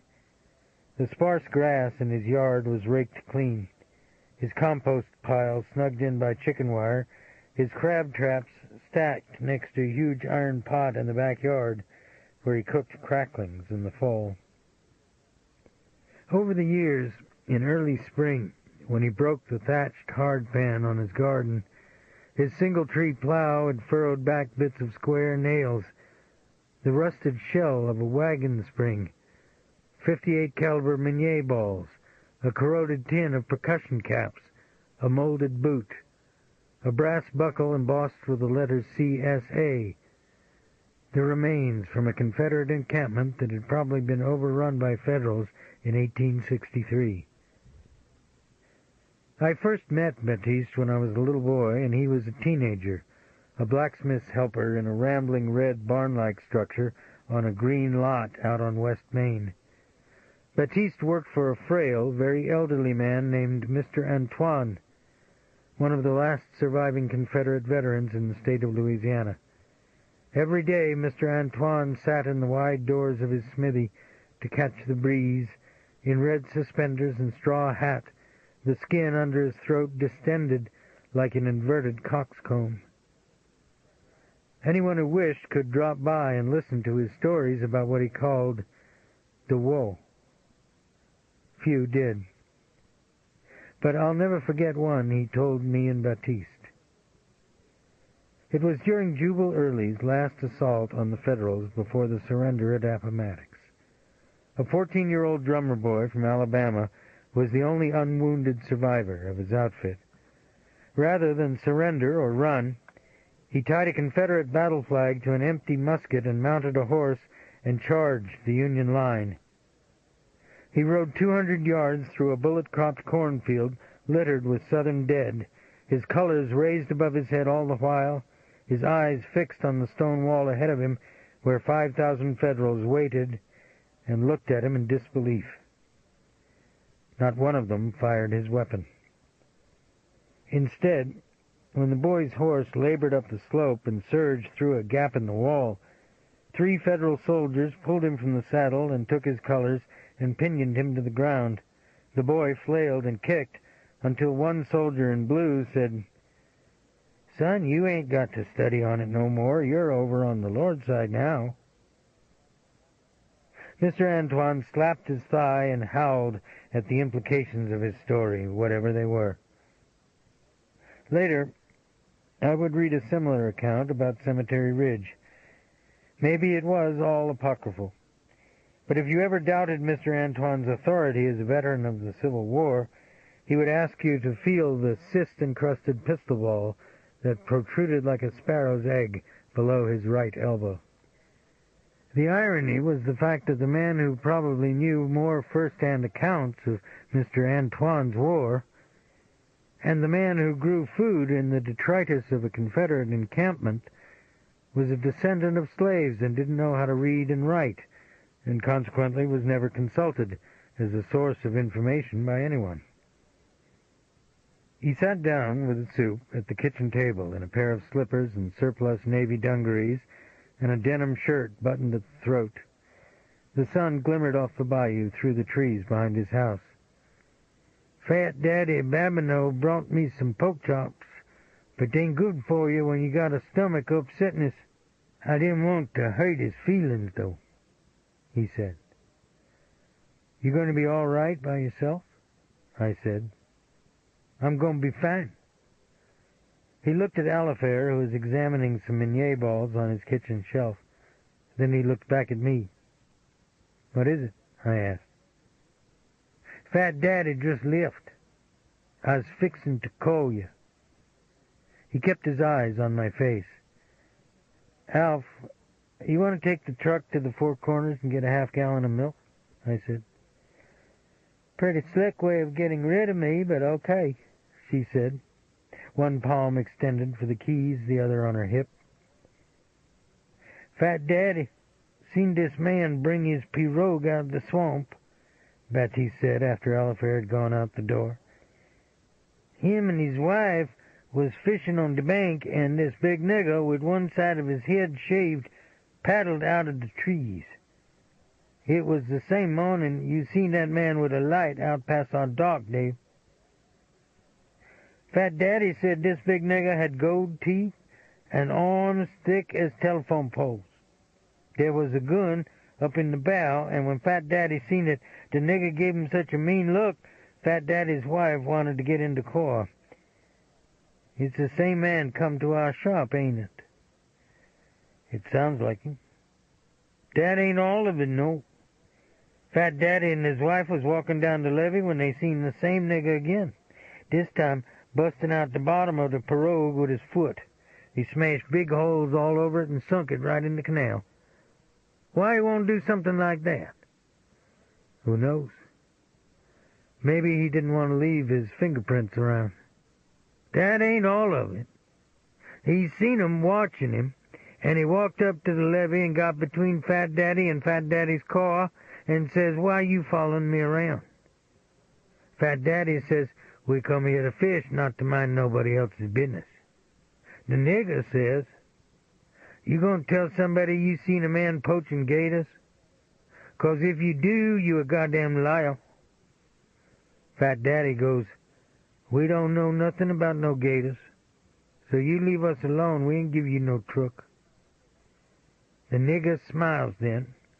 He says, "You're a nice fat man. You know why I bust up my pirogue? 'Cause it got leaks in it." All the time he was squeezing his hand on his privates like he got an itch, like he didn't care there was a woman there. Fat Daddy said when you looked into that nigger's face, you didn't have no doubt what was on his mind. He wanted you to say just one thing wrong so he could let out all his meanness on you. Fat Daddy's wife got in the car, not moving an inch, not hardly breathing. She was so scared, praying all the time Fat Daddy would just come on and get him out of there. Then the nigger takes Fat Daddy's pole and bucket out of his hand and puts him in the back seat and opens the front door and helps Fat Daddy get behind the wheel. He says, "I'm going to show y'all something I ain't sure I can still do. Y'all watch now." He hooked his hands under the front bumper and started straining like all the veins in his face was going to pop out of his skin, grinning with them gold teeth, snuff running out of his mouth. Then the car come up in the air, and the back wheels started rolling off the levee just before he let it crash on the ground again. He come around to the window, still grinning, like he done something great, then let spit drip out of his mouth on his finger. He took Fat Daddy's sun helmet off his head and put his finger in Fat Daddy's ear, then dropped his hat back on his head again. Didn't say one word, just rubbed spit in poor Fat Daddy's ear and walked off. What kind of man do things like that, Dave? Makes me feel real bad. I wish I'd done something to stop that man when he come in our shop. Lord God, I do. Baptiste shook his head, his spoon forgotten by the side of his soup bowl.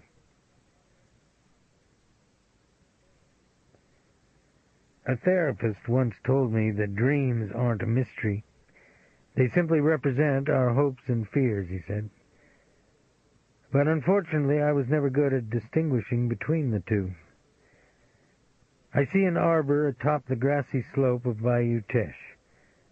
The tree trunks look hard and white under the moon, stone-like yet filled with power, as though the coldness in the light has trapped a trembling energy inside the bark. Inside the arbor is a wicker picnic basket filled with grapes and bananas, a corked green bottle of Burgundy, a bottle of Black Label Jack Daniels wrapped in a soft towel, a bucket of shaved ice with 2 chrome cups chilling inside it. I can taste the charcoal and the oak in the whiskey, as weightless as liquid smoke on the back of the tongue. I can feel its heat spread from my stomach into my chest and my loins. But my system is dry, as though my glands have become dust, and the real rush doesn't come until the second hit, a long, deep swallow of sugar and shaved ice and mint leaves and bourbon. Then it reaches every nerve in my body, just as if someone had struck a sulphurous match across the base of the brain. But this time, the dream isn't just about the charcoal-filtered product of Lynchburg, Tennessee. She's on her knees inside the arbor, her bottom resting on her heels, eating a sandwich with both hands, somehow vulnerable and reminiscent of a wartime photo of a frightened and starving child. She smiles when she sees me as she would greet an old friend, and she gathers her dress in her hands and works it over her head. Her tan body seems glazed with moon glow, her breasts swollen and hard, her face innocent of any agenda except the welcoming press of her thighs around mine. In the dream I know it's wrong, that I've reached a place where I can't turn it around, just like the whiskey that lights old fires and once again claims a landscape inside me I'd long forgotten. Her mouth is on mine, her fingers on my hips, then kneading the small of my back, and I feel something break inside me like water bursting through the bottom of a paper bag. And when I look into her face, my body trembling with the moment, I see a tangle of platinum hair, and eyes like black glass, and a self-indulgent, lazy smile that ends in a kiss of contempt upon the cheek.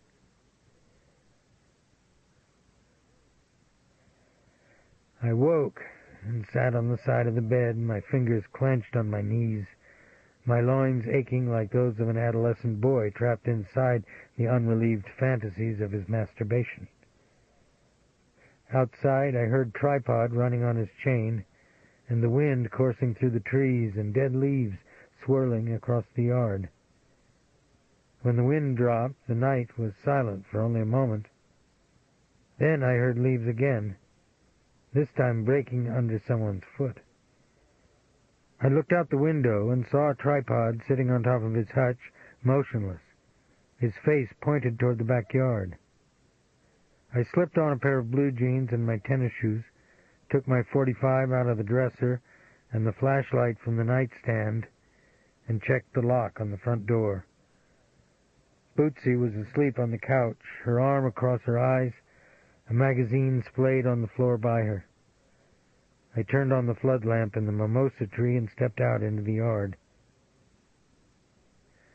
The wind blew plumes of ash out of my neighbor's field and ruffled the starlight's reflection on the duck pond by my fence line. I searched the side yard, the horse lot and stable, the aluminum tool shed where we still kept my father's old tractor. Then I walked along the edge of the coulee toward the duck pond. The batteries in my flashlight grew weaker, and I turned them off and started back toward the house. I heard the shrill, hysterical-like cry of a nutria out in the swamp. A man with the sinewy proportions of an atavistic throwback moved out quickly behind a stand of banana trees and shoved the blunt, round end of a hard object into the center of my back. I could have used the telephone. I come here in trust. Don't mess it up, he said. What do you want, Aaron? Give me your pistol. I'll give it back, I promise. I ain't gonna harm nobody either. His hand moved down my arm and slipped the .45 free from my fingers. He smelled like humus and wool clothes full of wood smoke and dried sweat. I gotcha. Son of a bitch if I didn't. Slickered you good, he said. He squatted and roared at his own humor, slapped his thigh with one hand. Didn't have nothing but this old corncob pipe I got out of a garbage can. How you like that? Why don't you act your age? Did y'all use the same kind of smarts against them Viet Cong? He danced like an ape under the overhang of withered banana leaves. You going to give me my piece back? I said. Can't do that. Then his face went as blank and stark as a sheet of tin under the starlight. I want you to set up my surrender to Buford LaRosa. When I didn't reply, he said, You deaf? Just set it up, out in the country somewhere. He'll go for it. It'll make him a big man. I don't know if I trust what you got in mind, partner. Did he send a little piss-pot Italian after me? Man I was in jail with and knowed where my camp was at? Some people is cursed by their knowledge. What are you saying?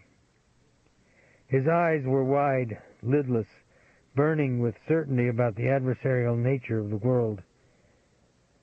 You might say I talked to his conscience.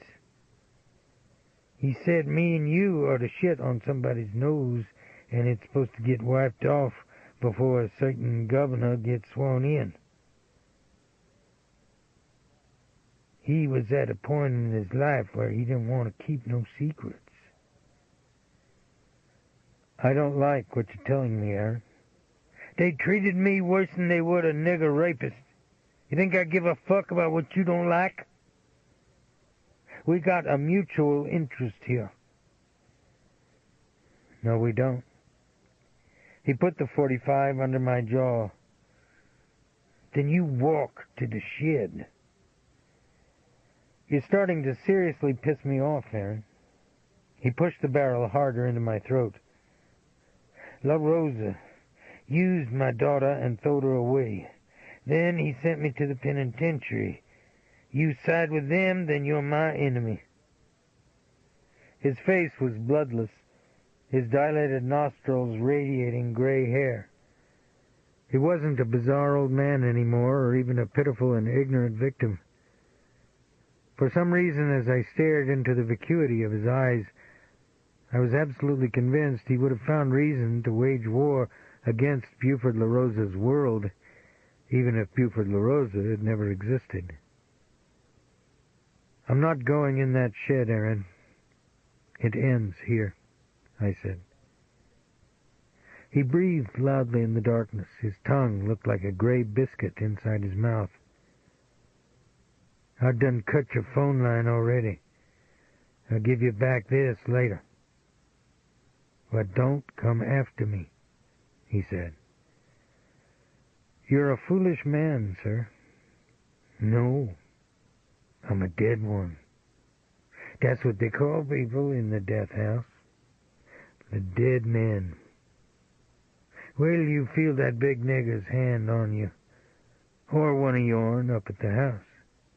See how goddamn liberal you are then. What'd you say? But he was gone, running like a crab through the trees, his prison work boots crashing in the leaves. I sat on the floor by the couch where Bootsy slept. Her eyes opened into mine. What is it? She said. Aaron Crown was outside. I placed my hand on her arm before she could get up. It's all right. He's gone now. But he cut the phone line. Crown was...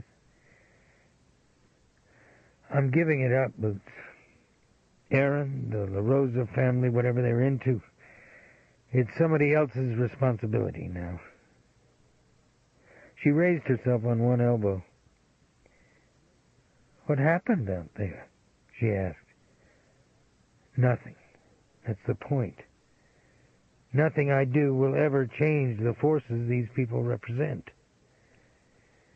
Her eyes steadied on mine and seemed to look inside me.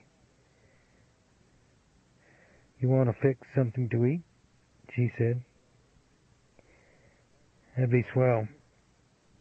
I'll use the phone in the bait shop to call the department. When I locked the front door behind me, I could see her in the kitchen, shredding a raw potato on a grater to make hash browns, her robe cinched around her hips, just as though we were waking to an ordinary dawn, and the life we'd had before I'd allowed the fortunes of Aaron Crown and the La Rosa family to grow like a tentacle into our own. In the morning, Baptiste found my .45 wrapped in a Kentucky Fried Chicken bag under the doormat on his gallery.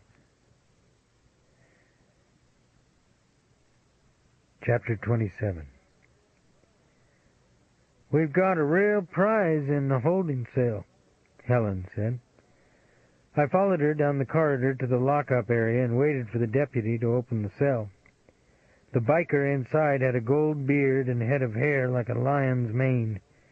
His eyes reminded me of red lifesavers pushed deep into folds of skin that were raw from windburn or alcohol or blood pressure that could probably blow an automobile gasket. His name was Jody Hatcher. A year and a half ago, the court had released him to the Marine Corps in hopes, perhaps, that the whole Hatcher family would simply disappear from Iberia Parish. His twin sister achieved a brief national notoriety when she was arrested for murdering 7 men who picked her up hitchhiking on the Florida Turnpike.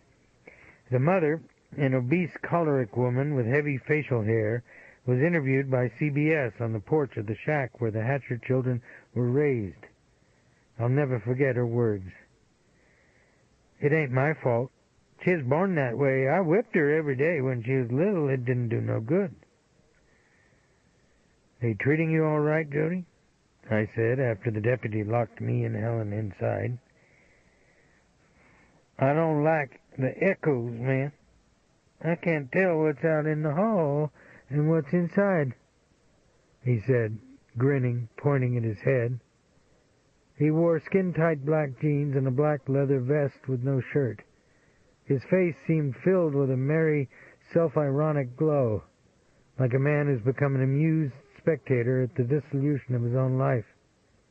Helen and I sat down on the wood bench against the far wall. In the center of the cell was a urine-streaked drain hole. "They say your saddlebags were full of crystal meth," I said. "Yeah. Dude I lent my Harley to probably really missed me over. Wow, I hate it when they do that to you." I nodded, as though we were all listening to a sad truth. "I thought you were in Haiti," I said. "Got cut loose, man. You saw that on TV about the firefight at the police station? That was my squad. See, this native woman was cheering us up on a balcony, and an attaché busted her upside the head with a baton. That's why we was down at the police station. We cammied up and set up a perimeter because we didn't want these guys hurting the people no more. The Corps is peacemakers, not peacekeepers. A lot of civilians don't understand that. We got the word these guys was going to light us up. So this one dude comes outside and starts to turn toward us with an Uzi in his hand, and pow, man, I see the tracer come out of the lieutenant's gun, and then a shitstorm was flying through the air before I knew it. I burned a whole magazine on just one guy. The chickens was pecking him to death against the wall. I wasn't up for it, man. That's some real cruel shit to watch." He was seated on a wood bench, his wrists crossed on his knees, his fists clenched, his face staring disjointedly into space. "Tell Detective Robicheaux about the Mexican cowboy," Helen said. "We already covered that, ain't we? I don't like remembering stuff like that." He puckered his mouth like a fish's. "You gotta work with us, Jody. You want some slack on the meth," Helen said. "It was right before I went in the crotch. I met the Mexican guys in a bar in Laurelville. I was doing dust and rainbows and drinking vodka on top of it, and we all ended up out in the woods somewhere. It was a real weirded out, hot night with fireflies crawling all over the trees and bullfrogs croaking and nutrias screaming out on the water. These guys had some beautiful meth, high-grade, clean stuff that don't foul your blood. But this one cowboy tied off and slapped a vein till it was purple as a turnip. Then he spikes into it and whop! He doubles over and crumbles on the ground with the rubber tourniquet flopping in his teeth like a snake with its head cut off. It's not like skag. You don't drop the guy in cold water or a snowbank. The guy's eyes rolled. All kind of stuff came out of his mouth. His knees started jerking against his chest. What are you going to do, man? I was wasted. Jesus. It was like watching a guy drown when you can't do nothing about it. Is that all of it, Jody? I asked. Tell him, Helen said. They dug a hole and buried him, he said. Who? I asked. Everybody. I run off in the trees. I couldn't watch it. Maybe he wasn't dead. That's what keeps going through my head. They didn't get a doctor or nothing. They should have put a mirror in front of his nose or something. Who was there, Jody? I asked. The guy who just got elected governor. You're sure? I said. He was strung out, crying like a little kid. There were some other Americans there who had to take care of him. Who? I asked. I don't know, man. I blacked out. I couldn't take it. I can't even tell you where I was at. I woke up behind a colored bar in St. Martinville with dogs peeing on me. His face was swollen, glazed like the red surfaces on a lollipop, decades older than his years. He wiped his eyes with the heel of his hand. Back in my office, Helen said, "What do you think?" "Take his statement, put it in the file," I answered. "That's it?" "Somebody snipped Jody's brainstem a long time ago." "You don't believe him?" "Yeah, I do, but it won't stand up. Buford LaRosa won't go down until he gets caught in bed with a dead underage male prostitute." "Too much," she said, and walked out the door. Saturday morning, Clete Purcell drove in from New Orleans, fished for 2 hours in a light mist, then gave it up and drank beer in the bait shop while I added up my receipts and tried to figure my quarterly income tax payment. He spoke little, gazing out the window at the rain, as though he was concentrating on a conversation inside his head. "Say it," I said. "After I got to Vietnam, I wished I hadn't joined the Corps," he said. "So?" "You already rolled the dice, big man. You can't just tell these cocksuckers you don't want to play anymore." "Why not?" "Because I keep seeing Jerry Joe's face in my dreams, that's why." "That's his jukebox back there?" "Yeah." "What's on it?" "40s and 50s stuff. Every one of them is a Cadillac." "Give me some quarters." I sliced the cord in half. "That's a great way to deal with the problem streak." A half hour later, the phone rang. It was Buford LaRosa. I walked with the phone into the back of the shop. "Meet me at the Patio Restaurant in La Roville," he said. "No, thanks," I said. "God damn it, Dave, I want to get this mess behind us." "Good. Resign your office." "Crown's a killing machine," he said. "If he is, you helped make him that way." "You don't know, do you?" "What?" "About the guy who was just fished out of Henderson Swamp." "That's St. Martin Parish. It's not my business." "Goodbye, Buford." I hung up the phone. "That was Dickhead?" Clete said. "Yep." "What do you want?" I told him.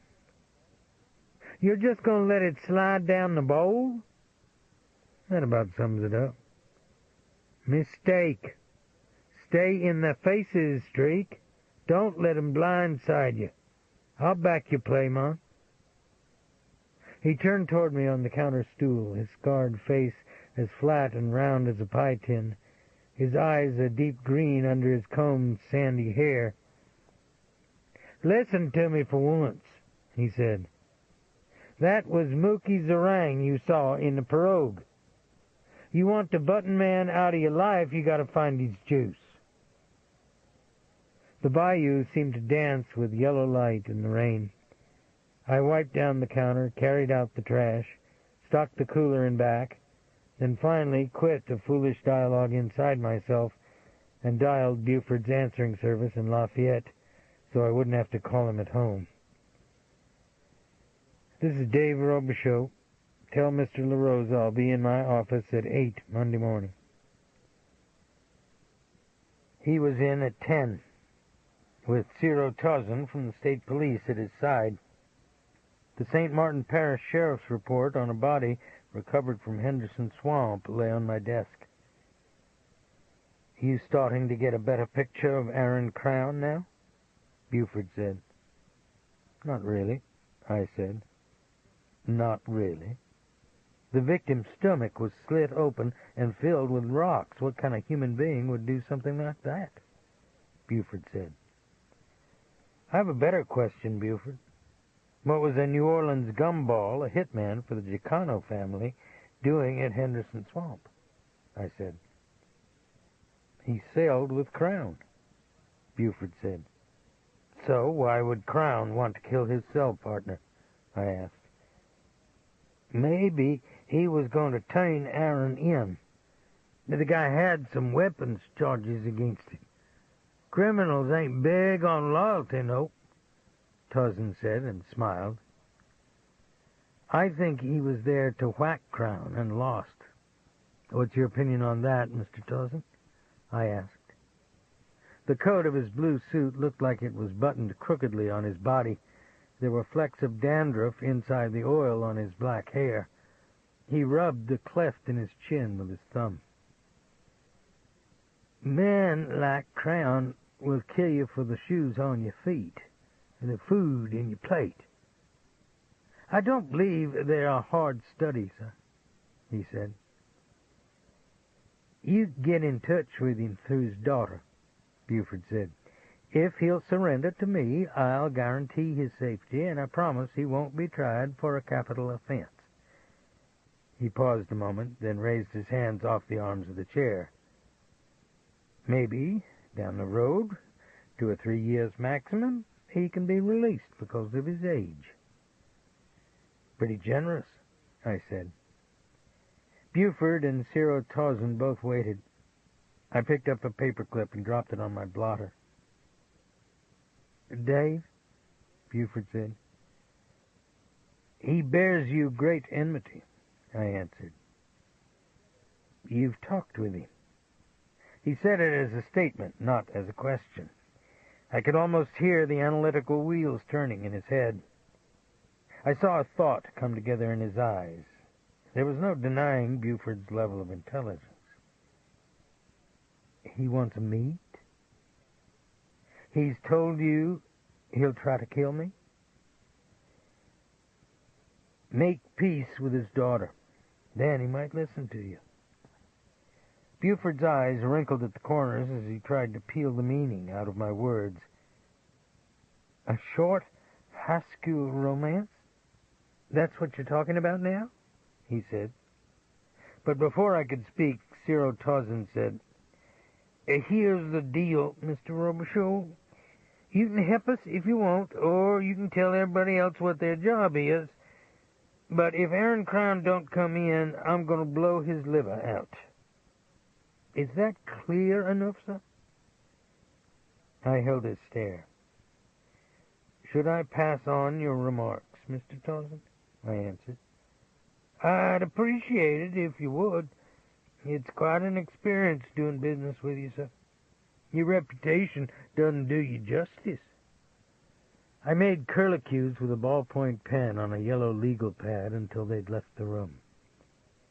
2 minutes later, Buford came back alone and opened the door, his seersucker coat over his shoulder, his plaid shirt rolled on his veined forearms. His curly hair hung on his forehead, and his cheeks were as bright as apples. "You'll never like me, Dave. Maybe I can't blame you. But I give you my solemn word, I'll protect Aaron Crown, and I'll do everything I can to see him die a free man," he said. For just a moment I saw the handsome young LSU quarterback of years ago, who could be surrounded by tacklers, about to be destroyed, his bones crushed into the turf, his very vulnerability bringing the crowd to its feet, and then rocket an 80-yard pass over his tacklers' heads and charm it into the fingers of a forgotten receiver racing across the goal line. Some Saturday afternoon heroes will never go gently into that good night. At least not this one, I thought. Probably over 90% of criminal investigations are solved by accident or through informants. I didn't have an informant within Buford's circle, but I did have access to a genuine psychotic whose dials never failed to entertain, if not to inform.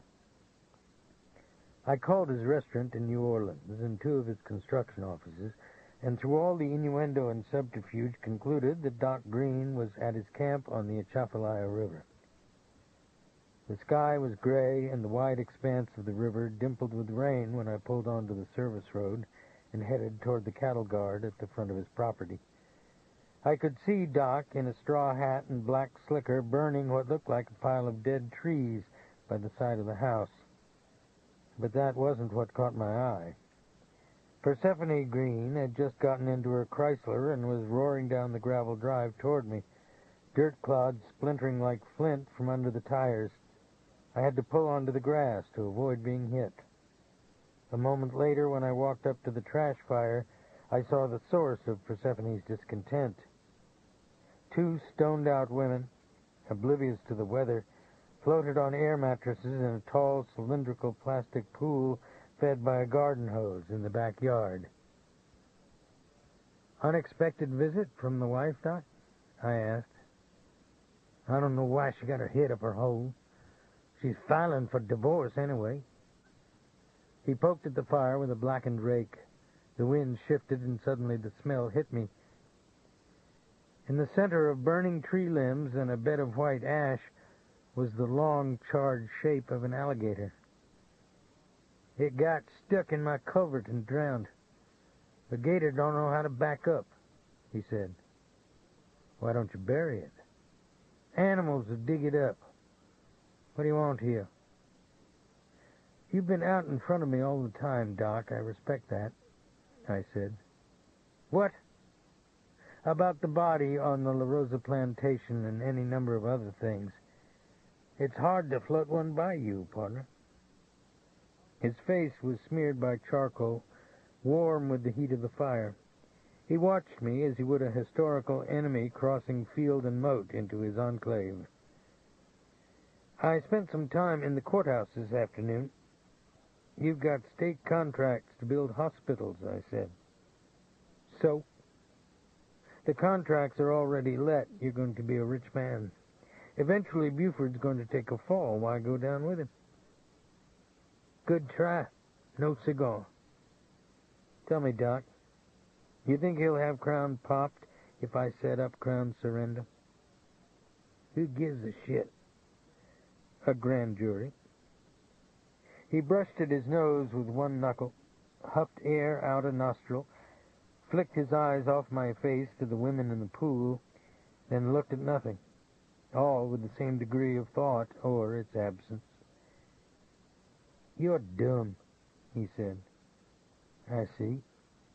You're worried about a worthless geezer and nigger trouble that's 30 years old. La Rosa'll put a 2x4 up your ass." "How?" "He wants company." "Sorry, Doc. I don't follow your drift."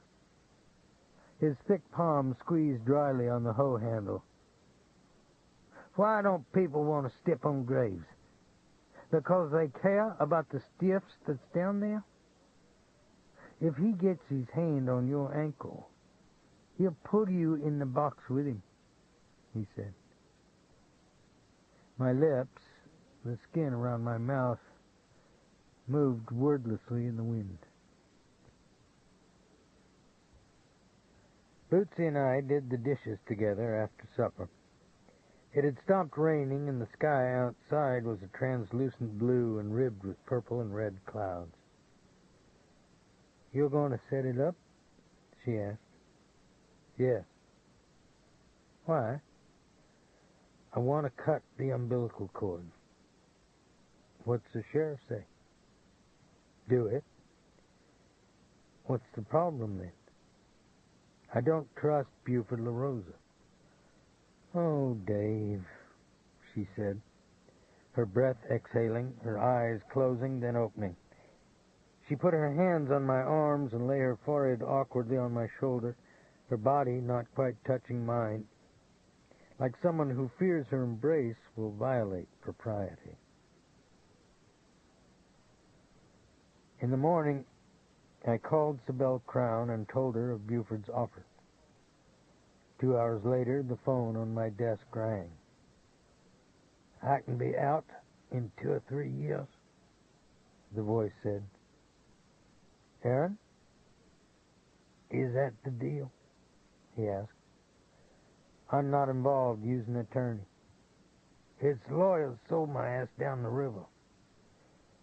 "Don't call here again, understand? I've got nothing more to do with your life." "You goddamn better hope you don't," he said, and hung up. The rest of the work week passed, and I heard nothing more about Aaron Crown. Friday had been a beautiful December day, and the evening was just as fair. The wind was off the Gulf, and you could smell salt and distant rain and night-blooming flowers and ozone in the trees, and you had to remind yourself it was winter and not spring. Bootsy and I decided to go Christmas shopping in Lafayette, and I asked Baptiste to close the bait shop and stay up at the house with Alifair until we returned. It wasn't even necessary. She was playing at the neighbor's house next door. When we drove away, Baptiste was standing in our front yard, his overall straps notched into his T-shirt, the smooth saddle gold texture of his palm raised to say goodbye.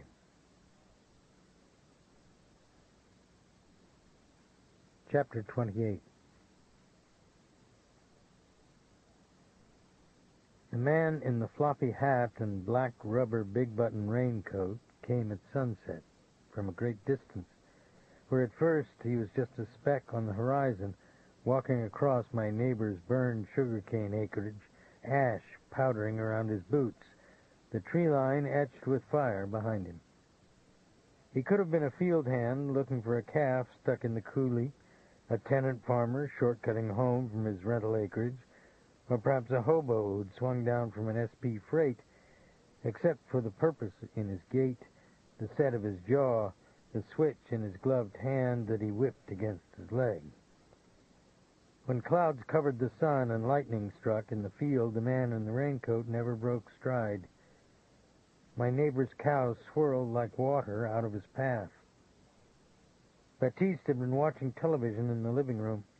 He went back into the kitchen to refill his coffee cup, burned his lips with the first sip, then poured it into the saucer and blew on it while he looked out the kitchen window at the ash lifting in the fields, the rain slanting like glass across the sun's last spark in the west.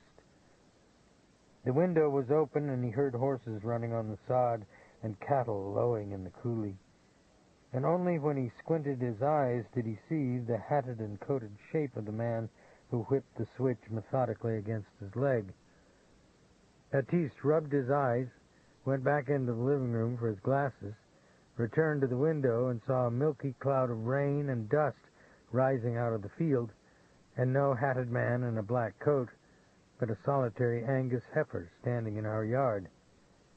Baptiste stepped out into the yard, into the sulphurous smell blowing out of the fields, then walked to the duck pond and down the fence line until he saw the fence post that had been wedged sideways in the hole and the 3 strands of barbed wire that had been stomped out of the staples into the ground.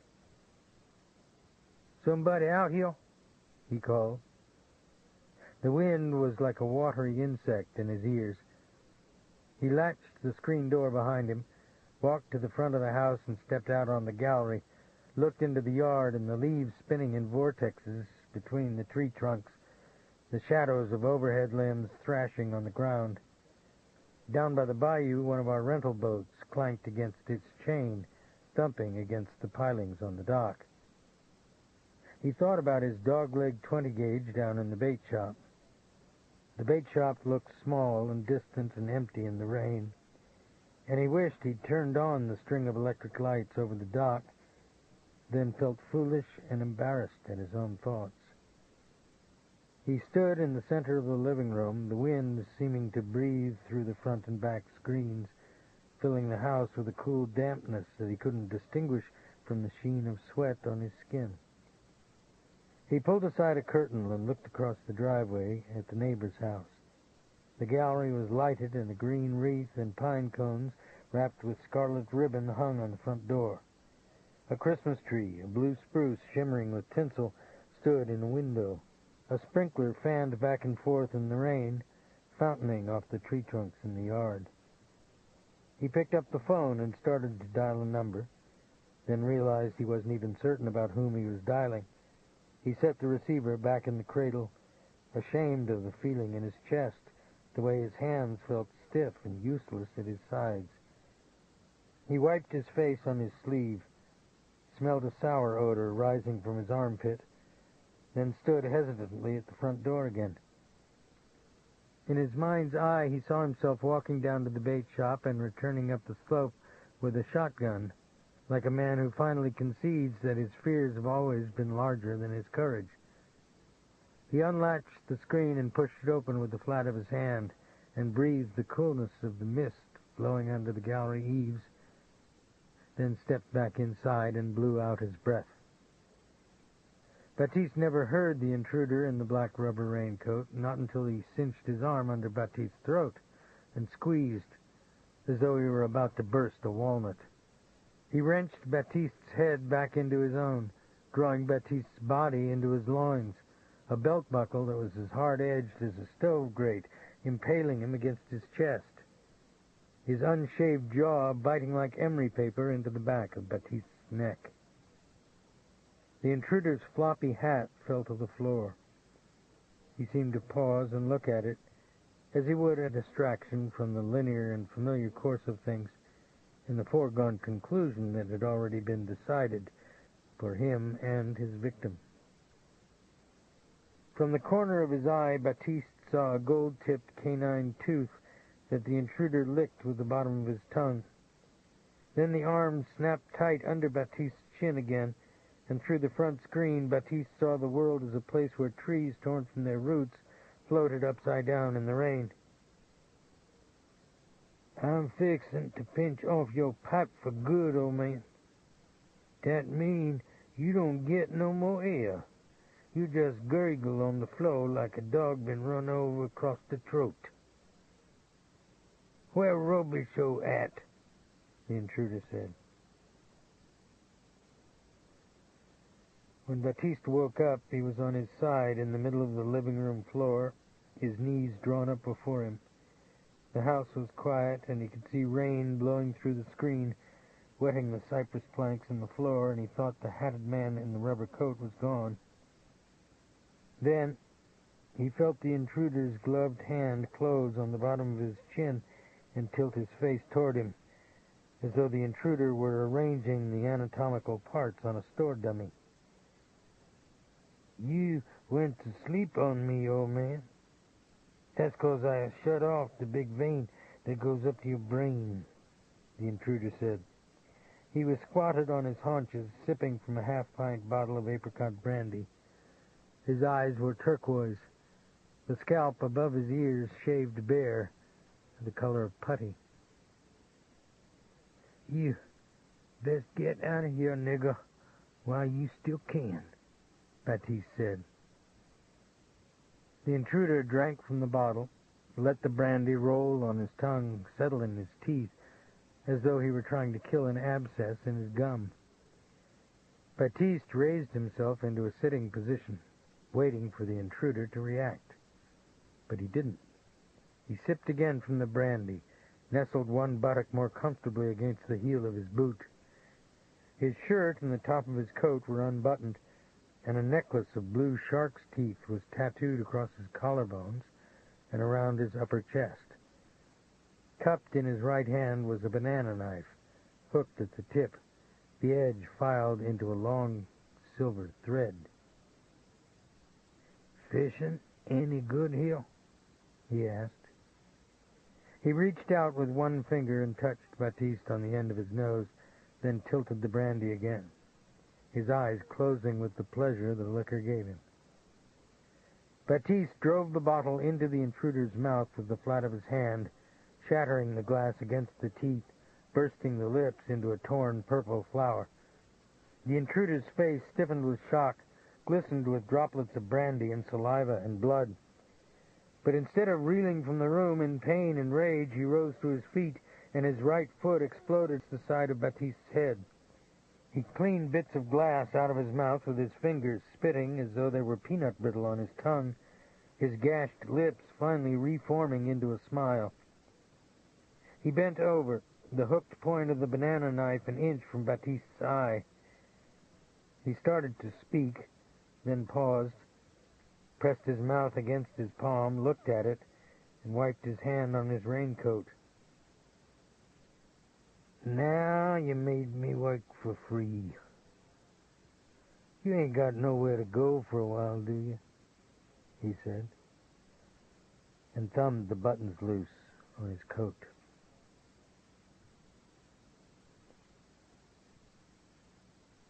Chapter 29. 40 miles away, in the Atchafalaya Basin, the same night the intruder came to my house, Aaron Crown threaded an outboard through a nest of canals until he reached a shallow inlet off the river where a steel-bottomed oyster boat lay half-sunk in the silt.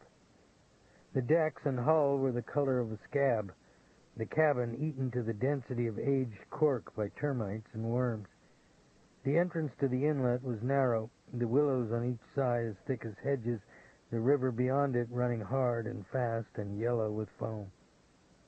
He sat on a wood stool inside the cabin, his skin slathered with mud, the stolen Enfield rifle propped between his legs, his eyes fixed on the river, which they'd have to cross. The light was perfect.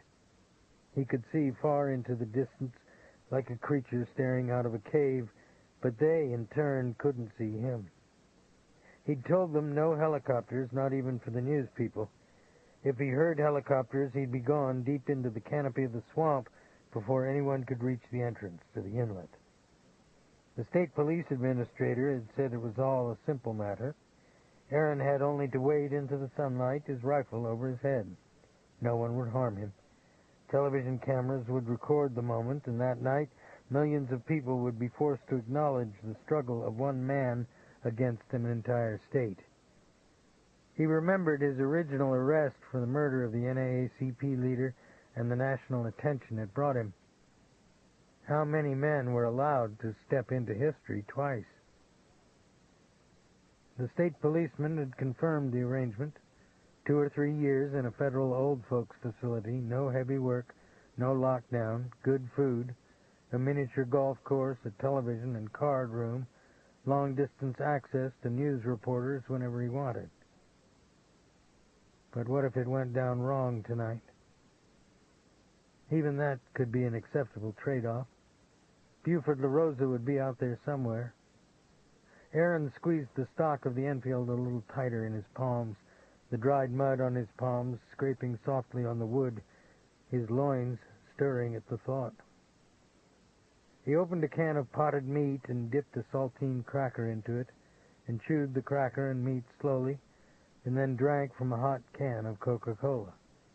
When the potted meat was almost gone, he split a cracker in half and furrowed out the meat from the seams at the bottom of the can, not missing a morsel, and lay the cracker on his tongue and drank the last of his Coca-Cola.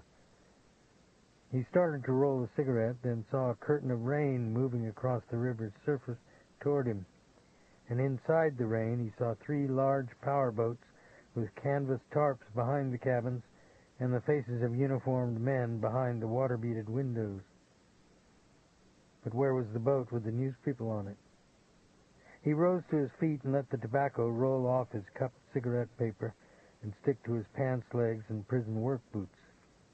The wind was blowing harder now, whipping the willow and cypress trees, capping the river's surface. The uniformed men in the boats hadn't seen him yet and had cut back their throttles and were drifting in the chop, the canvas tarps flapping atop the decks. South of the squall, the sky was filled with purple and yellow clouds, like smoke ballooning out of an industrial fire. He squinted into the rain to see more clearly. What were they doing? The state police administrator, what was his name? Tarzan, Should have been out on the deck with a bullhorn to tell him what to do, to take control, to make sure the news people filmed Aaron wading out of the swamp, his rifle held high above his head, a defiant hill country man whose surrender had been personally negotiated by the governor of the state. Something was wrong. 1, 2, 3, and a total of 4 men had come out the cabin doors onto the decks of their boats, cautious not to expose themselves, the bills of their caps turned backward on their heads. It couldn't be what he thought. The offer had come through a man he trusted in the Iberia Parish Sheriff's Department. The state policeman had given his word also. And where was that damn Buford LaRosa? Aaron knew Buford would never miss an opportunity like this one to stand before the cameras with a wetlands background, his aristocratic face softened by the lights of humanity and conscience. Then a terrible thought appeared in a bright, clear space in the center of his mind with such vividness that his face burned once again with a memory that was 60 years out of his past. A little boy in rent overalls being shoved into a schoolyard puddle by a boy whose father owned the cotton gin. The words hurled down at him, "Aaron, you're dumber than a nigger trying to hide in a snowbank." It was the old recognition that his best efforts always turned out the same. He was the natural-born victim of his betters. In this case, the simple fact was that Buford LaRosa had already been elected. He didn't have to prove anything to anybody. Aaron Crown was nothing more than a minor nuisance of whom the world had finally tired and was about to dispose of as you would an insect with a flip can. Aaron saw this thought as clearly as he saw the face of the man with the inverted cap working his way forward on the lead boat between the gunwale and cabin. They were like 2 bookends facing each other now, but Aaron refused to wince or cower, to let them see the fear that made his bowels turn to water. "You'd like to do it." "Yes, sirree, Bob, blow hair and bone all over the trees. But you're one of them kind won't drop his britches and take a country squat till somebody tells you it's all right." Aaron's hand crushed the aluminum soda can in his palm, the bottom glinting like a heliograph. He was wrong. The muzzle of the M16 rifle flashed in the rain just as the boat's bow rose in the chop, and the .223 round thropped past Aaron's ear, punching a neat hole in the wall behind him, its trajectory fading deep in the swamp.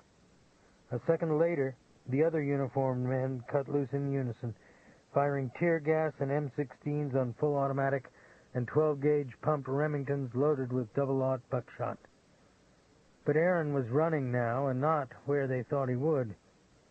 While gas shells hissed on the deck, and buckshot and .223 rounds perforated the oyster boat's cabin, crisscrossing the gloomy interior with tubular rays of light, he slid down the ladder inside the ship's steel hull, his rifle inverted on its sling, then exited the boat through the far side, where the plates had been stripped from a spar by a salvager. As he ran through a chain of sandbars and stagnant pools of water, he could hear the steady dissection of the cabin, glass breaking, bullets whanging off metal surfaces, shattered boards spinning out into the trees like sticks blown from a forest fire. He glanced once over his shoulder after he kicked over the outboard. Fire. He hadn't imagined it. Their magazines had been loaded with tracers, and the oyster boat's cabin was liquid with flames. Inside the caked patina of mud on Aaron's face, his eyes were as pink as mercurochrome, filmed with the reflected glow of what he knew now had been the final demonstrable evidence of the lifetime conspiracy directed at him and his family. Somehow that gave him a satisfaction and feeling of confirmation that was like being submerged and bathed in warm water. He bit down on his molars with an almost sexual pleasure, but couldn't tell himself why. Late that same night, a voice with a Peckerwood accent that didn't identify itself left a message on my recording machine. Buford got to you. I don't know how, but I'd just as lief cut the equipment off 2 shithogs as 1. Chapter 30. The account of Aaron Crown's escape from the state police is my recreation of the story as it was related to me by a St. Martin Parish deputy in the waiting room down the hall from Baptiste's room at Iberia General. Cleet Purcell and I watched the deputy get into the elevator and look back at us blank-faced while the doors closed behind him. "What are you thinking?" Cleet asked. "It's no accident Mookie Zerang came to my house the same night Crown was set up for a whack." Cleet leaned forward in his chair and rubbed one hand on the other, picked at a callus, his green eyes filled with thought. He'd driven from New Orleans in 2.5 hours, steam rising from the hood of his Cadillac like vapor off dry ice when he pulled under the electric arc lamps in the hospital parking lot. "Zerang's got to go off-planet, Streak," he said. "He will. It won't happen. Not unless you or I do it. This guy's juice is heavy voltage, man." I didn't answer. "You know I'm right. When they deal it down and dirty, we take it back to 'em under a black flag," he said. Wrong discussion, wrong place. "There's a geek in Jefferson Parish, a real sicko. Even the wise guys cross the street when they see him coming.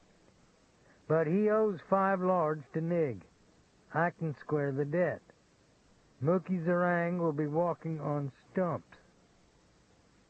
Are you listening?"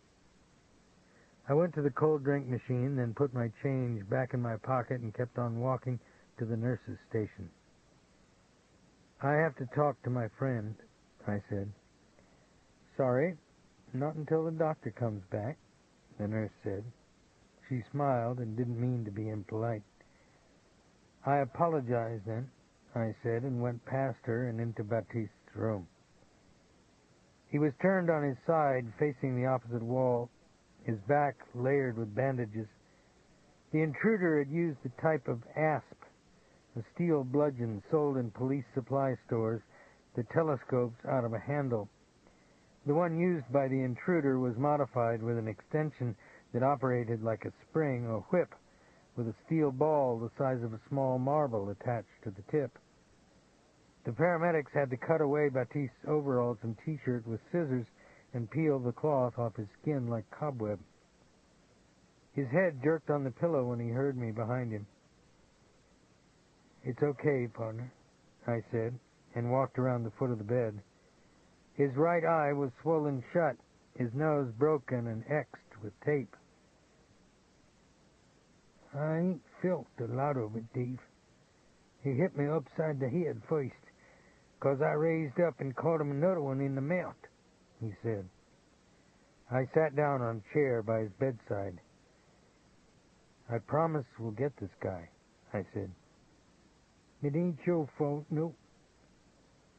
"I helped set up Aaron Crown, Baptiste. I didn't know it, but I was giving somebody permission to wipe me off the slate, too." "Who been doing all this, Dave? What we done to them?" "They're right up there on the Tesh. Buford and Karen LaRosa." His eyes closed and opened as though he were on the edge of sleep or looking at a thought inside his mind. "It ain't their way," he said. "Why?" "Their kind don't never see bad things, Dave. Any black folk on a plantation tell you that. The white folk up in the big house don't ever want to know what happened out in the field or down in the quarters. They got people to take care of that for them." The nurse and the doctor came through the door and looked at us silently. "You going to be all right for a while?" I said. Robicheaux. They've been treating me good, Baptiste said. I'm sorry for this, I said. He moved his fingers slightly on the sheet and patted the top of my hand as my father might have done.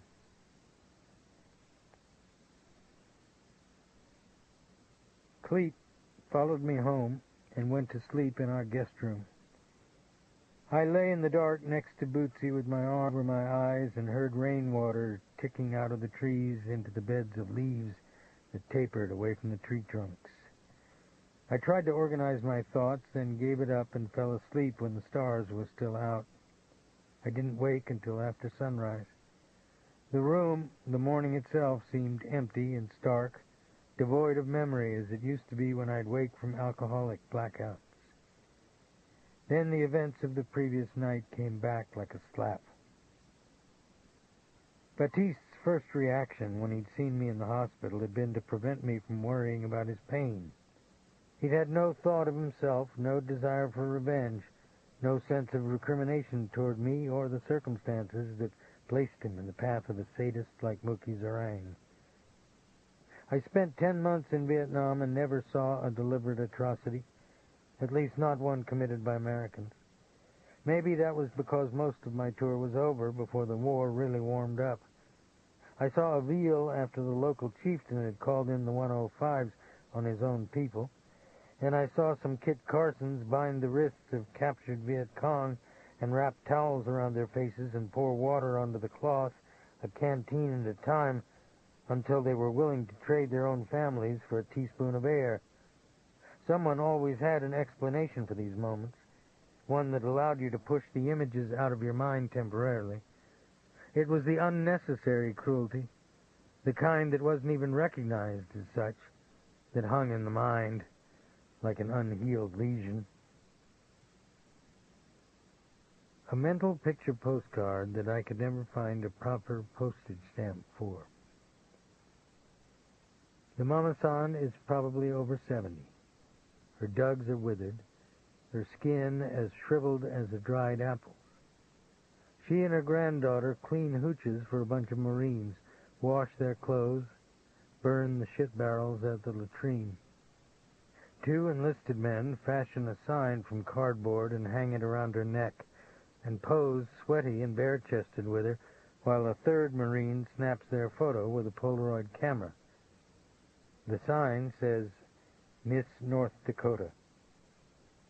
If the Mama-san comprehends the nature of the insult, it doesn't show in the cracked parchment of her face. The Marines are grinning broadly in the photo. Voltaire wrote about the cruelty he saw in his neighbor who was the torturer at the Bastille. He described the impulse as insatiable, possessing all the characteristics of both lust and addiction to a drug. Had he not been hired by the state, the neighbor would have paid to continue his tasks in those stone rooms beneath the streets of Paris. Mookie Zarang wasn't simply a hitman on somebody's payroll. He was one of those who operated on the edges of the human family, waiting for the halt and the lame or those who had no voice, his eyes smiling with anticipation when he knew his moment was at hand. I couldn't swallow my food at breakfast. I went into the living room and finished cleaning the spot on the floor where we'd found Baptiste. I stuffed the throw rug he'd lain on and the paper towels I'd used to scrub the cypress planks into a vinyl garbage bag. I'm going down to the bait shop, I said to Bootsy. Close it up for today, she replied. It's Saturday. There might be a few customers by. No, you want to make a private phone call, do it here. I'll leave, she said. We didn't get much sleep, Boots. It's not a day to hurt each other. Tell it to yourself. There was nothing for it. I unlocked the bait shop and dialed Buford LaRosa's home number. Hello, Karen said. Where's Buford? In the shower. Put him on the phone. Leave him alone, Dave. go away from us? Maybe I should catch him another time. Would the inauguration ball be okay? It's by invitation. You won't be attending. She paused as though she were enjoying a sliver of ice on her tongue. And by the way, since you are a conservationist, you'll enjoy this. I talked to someone about the swamp area around your bait shop being turned into a wilderness preserve. Of course, that will mean commercial property like yours will be acquired by the state or federal government.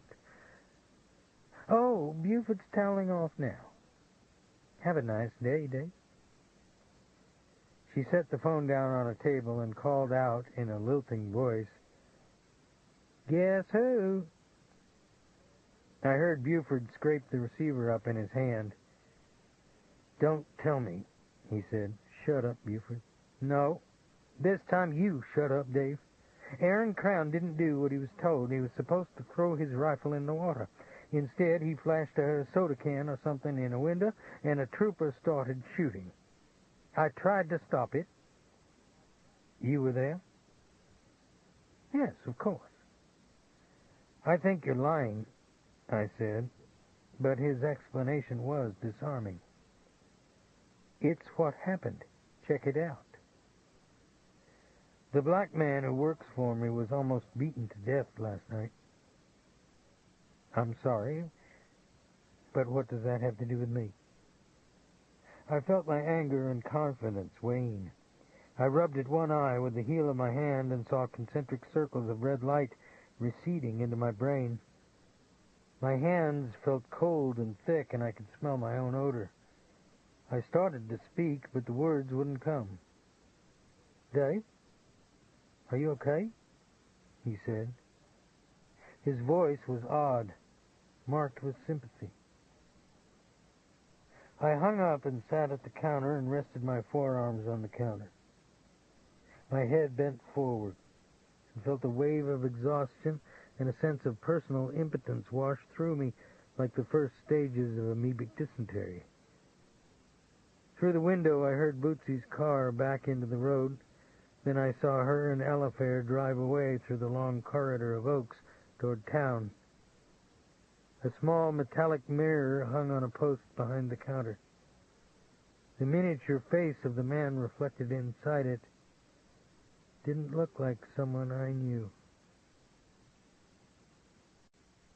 Chapter 31.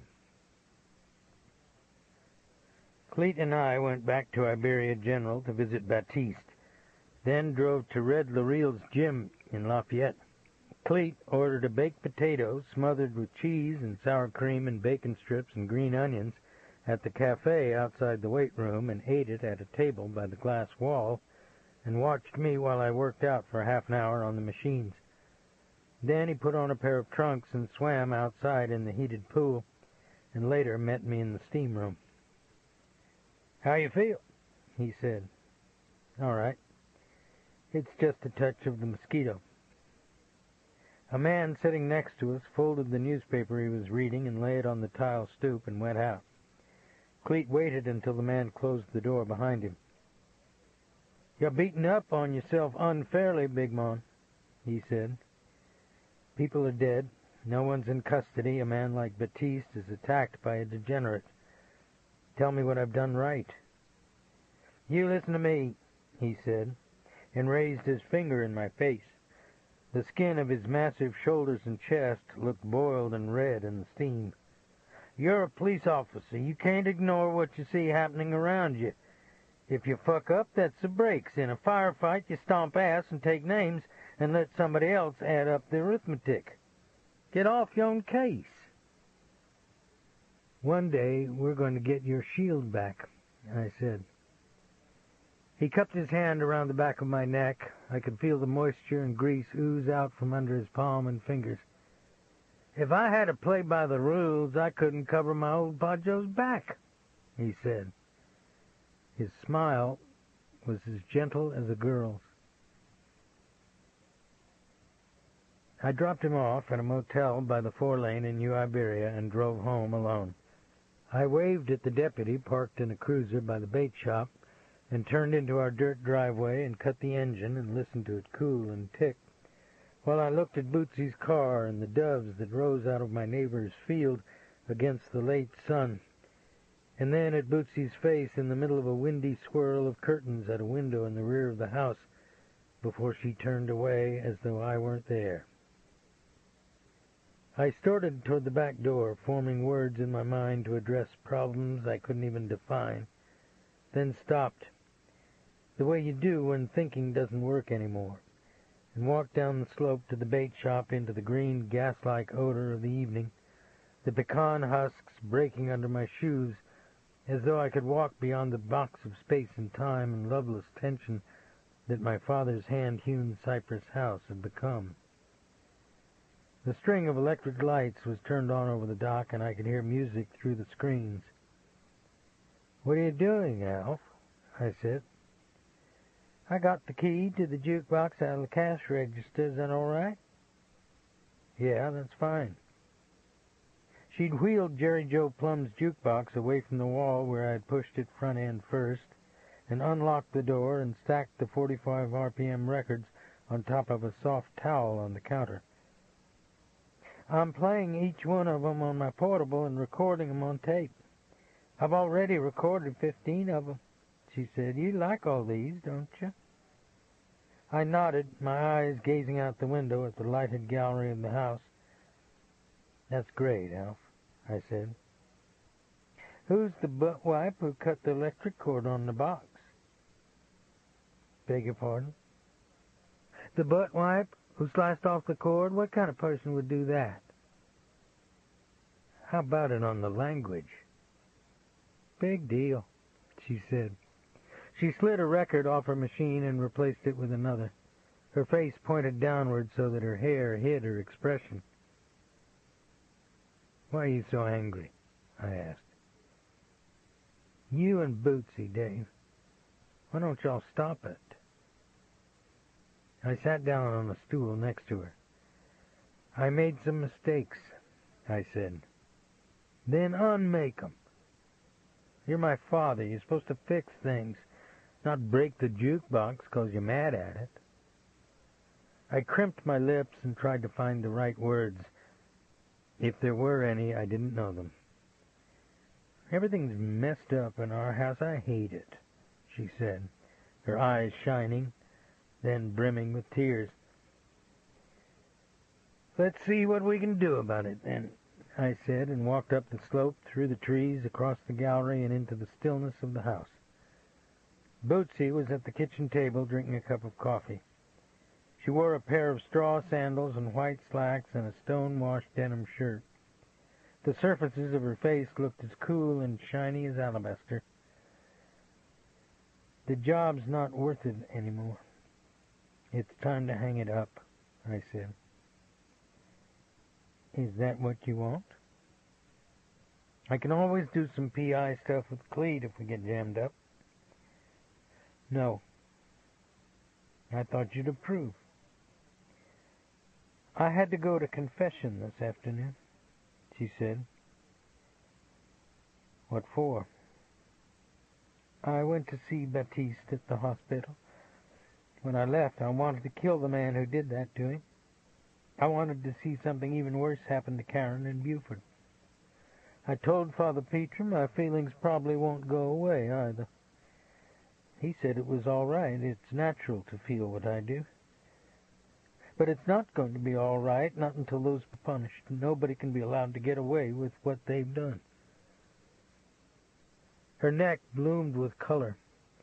I stood behind her chair and put my hands on her shoulders and kneaded my thumbs on her spine, then leaned over and pressed my cheek against her hair. I felt her reach up over my head and touch the back of my neck, arching her head against mine, rubbing her hair against my skin. Then she rose from her chair and pressed herself against me, no holding back now, her breasts and flat stomach and thighs tight against me, her mouth like a cold burn on my throat. Through the screen, I could hear Alifair playing La Jolie Blonde on her record player. No duh, Dolowitz.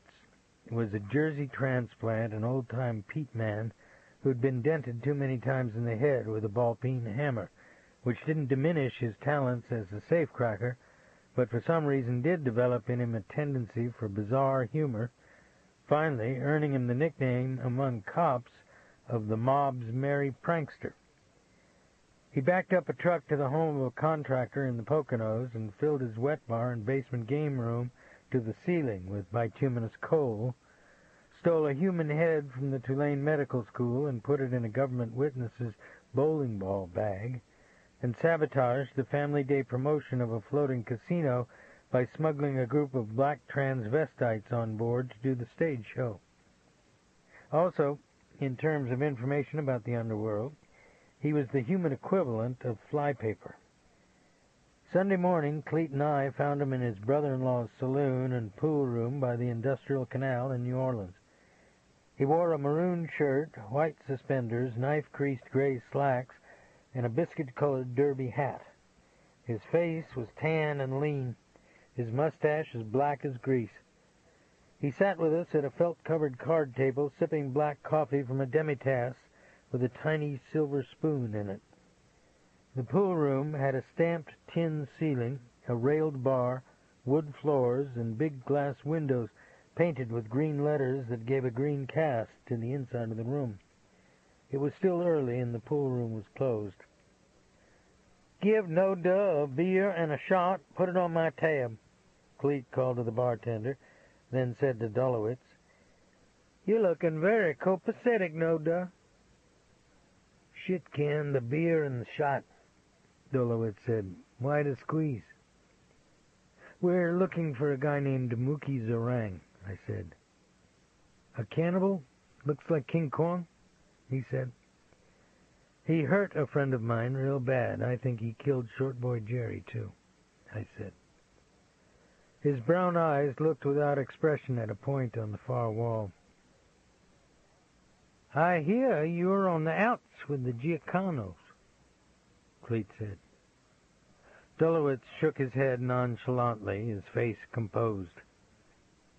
"You and Stevie G got nailed on that pawn shop job. You made bond first and creeped Stevie's house," Cleet said. "He mentioned he boosted my mother's new car," Dolowitz said. "You got bad markers all over town, and you're 4 weeks back on the Vig to Wee Willie Bimstein," Cleet said. "I'd tell you No Duh, Purcell, but I'm not interested in defending myself or having trouble with either one of you. You want to play some 9-ball? $1 on the 3 to 6 and the 9? Dave can get you a few bucks from his department. I can get Wee Willie off your back." "How about it?" Cleet said. "Zarang's freelance," Dolowitz said. "Look, check my jacket.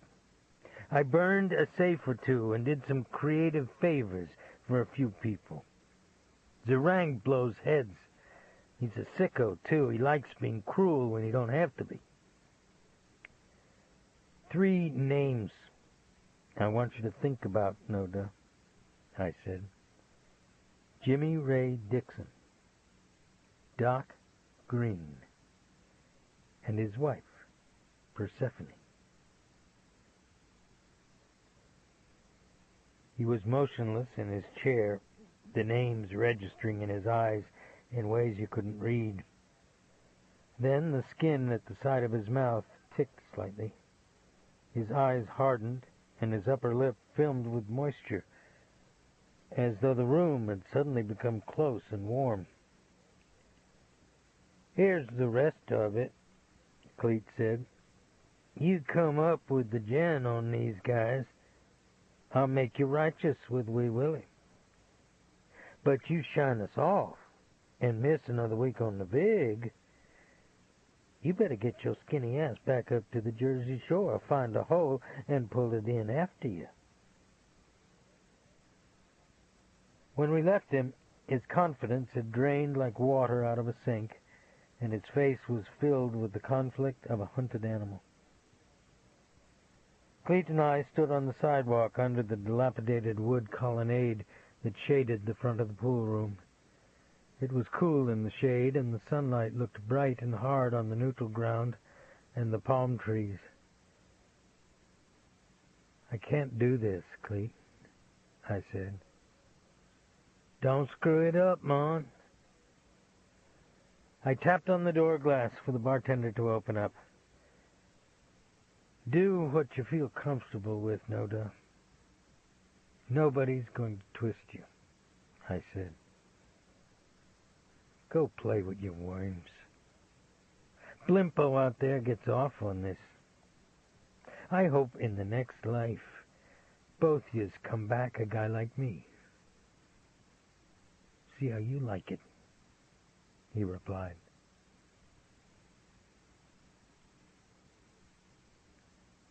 Chapter 32. As a police officer, you accept the fact that in all probability you will become the instrument that delivers irreparable harm to a variety of individuals. Granted, they design their own destinies, are intractable in their attitudes, and live with the asp at their breasts.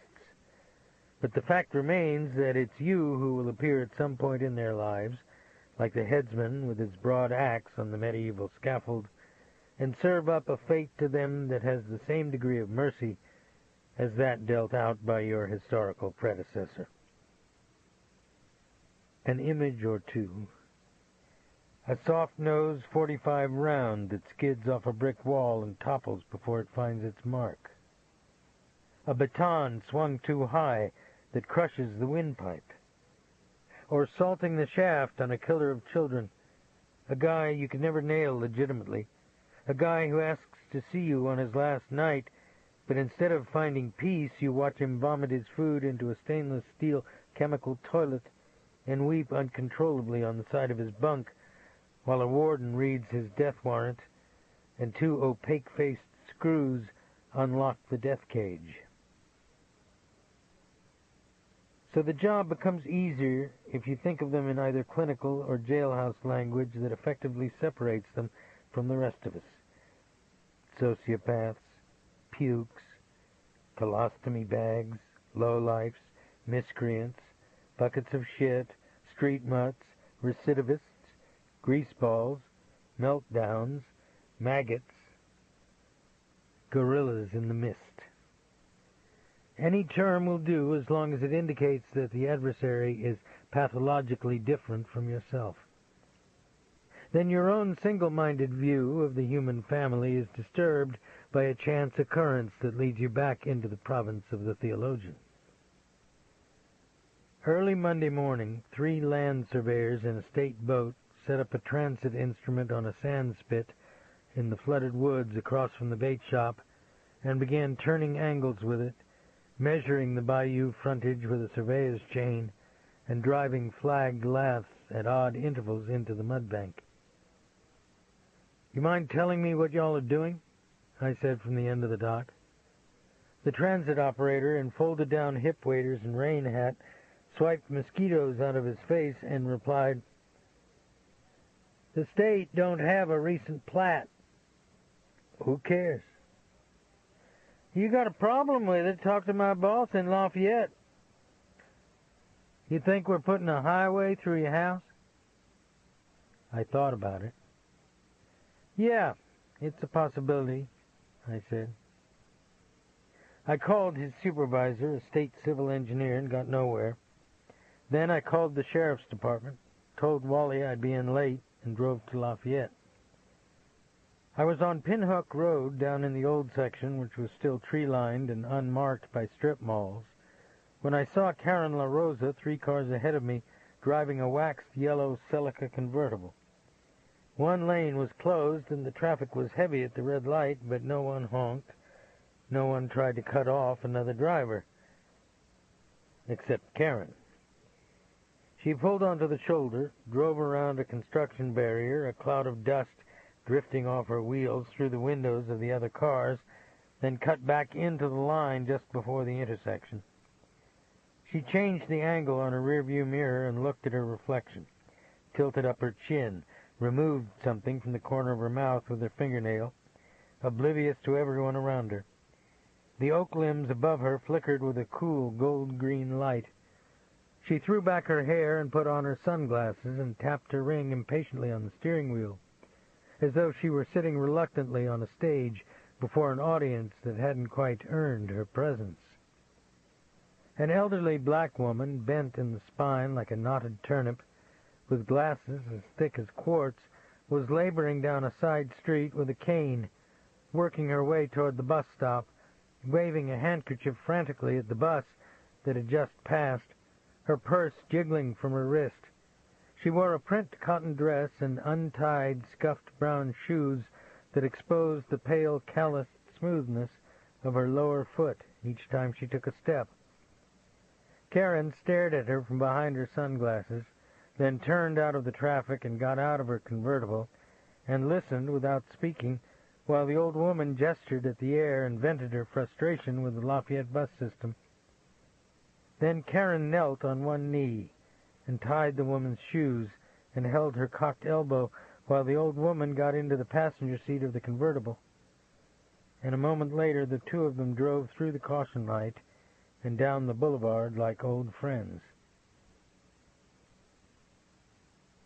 I'm sure she never saw me, nor was her act of kindness a performance for passers-by, as it was already obvious she didn't care what they thought of her. I only knew it was easier for me to think of Karen LaRosa in one-dimensional terms, and endowing her with redeeming qualities was a complexity I didn't need.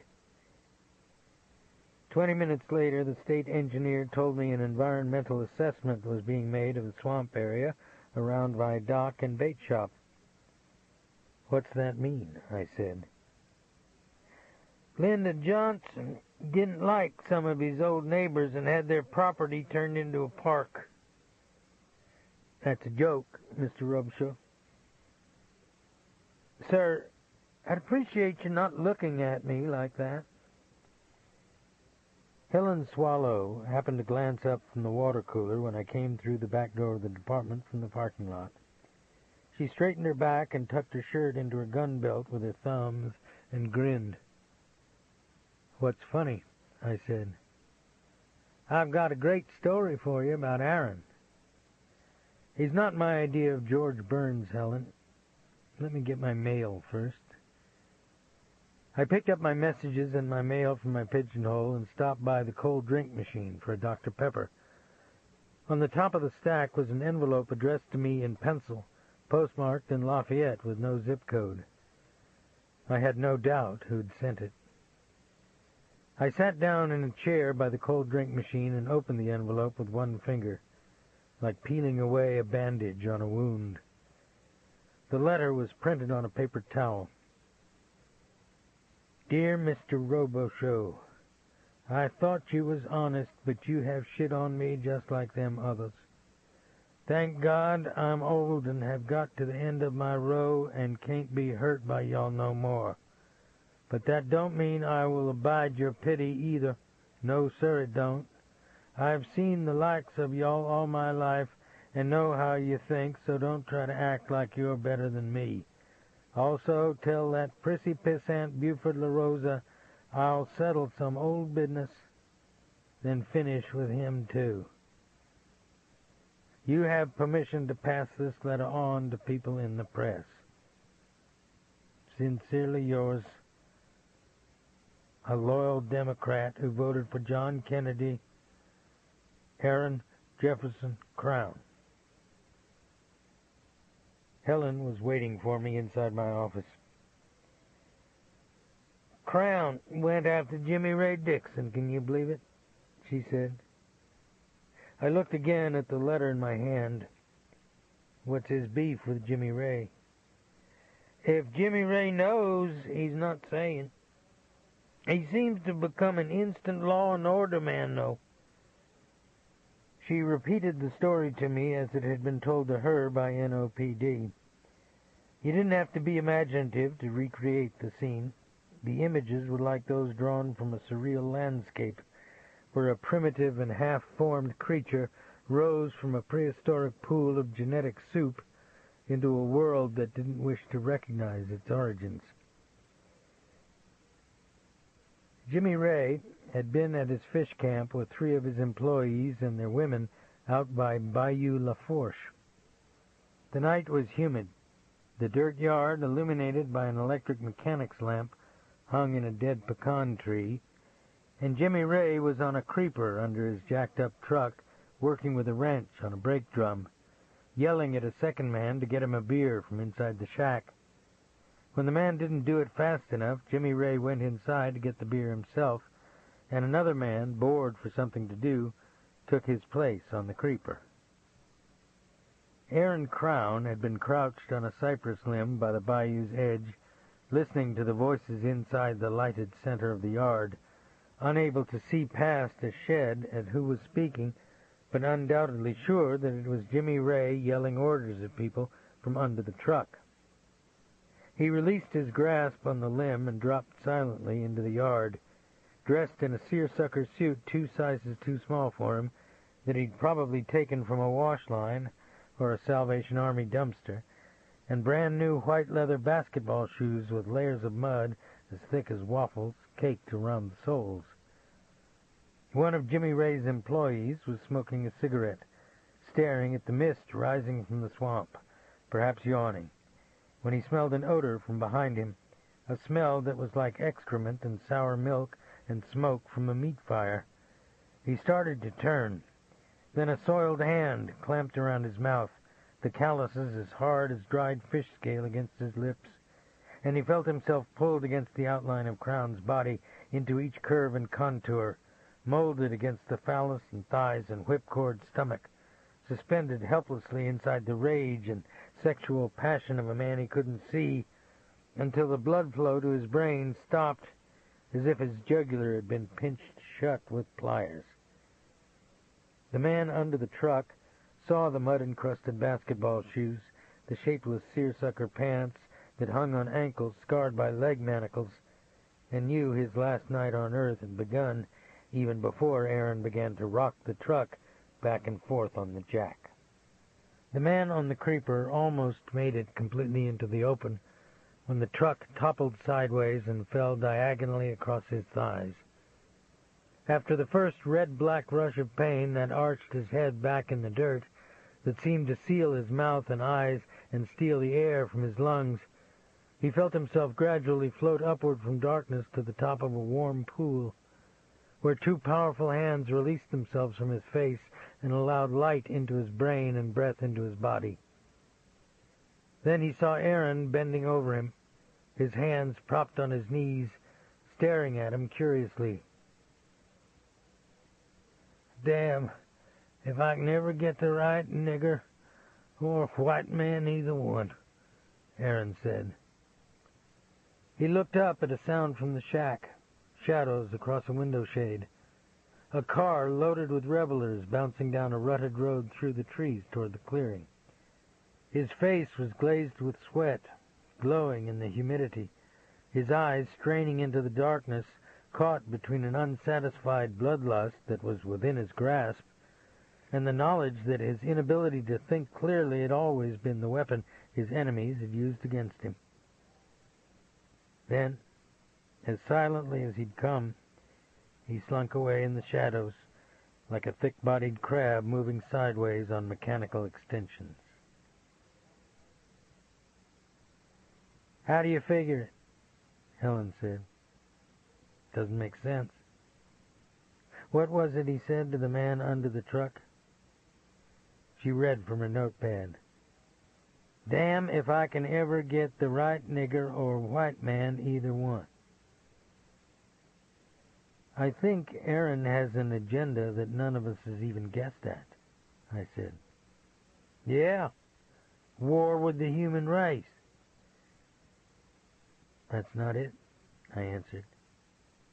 "What is?" "It's the daughter," I thought.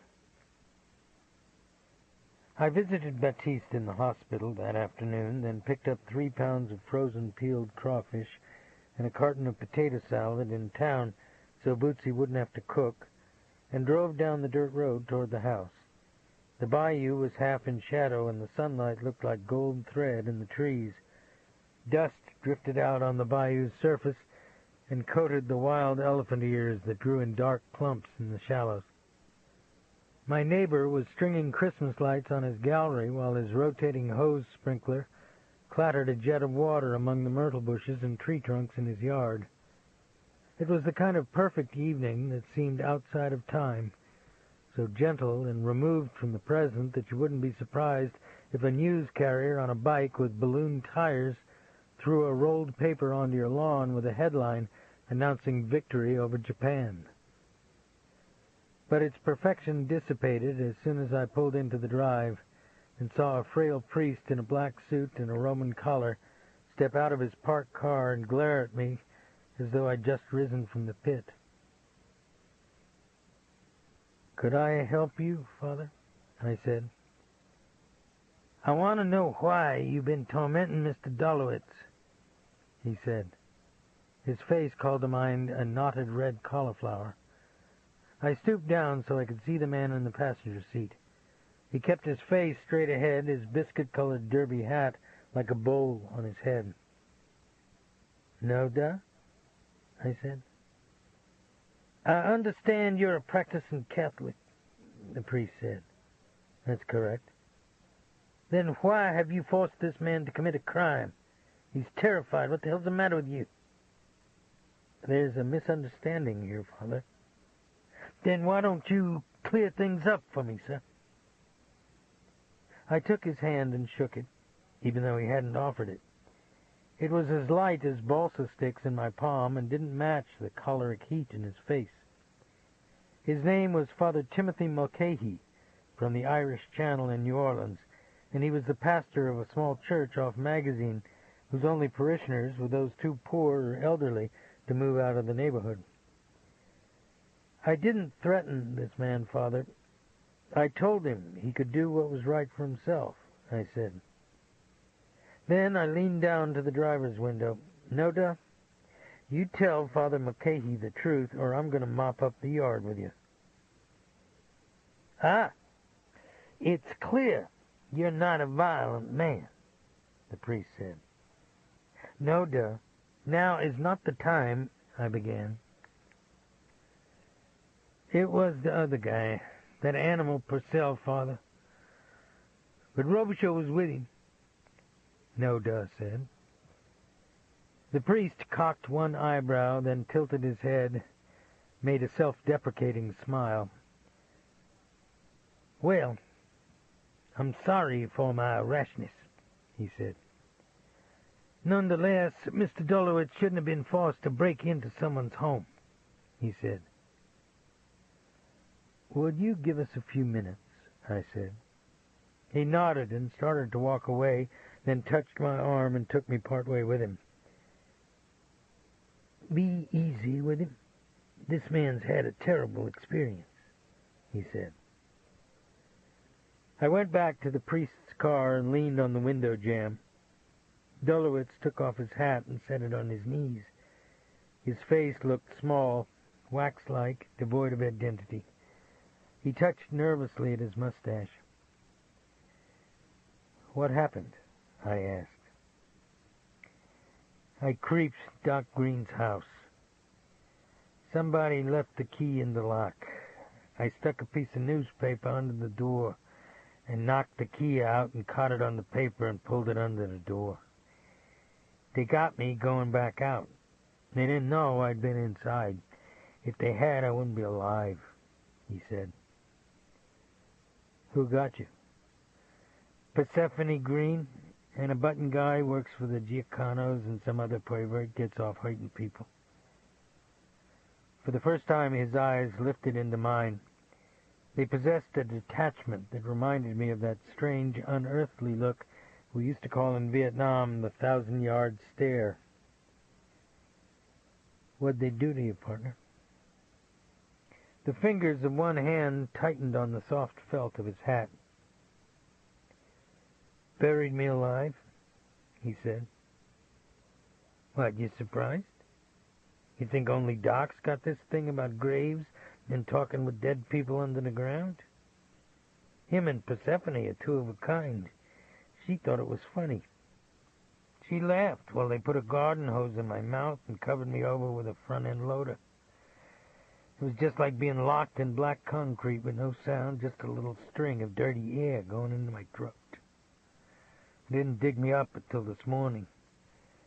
I went to the bathroom inside my clothes. I'm sorry, Noda, but I didn't tell you to creep Doc's house.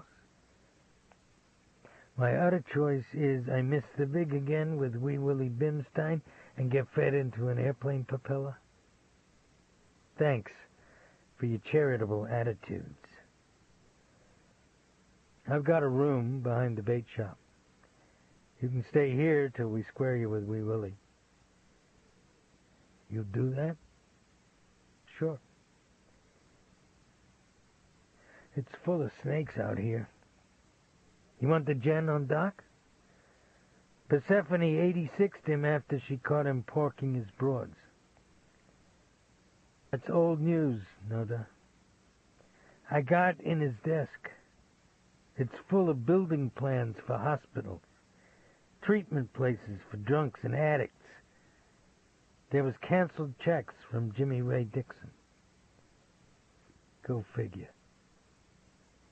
Figure what?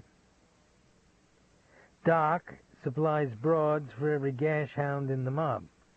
That's the only reason they let a crazy person like him come around. But he don't cut no deal. He don't piece off to the spaghetti heads. When the mob start working with colors? You think it's a mystery how the city got splashed in the bowl? Who set up Jerry Joe Plum, Noda? He did. Jerry Joe set himself up?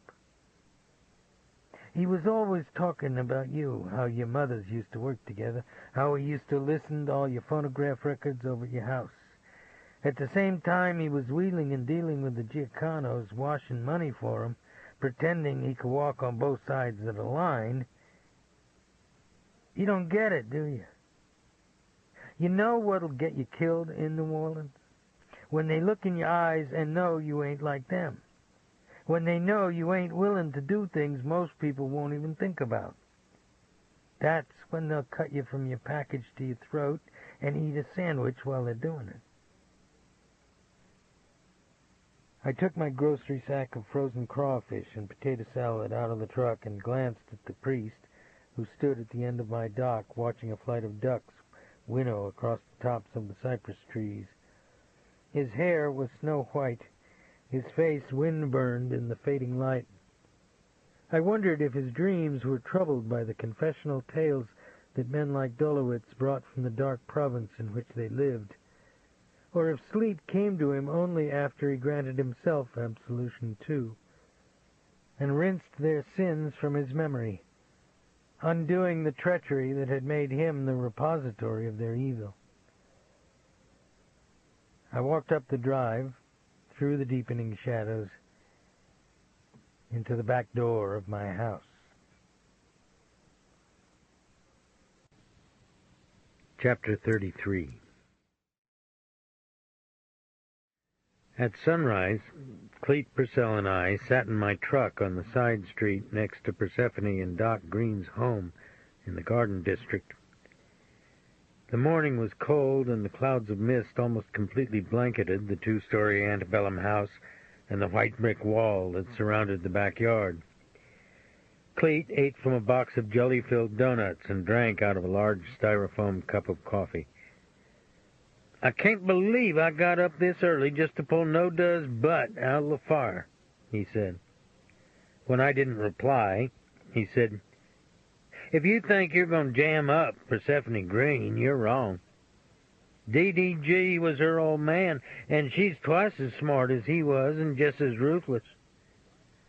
She'll go down, just like he did. The big C killed Dee Dee. We never touched.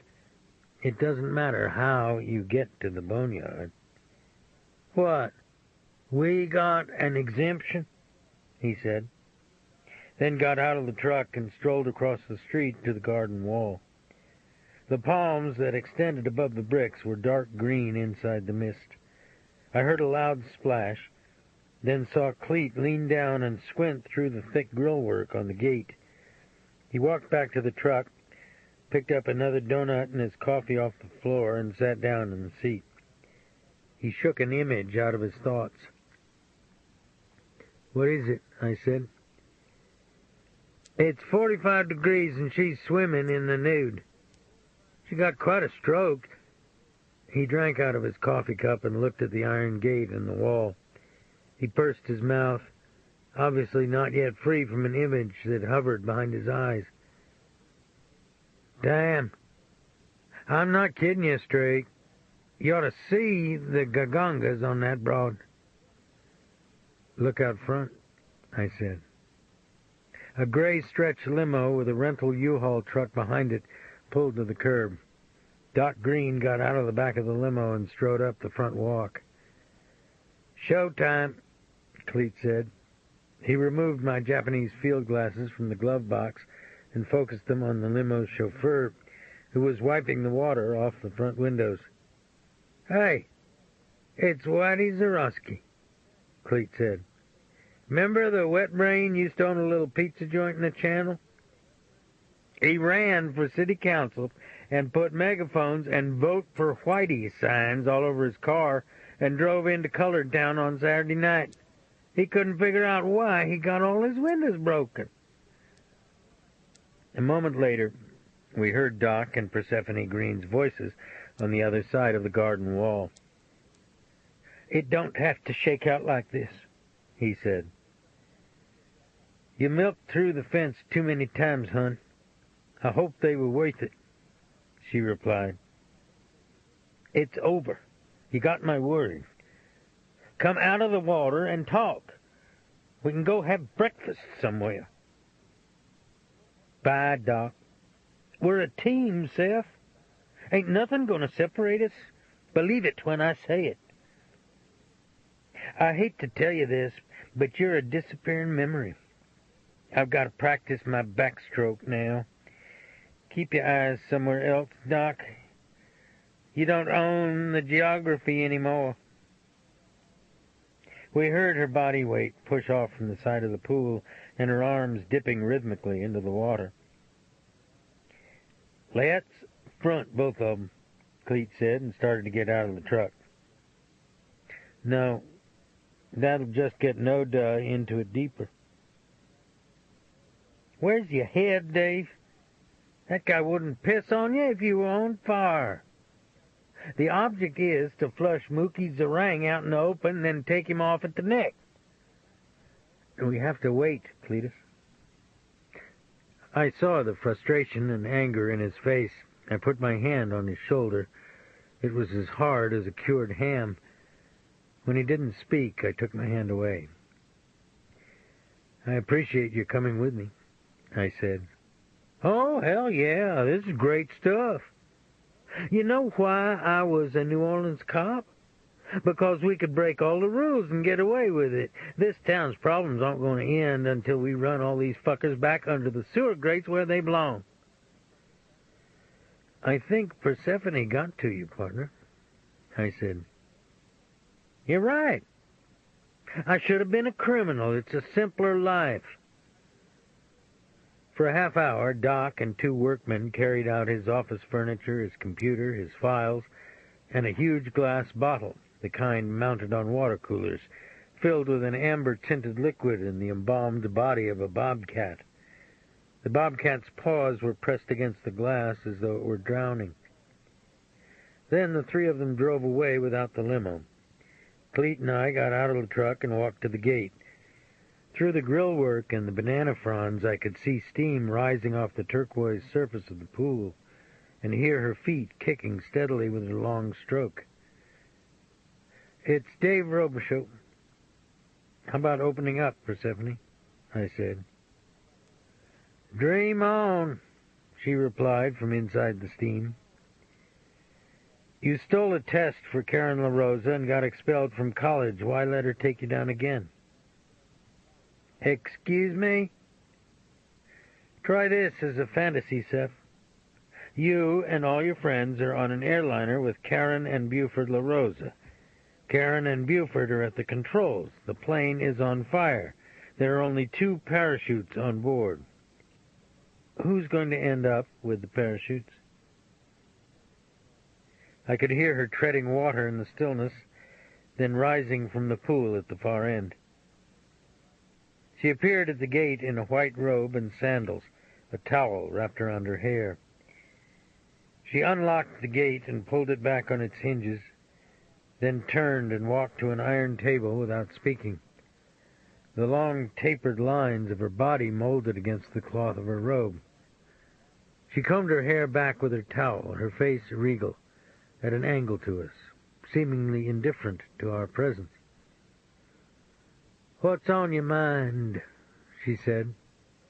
Her voice was throaty, her cheeks pale and slightly sunken, her mouth the same shade as the red morning glories that cascaded down the wall behind her. Cleet kept staring at her. "Has he been fed?" she asked. "You gotta pardon me. I was thinking you looked like Cher, the movie actress. You even have a tattoo," he said. "My, you have busy eyes," she said. "Yeah. I was noticing the hole over there by the compost pile. Is that where y'all buried Noda Dolowitz?" he said. "The little man with the grease mustache? That's what this is about?" she asked. "He shouldn't have come here, Persephone. He thought he was doing something for me. It was a mistake," I said. "I see. I'm going to have him hurt?" "You're a tough lady," I said. "I have no interest in your friends, Dave. You don't mind if I call you Dave, do you? Since you call me by my first name without asking." "Mookie Zarang is a bad button man, Seth. He doesn't do it for money. That means you've got no dials on him." "Did you ever have this kind of conversation with my father, or do you speak down to me just because I'm a woman?" "In honesty, I guess I did."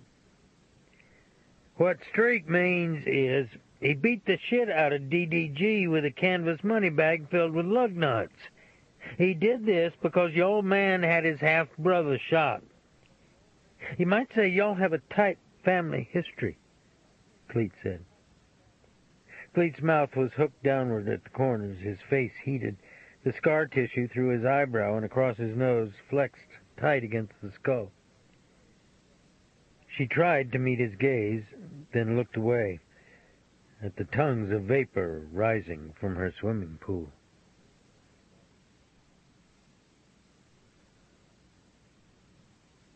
"What was that about?" I asked him in the truck. "I told you. I'm tired of being patient with lowlifes. You know what our finest hour was? The day we popped that drug dealer and his bodyguard in the back of their caddy. The seats looked like somebody had thrown a cow through a tree shredder. Admit it, it was a grand afternoon." "Bad way to think, Cletus." "One day you're going to figure out you're no different from me, Dave." "Yeah? Then you're going to shoot yourself." He tried to hold the seriousness in his face, but I saw his eyes start to smile. "You'll never change, Drake," he said, his expression full of play again. I turned the ignition, then looked through the front window and saw Whitey Zarowski, the limo driver, walking toward us. He wore a gray chauffeur's uniform with brass buttons and a gray cap that sat low, military style, over his white eyebrows. "What are you guys doing here?" he said through my window, his eyes focusing on the donut Cleet was about to put in his mouth. "You want a donut, Whitey?" Cleet said. "I don't mind." "Thanks, Purcell. I'm stuck here. Doc says I should hang around in case his wife wants to meet him up at Copeland's for breakfast." "Doc better do a reality check," Cleet said. "That fight, you mean? Goes on all the time. Doc might give up lots of things, but his wife ain't going to be one of them. Oh, yeah? Cleet said. Doc's nuts, but he ain't so nuts he forgot his wife's got the brains in the family. It's the stuff of great love affairs, Cleet said. Who built the big casino downtown? Whitey said. Mobbed up guys with real smarts from Chicago and Vegas, right? Where do they build it? Between Louis Armstrong Park and the Iberville Welfare Project, the two most dangerous areas in downtown New Orleans. If you win at the table, you just walk outside and hand your money over to the muggers. How's that for fucking smarts? You think the lesson is lost on the local schmucks? Cleet and I looked at each other. 20 minutes later, we were on I-10, speeding past Lake Pontchartrain. Fog puffed out of the trees on the north shore of the lake, and the rain was falling on the lake's surface inside the fog. She's the funnel for the wise guys and Jimmy Ray Dixon into La Rosa's administration, isn't she? Cleet said. That's the way I'd read it. I don't think I'm going to survive having a wet brain like Whitey Zarowski explain that to me, he said. Early the next morning, I went to Sibel Crown's bar at the underpass in Lafayette. The black bartender told me I'd find her at the city golf course on the north side. The golf course? I said. That's where she go when she won't be alone, he said. He was right. I found her sitting on a bench under a solitary oak tree by the first fairway, a scarf tied around her head, flipping bread crusts from a bag at the pigeons. The sky was gray and the leaves were blowing out of the trees in the distance. Your old man tried to drop a car frame on top of Jimmy Ray Dixon, I said. The things you learn, she said. Who got you started in the life, Sibel? You know, I have a total blackout about all that stuff. You left New Iberia for New Orleans, then disappeared up north. This is kind of a private place for me, Dave. Buford La Rosa tried to have Daddy killed out on the Atchafalaya River. Haven't you done enough? Were you in Chicago? I asked. She brushed the breadcrumbs off her hands and walked to her parked automobile, the back of her scarf lifting in the wind. After I returned to the office, I got a telephone call from the sheriff. I'm in Vermilion Parish. Drop what you're doing and come over for a history lesson, he said. What's up? You said this character, Mookie Zarang, was a leg breaker on the Mississippi coast and a button man in Miami? That's the word. Think closer to home. I signed out of the office and met the sheriff on a dirt road that fed into a steel and wood bridge over the Vermilion River 10 miles south of Lafayette. He was leaning against his cruiser, eating from a roll of red boudin wrapped in wax paper. The sky had cleared and the sunlight on the water looked like hammered gold leaf. The sheriff wiped his mouth with his wrist. Man, I love this stuff, he said. My doctor says my arteries probably look like the sewer lines under Paris. I wonder what he means by that. What are we doing here, Skipper? I said. That name. Zarang. It kept bouncing around in my head. Then I remembered the story of that Negro kid back during World War II. You remember the one? Same name. No. Yeah, you do. He was electrocuted. He was 14 years old and probably retarded. He was too small for the chair, or the equipment didn't work right, I forget which. But evidently what happened to him was awful. His face became solemn. He laid the wax paper and piece of boudin on the cruiser's hood and slipped his hands in his pockets and gazed at the river. I was a witness at only one execution. The guy who got it was depraved, and it never bothered me. But whenever I think of that Zerang kid back in 43, I wonder if the human race should be on the planet. Take a walk with me, he said. We crossed an irrigation ditch on a board plank and entered a stand of hackberry and persimmon trees on the riverbank. Up ahead, through the foliage, I could see 3 spacious, breezy homes on big green lots. But here, inside the tangle of trees and air vines and blackberry bushes, was Louisiana's more humble past. A cypress shack that was only a pile of boards now, some of them charred, a privy that had collapsed into the hole under it, a brick chimney that had toppled like broken teeth into the weeds. This is where the boy's family lived, at least until a bunch of drunks set their shack on fire. The boy had one brother, and the brother had a son named Mookie. What do you think of that? He said. Where'd you get all this, Sheriff? I asked. From my dad, just this morning. He's 92 years old now. However, his memory is remarkable. Sometimes it gives him no rest. The sheriff turned over a blackened board with the toe of his half-topped boot. Did your father grow up around here? The sheriff rubbed the calluses of one palm on the backs of his knuckles. Sir? I said. He was one of the drunks who burned him out.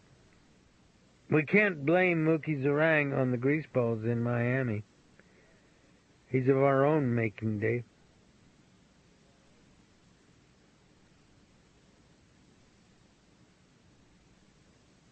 Chapter 34. Batiste had been released from the hospital that day, and after work I shopped for him at the grocery in town, then drove out to his house. He was sitting in a soft, stuffed chair on the gallery, wearing a flannel shirt over the bandages that were taped on his shoulders. His daughter, a large, square woman who looked more Indian than black, was in the side yard, hammering the dust out of a quilt with an old tennis racket. I told Batiste the story about the Zerang family, the 14-year-old boy who was cooked alive in the electric chair, the drunks who burned his home. Batiste's face was impassive while I spoke. His broad hands were motionless on his thighs, the knuckles like carved wood.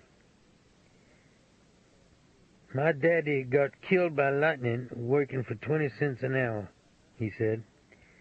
The white man owned the farm, knowed mules draw lightning, but he sat on his gallery while it was storming all over the sky and told my daddy to keep his plow turned in the field, not to come out till he'd cut the last row. That's what he done to my daddy. But I ain't growed up to hate other people for it, no. You need anything else, partner? That nigger's out yonder in the swamp. Fat Daddy's wife had a dream about him. He was wading through the water with a big fold-out knife in his hand, the kind you dress deal with. Don't believe in that stuff, Batiste. Nigger like that come out of hell, Dave. Don't say he can't go in your dreams. I walked back out to my truck, trying not to think about his words, or the fact that Fat Daddy's wife had somehow seen in her dream the type of wide-bladed, fold-out game dressing knife that Mookie Zerang had used to murder Lonnie Felton and his girlfriend at Henderson Swamp. Early the next morning, I called an old friend of mine named Minos Dautrive at the DEA in New Orleans. Then I called Buford at his house. Meet me in City Park, I said. Considering our track record, that seems inappropriate, Dave, he said. Persephone Green is destroying your life. Is that appropriate? A half hour later, I was sitting at a picnic table when I saw him get out of his car by the old brick fire station in the park and walk through the oak trees toward me. He wore a windbreaker over an LSU t-shirt and white pleated slacks without a belt. His curly hair was damp and freshly combed, and he had shaved so closely that his cheeks glowed with color. He sat down at the plank table and folded his hands. I pushed a styrofoam cup of coffee toward him and opened the top of a takeout container. "Sausage and eggs from Victor's," I said. "No thanks." "Suit yourself," I said, and wrapped a piece of French bread around a sausage patty and dipped it in my coffee. Then I put it back in my plate without eating it. Persephone Green is the bag lady for the Giacono family and Jimmy Ray Dixon and every other New Orleans lowlife who put money into your campaign. The payback is the chain of state hospitals for drunks and addicts, I said. The contracts are all going to legitimate corporations, Dave. I don't know all their stockholders. Why should I? Stockholders. Doc tried to squeeze out Short Boy Jerry. When Jerry Joe wouldn't squeeze, they had him beaten to death. Is that what stockholders do? Is this why you got me out here? No. I couldn't figure why you kept this 60s character, Clay Mason, around. Then I remembered you'd published some papers on psychopharmacology. You know, curing drunks with drugs and all that jazz. You belong to AA. You know only one point of view. It's not your fault, but there are other roads to recovery. That's why you're on the spike yourself? I saw the hurt in his face, the stricture in his throat. I talked to a friend in the DEA this morning, I said. His people think Mason's got money in your hospital chain. They also think he's involved with some crystal meth labs down in Mexico. That's mean shit, Buford. Bikers dig it for gangbangs, stomping people's ass, stuff like that. Do you get a pleasure out of this? Why do you have this obsession with me and my wife? Can't you leave us in peace? Maybe I've been in the same place you are. You're going to save me? He shook his head. Then his eyes grew close together and filmed over. He sat very still for a long time, like a man who imagined himself riding a bicycle along the rim of a precipice. It's Karen they own. His face darkened with anger. He stared at the bayou as though the reflected sunlight he saw there could transport him out of the moment he'd just created for himself. How? I asked. The cheating back in college? Persephone has been blackmailing her over something that happened 20 years ago? You know how many educational and honor societies she belongs to? She'd be disgraced. The irony is she didn't need to cheat.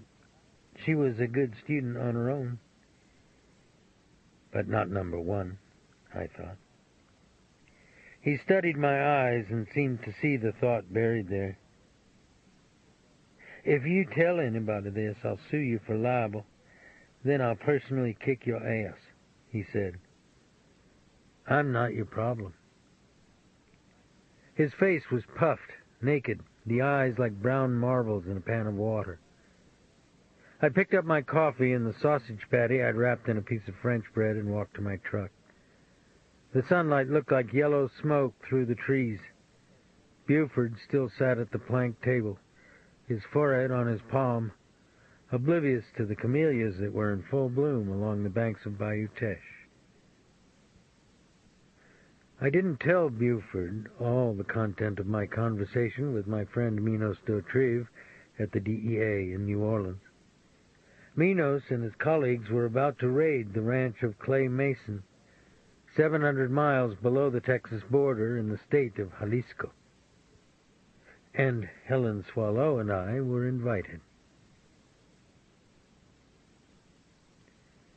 Chapter 35. We flew into Guadalajara at noon with Minos and 2 other DEA agents. Minos was a tall, lean, cynical, good-natured man with blonde, close-cropped hair that was starting to whiten. When he'd played forward for LSU years ago, sports writers had nicknamed him Dr. Dunkenstein for the ferocious, rim-jarring slam dunks that were his trademark.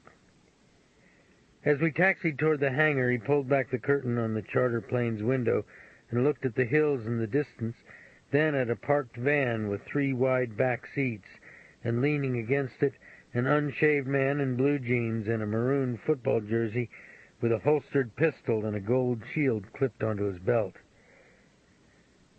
"There's our ride," he said. Helen stared out the window. "I don't believe it. It's that smartass. What's his name? Heriberto, the one who looks like his hair was cut with garden clippers," she said. "You know that guy?"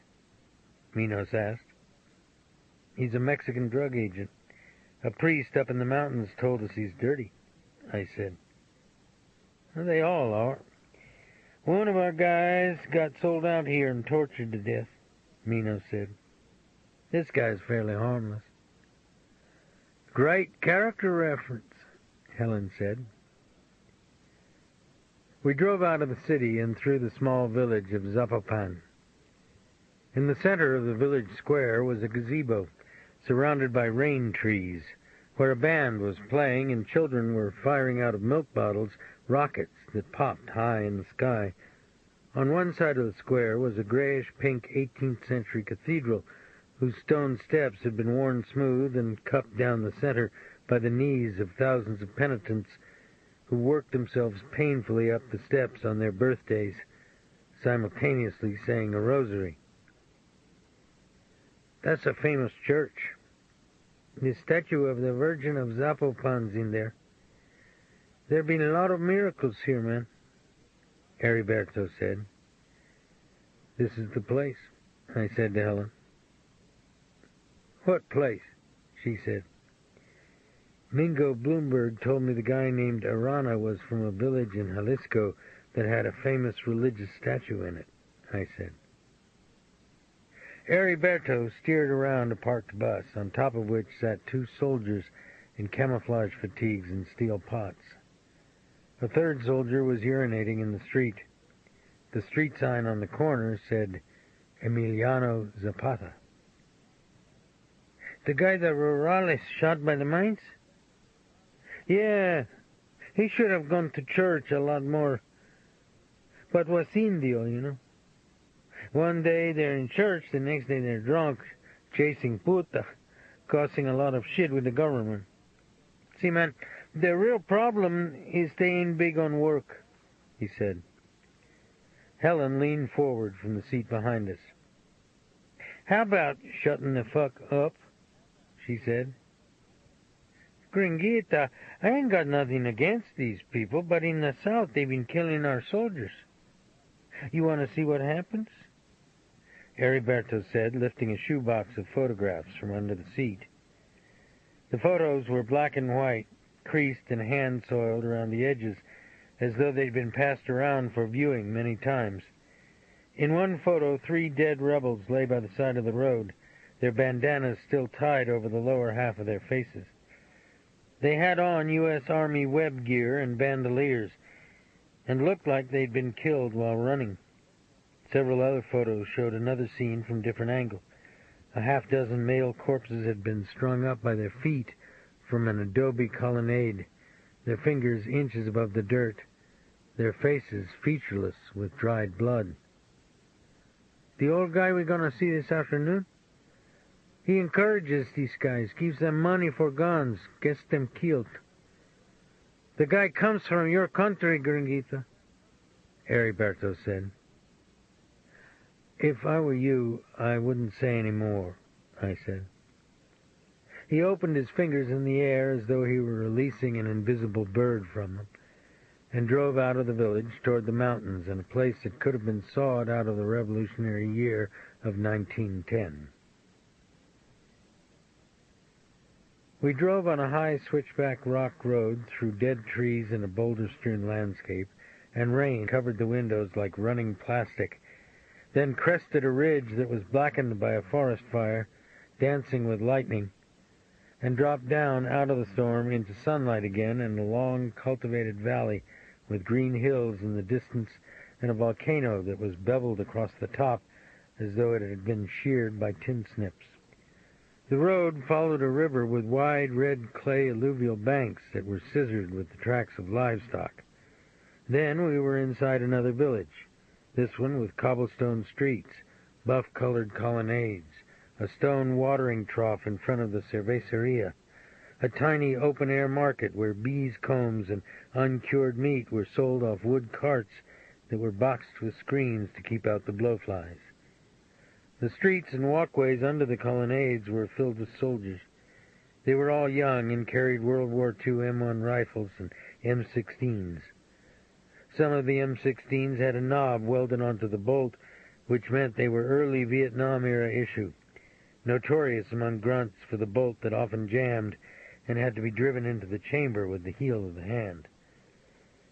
We stood in the street while Minos talked with a collection of Mexican drug agents gathered around the tailgate of an Army 6x. The air was shining and cool after the rain, and you could see for miles. Heriberto stared off in the distance at a rambling white ranch house with a blue tile roof on the slope of a hill. His legs were spread slightly, his expression contemplative. Big day for the Tejano. We're going to fuck him up good, man, he said. That's where he lives? You think maybe he's seen us coming? I asked. We cut his phone. He ain't going nowhere. I took Minos aside. What are they expecting to find up there, the Russian army? I said. A lot of these guys speak English, Dave.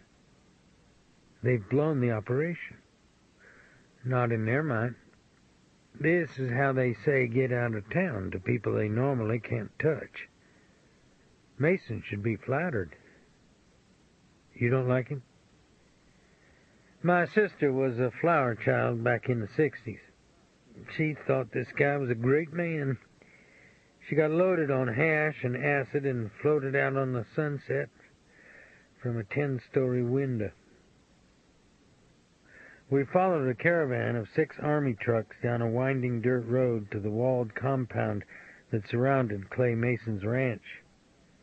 The walls were topped with broken glass and spirals of razor wire, and the wood gates at the entrance were chain-locked and barred with a crossbeam inside.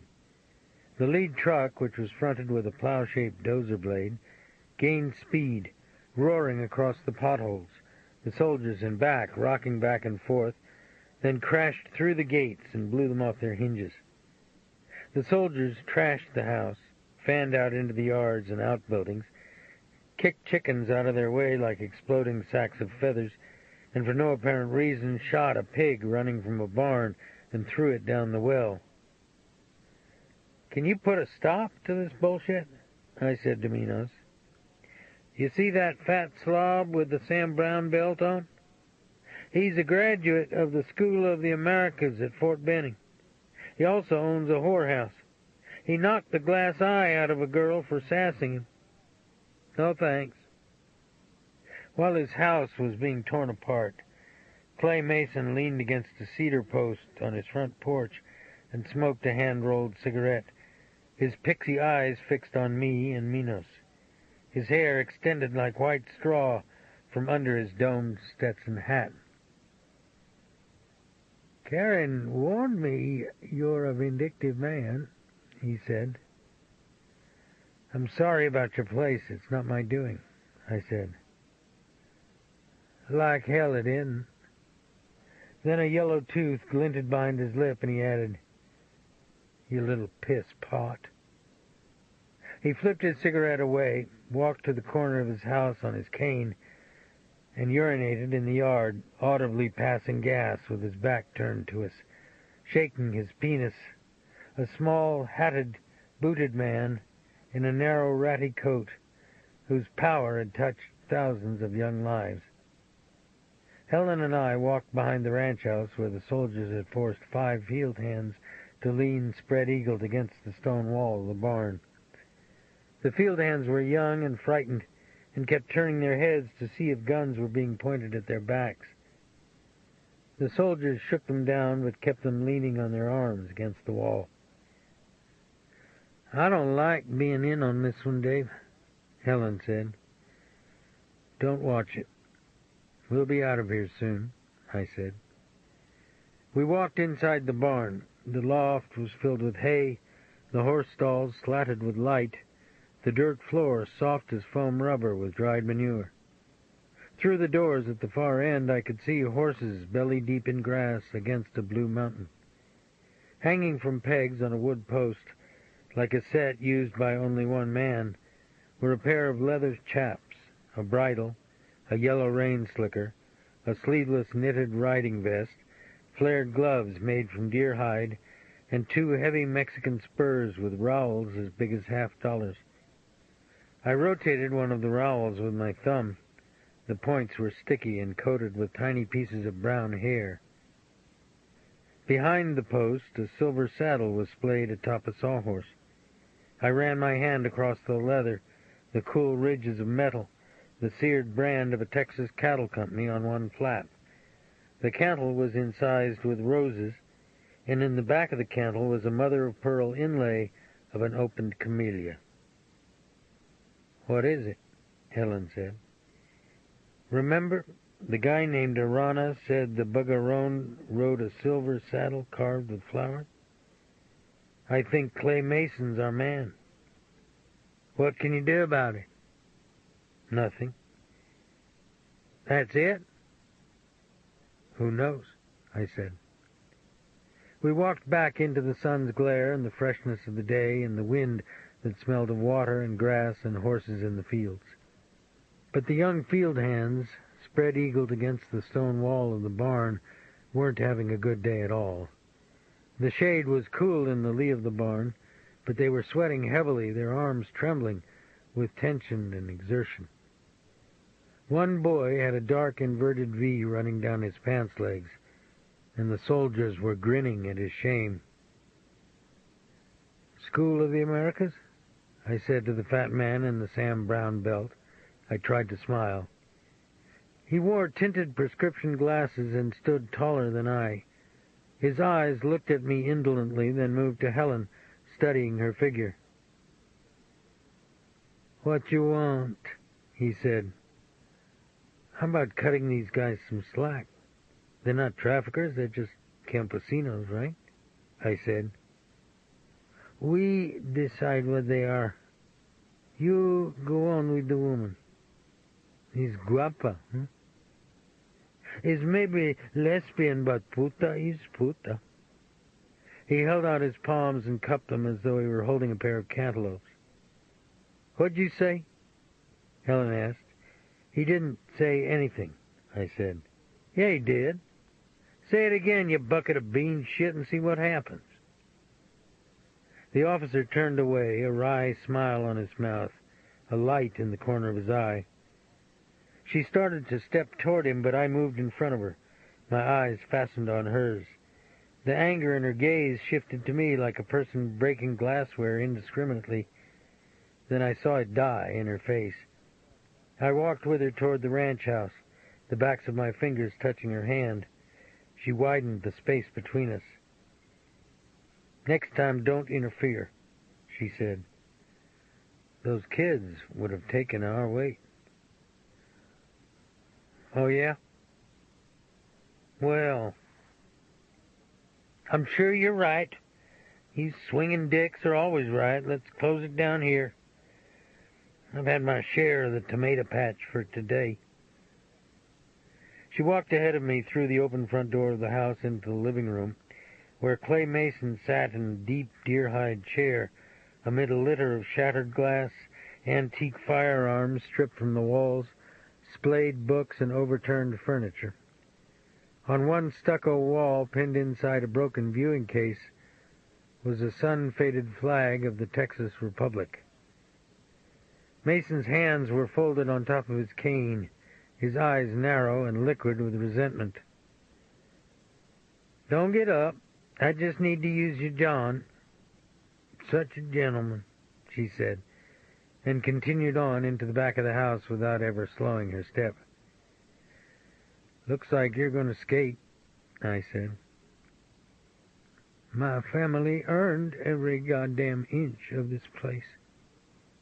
We'll be here when the rest of you are dust." An upper corner of the Texas flag had fallen loose from the blue felt blackboard it was pinned to. I reached through the broken glass and smoothed the cloth flat and replaced the pin. Faded strips of butternut cloth, inscribed in almost illegible ink with the names of Civil War battles, were sewn around the flag's borders. "This flag belonged to the 4th Texas. Those were John Bell Hood's boys," I said. "My great-grandfather carried that flag." "It was your family who lived on the ranch next to the La Rosas, west of the Pecos, wasn't it? Jerry Joe Plum told me how y'all slant drilled and ran wet across the river." "Do you read newspapers? There's a revolution being fought here. Everything you're doing helps those men out there kill Mayan Indians." "Men like you always have a banner, Dr. Mason. The truth is, you live vicariously through the suffering of other people." "Get out." He flicked at the air with the backs of his fingers, as though he were dispelling a bad odor. I tried to think of a rejoinder, but I had none. Clay Mason had spent a lifetime floating above the wreckage he'd precipitated, seemingly immune to all the Darwinian and moral laws that affected the rest of us, and my rhetoric sounded foolish compared to the invective he'd weathered for decades. I stepped across the broken glass on the oak floor toward the open doorway. Outside, the soldiers were loading up in the 6-bys. "Hold on, Streak," Helen said behind me. "It looks like our friend flushed the candy store down the commode, except it backed up on him. Guess what got stuck under the rim?" She dipped the tip of her little finger into a child's balloon and held the white powder up in a column of sunlight, then wiped her finger on a piece of tissue paper. "It's a little wet. Can you call that fat guy in, see if he wants to do the taste test?" she said.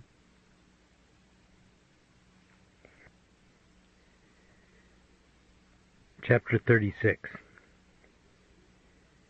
I should have seen it coming, but I didn't. The morning after our return from Guadalajara, the sheriff opened the door to my office and leaned inside. "That was Lafayette PD.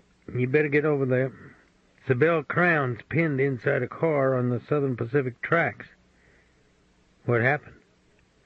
"She was abducted from the city golf course by this guy Zarang." "What was she doing on a golf course?" "She feeds the pigeons there." "Anyway, Zarang must have taken her somewhere. Evidently it was pretty bad. When he was finished, he left her unconscious in a car on the train tracks." "Why is Zarang after Sybil Crown?" "He wants her father," I said. "I don't get it." "Mookie Zarang works for Persephone Green and Jimmy Ray Dixon. Jimmy Ray knows sooner or later Aaron's going to kill him." "What for?" "I think it has to do with Sybil." "To tell you the truth, Dave, I really don't give a damn about any of these people's motivations. It's like figuring out why shit stinks. I just wish they'd stay the hell out of our parish. Get over there, will you?" The sheriff brushed something out of his eye. Then he said, "Except, why would this guy torture a woman, then leave her on the train tracks? Why didn't he just kill her and put her out of her misery?" "Because he hurts a lot more people this way," I said. Helen Swallow and I drove in a cruiser on the 4-lane to Lafayette. Emergency flares burned inside the fog when we arrived at the railroad crossing where the freight locomotive had struck Sibel's gas guzzler broadside and pushed it 50 yards down the rails in a spray of sparks. We parked on the shoulder of the road and walked through the weeds to the car's wreckage by the side of the tracks. It lay upside down, the engine block driven through the firewall, the roof mashed against the steering column. Lafayette firemen had covered the outside metal, the engine and gas tank with foam, and were trying to wedge open the driver's window with a hydraulic jack.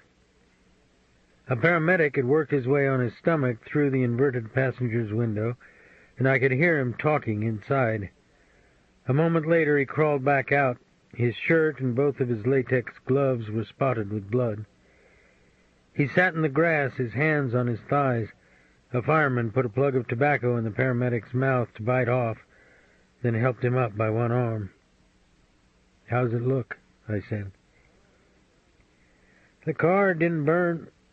Otherwise, that lady don't have a whole lot of luck," he replied. He looked into my eyes and saw the unanswered question still there. He shook his head.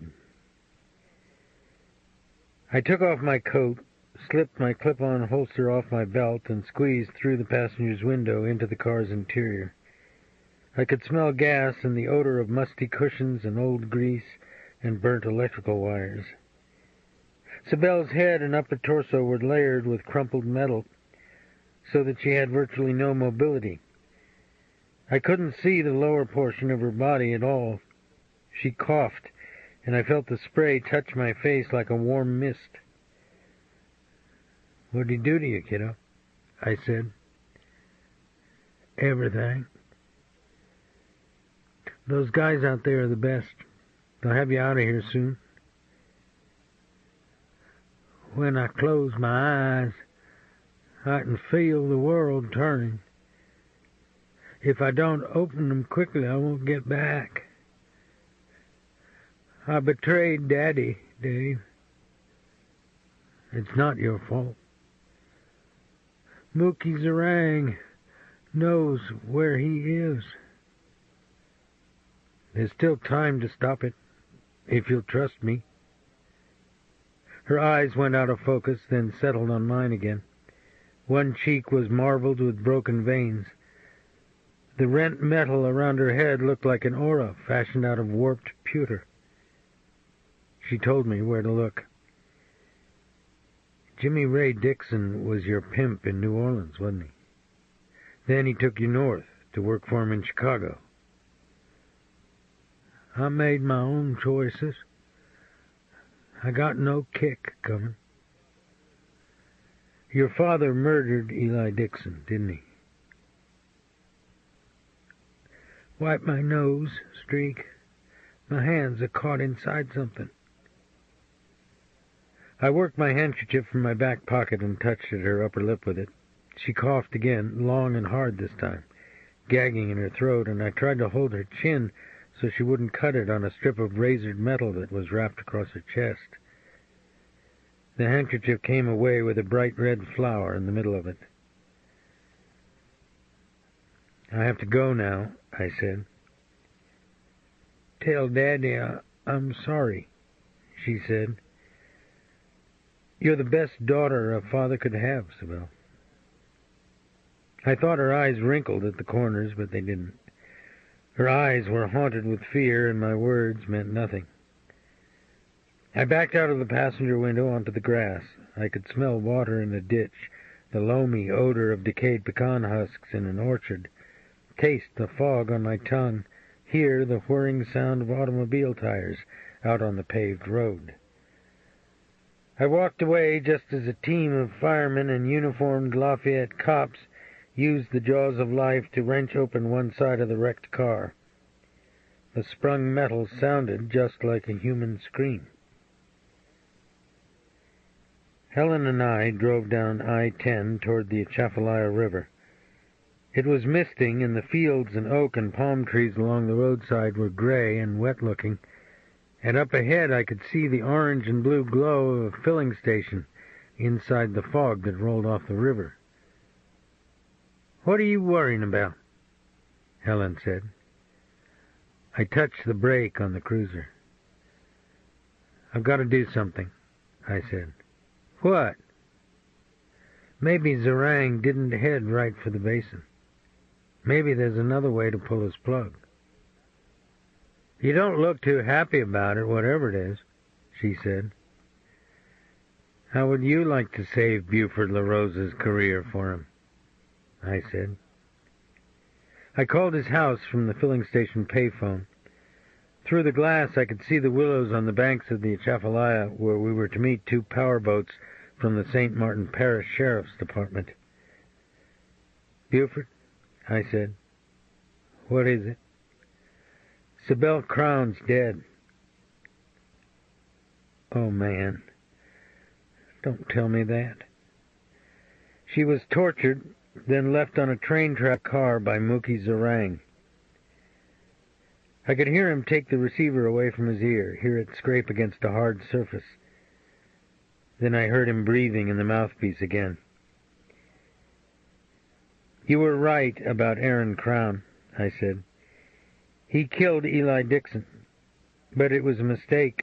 He went to the house to kill Jimmy Ray. He didn't know that Jimmy Ray had moved out and rented it to his brother. Why would he want to kill Jimmy Ray Dixon? Jimmy Ray got Sybil started in the life. You're vindicated, Buford. That means you get word to Persephone Green to call Mookie Zerang off. Are you insane? Do you think I control these people? What in God's name is the matter with you? No, they control you. Listen, I just had that ghoul beating on my front door. I ran him off my property with a pistol. Which ghoul? Who else? Doc Green. His wife dumped him. He accused me and Karen of being involved in a ménage à trois with her. I guess that's her style. It seems late to be righteous, I said. What's that mean? You treated Sybil Crown like shit. He was silent for what seemed a long time. Then he said, Yeah, I didn't do right by her. I wish I could change it. Goodbye, Dave. He quietly hung up the phone. Helen and I sat in the cabin of the St. Martin Parish Sheriff's boat. The exhaust pipes idled at the waterline while a uniformed deputy smoked a cigarette in the open hatchway and waited for the boat's skipper to return from his truck with a can of gasoline.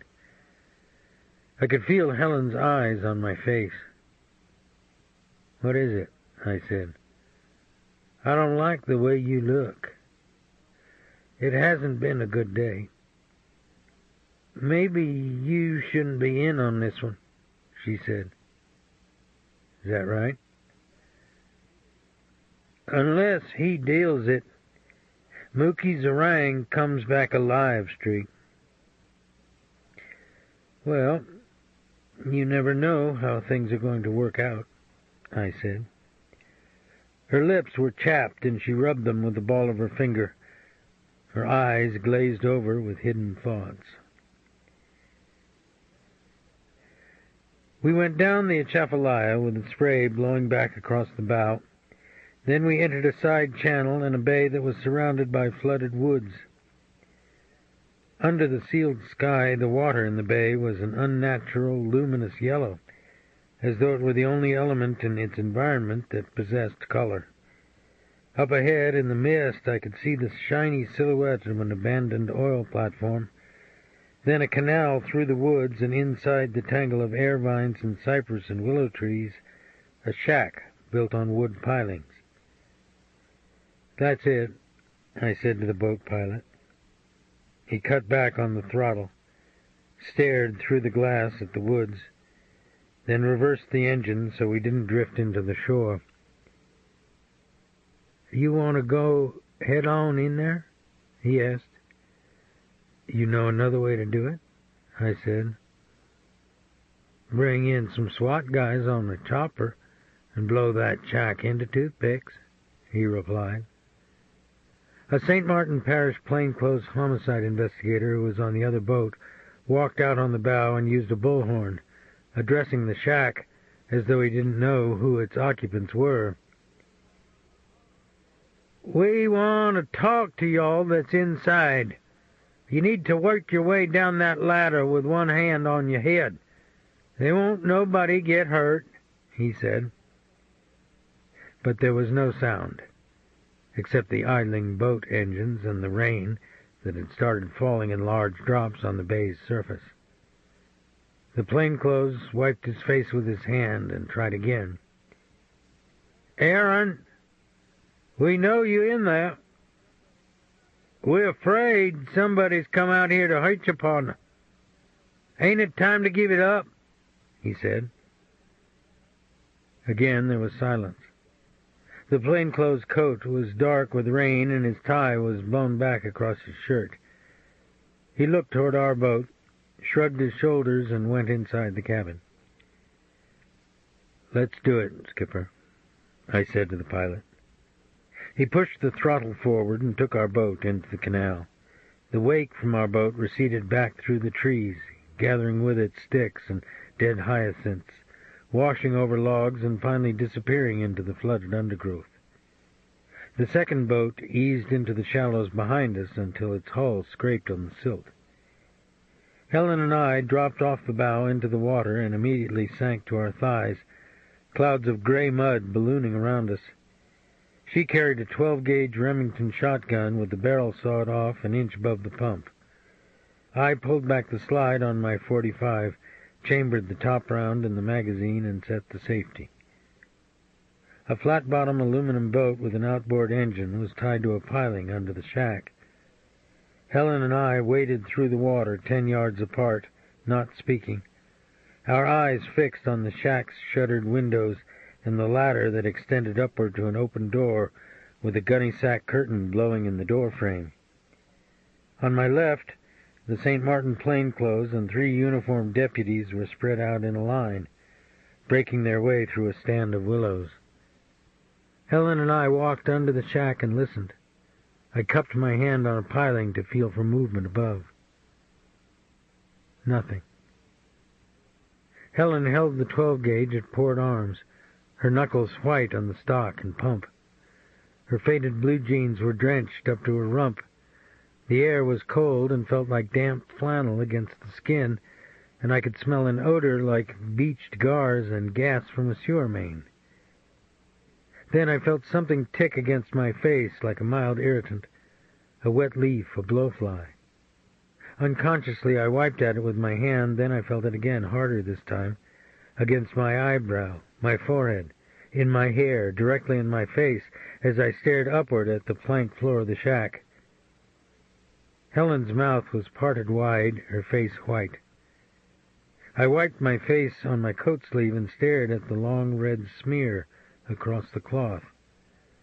I felt a revulsion go through my body as though I'd been spat upon. I tore off my coat, soaked it in the water at my knees, and wiped my face and hair with it, my hand trembling. Above me, strings of congealed blood hung from the planks and lifted and fell in the wind. I moved out from under the shack, slipped the safety off the .45, and began climbing the ladder, which was set at a gradual angle, almost like stairs. Helen moved out into the water, away from the shack, and aimed the 12-gauge at the door above my head. Then, just before I went inside, swung the barrel away and followed me. I reached the top rung and paused, my hand on the door jamb. The gunny sack curtain billowed back on the nails it hung from, exposing a rusted icebox without power, a table and chair, a solitary wood bunk, a coon hide that someone had been fleshing with a spoon. I pulled myself up and went inside, tearing away the curtain, kicking back the door against the wall. Except it didn't fly back against the wall. I felt the wood knock into meat and bone, a massive and dense weight that didn't surrender space. I clenched the .45 in both hands and pointed it at the enormous black shape behind the door, my fingers slick with sweat inside the trigger guard. My eyes wouldn't assimilate the naked man in front of me, nor the fact that he was upside down, nor what had been done to him.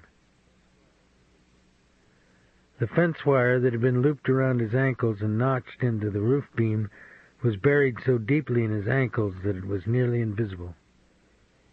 Helen lumbered into the room, her shotgun pointed in front of her. She lowered it to her side and looked at the hanging man. "Oh, boy," she said. She propped open the shutter on a window and cleared her throat and spit. She looked back at me, then blew out her breath. Her face was discolored as though she'd been staring into a cold wind. "I guess he got his," she said. Then she went to the window again with the back of her wrist to her mouth. But this time she collected herself, and when she looked at me again, her face was composed.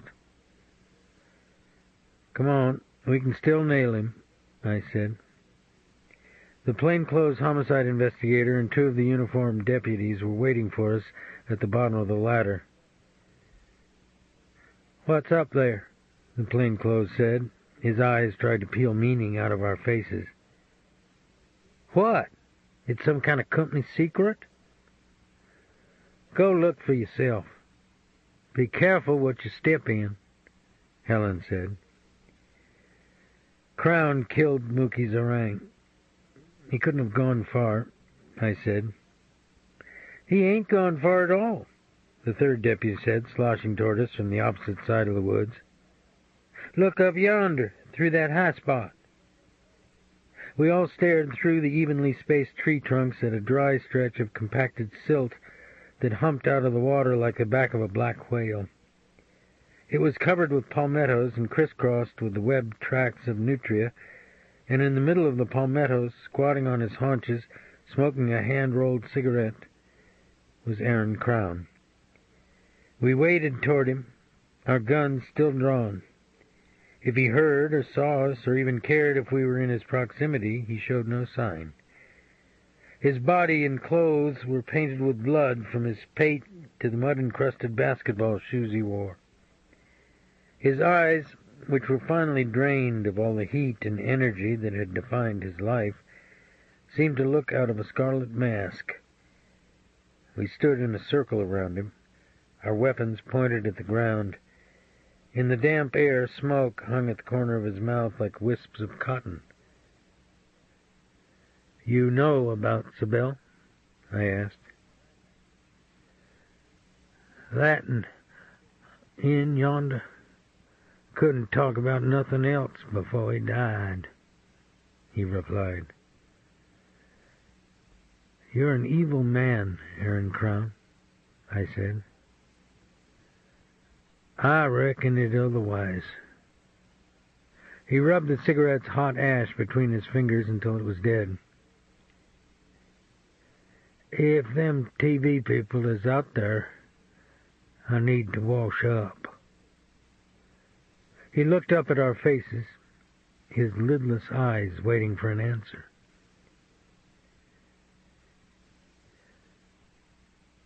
Chapter 37.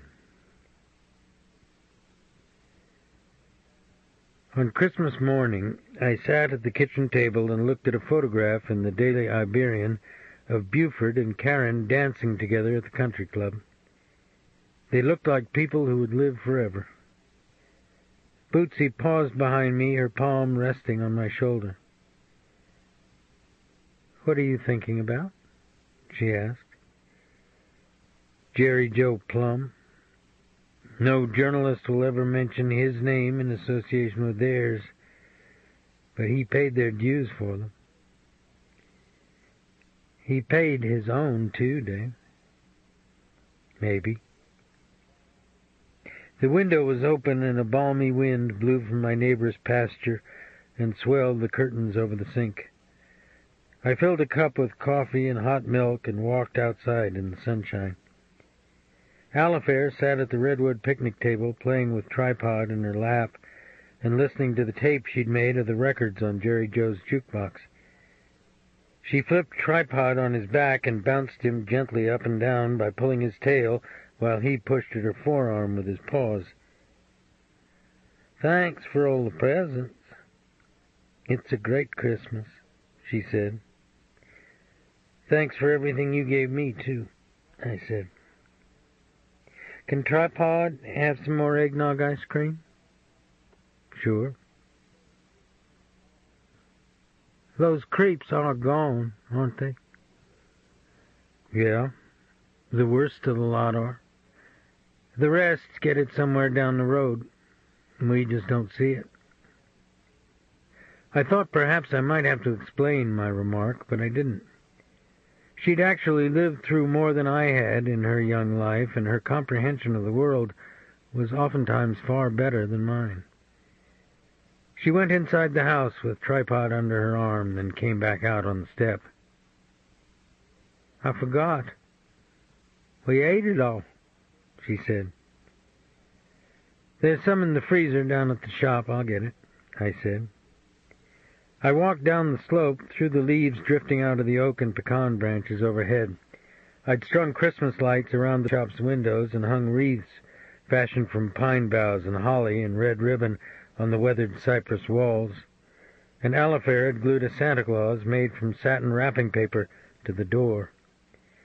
The bayou was empty of boats, and the sound of my shoes was so loud on the dock that it echoed off the water and sent a cloud of robins clattering out of the trees. I'd gotten the ice cream from the game freezer and was about to lock up again when I saw Doc Green park a black Lincoln by the boat ramp and walk toward me.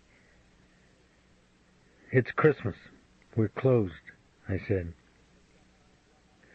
"La Rosa has got my wife up at his house," he said. "I don't believe that's true. Even if it is, she's a big girl and can make her own choices." "I can give you that guy diced and fried." "Not interested." "It ain't right." He sat down at a spool table and stared out at the bayou. His neck was as stiff as a chunk of sewer pipe. A muscle jumped in his cheek. "I think you were involved with Jerry Joe's death. I just can't prove it. But I don't have to talk with you either. So how about getting out of here?" I said. He rubbed the heel of his hand in one eye. "I never killed nobody. I need Persephone back. It ain't right he can steal my wife, pull a gun on me. I can't do nothing about it. I told Seth this is how it'd be if we messed with people who was born with money. They take, they don't give," he said. Then I realized he was drunk. "Get a motel room or go back to your camp, Doc. I'll get somebody to drive you," I said.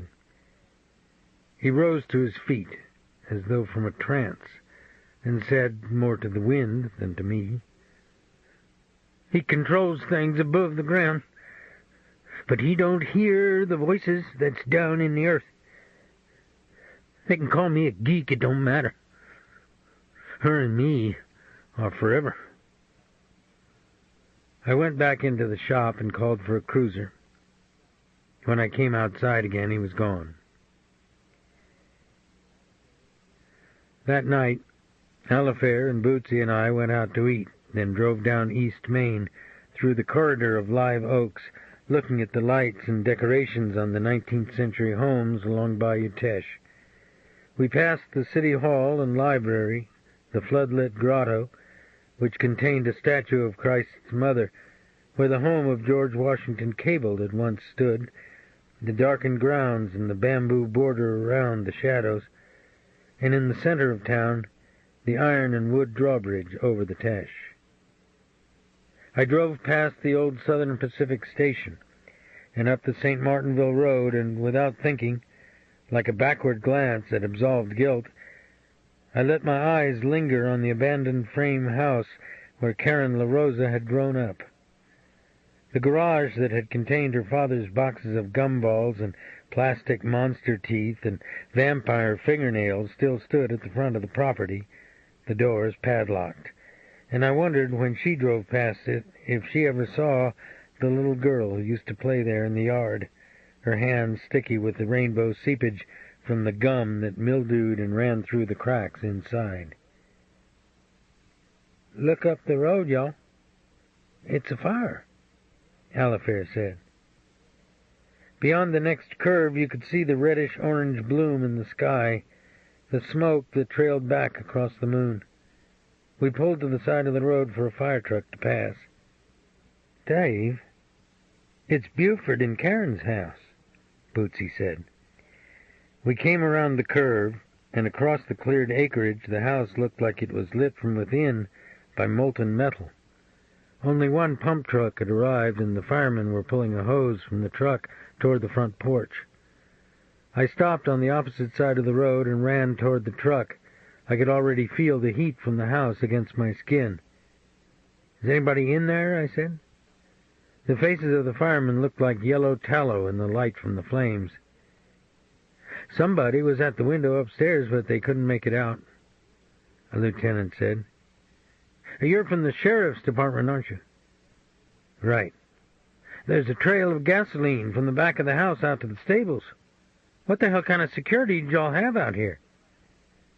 "Buford worried about Aaron Crown, not Doc Green," I said. "Who?"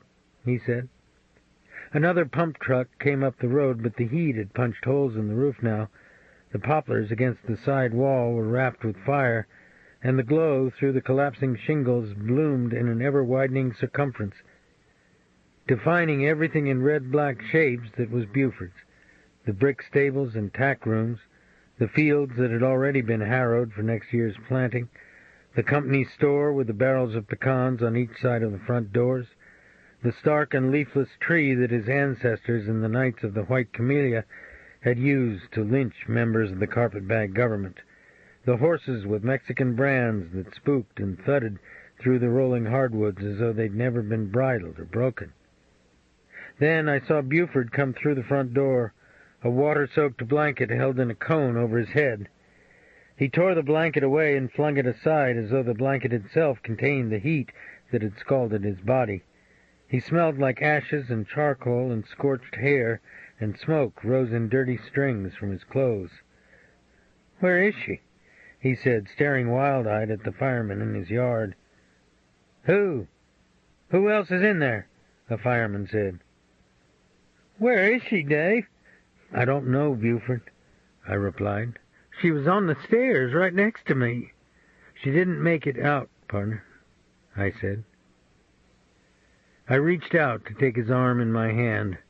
I felt the smooth hardness of his triceps brush my palm.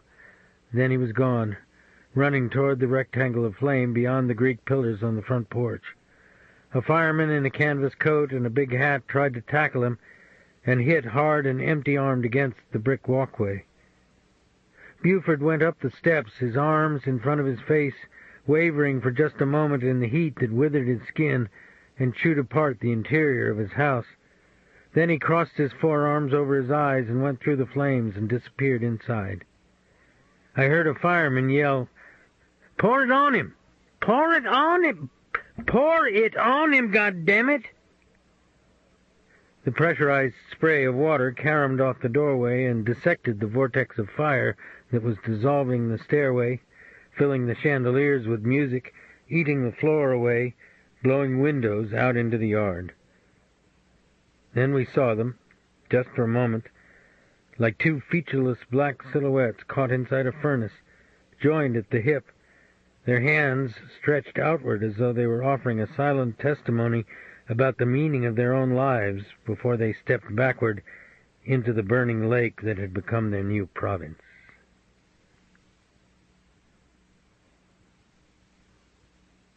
Epilogue. Spring didn't come for a long time that year. The days were cold well into March, the swamp gray with winter-kill. Baptiste would run his trot lines each morning at sunrise, his pirogue knocking against the swollen base of the cypress trunks. I would watch him from the bait-shop window while he retrieved each empty hook and rebaited it and dropped it back in the water, wiping the coldness off his hand on his trousers, the mist rising about his bent shoulders. Then he'd come back inside, shivering unduly inside his quilted jacket, and we'd drink coffee together and prepare the chickens and sausage links for the few fishermen or tourists who might be in that day. Persephone and Doc Green were never seen again. Some say they fled the country, perhaps to South America. The irony was that even though a filling station attendant in St. Martinville identified Doc as the man who'd bought the gas in a can from him on the night Buford and Karen died, the gas can found on the La Rosa plantation had no fingerprints on it, and without an eyewitness to the arson, Doc would have never been convicted. The greater truth was that Doc Green's strain of madness had always served a function, just as Aaron Crown's had, and the new governor of Louisiana, a practical-minded businessman, wasn't given to brooding over past events and letting them encumber his vision of the future. Jimmy Ray Dixon? He has a late-hour radio talk show in New Orleans now, and with some regularity he tells his listeners that his brother's spirit has finally been laid to rest. Why now?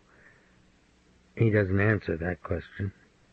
He's not comfortable with the mention of Mookie Zerang's name, and when he hears it, his rhetoric becomes more religious and abstruse. Doc Green's girls still work the same bars and street corners. Jimmy Ray jerks his listeners around, and they love him for it. And Aaron Crown sits in a maximum security unit at Angola, denying his guilt to European journalists who've done front-page features on him. The players don't change, just the audience. But maybe that's just a police officer's jaded interpretation of things, since few seem interested in the death of Short Boy Jerry, a man who everyone knew operated by choice on the edge of the New Orleans underworld, and hence invited his fate. No draconian sword fell into the life of Clay Mason either. He was expelled from Mexico and his property seized, but in a short while he was visiting college campuses again, being interviewed on the internet, selling his shuck on TV. A patron of the arts bought him a home in the hills outside Santa Fe, where his proselytes and fellow revelers from the 1960s gathered, and a famous New York photographer caught him out on the terrace, his face as craggy and ageless as the blue ring of mountains behind him, a sweat-banded Stetson crimped on his head, his pixie eyes looking directly into the camera. The cut line under the photo read, "A Lion in Winter." But I think I've learned not to grieve on the world's ways, at least not when spring is at hand. It rained hard the third week in March, then the sky broke clear, and one morning the new season was upon us, and the swamp was green again, the new leaves on the flooded stands of trees rippling in the breeze off the gulf, the trunks of the cypress painted with lichen. Alifair and I rode her Appaloosa bareback down the road, like two wooden clothespins mounted on its spine, and put up a kite in the wind. The kite was a big one, the paper emblazoned with an American flag, and it rose quickly into the sky, higher and higher, until it was only a distant speck above the sugarcane fields to the north. In my mind's eye I saw the La Rosa plantation from the height of Alifair's kite. The rolling hardwoods and the squared fields where Confederate and Federal cavalry had charged and killed one another, and left their horses screaming and disemboweled among the cane stubble. And I wondered what Darwinian moment had to effect itself before we devolved from children flying paper flags in the sky to half-formed creatures thundering in a wail of horns down the road to Roncevaux. That night we ate crawfish at Possum's in St. Martinville, and went by the old church in the center of town and walked under the Evangeline oaks next to the Teche, where I first kissed Bootsy in the summer of 1957 and actually felt the tree limbs spin over my head. Alifair was out on the dock behind the church, dropping pieces of bread and a column of electric light onto the water's surface. Bootsy slipped her arm around my waist and bumped me with her hip. "What are you thinking about, Slick?" she said. "You can't ever tell," I said. That night she and I ate a piece of pecan pie on the picnic table in the backyard. Then, like reaching your hand into the past, like giving yourself over to the world of play and non-reason that takes you outside of time, I punched on Elifair's stereo player that contained the taped recording of all the records on Jerry Joe's jukebox. We danced to Jolie Blanc and Tes Yeux Bleus, then kicked it up into overdrive with Boney Maroney, Long Tall Sally, and Short Fat Fanny. Out in the darkness, beyond the glow of the flood lamp and the mimosa tree, my neighbor's cattle were bunching in the coulee as an electric storm veined the sky with lightning in the south. The air was suddenly cool and thick with the sulphurous smell of ozone, the wind blowing dust out of the new cane, the wisteria on our garage flattening against the board walls, while shadows and protean shapes formed and reformed themselves, like Greek players on an outdoor stage beckoning to us, luring us from pastoral chores into an amphitheater by the sea, where we'd witness once again the unfinished story of ourselves.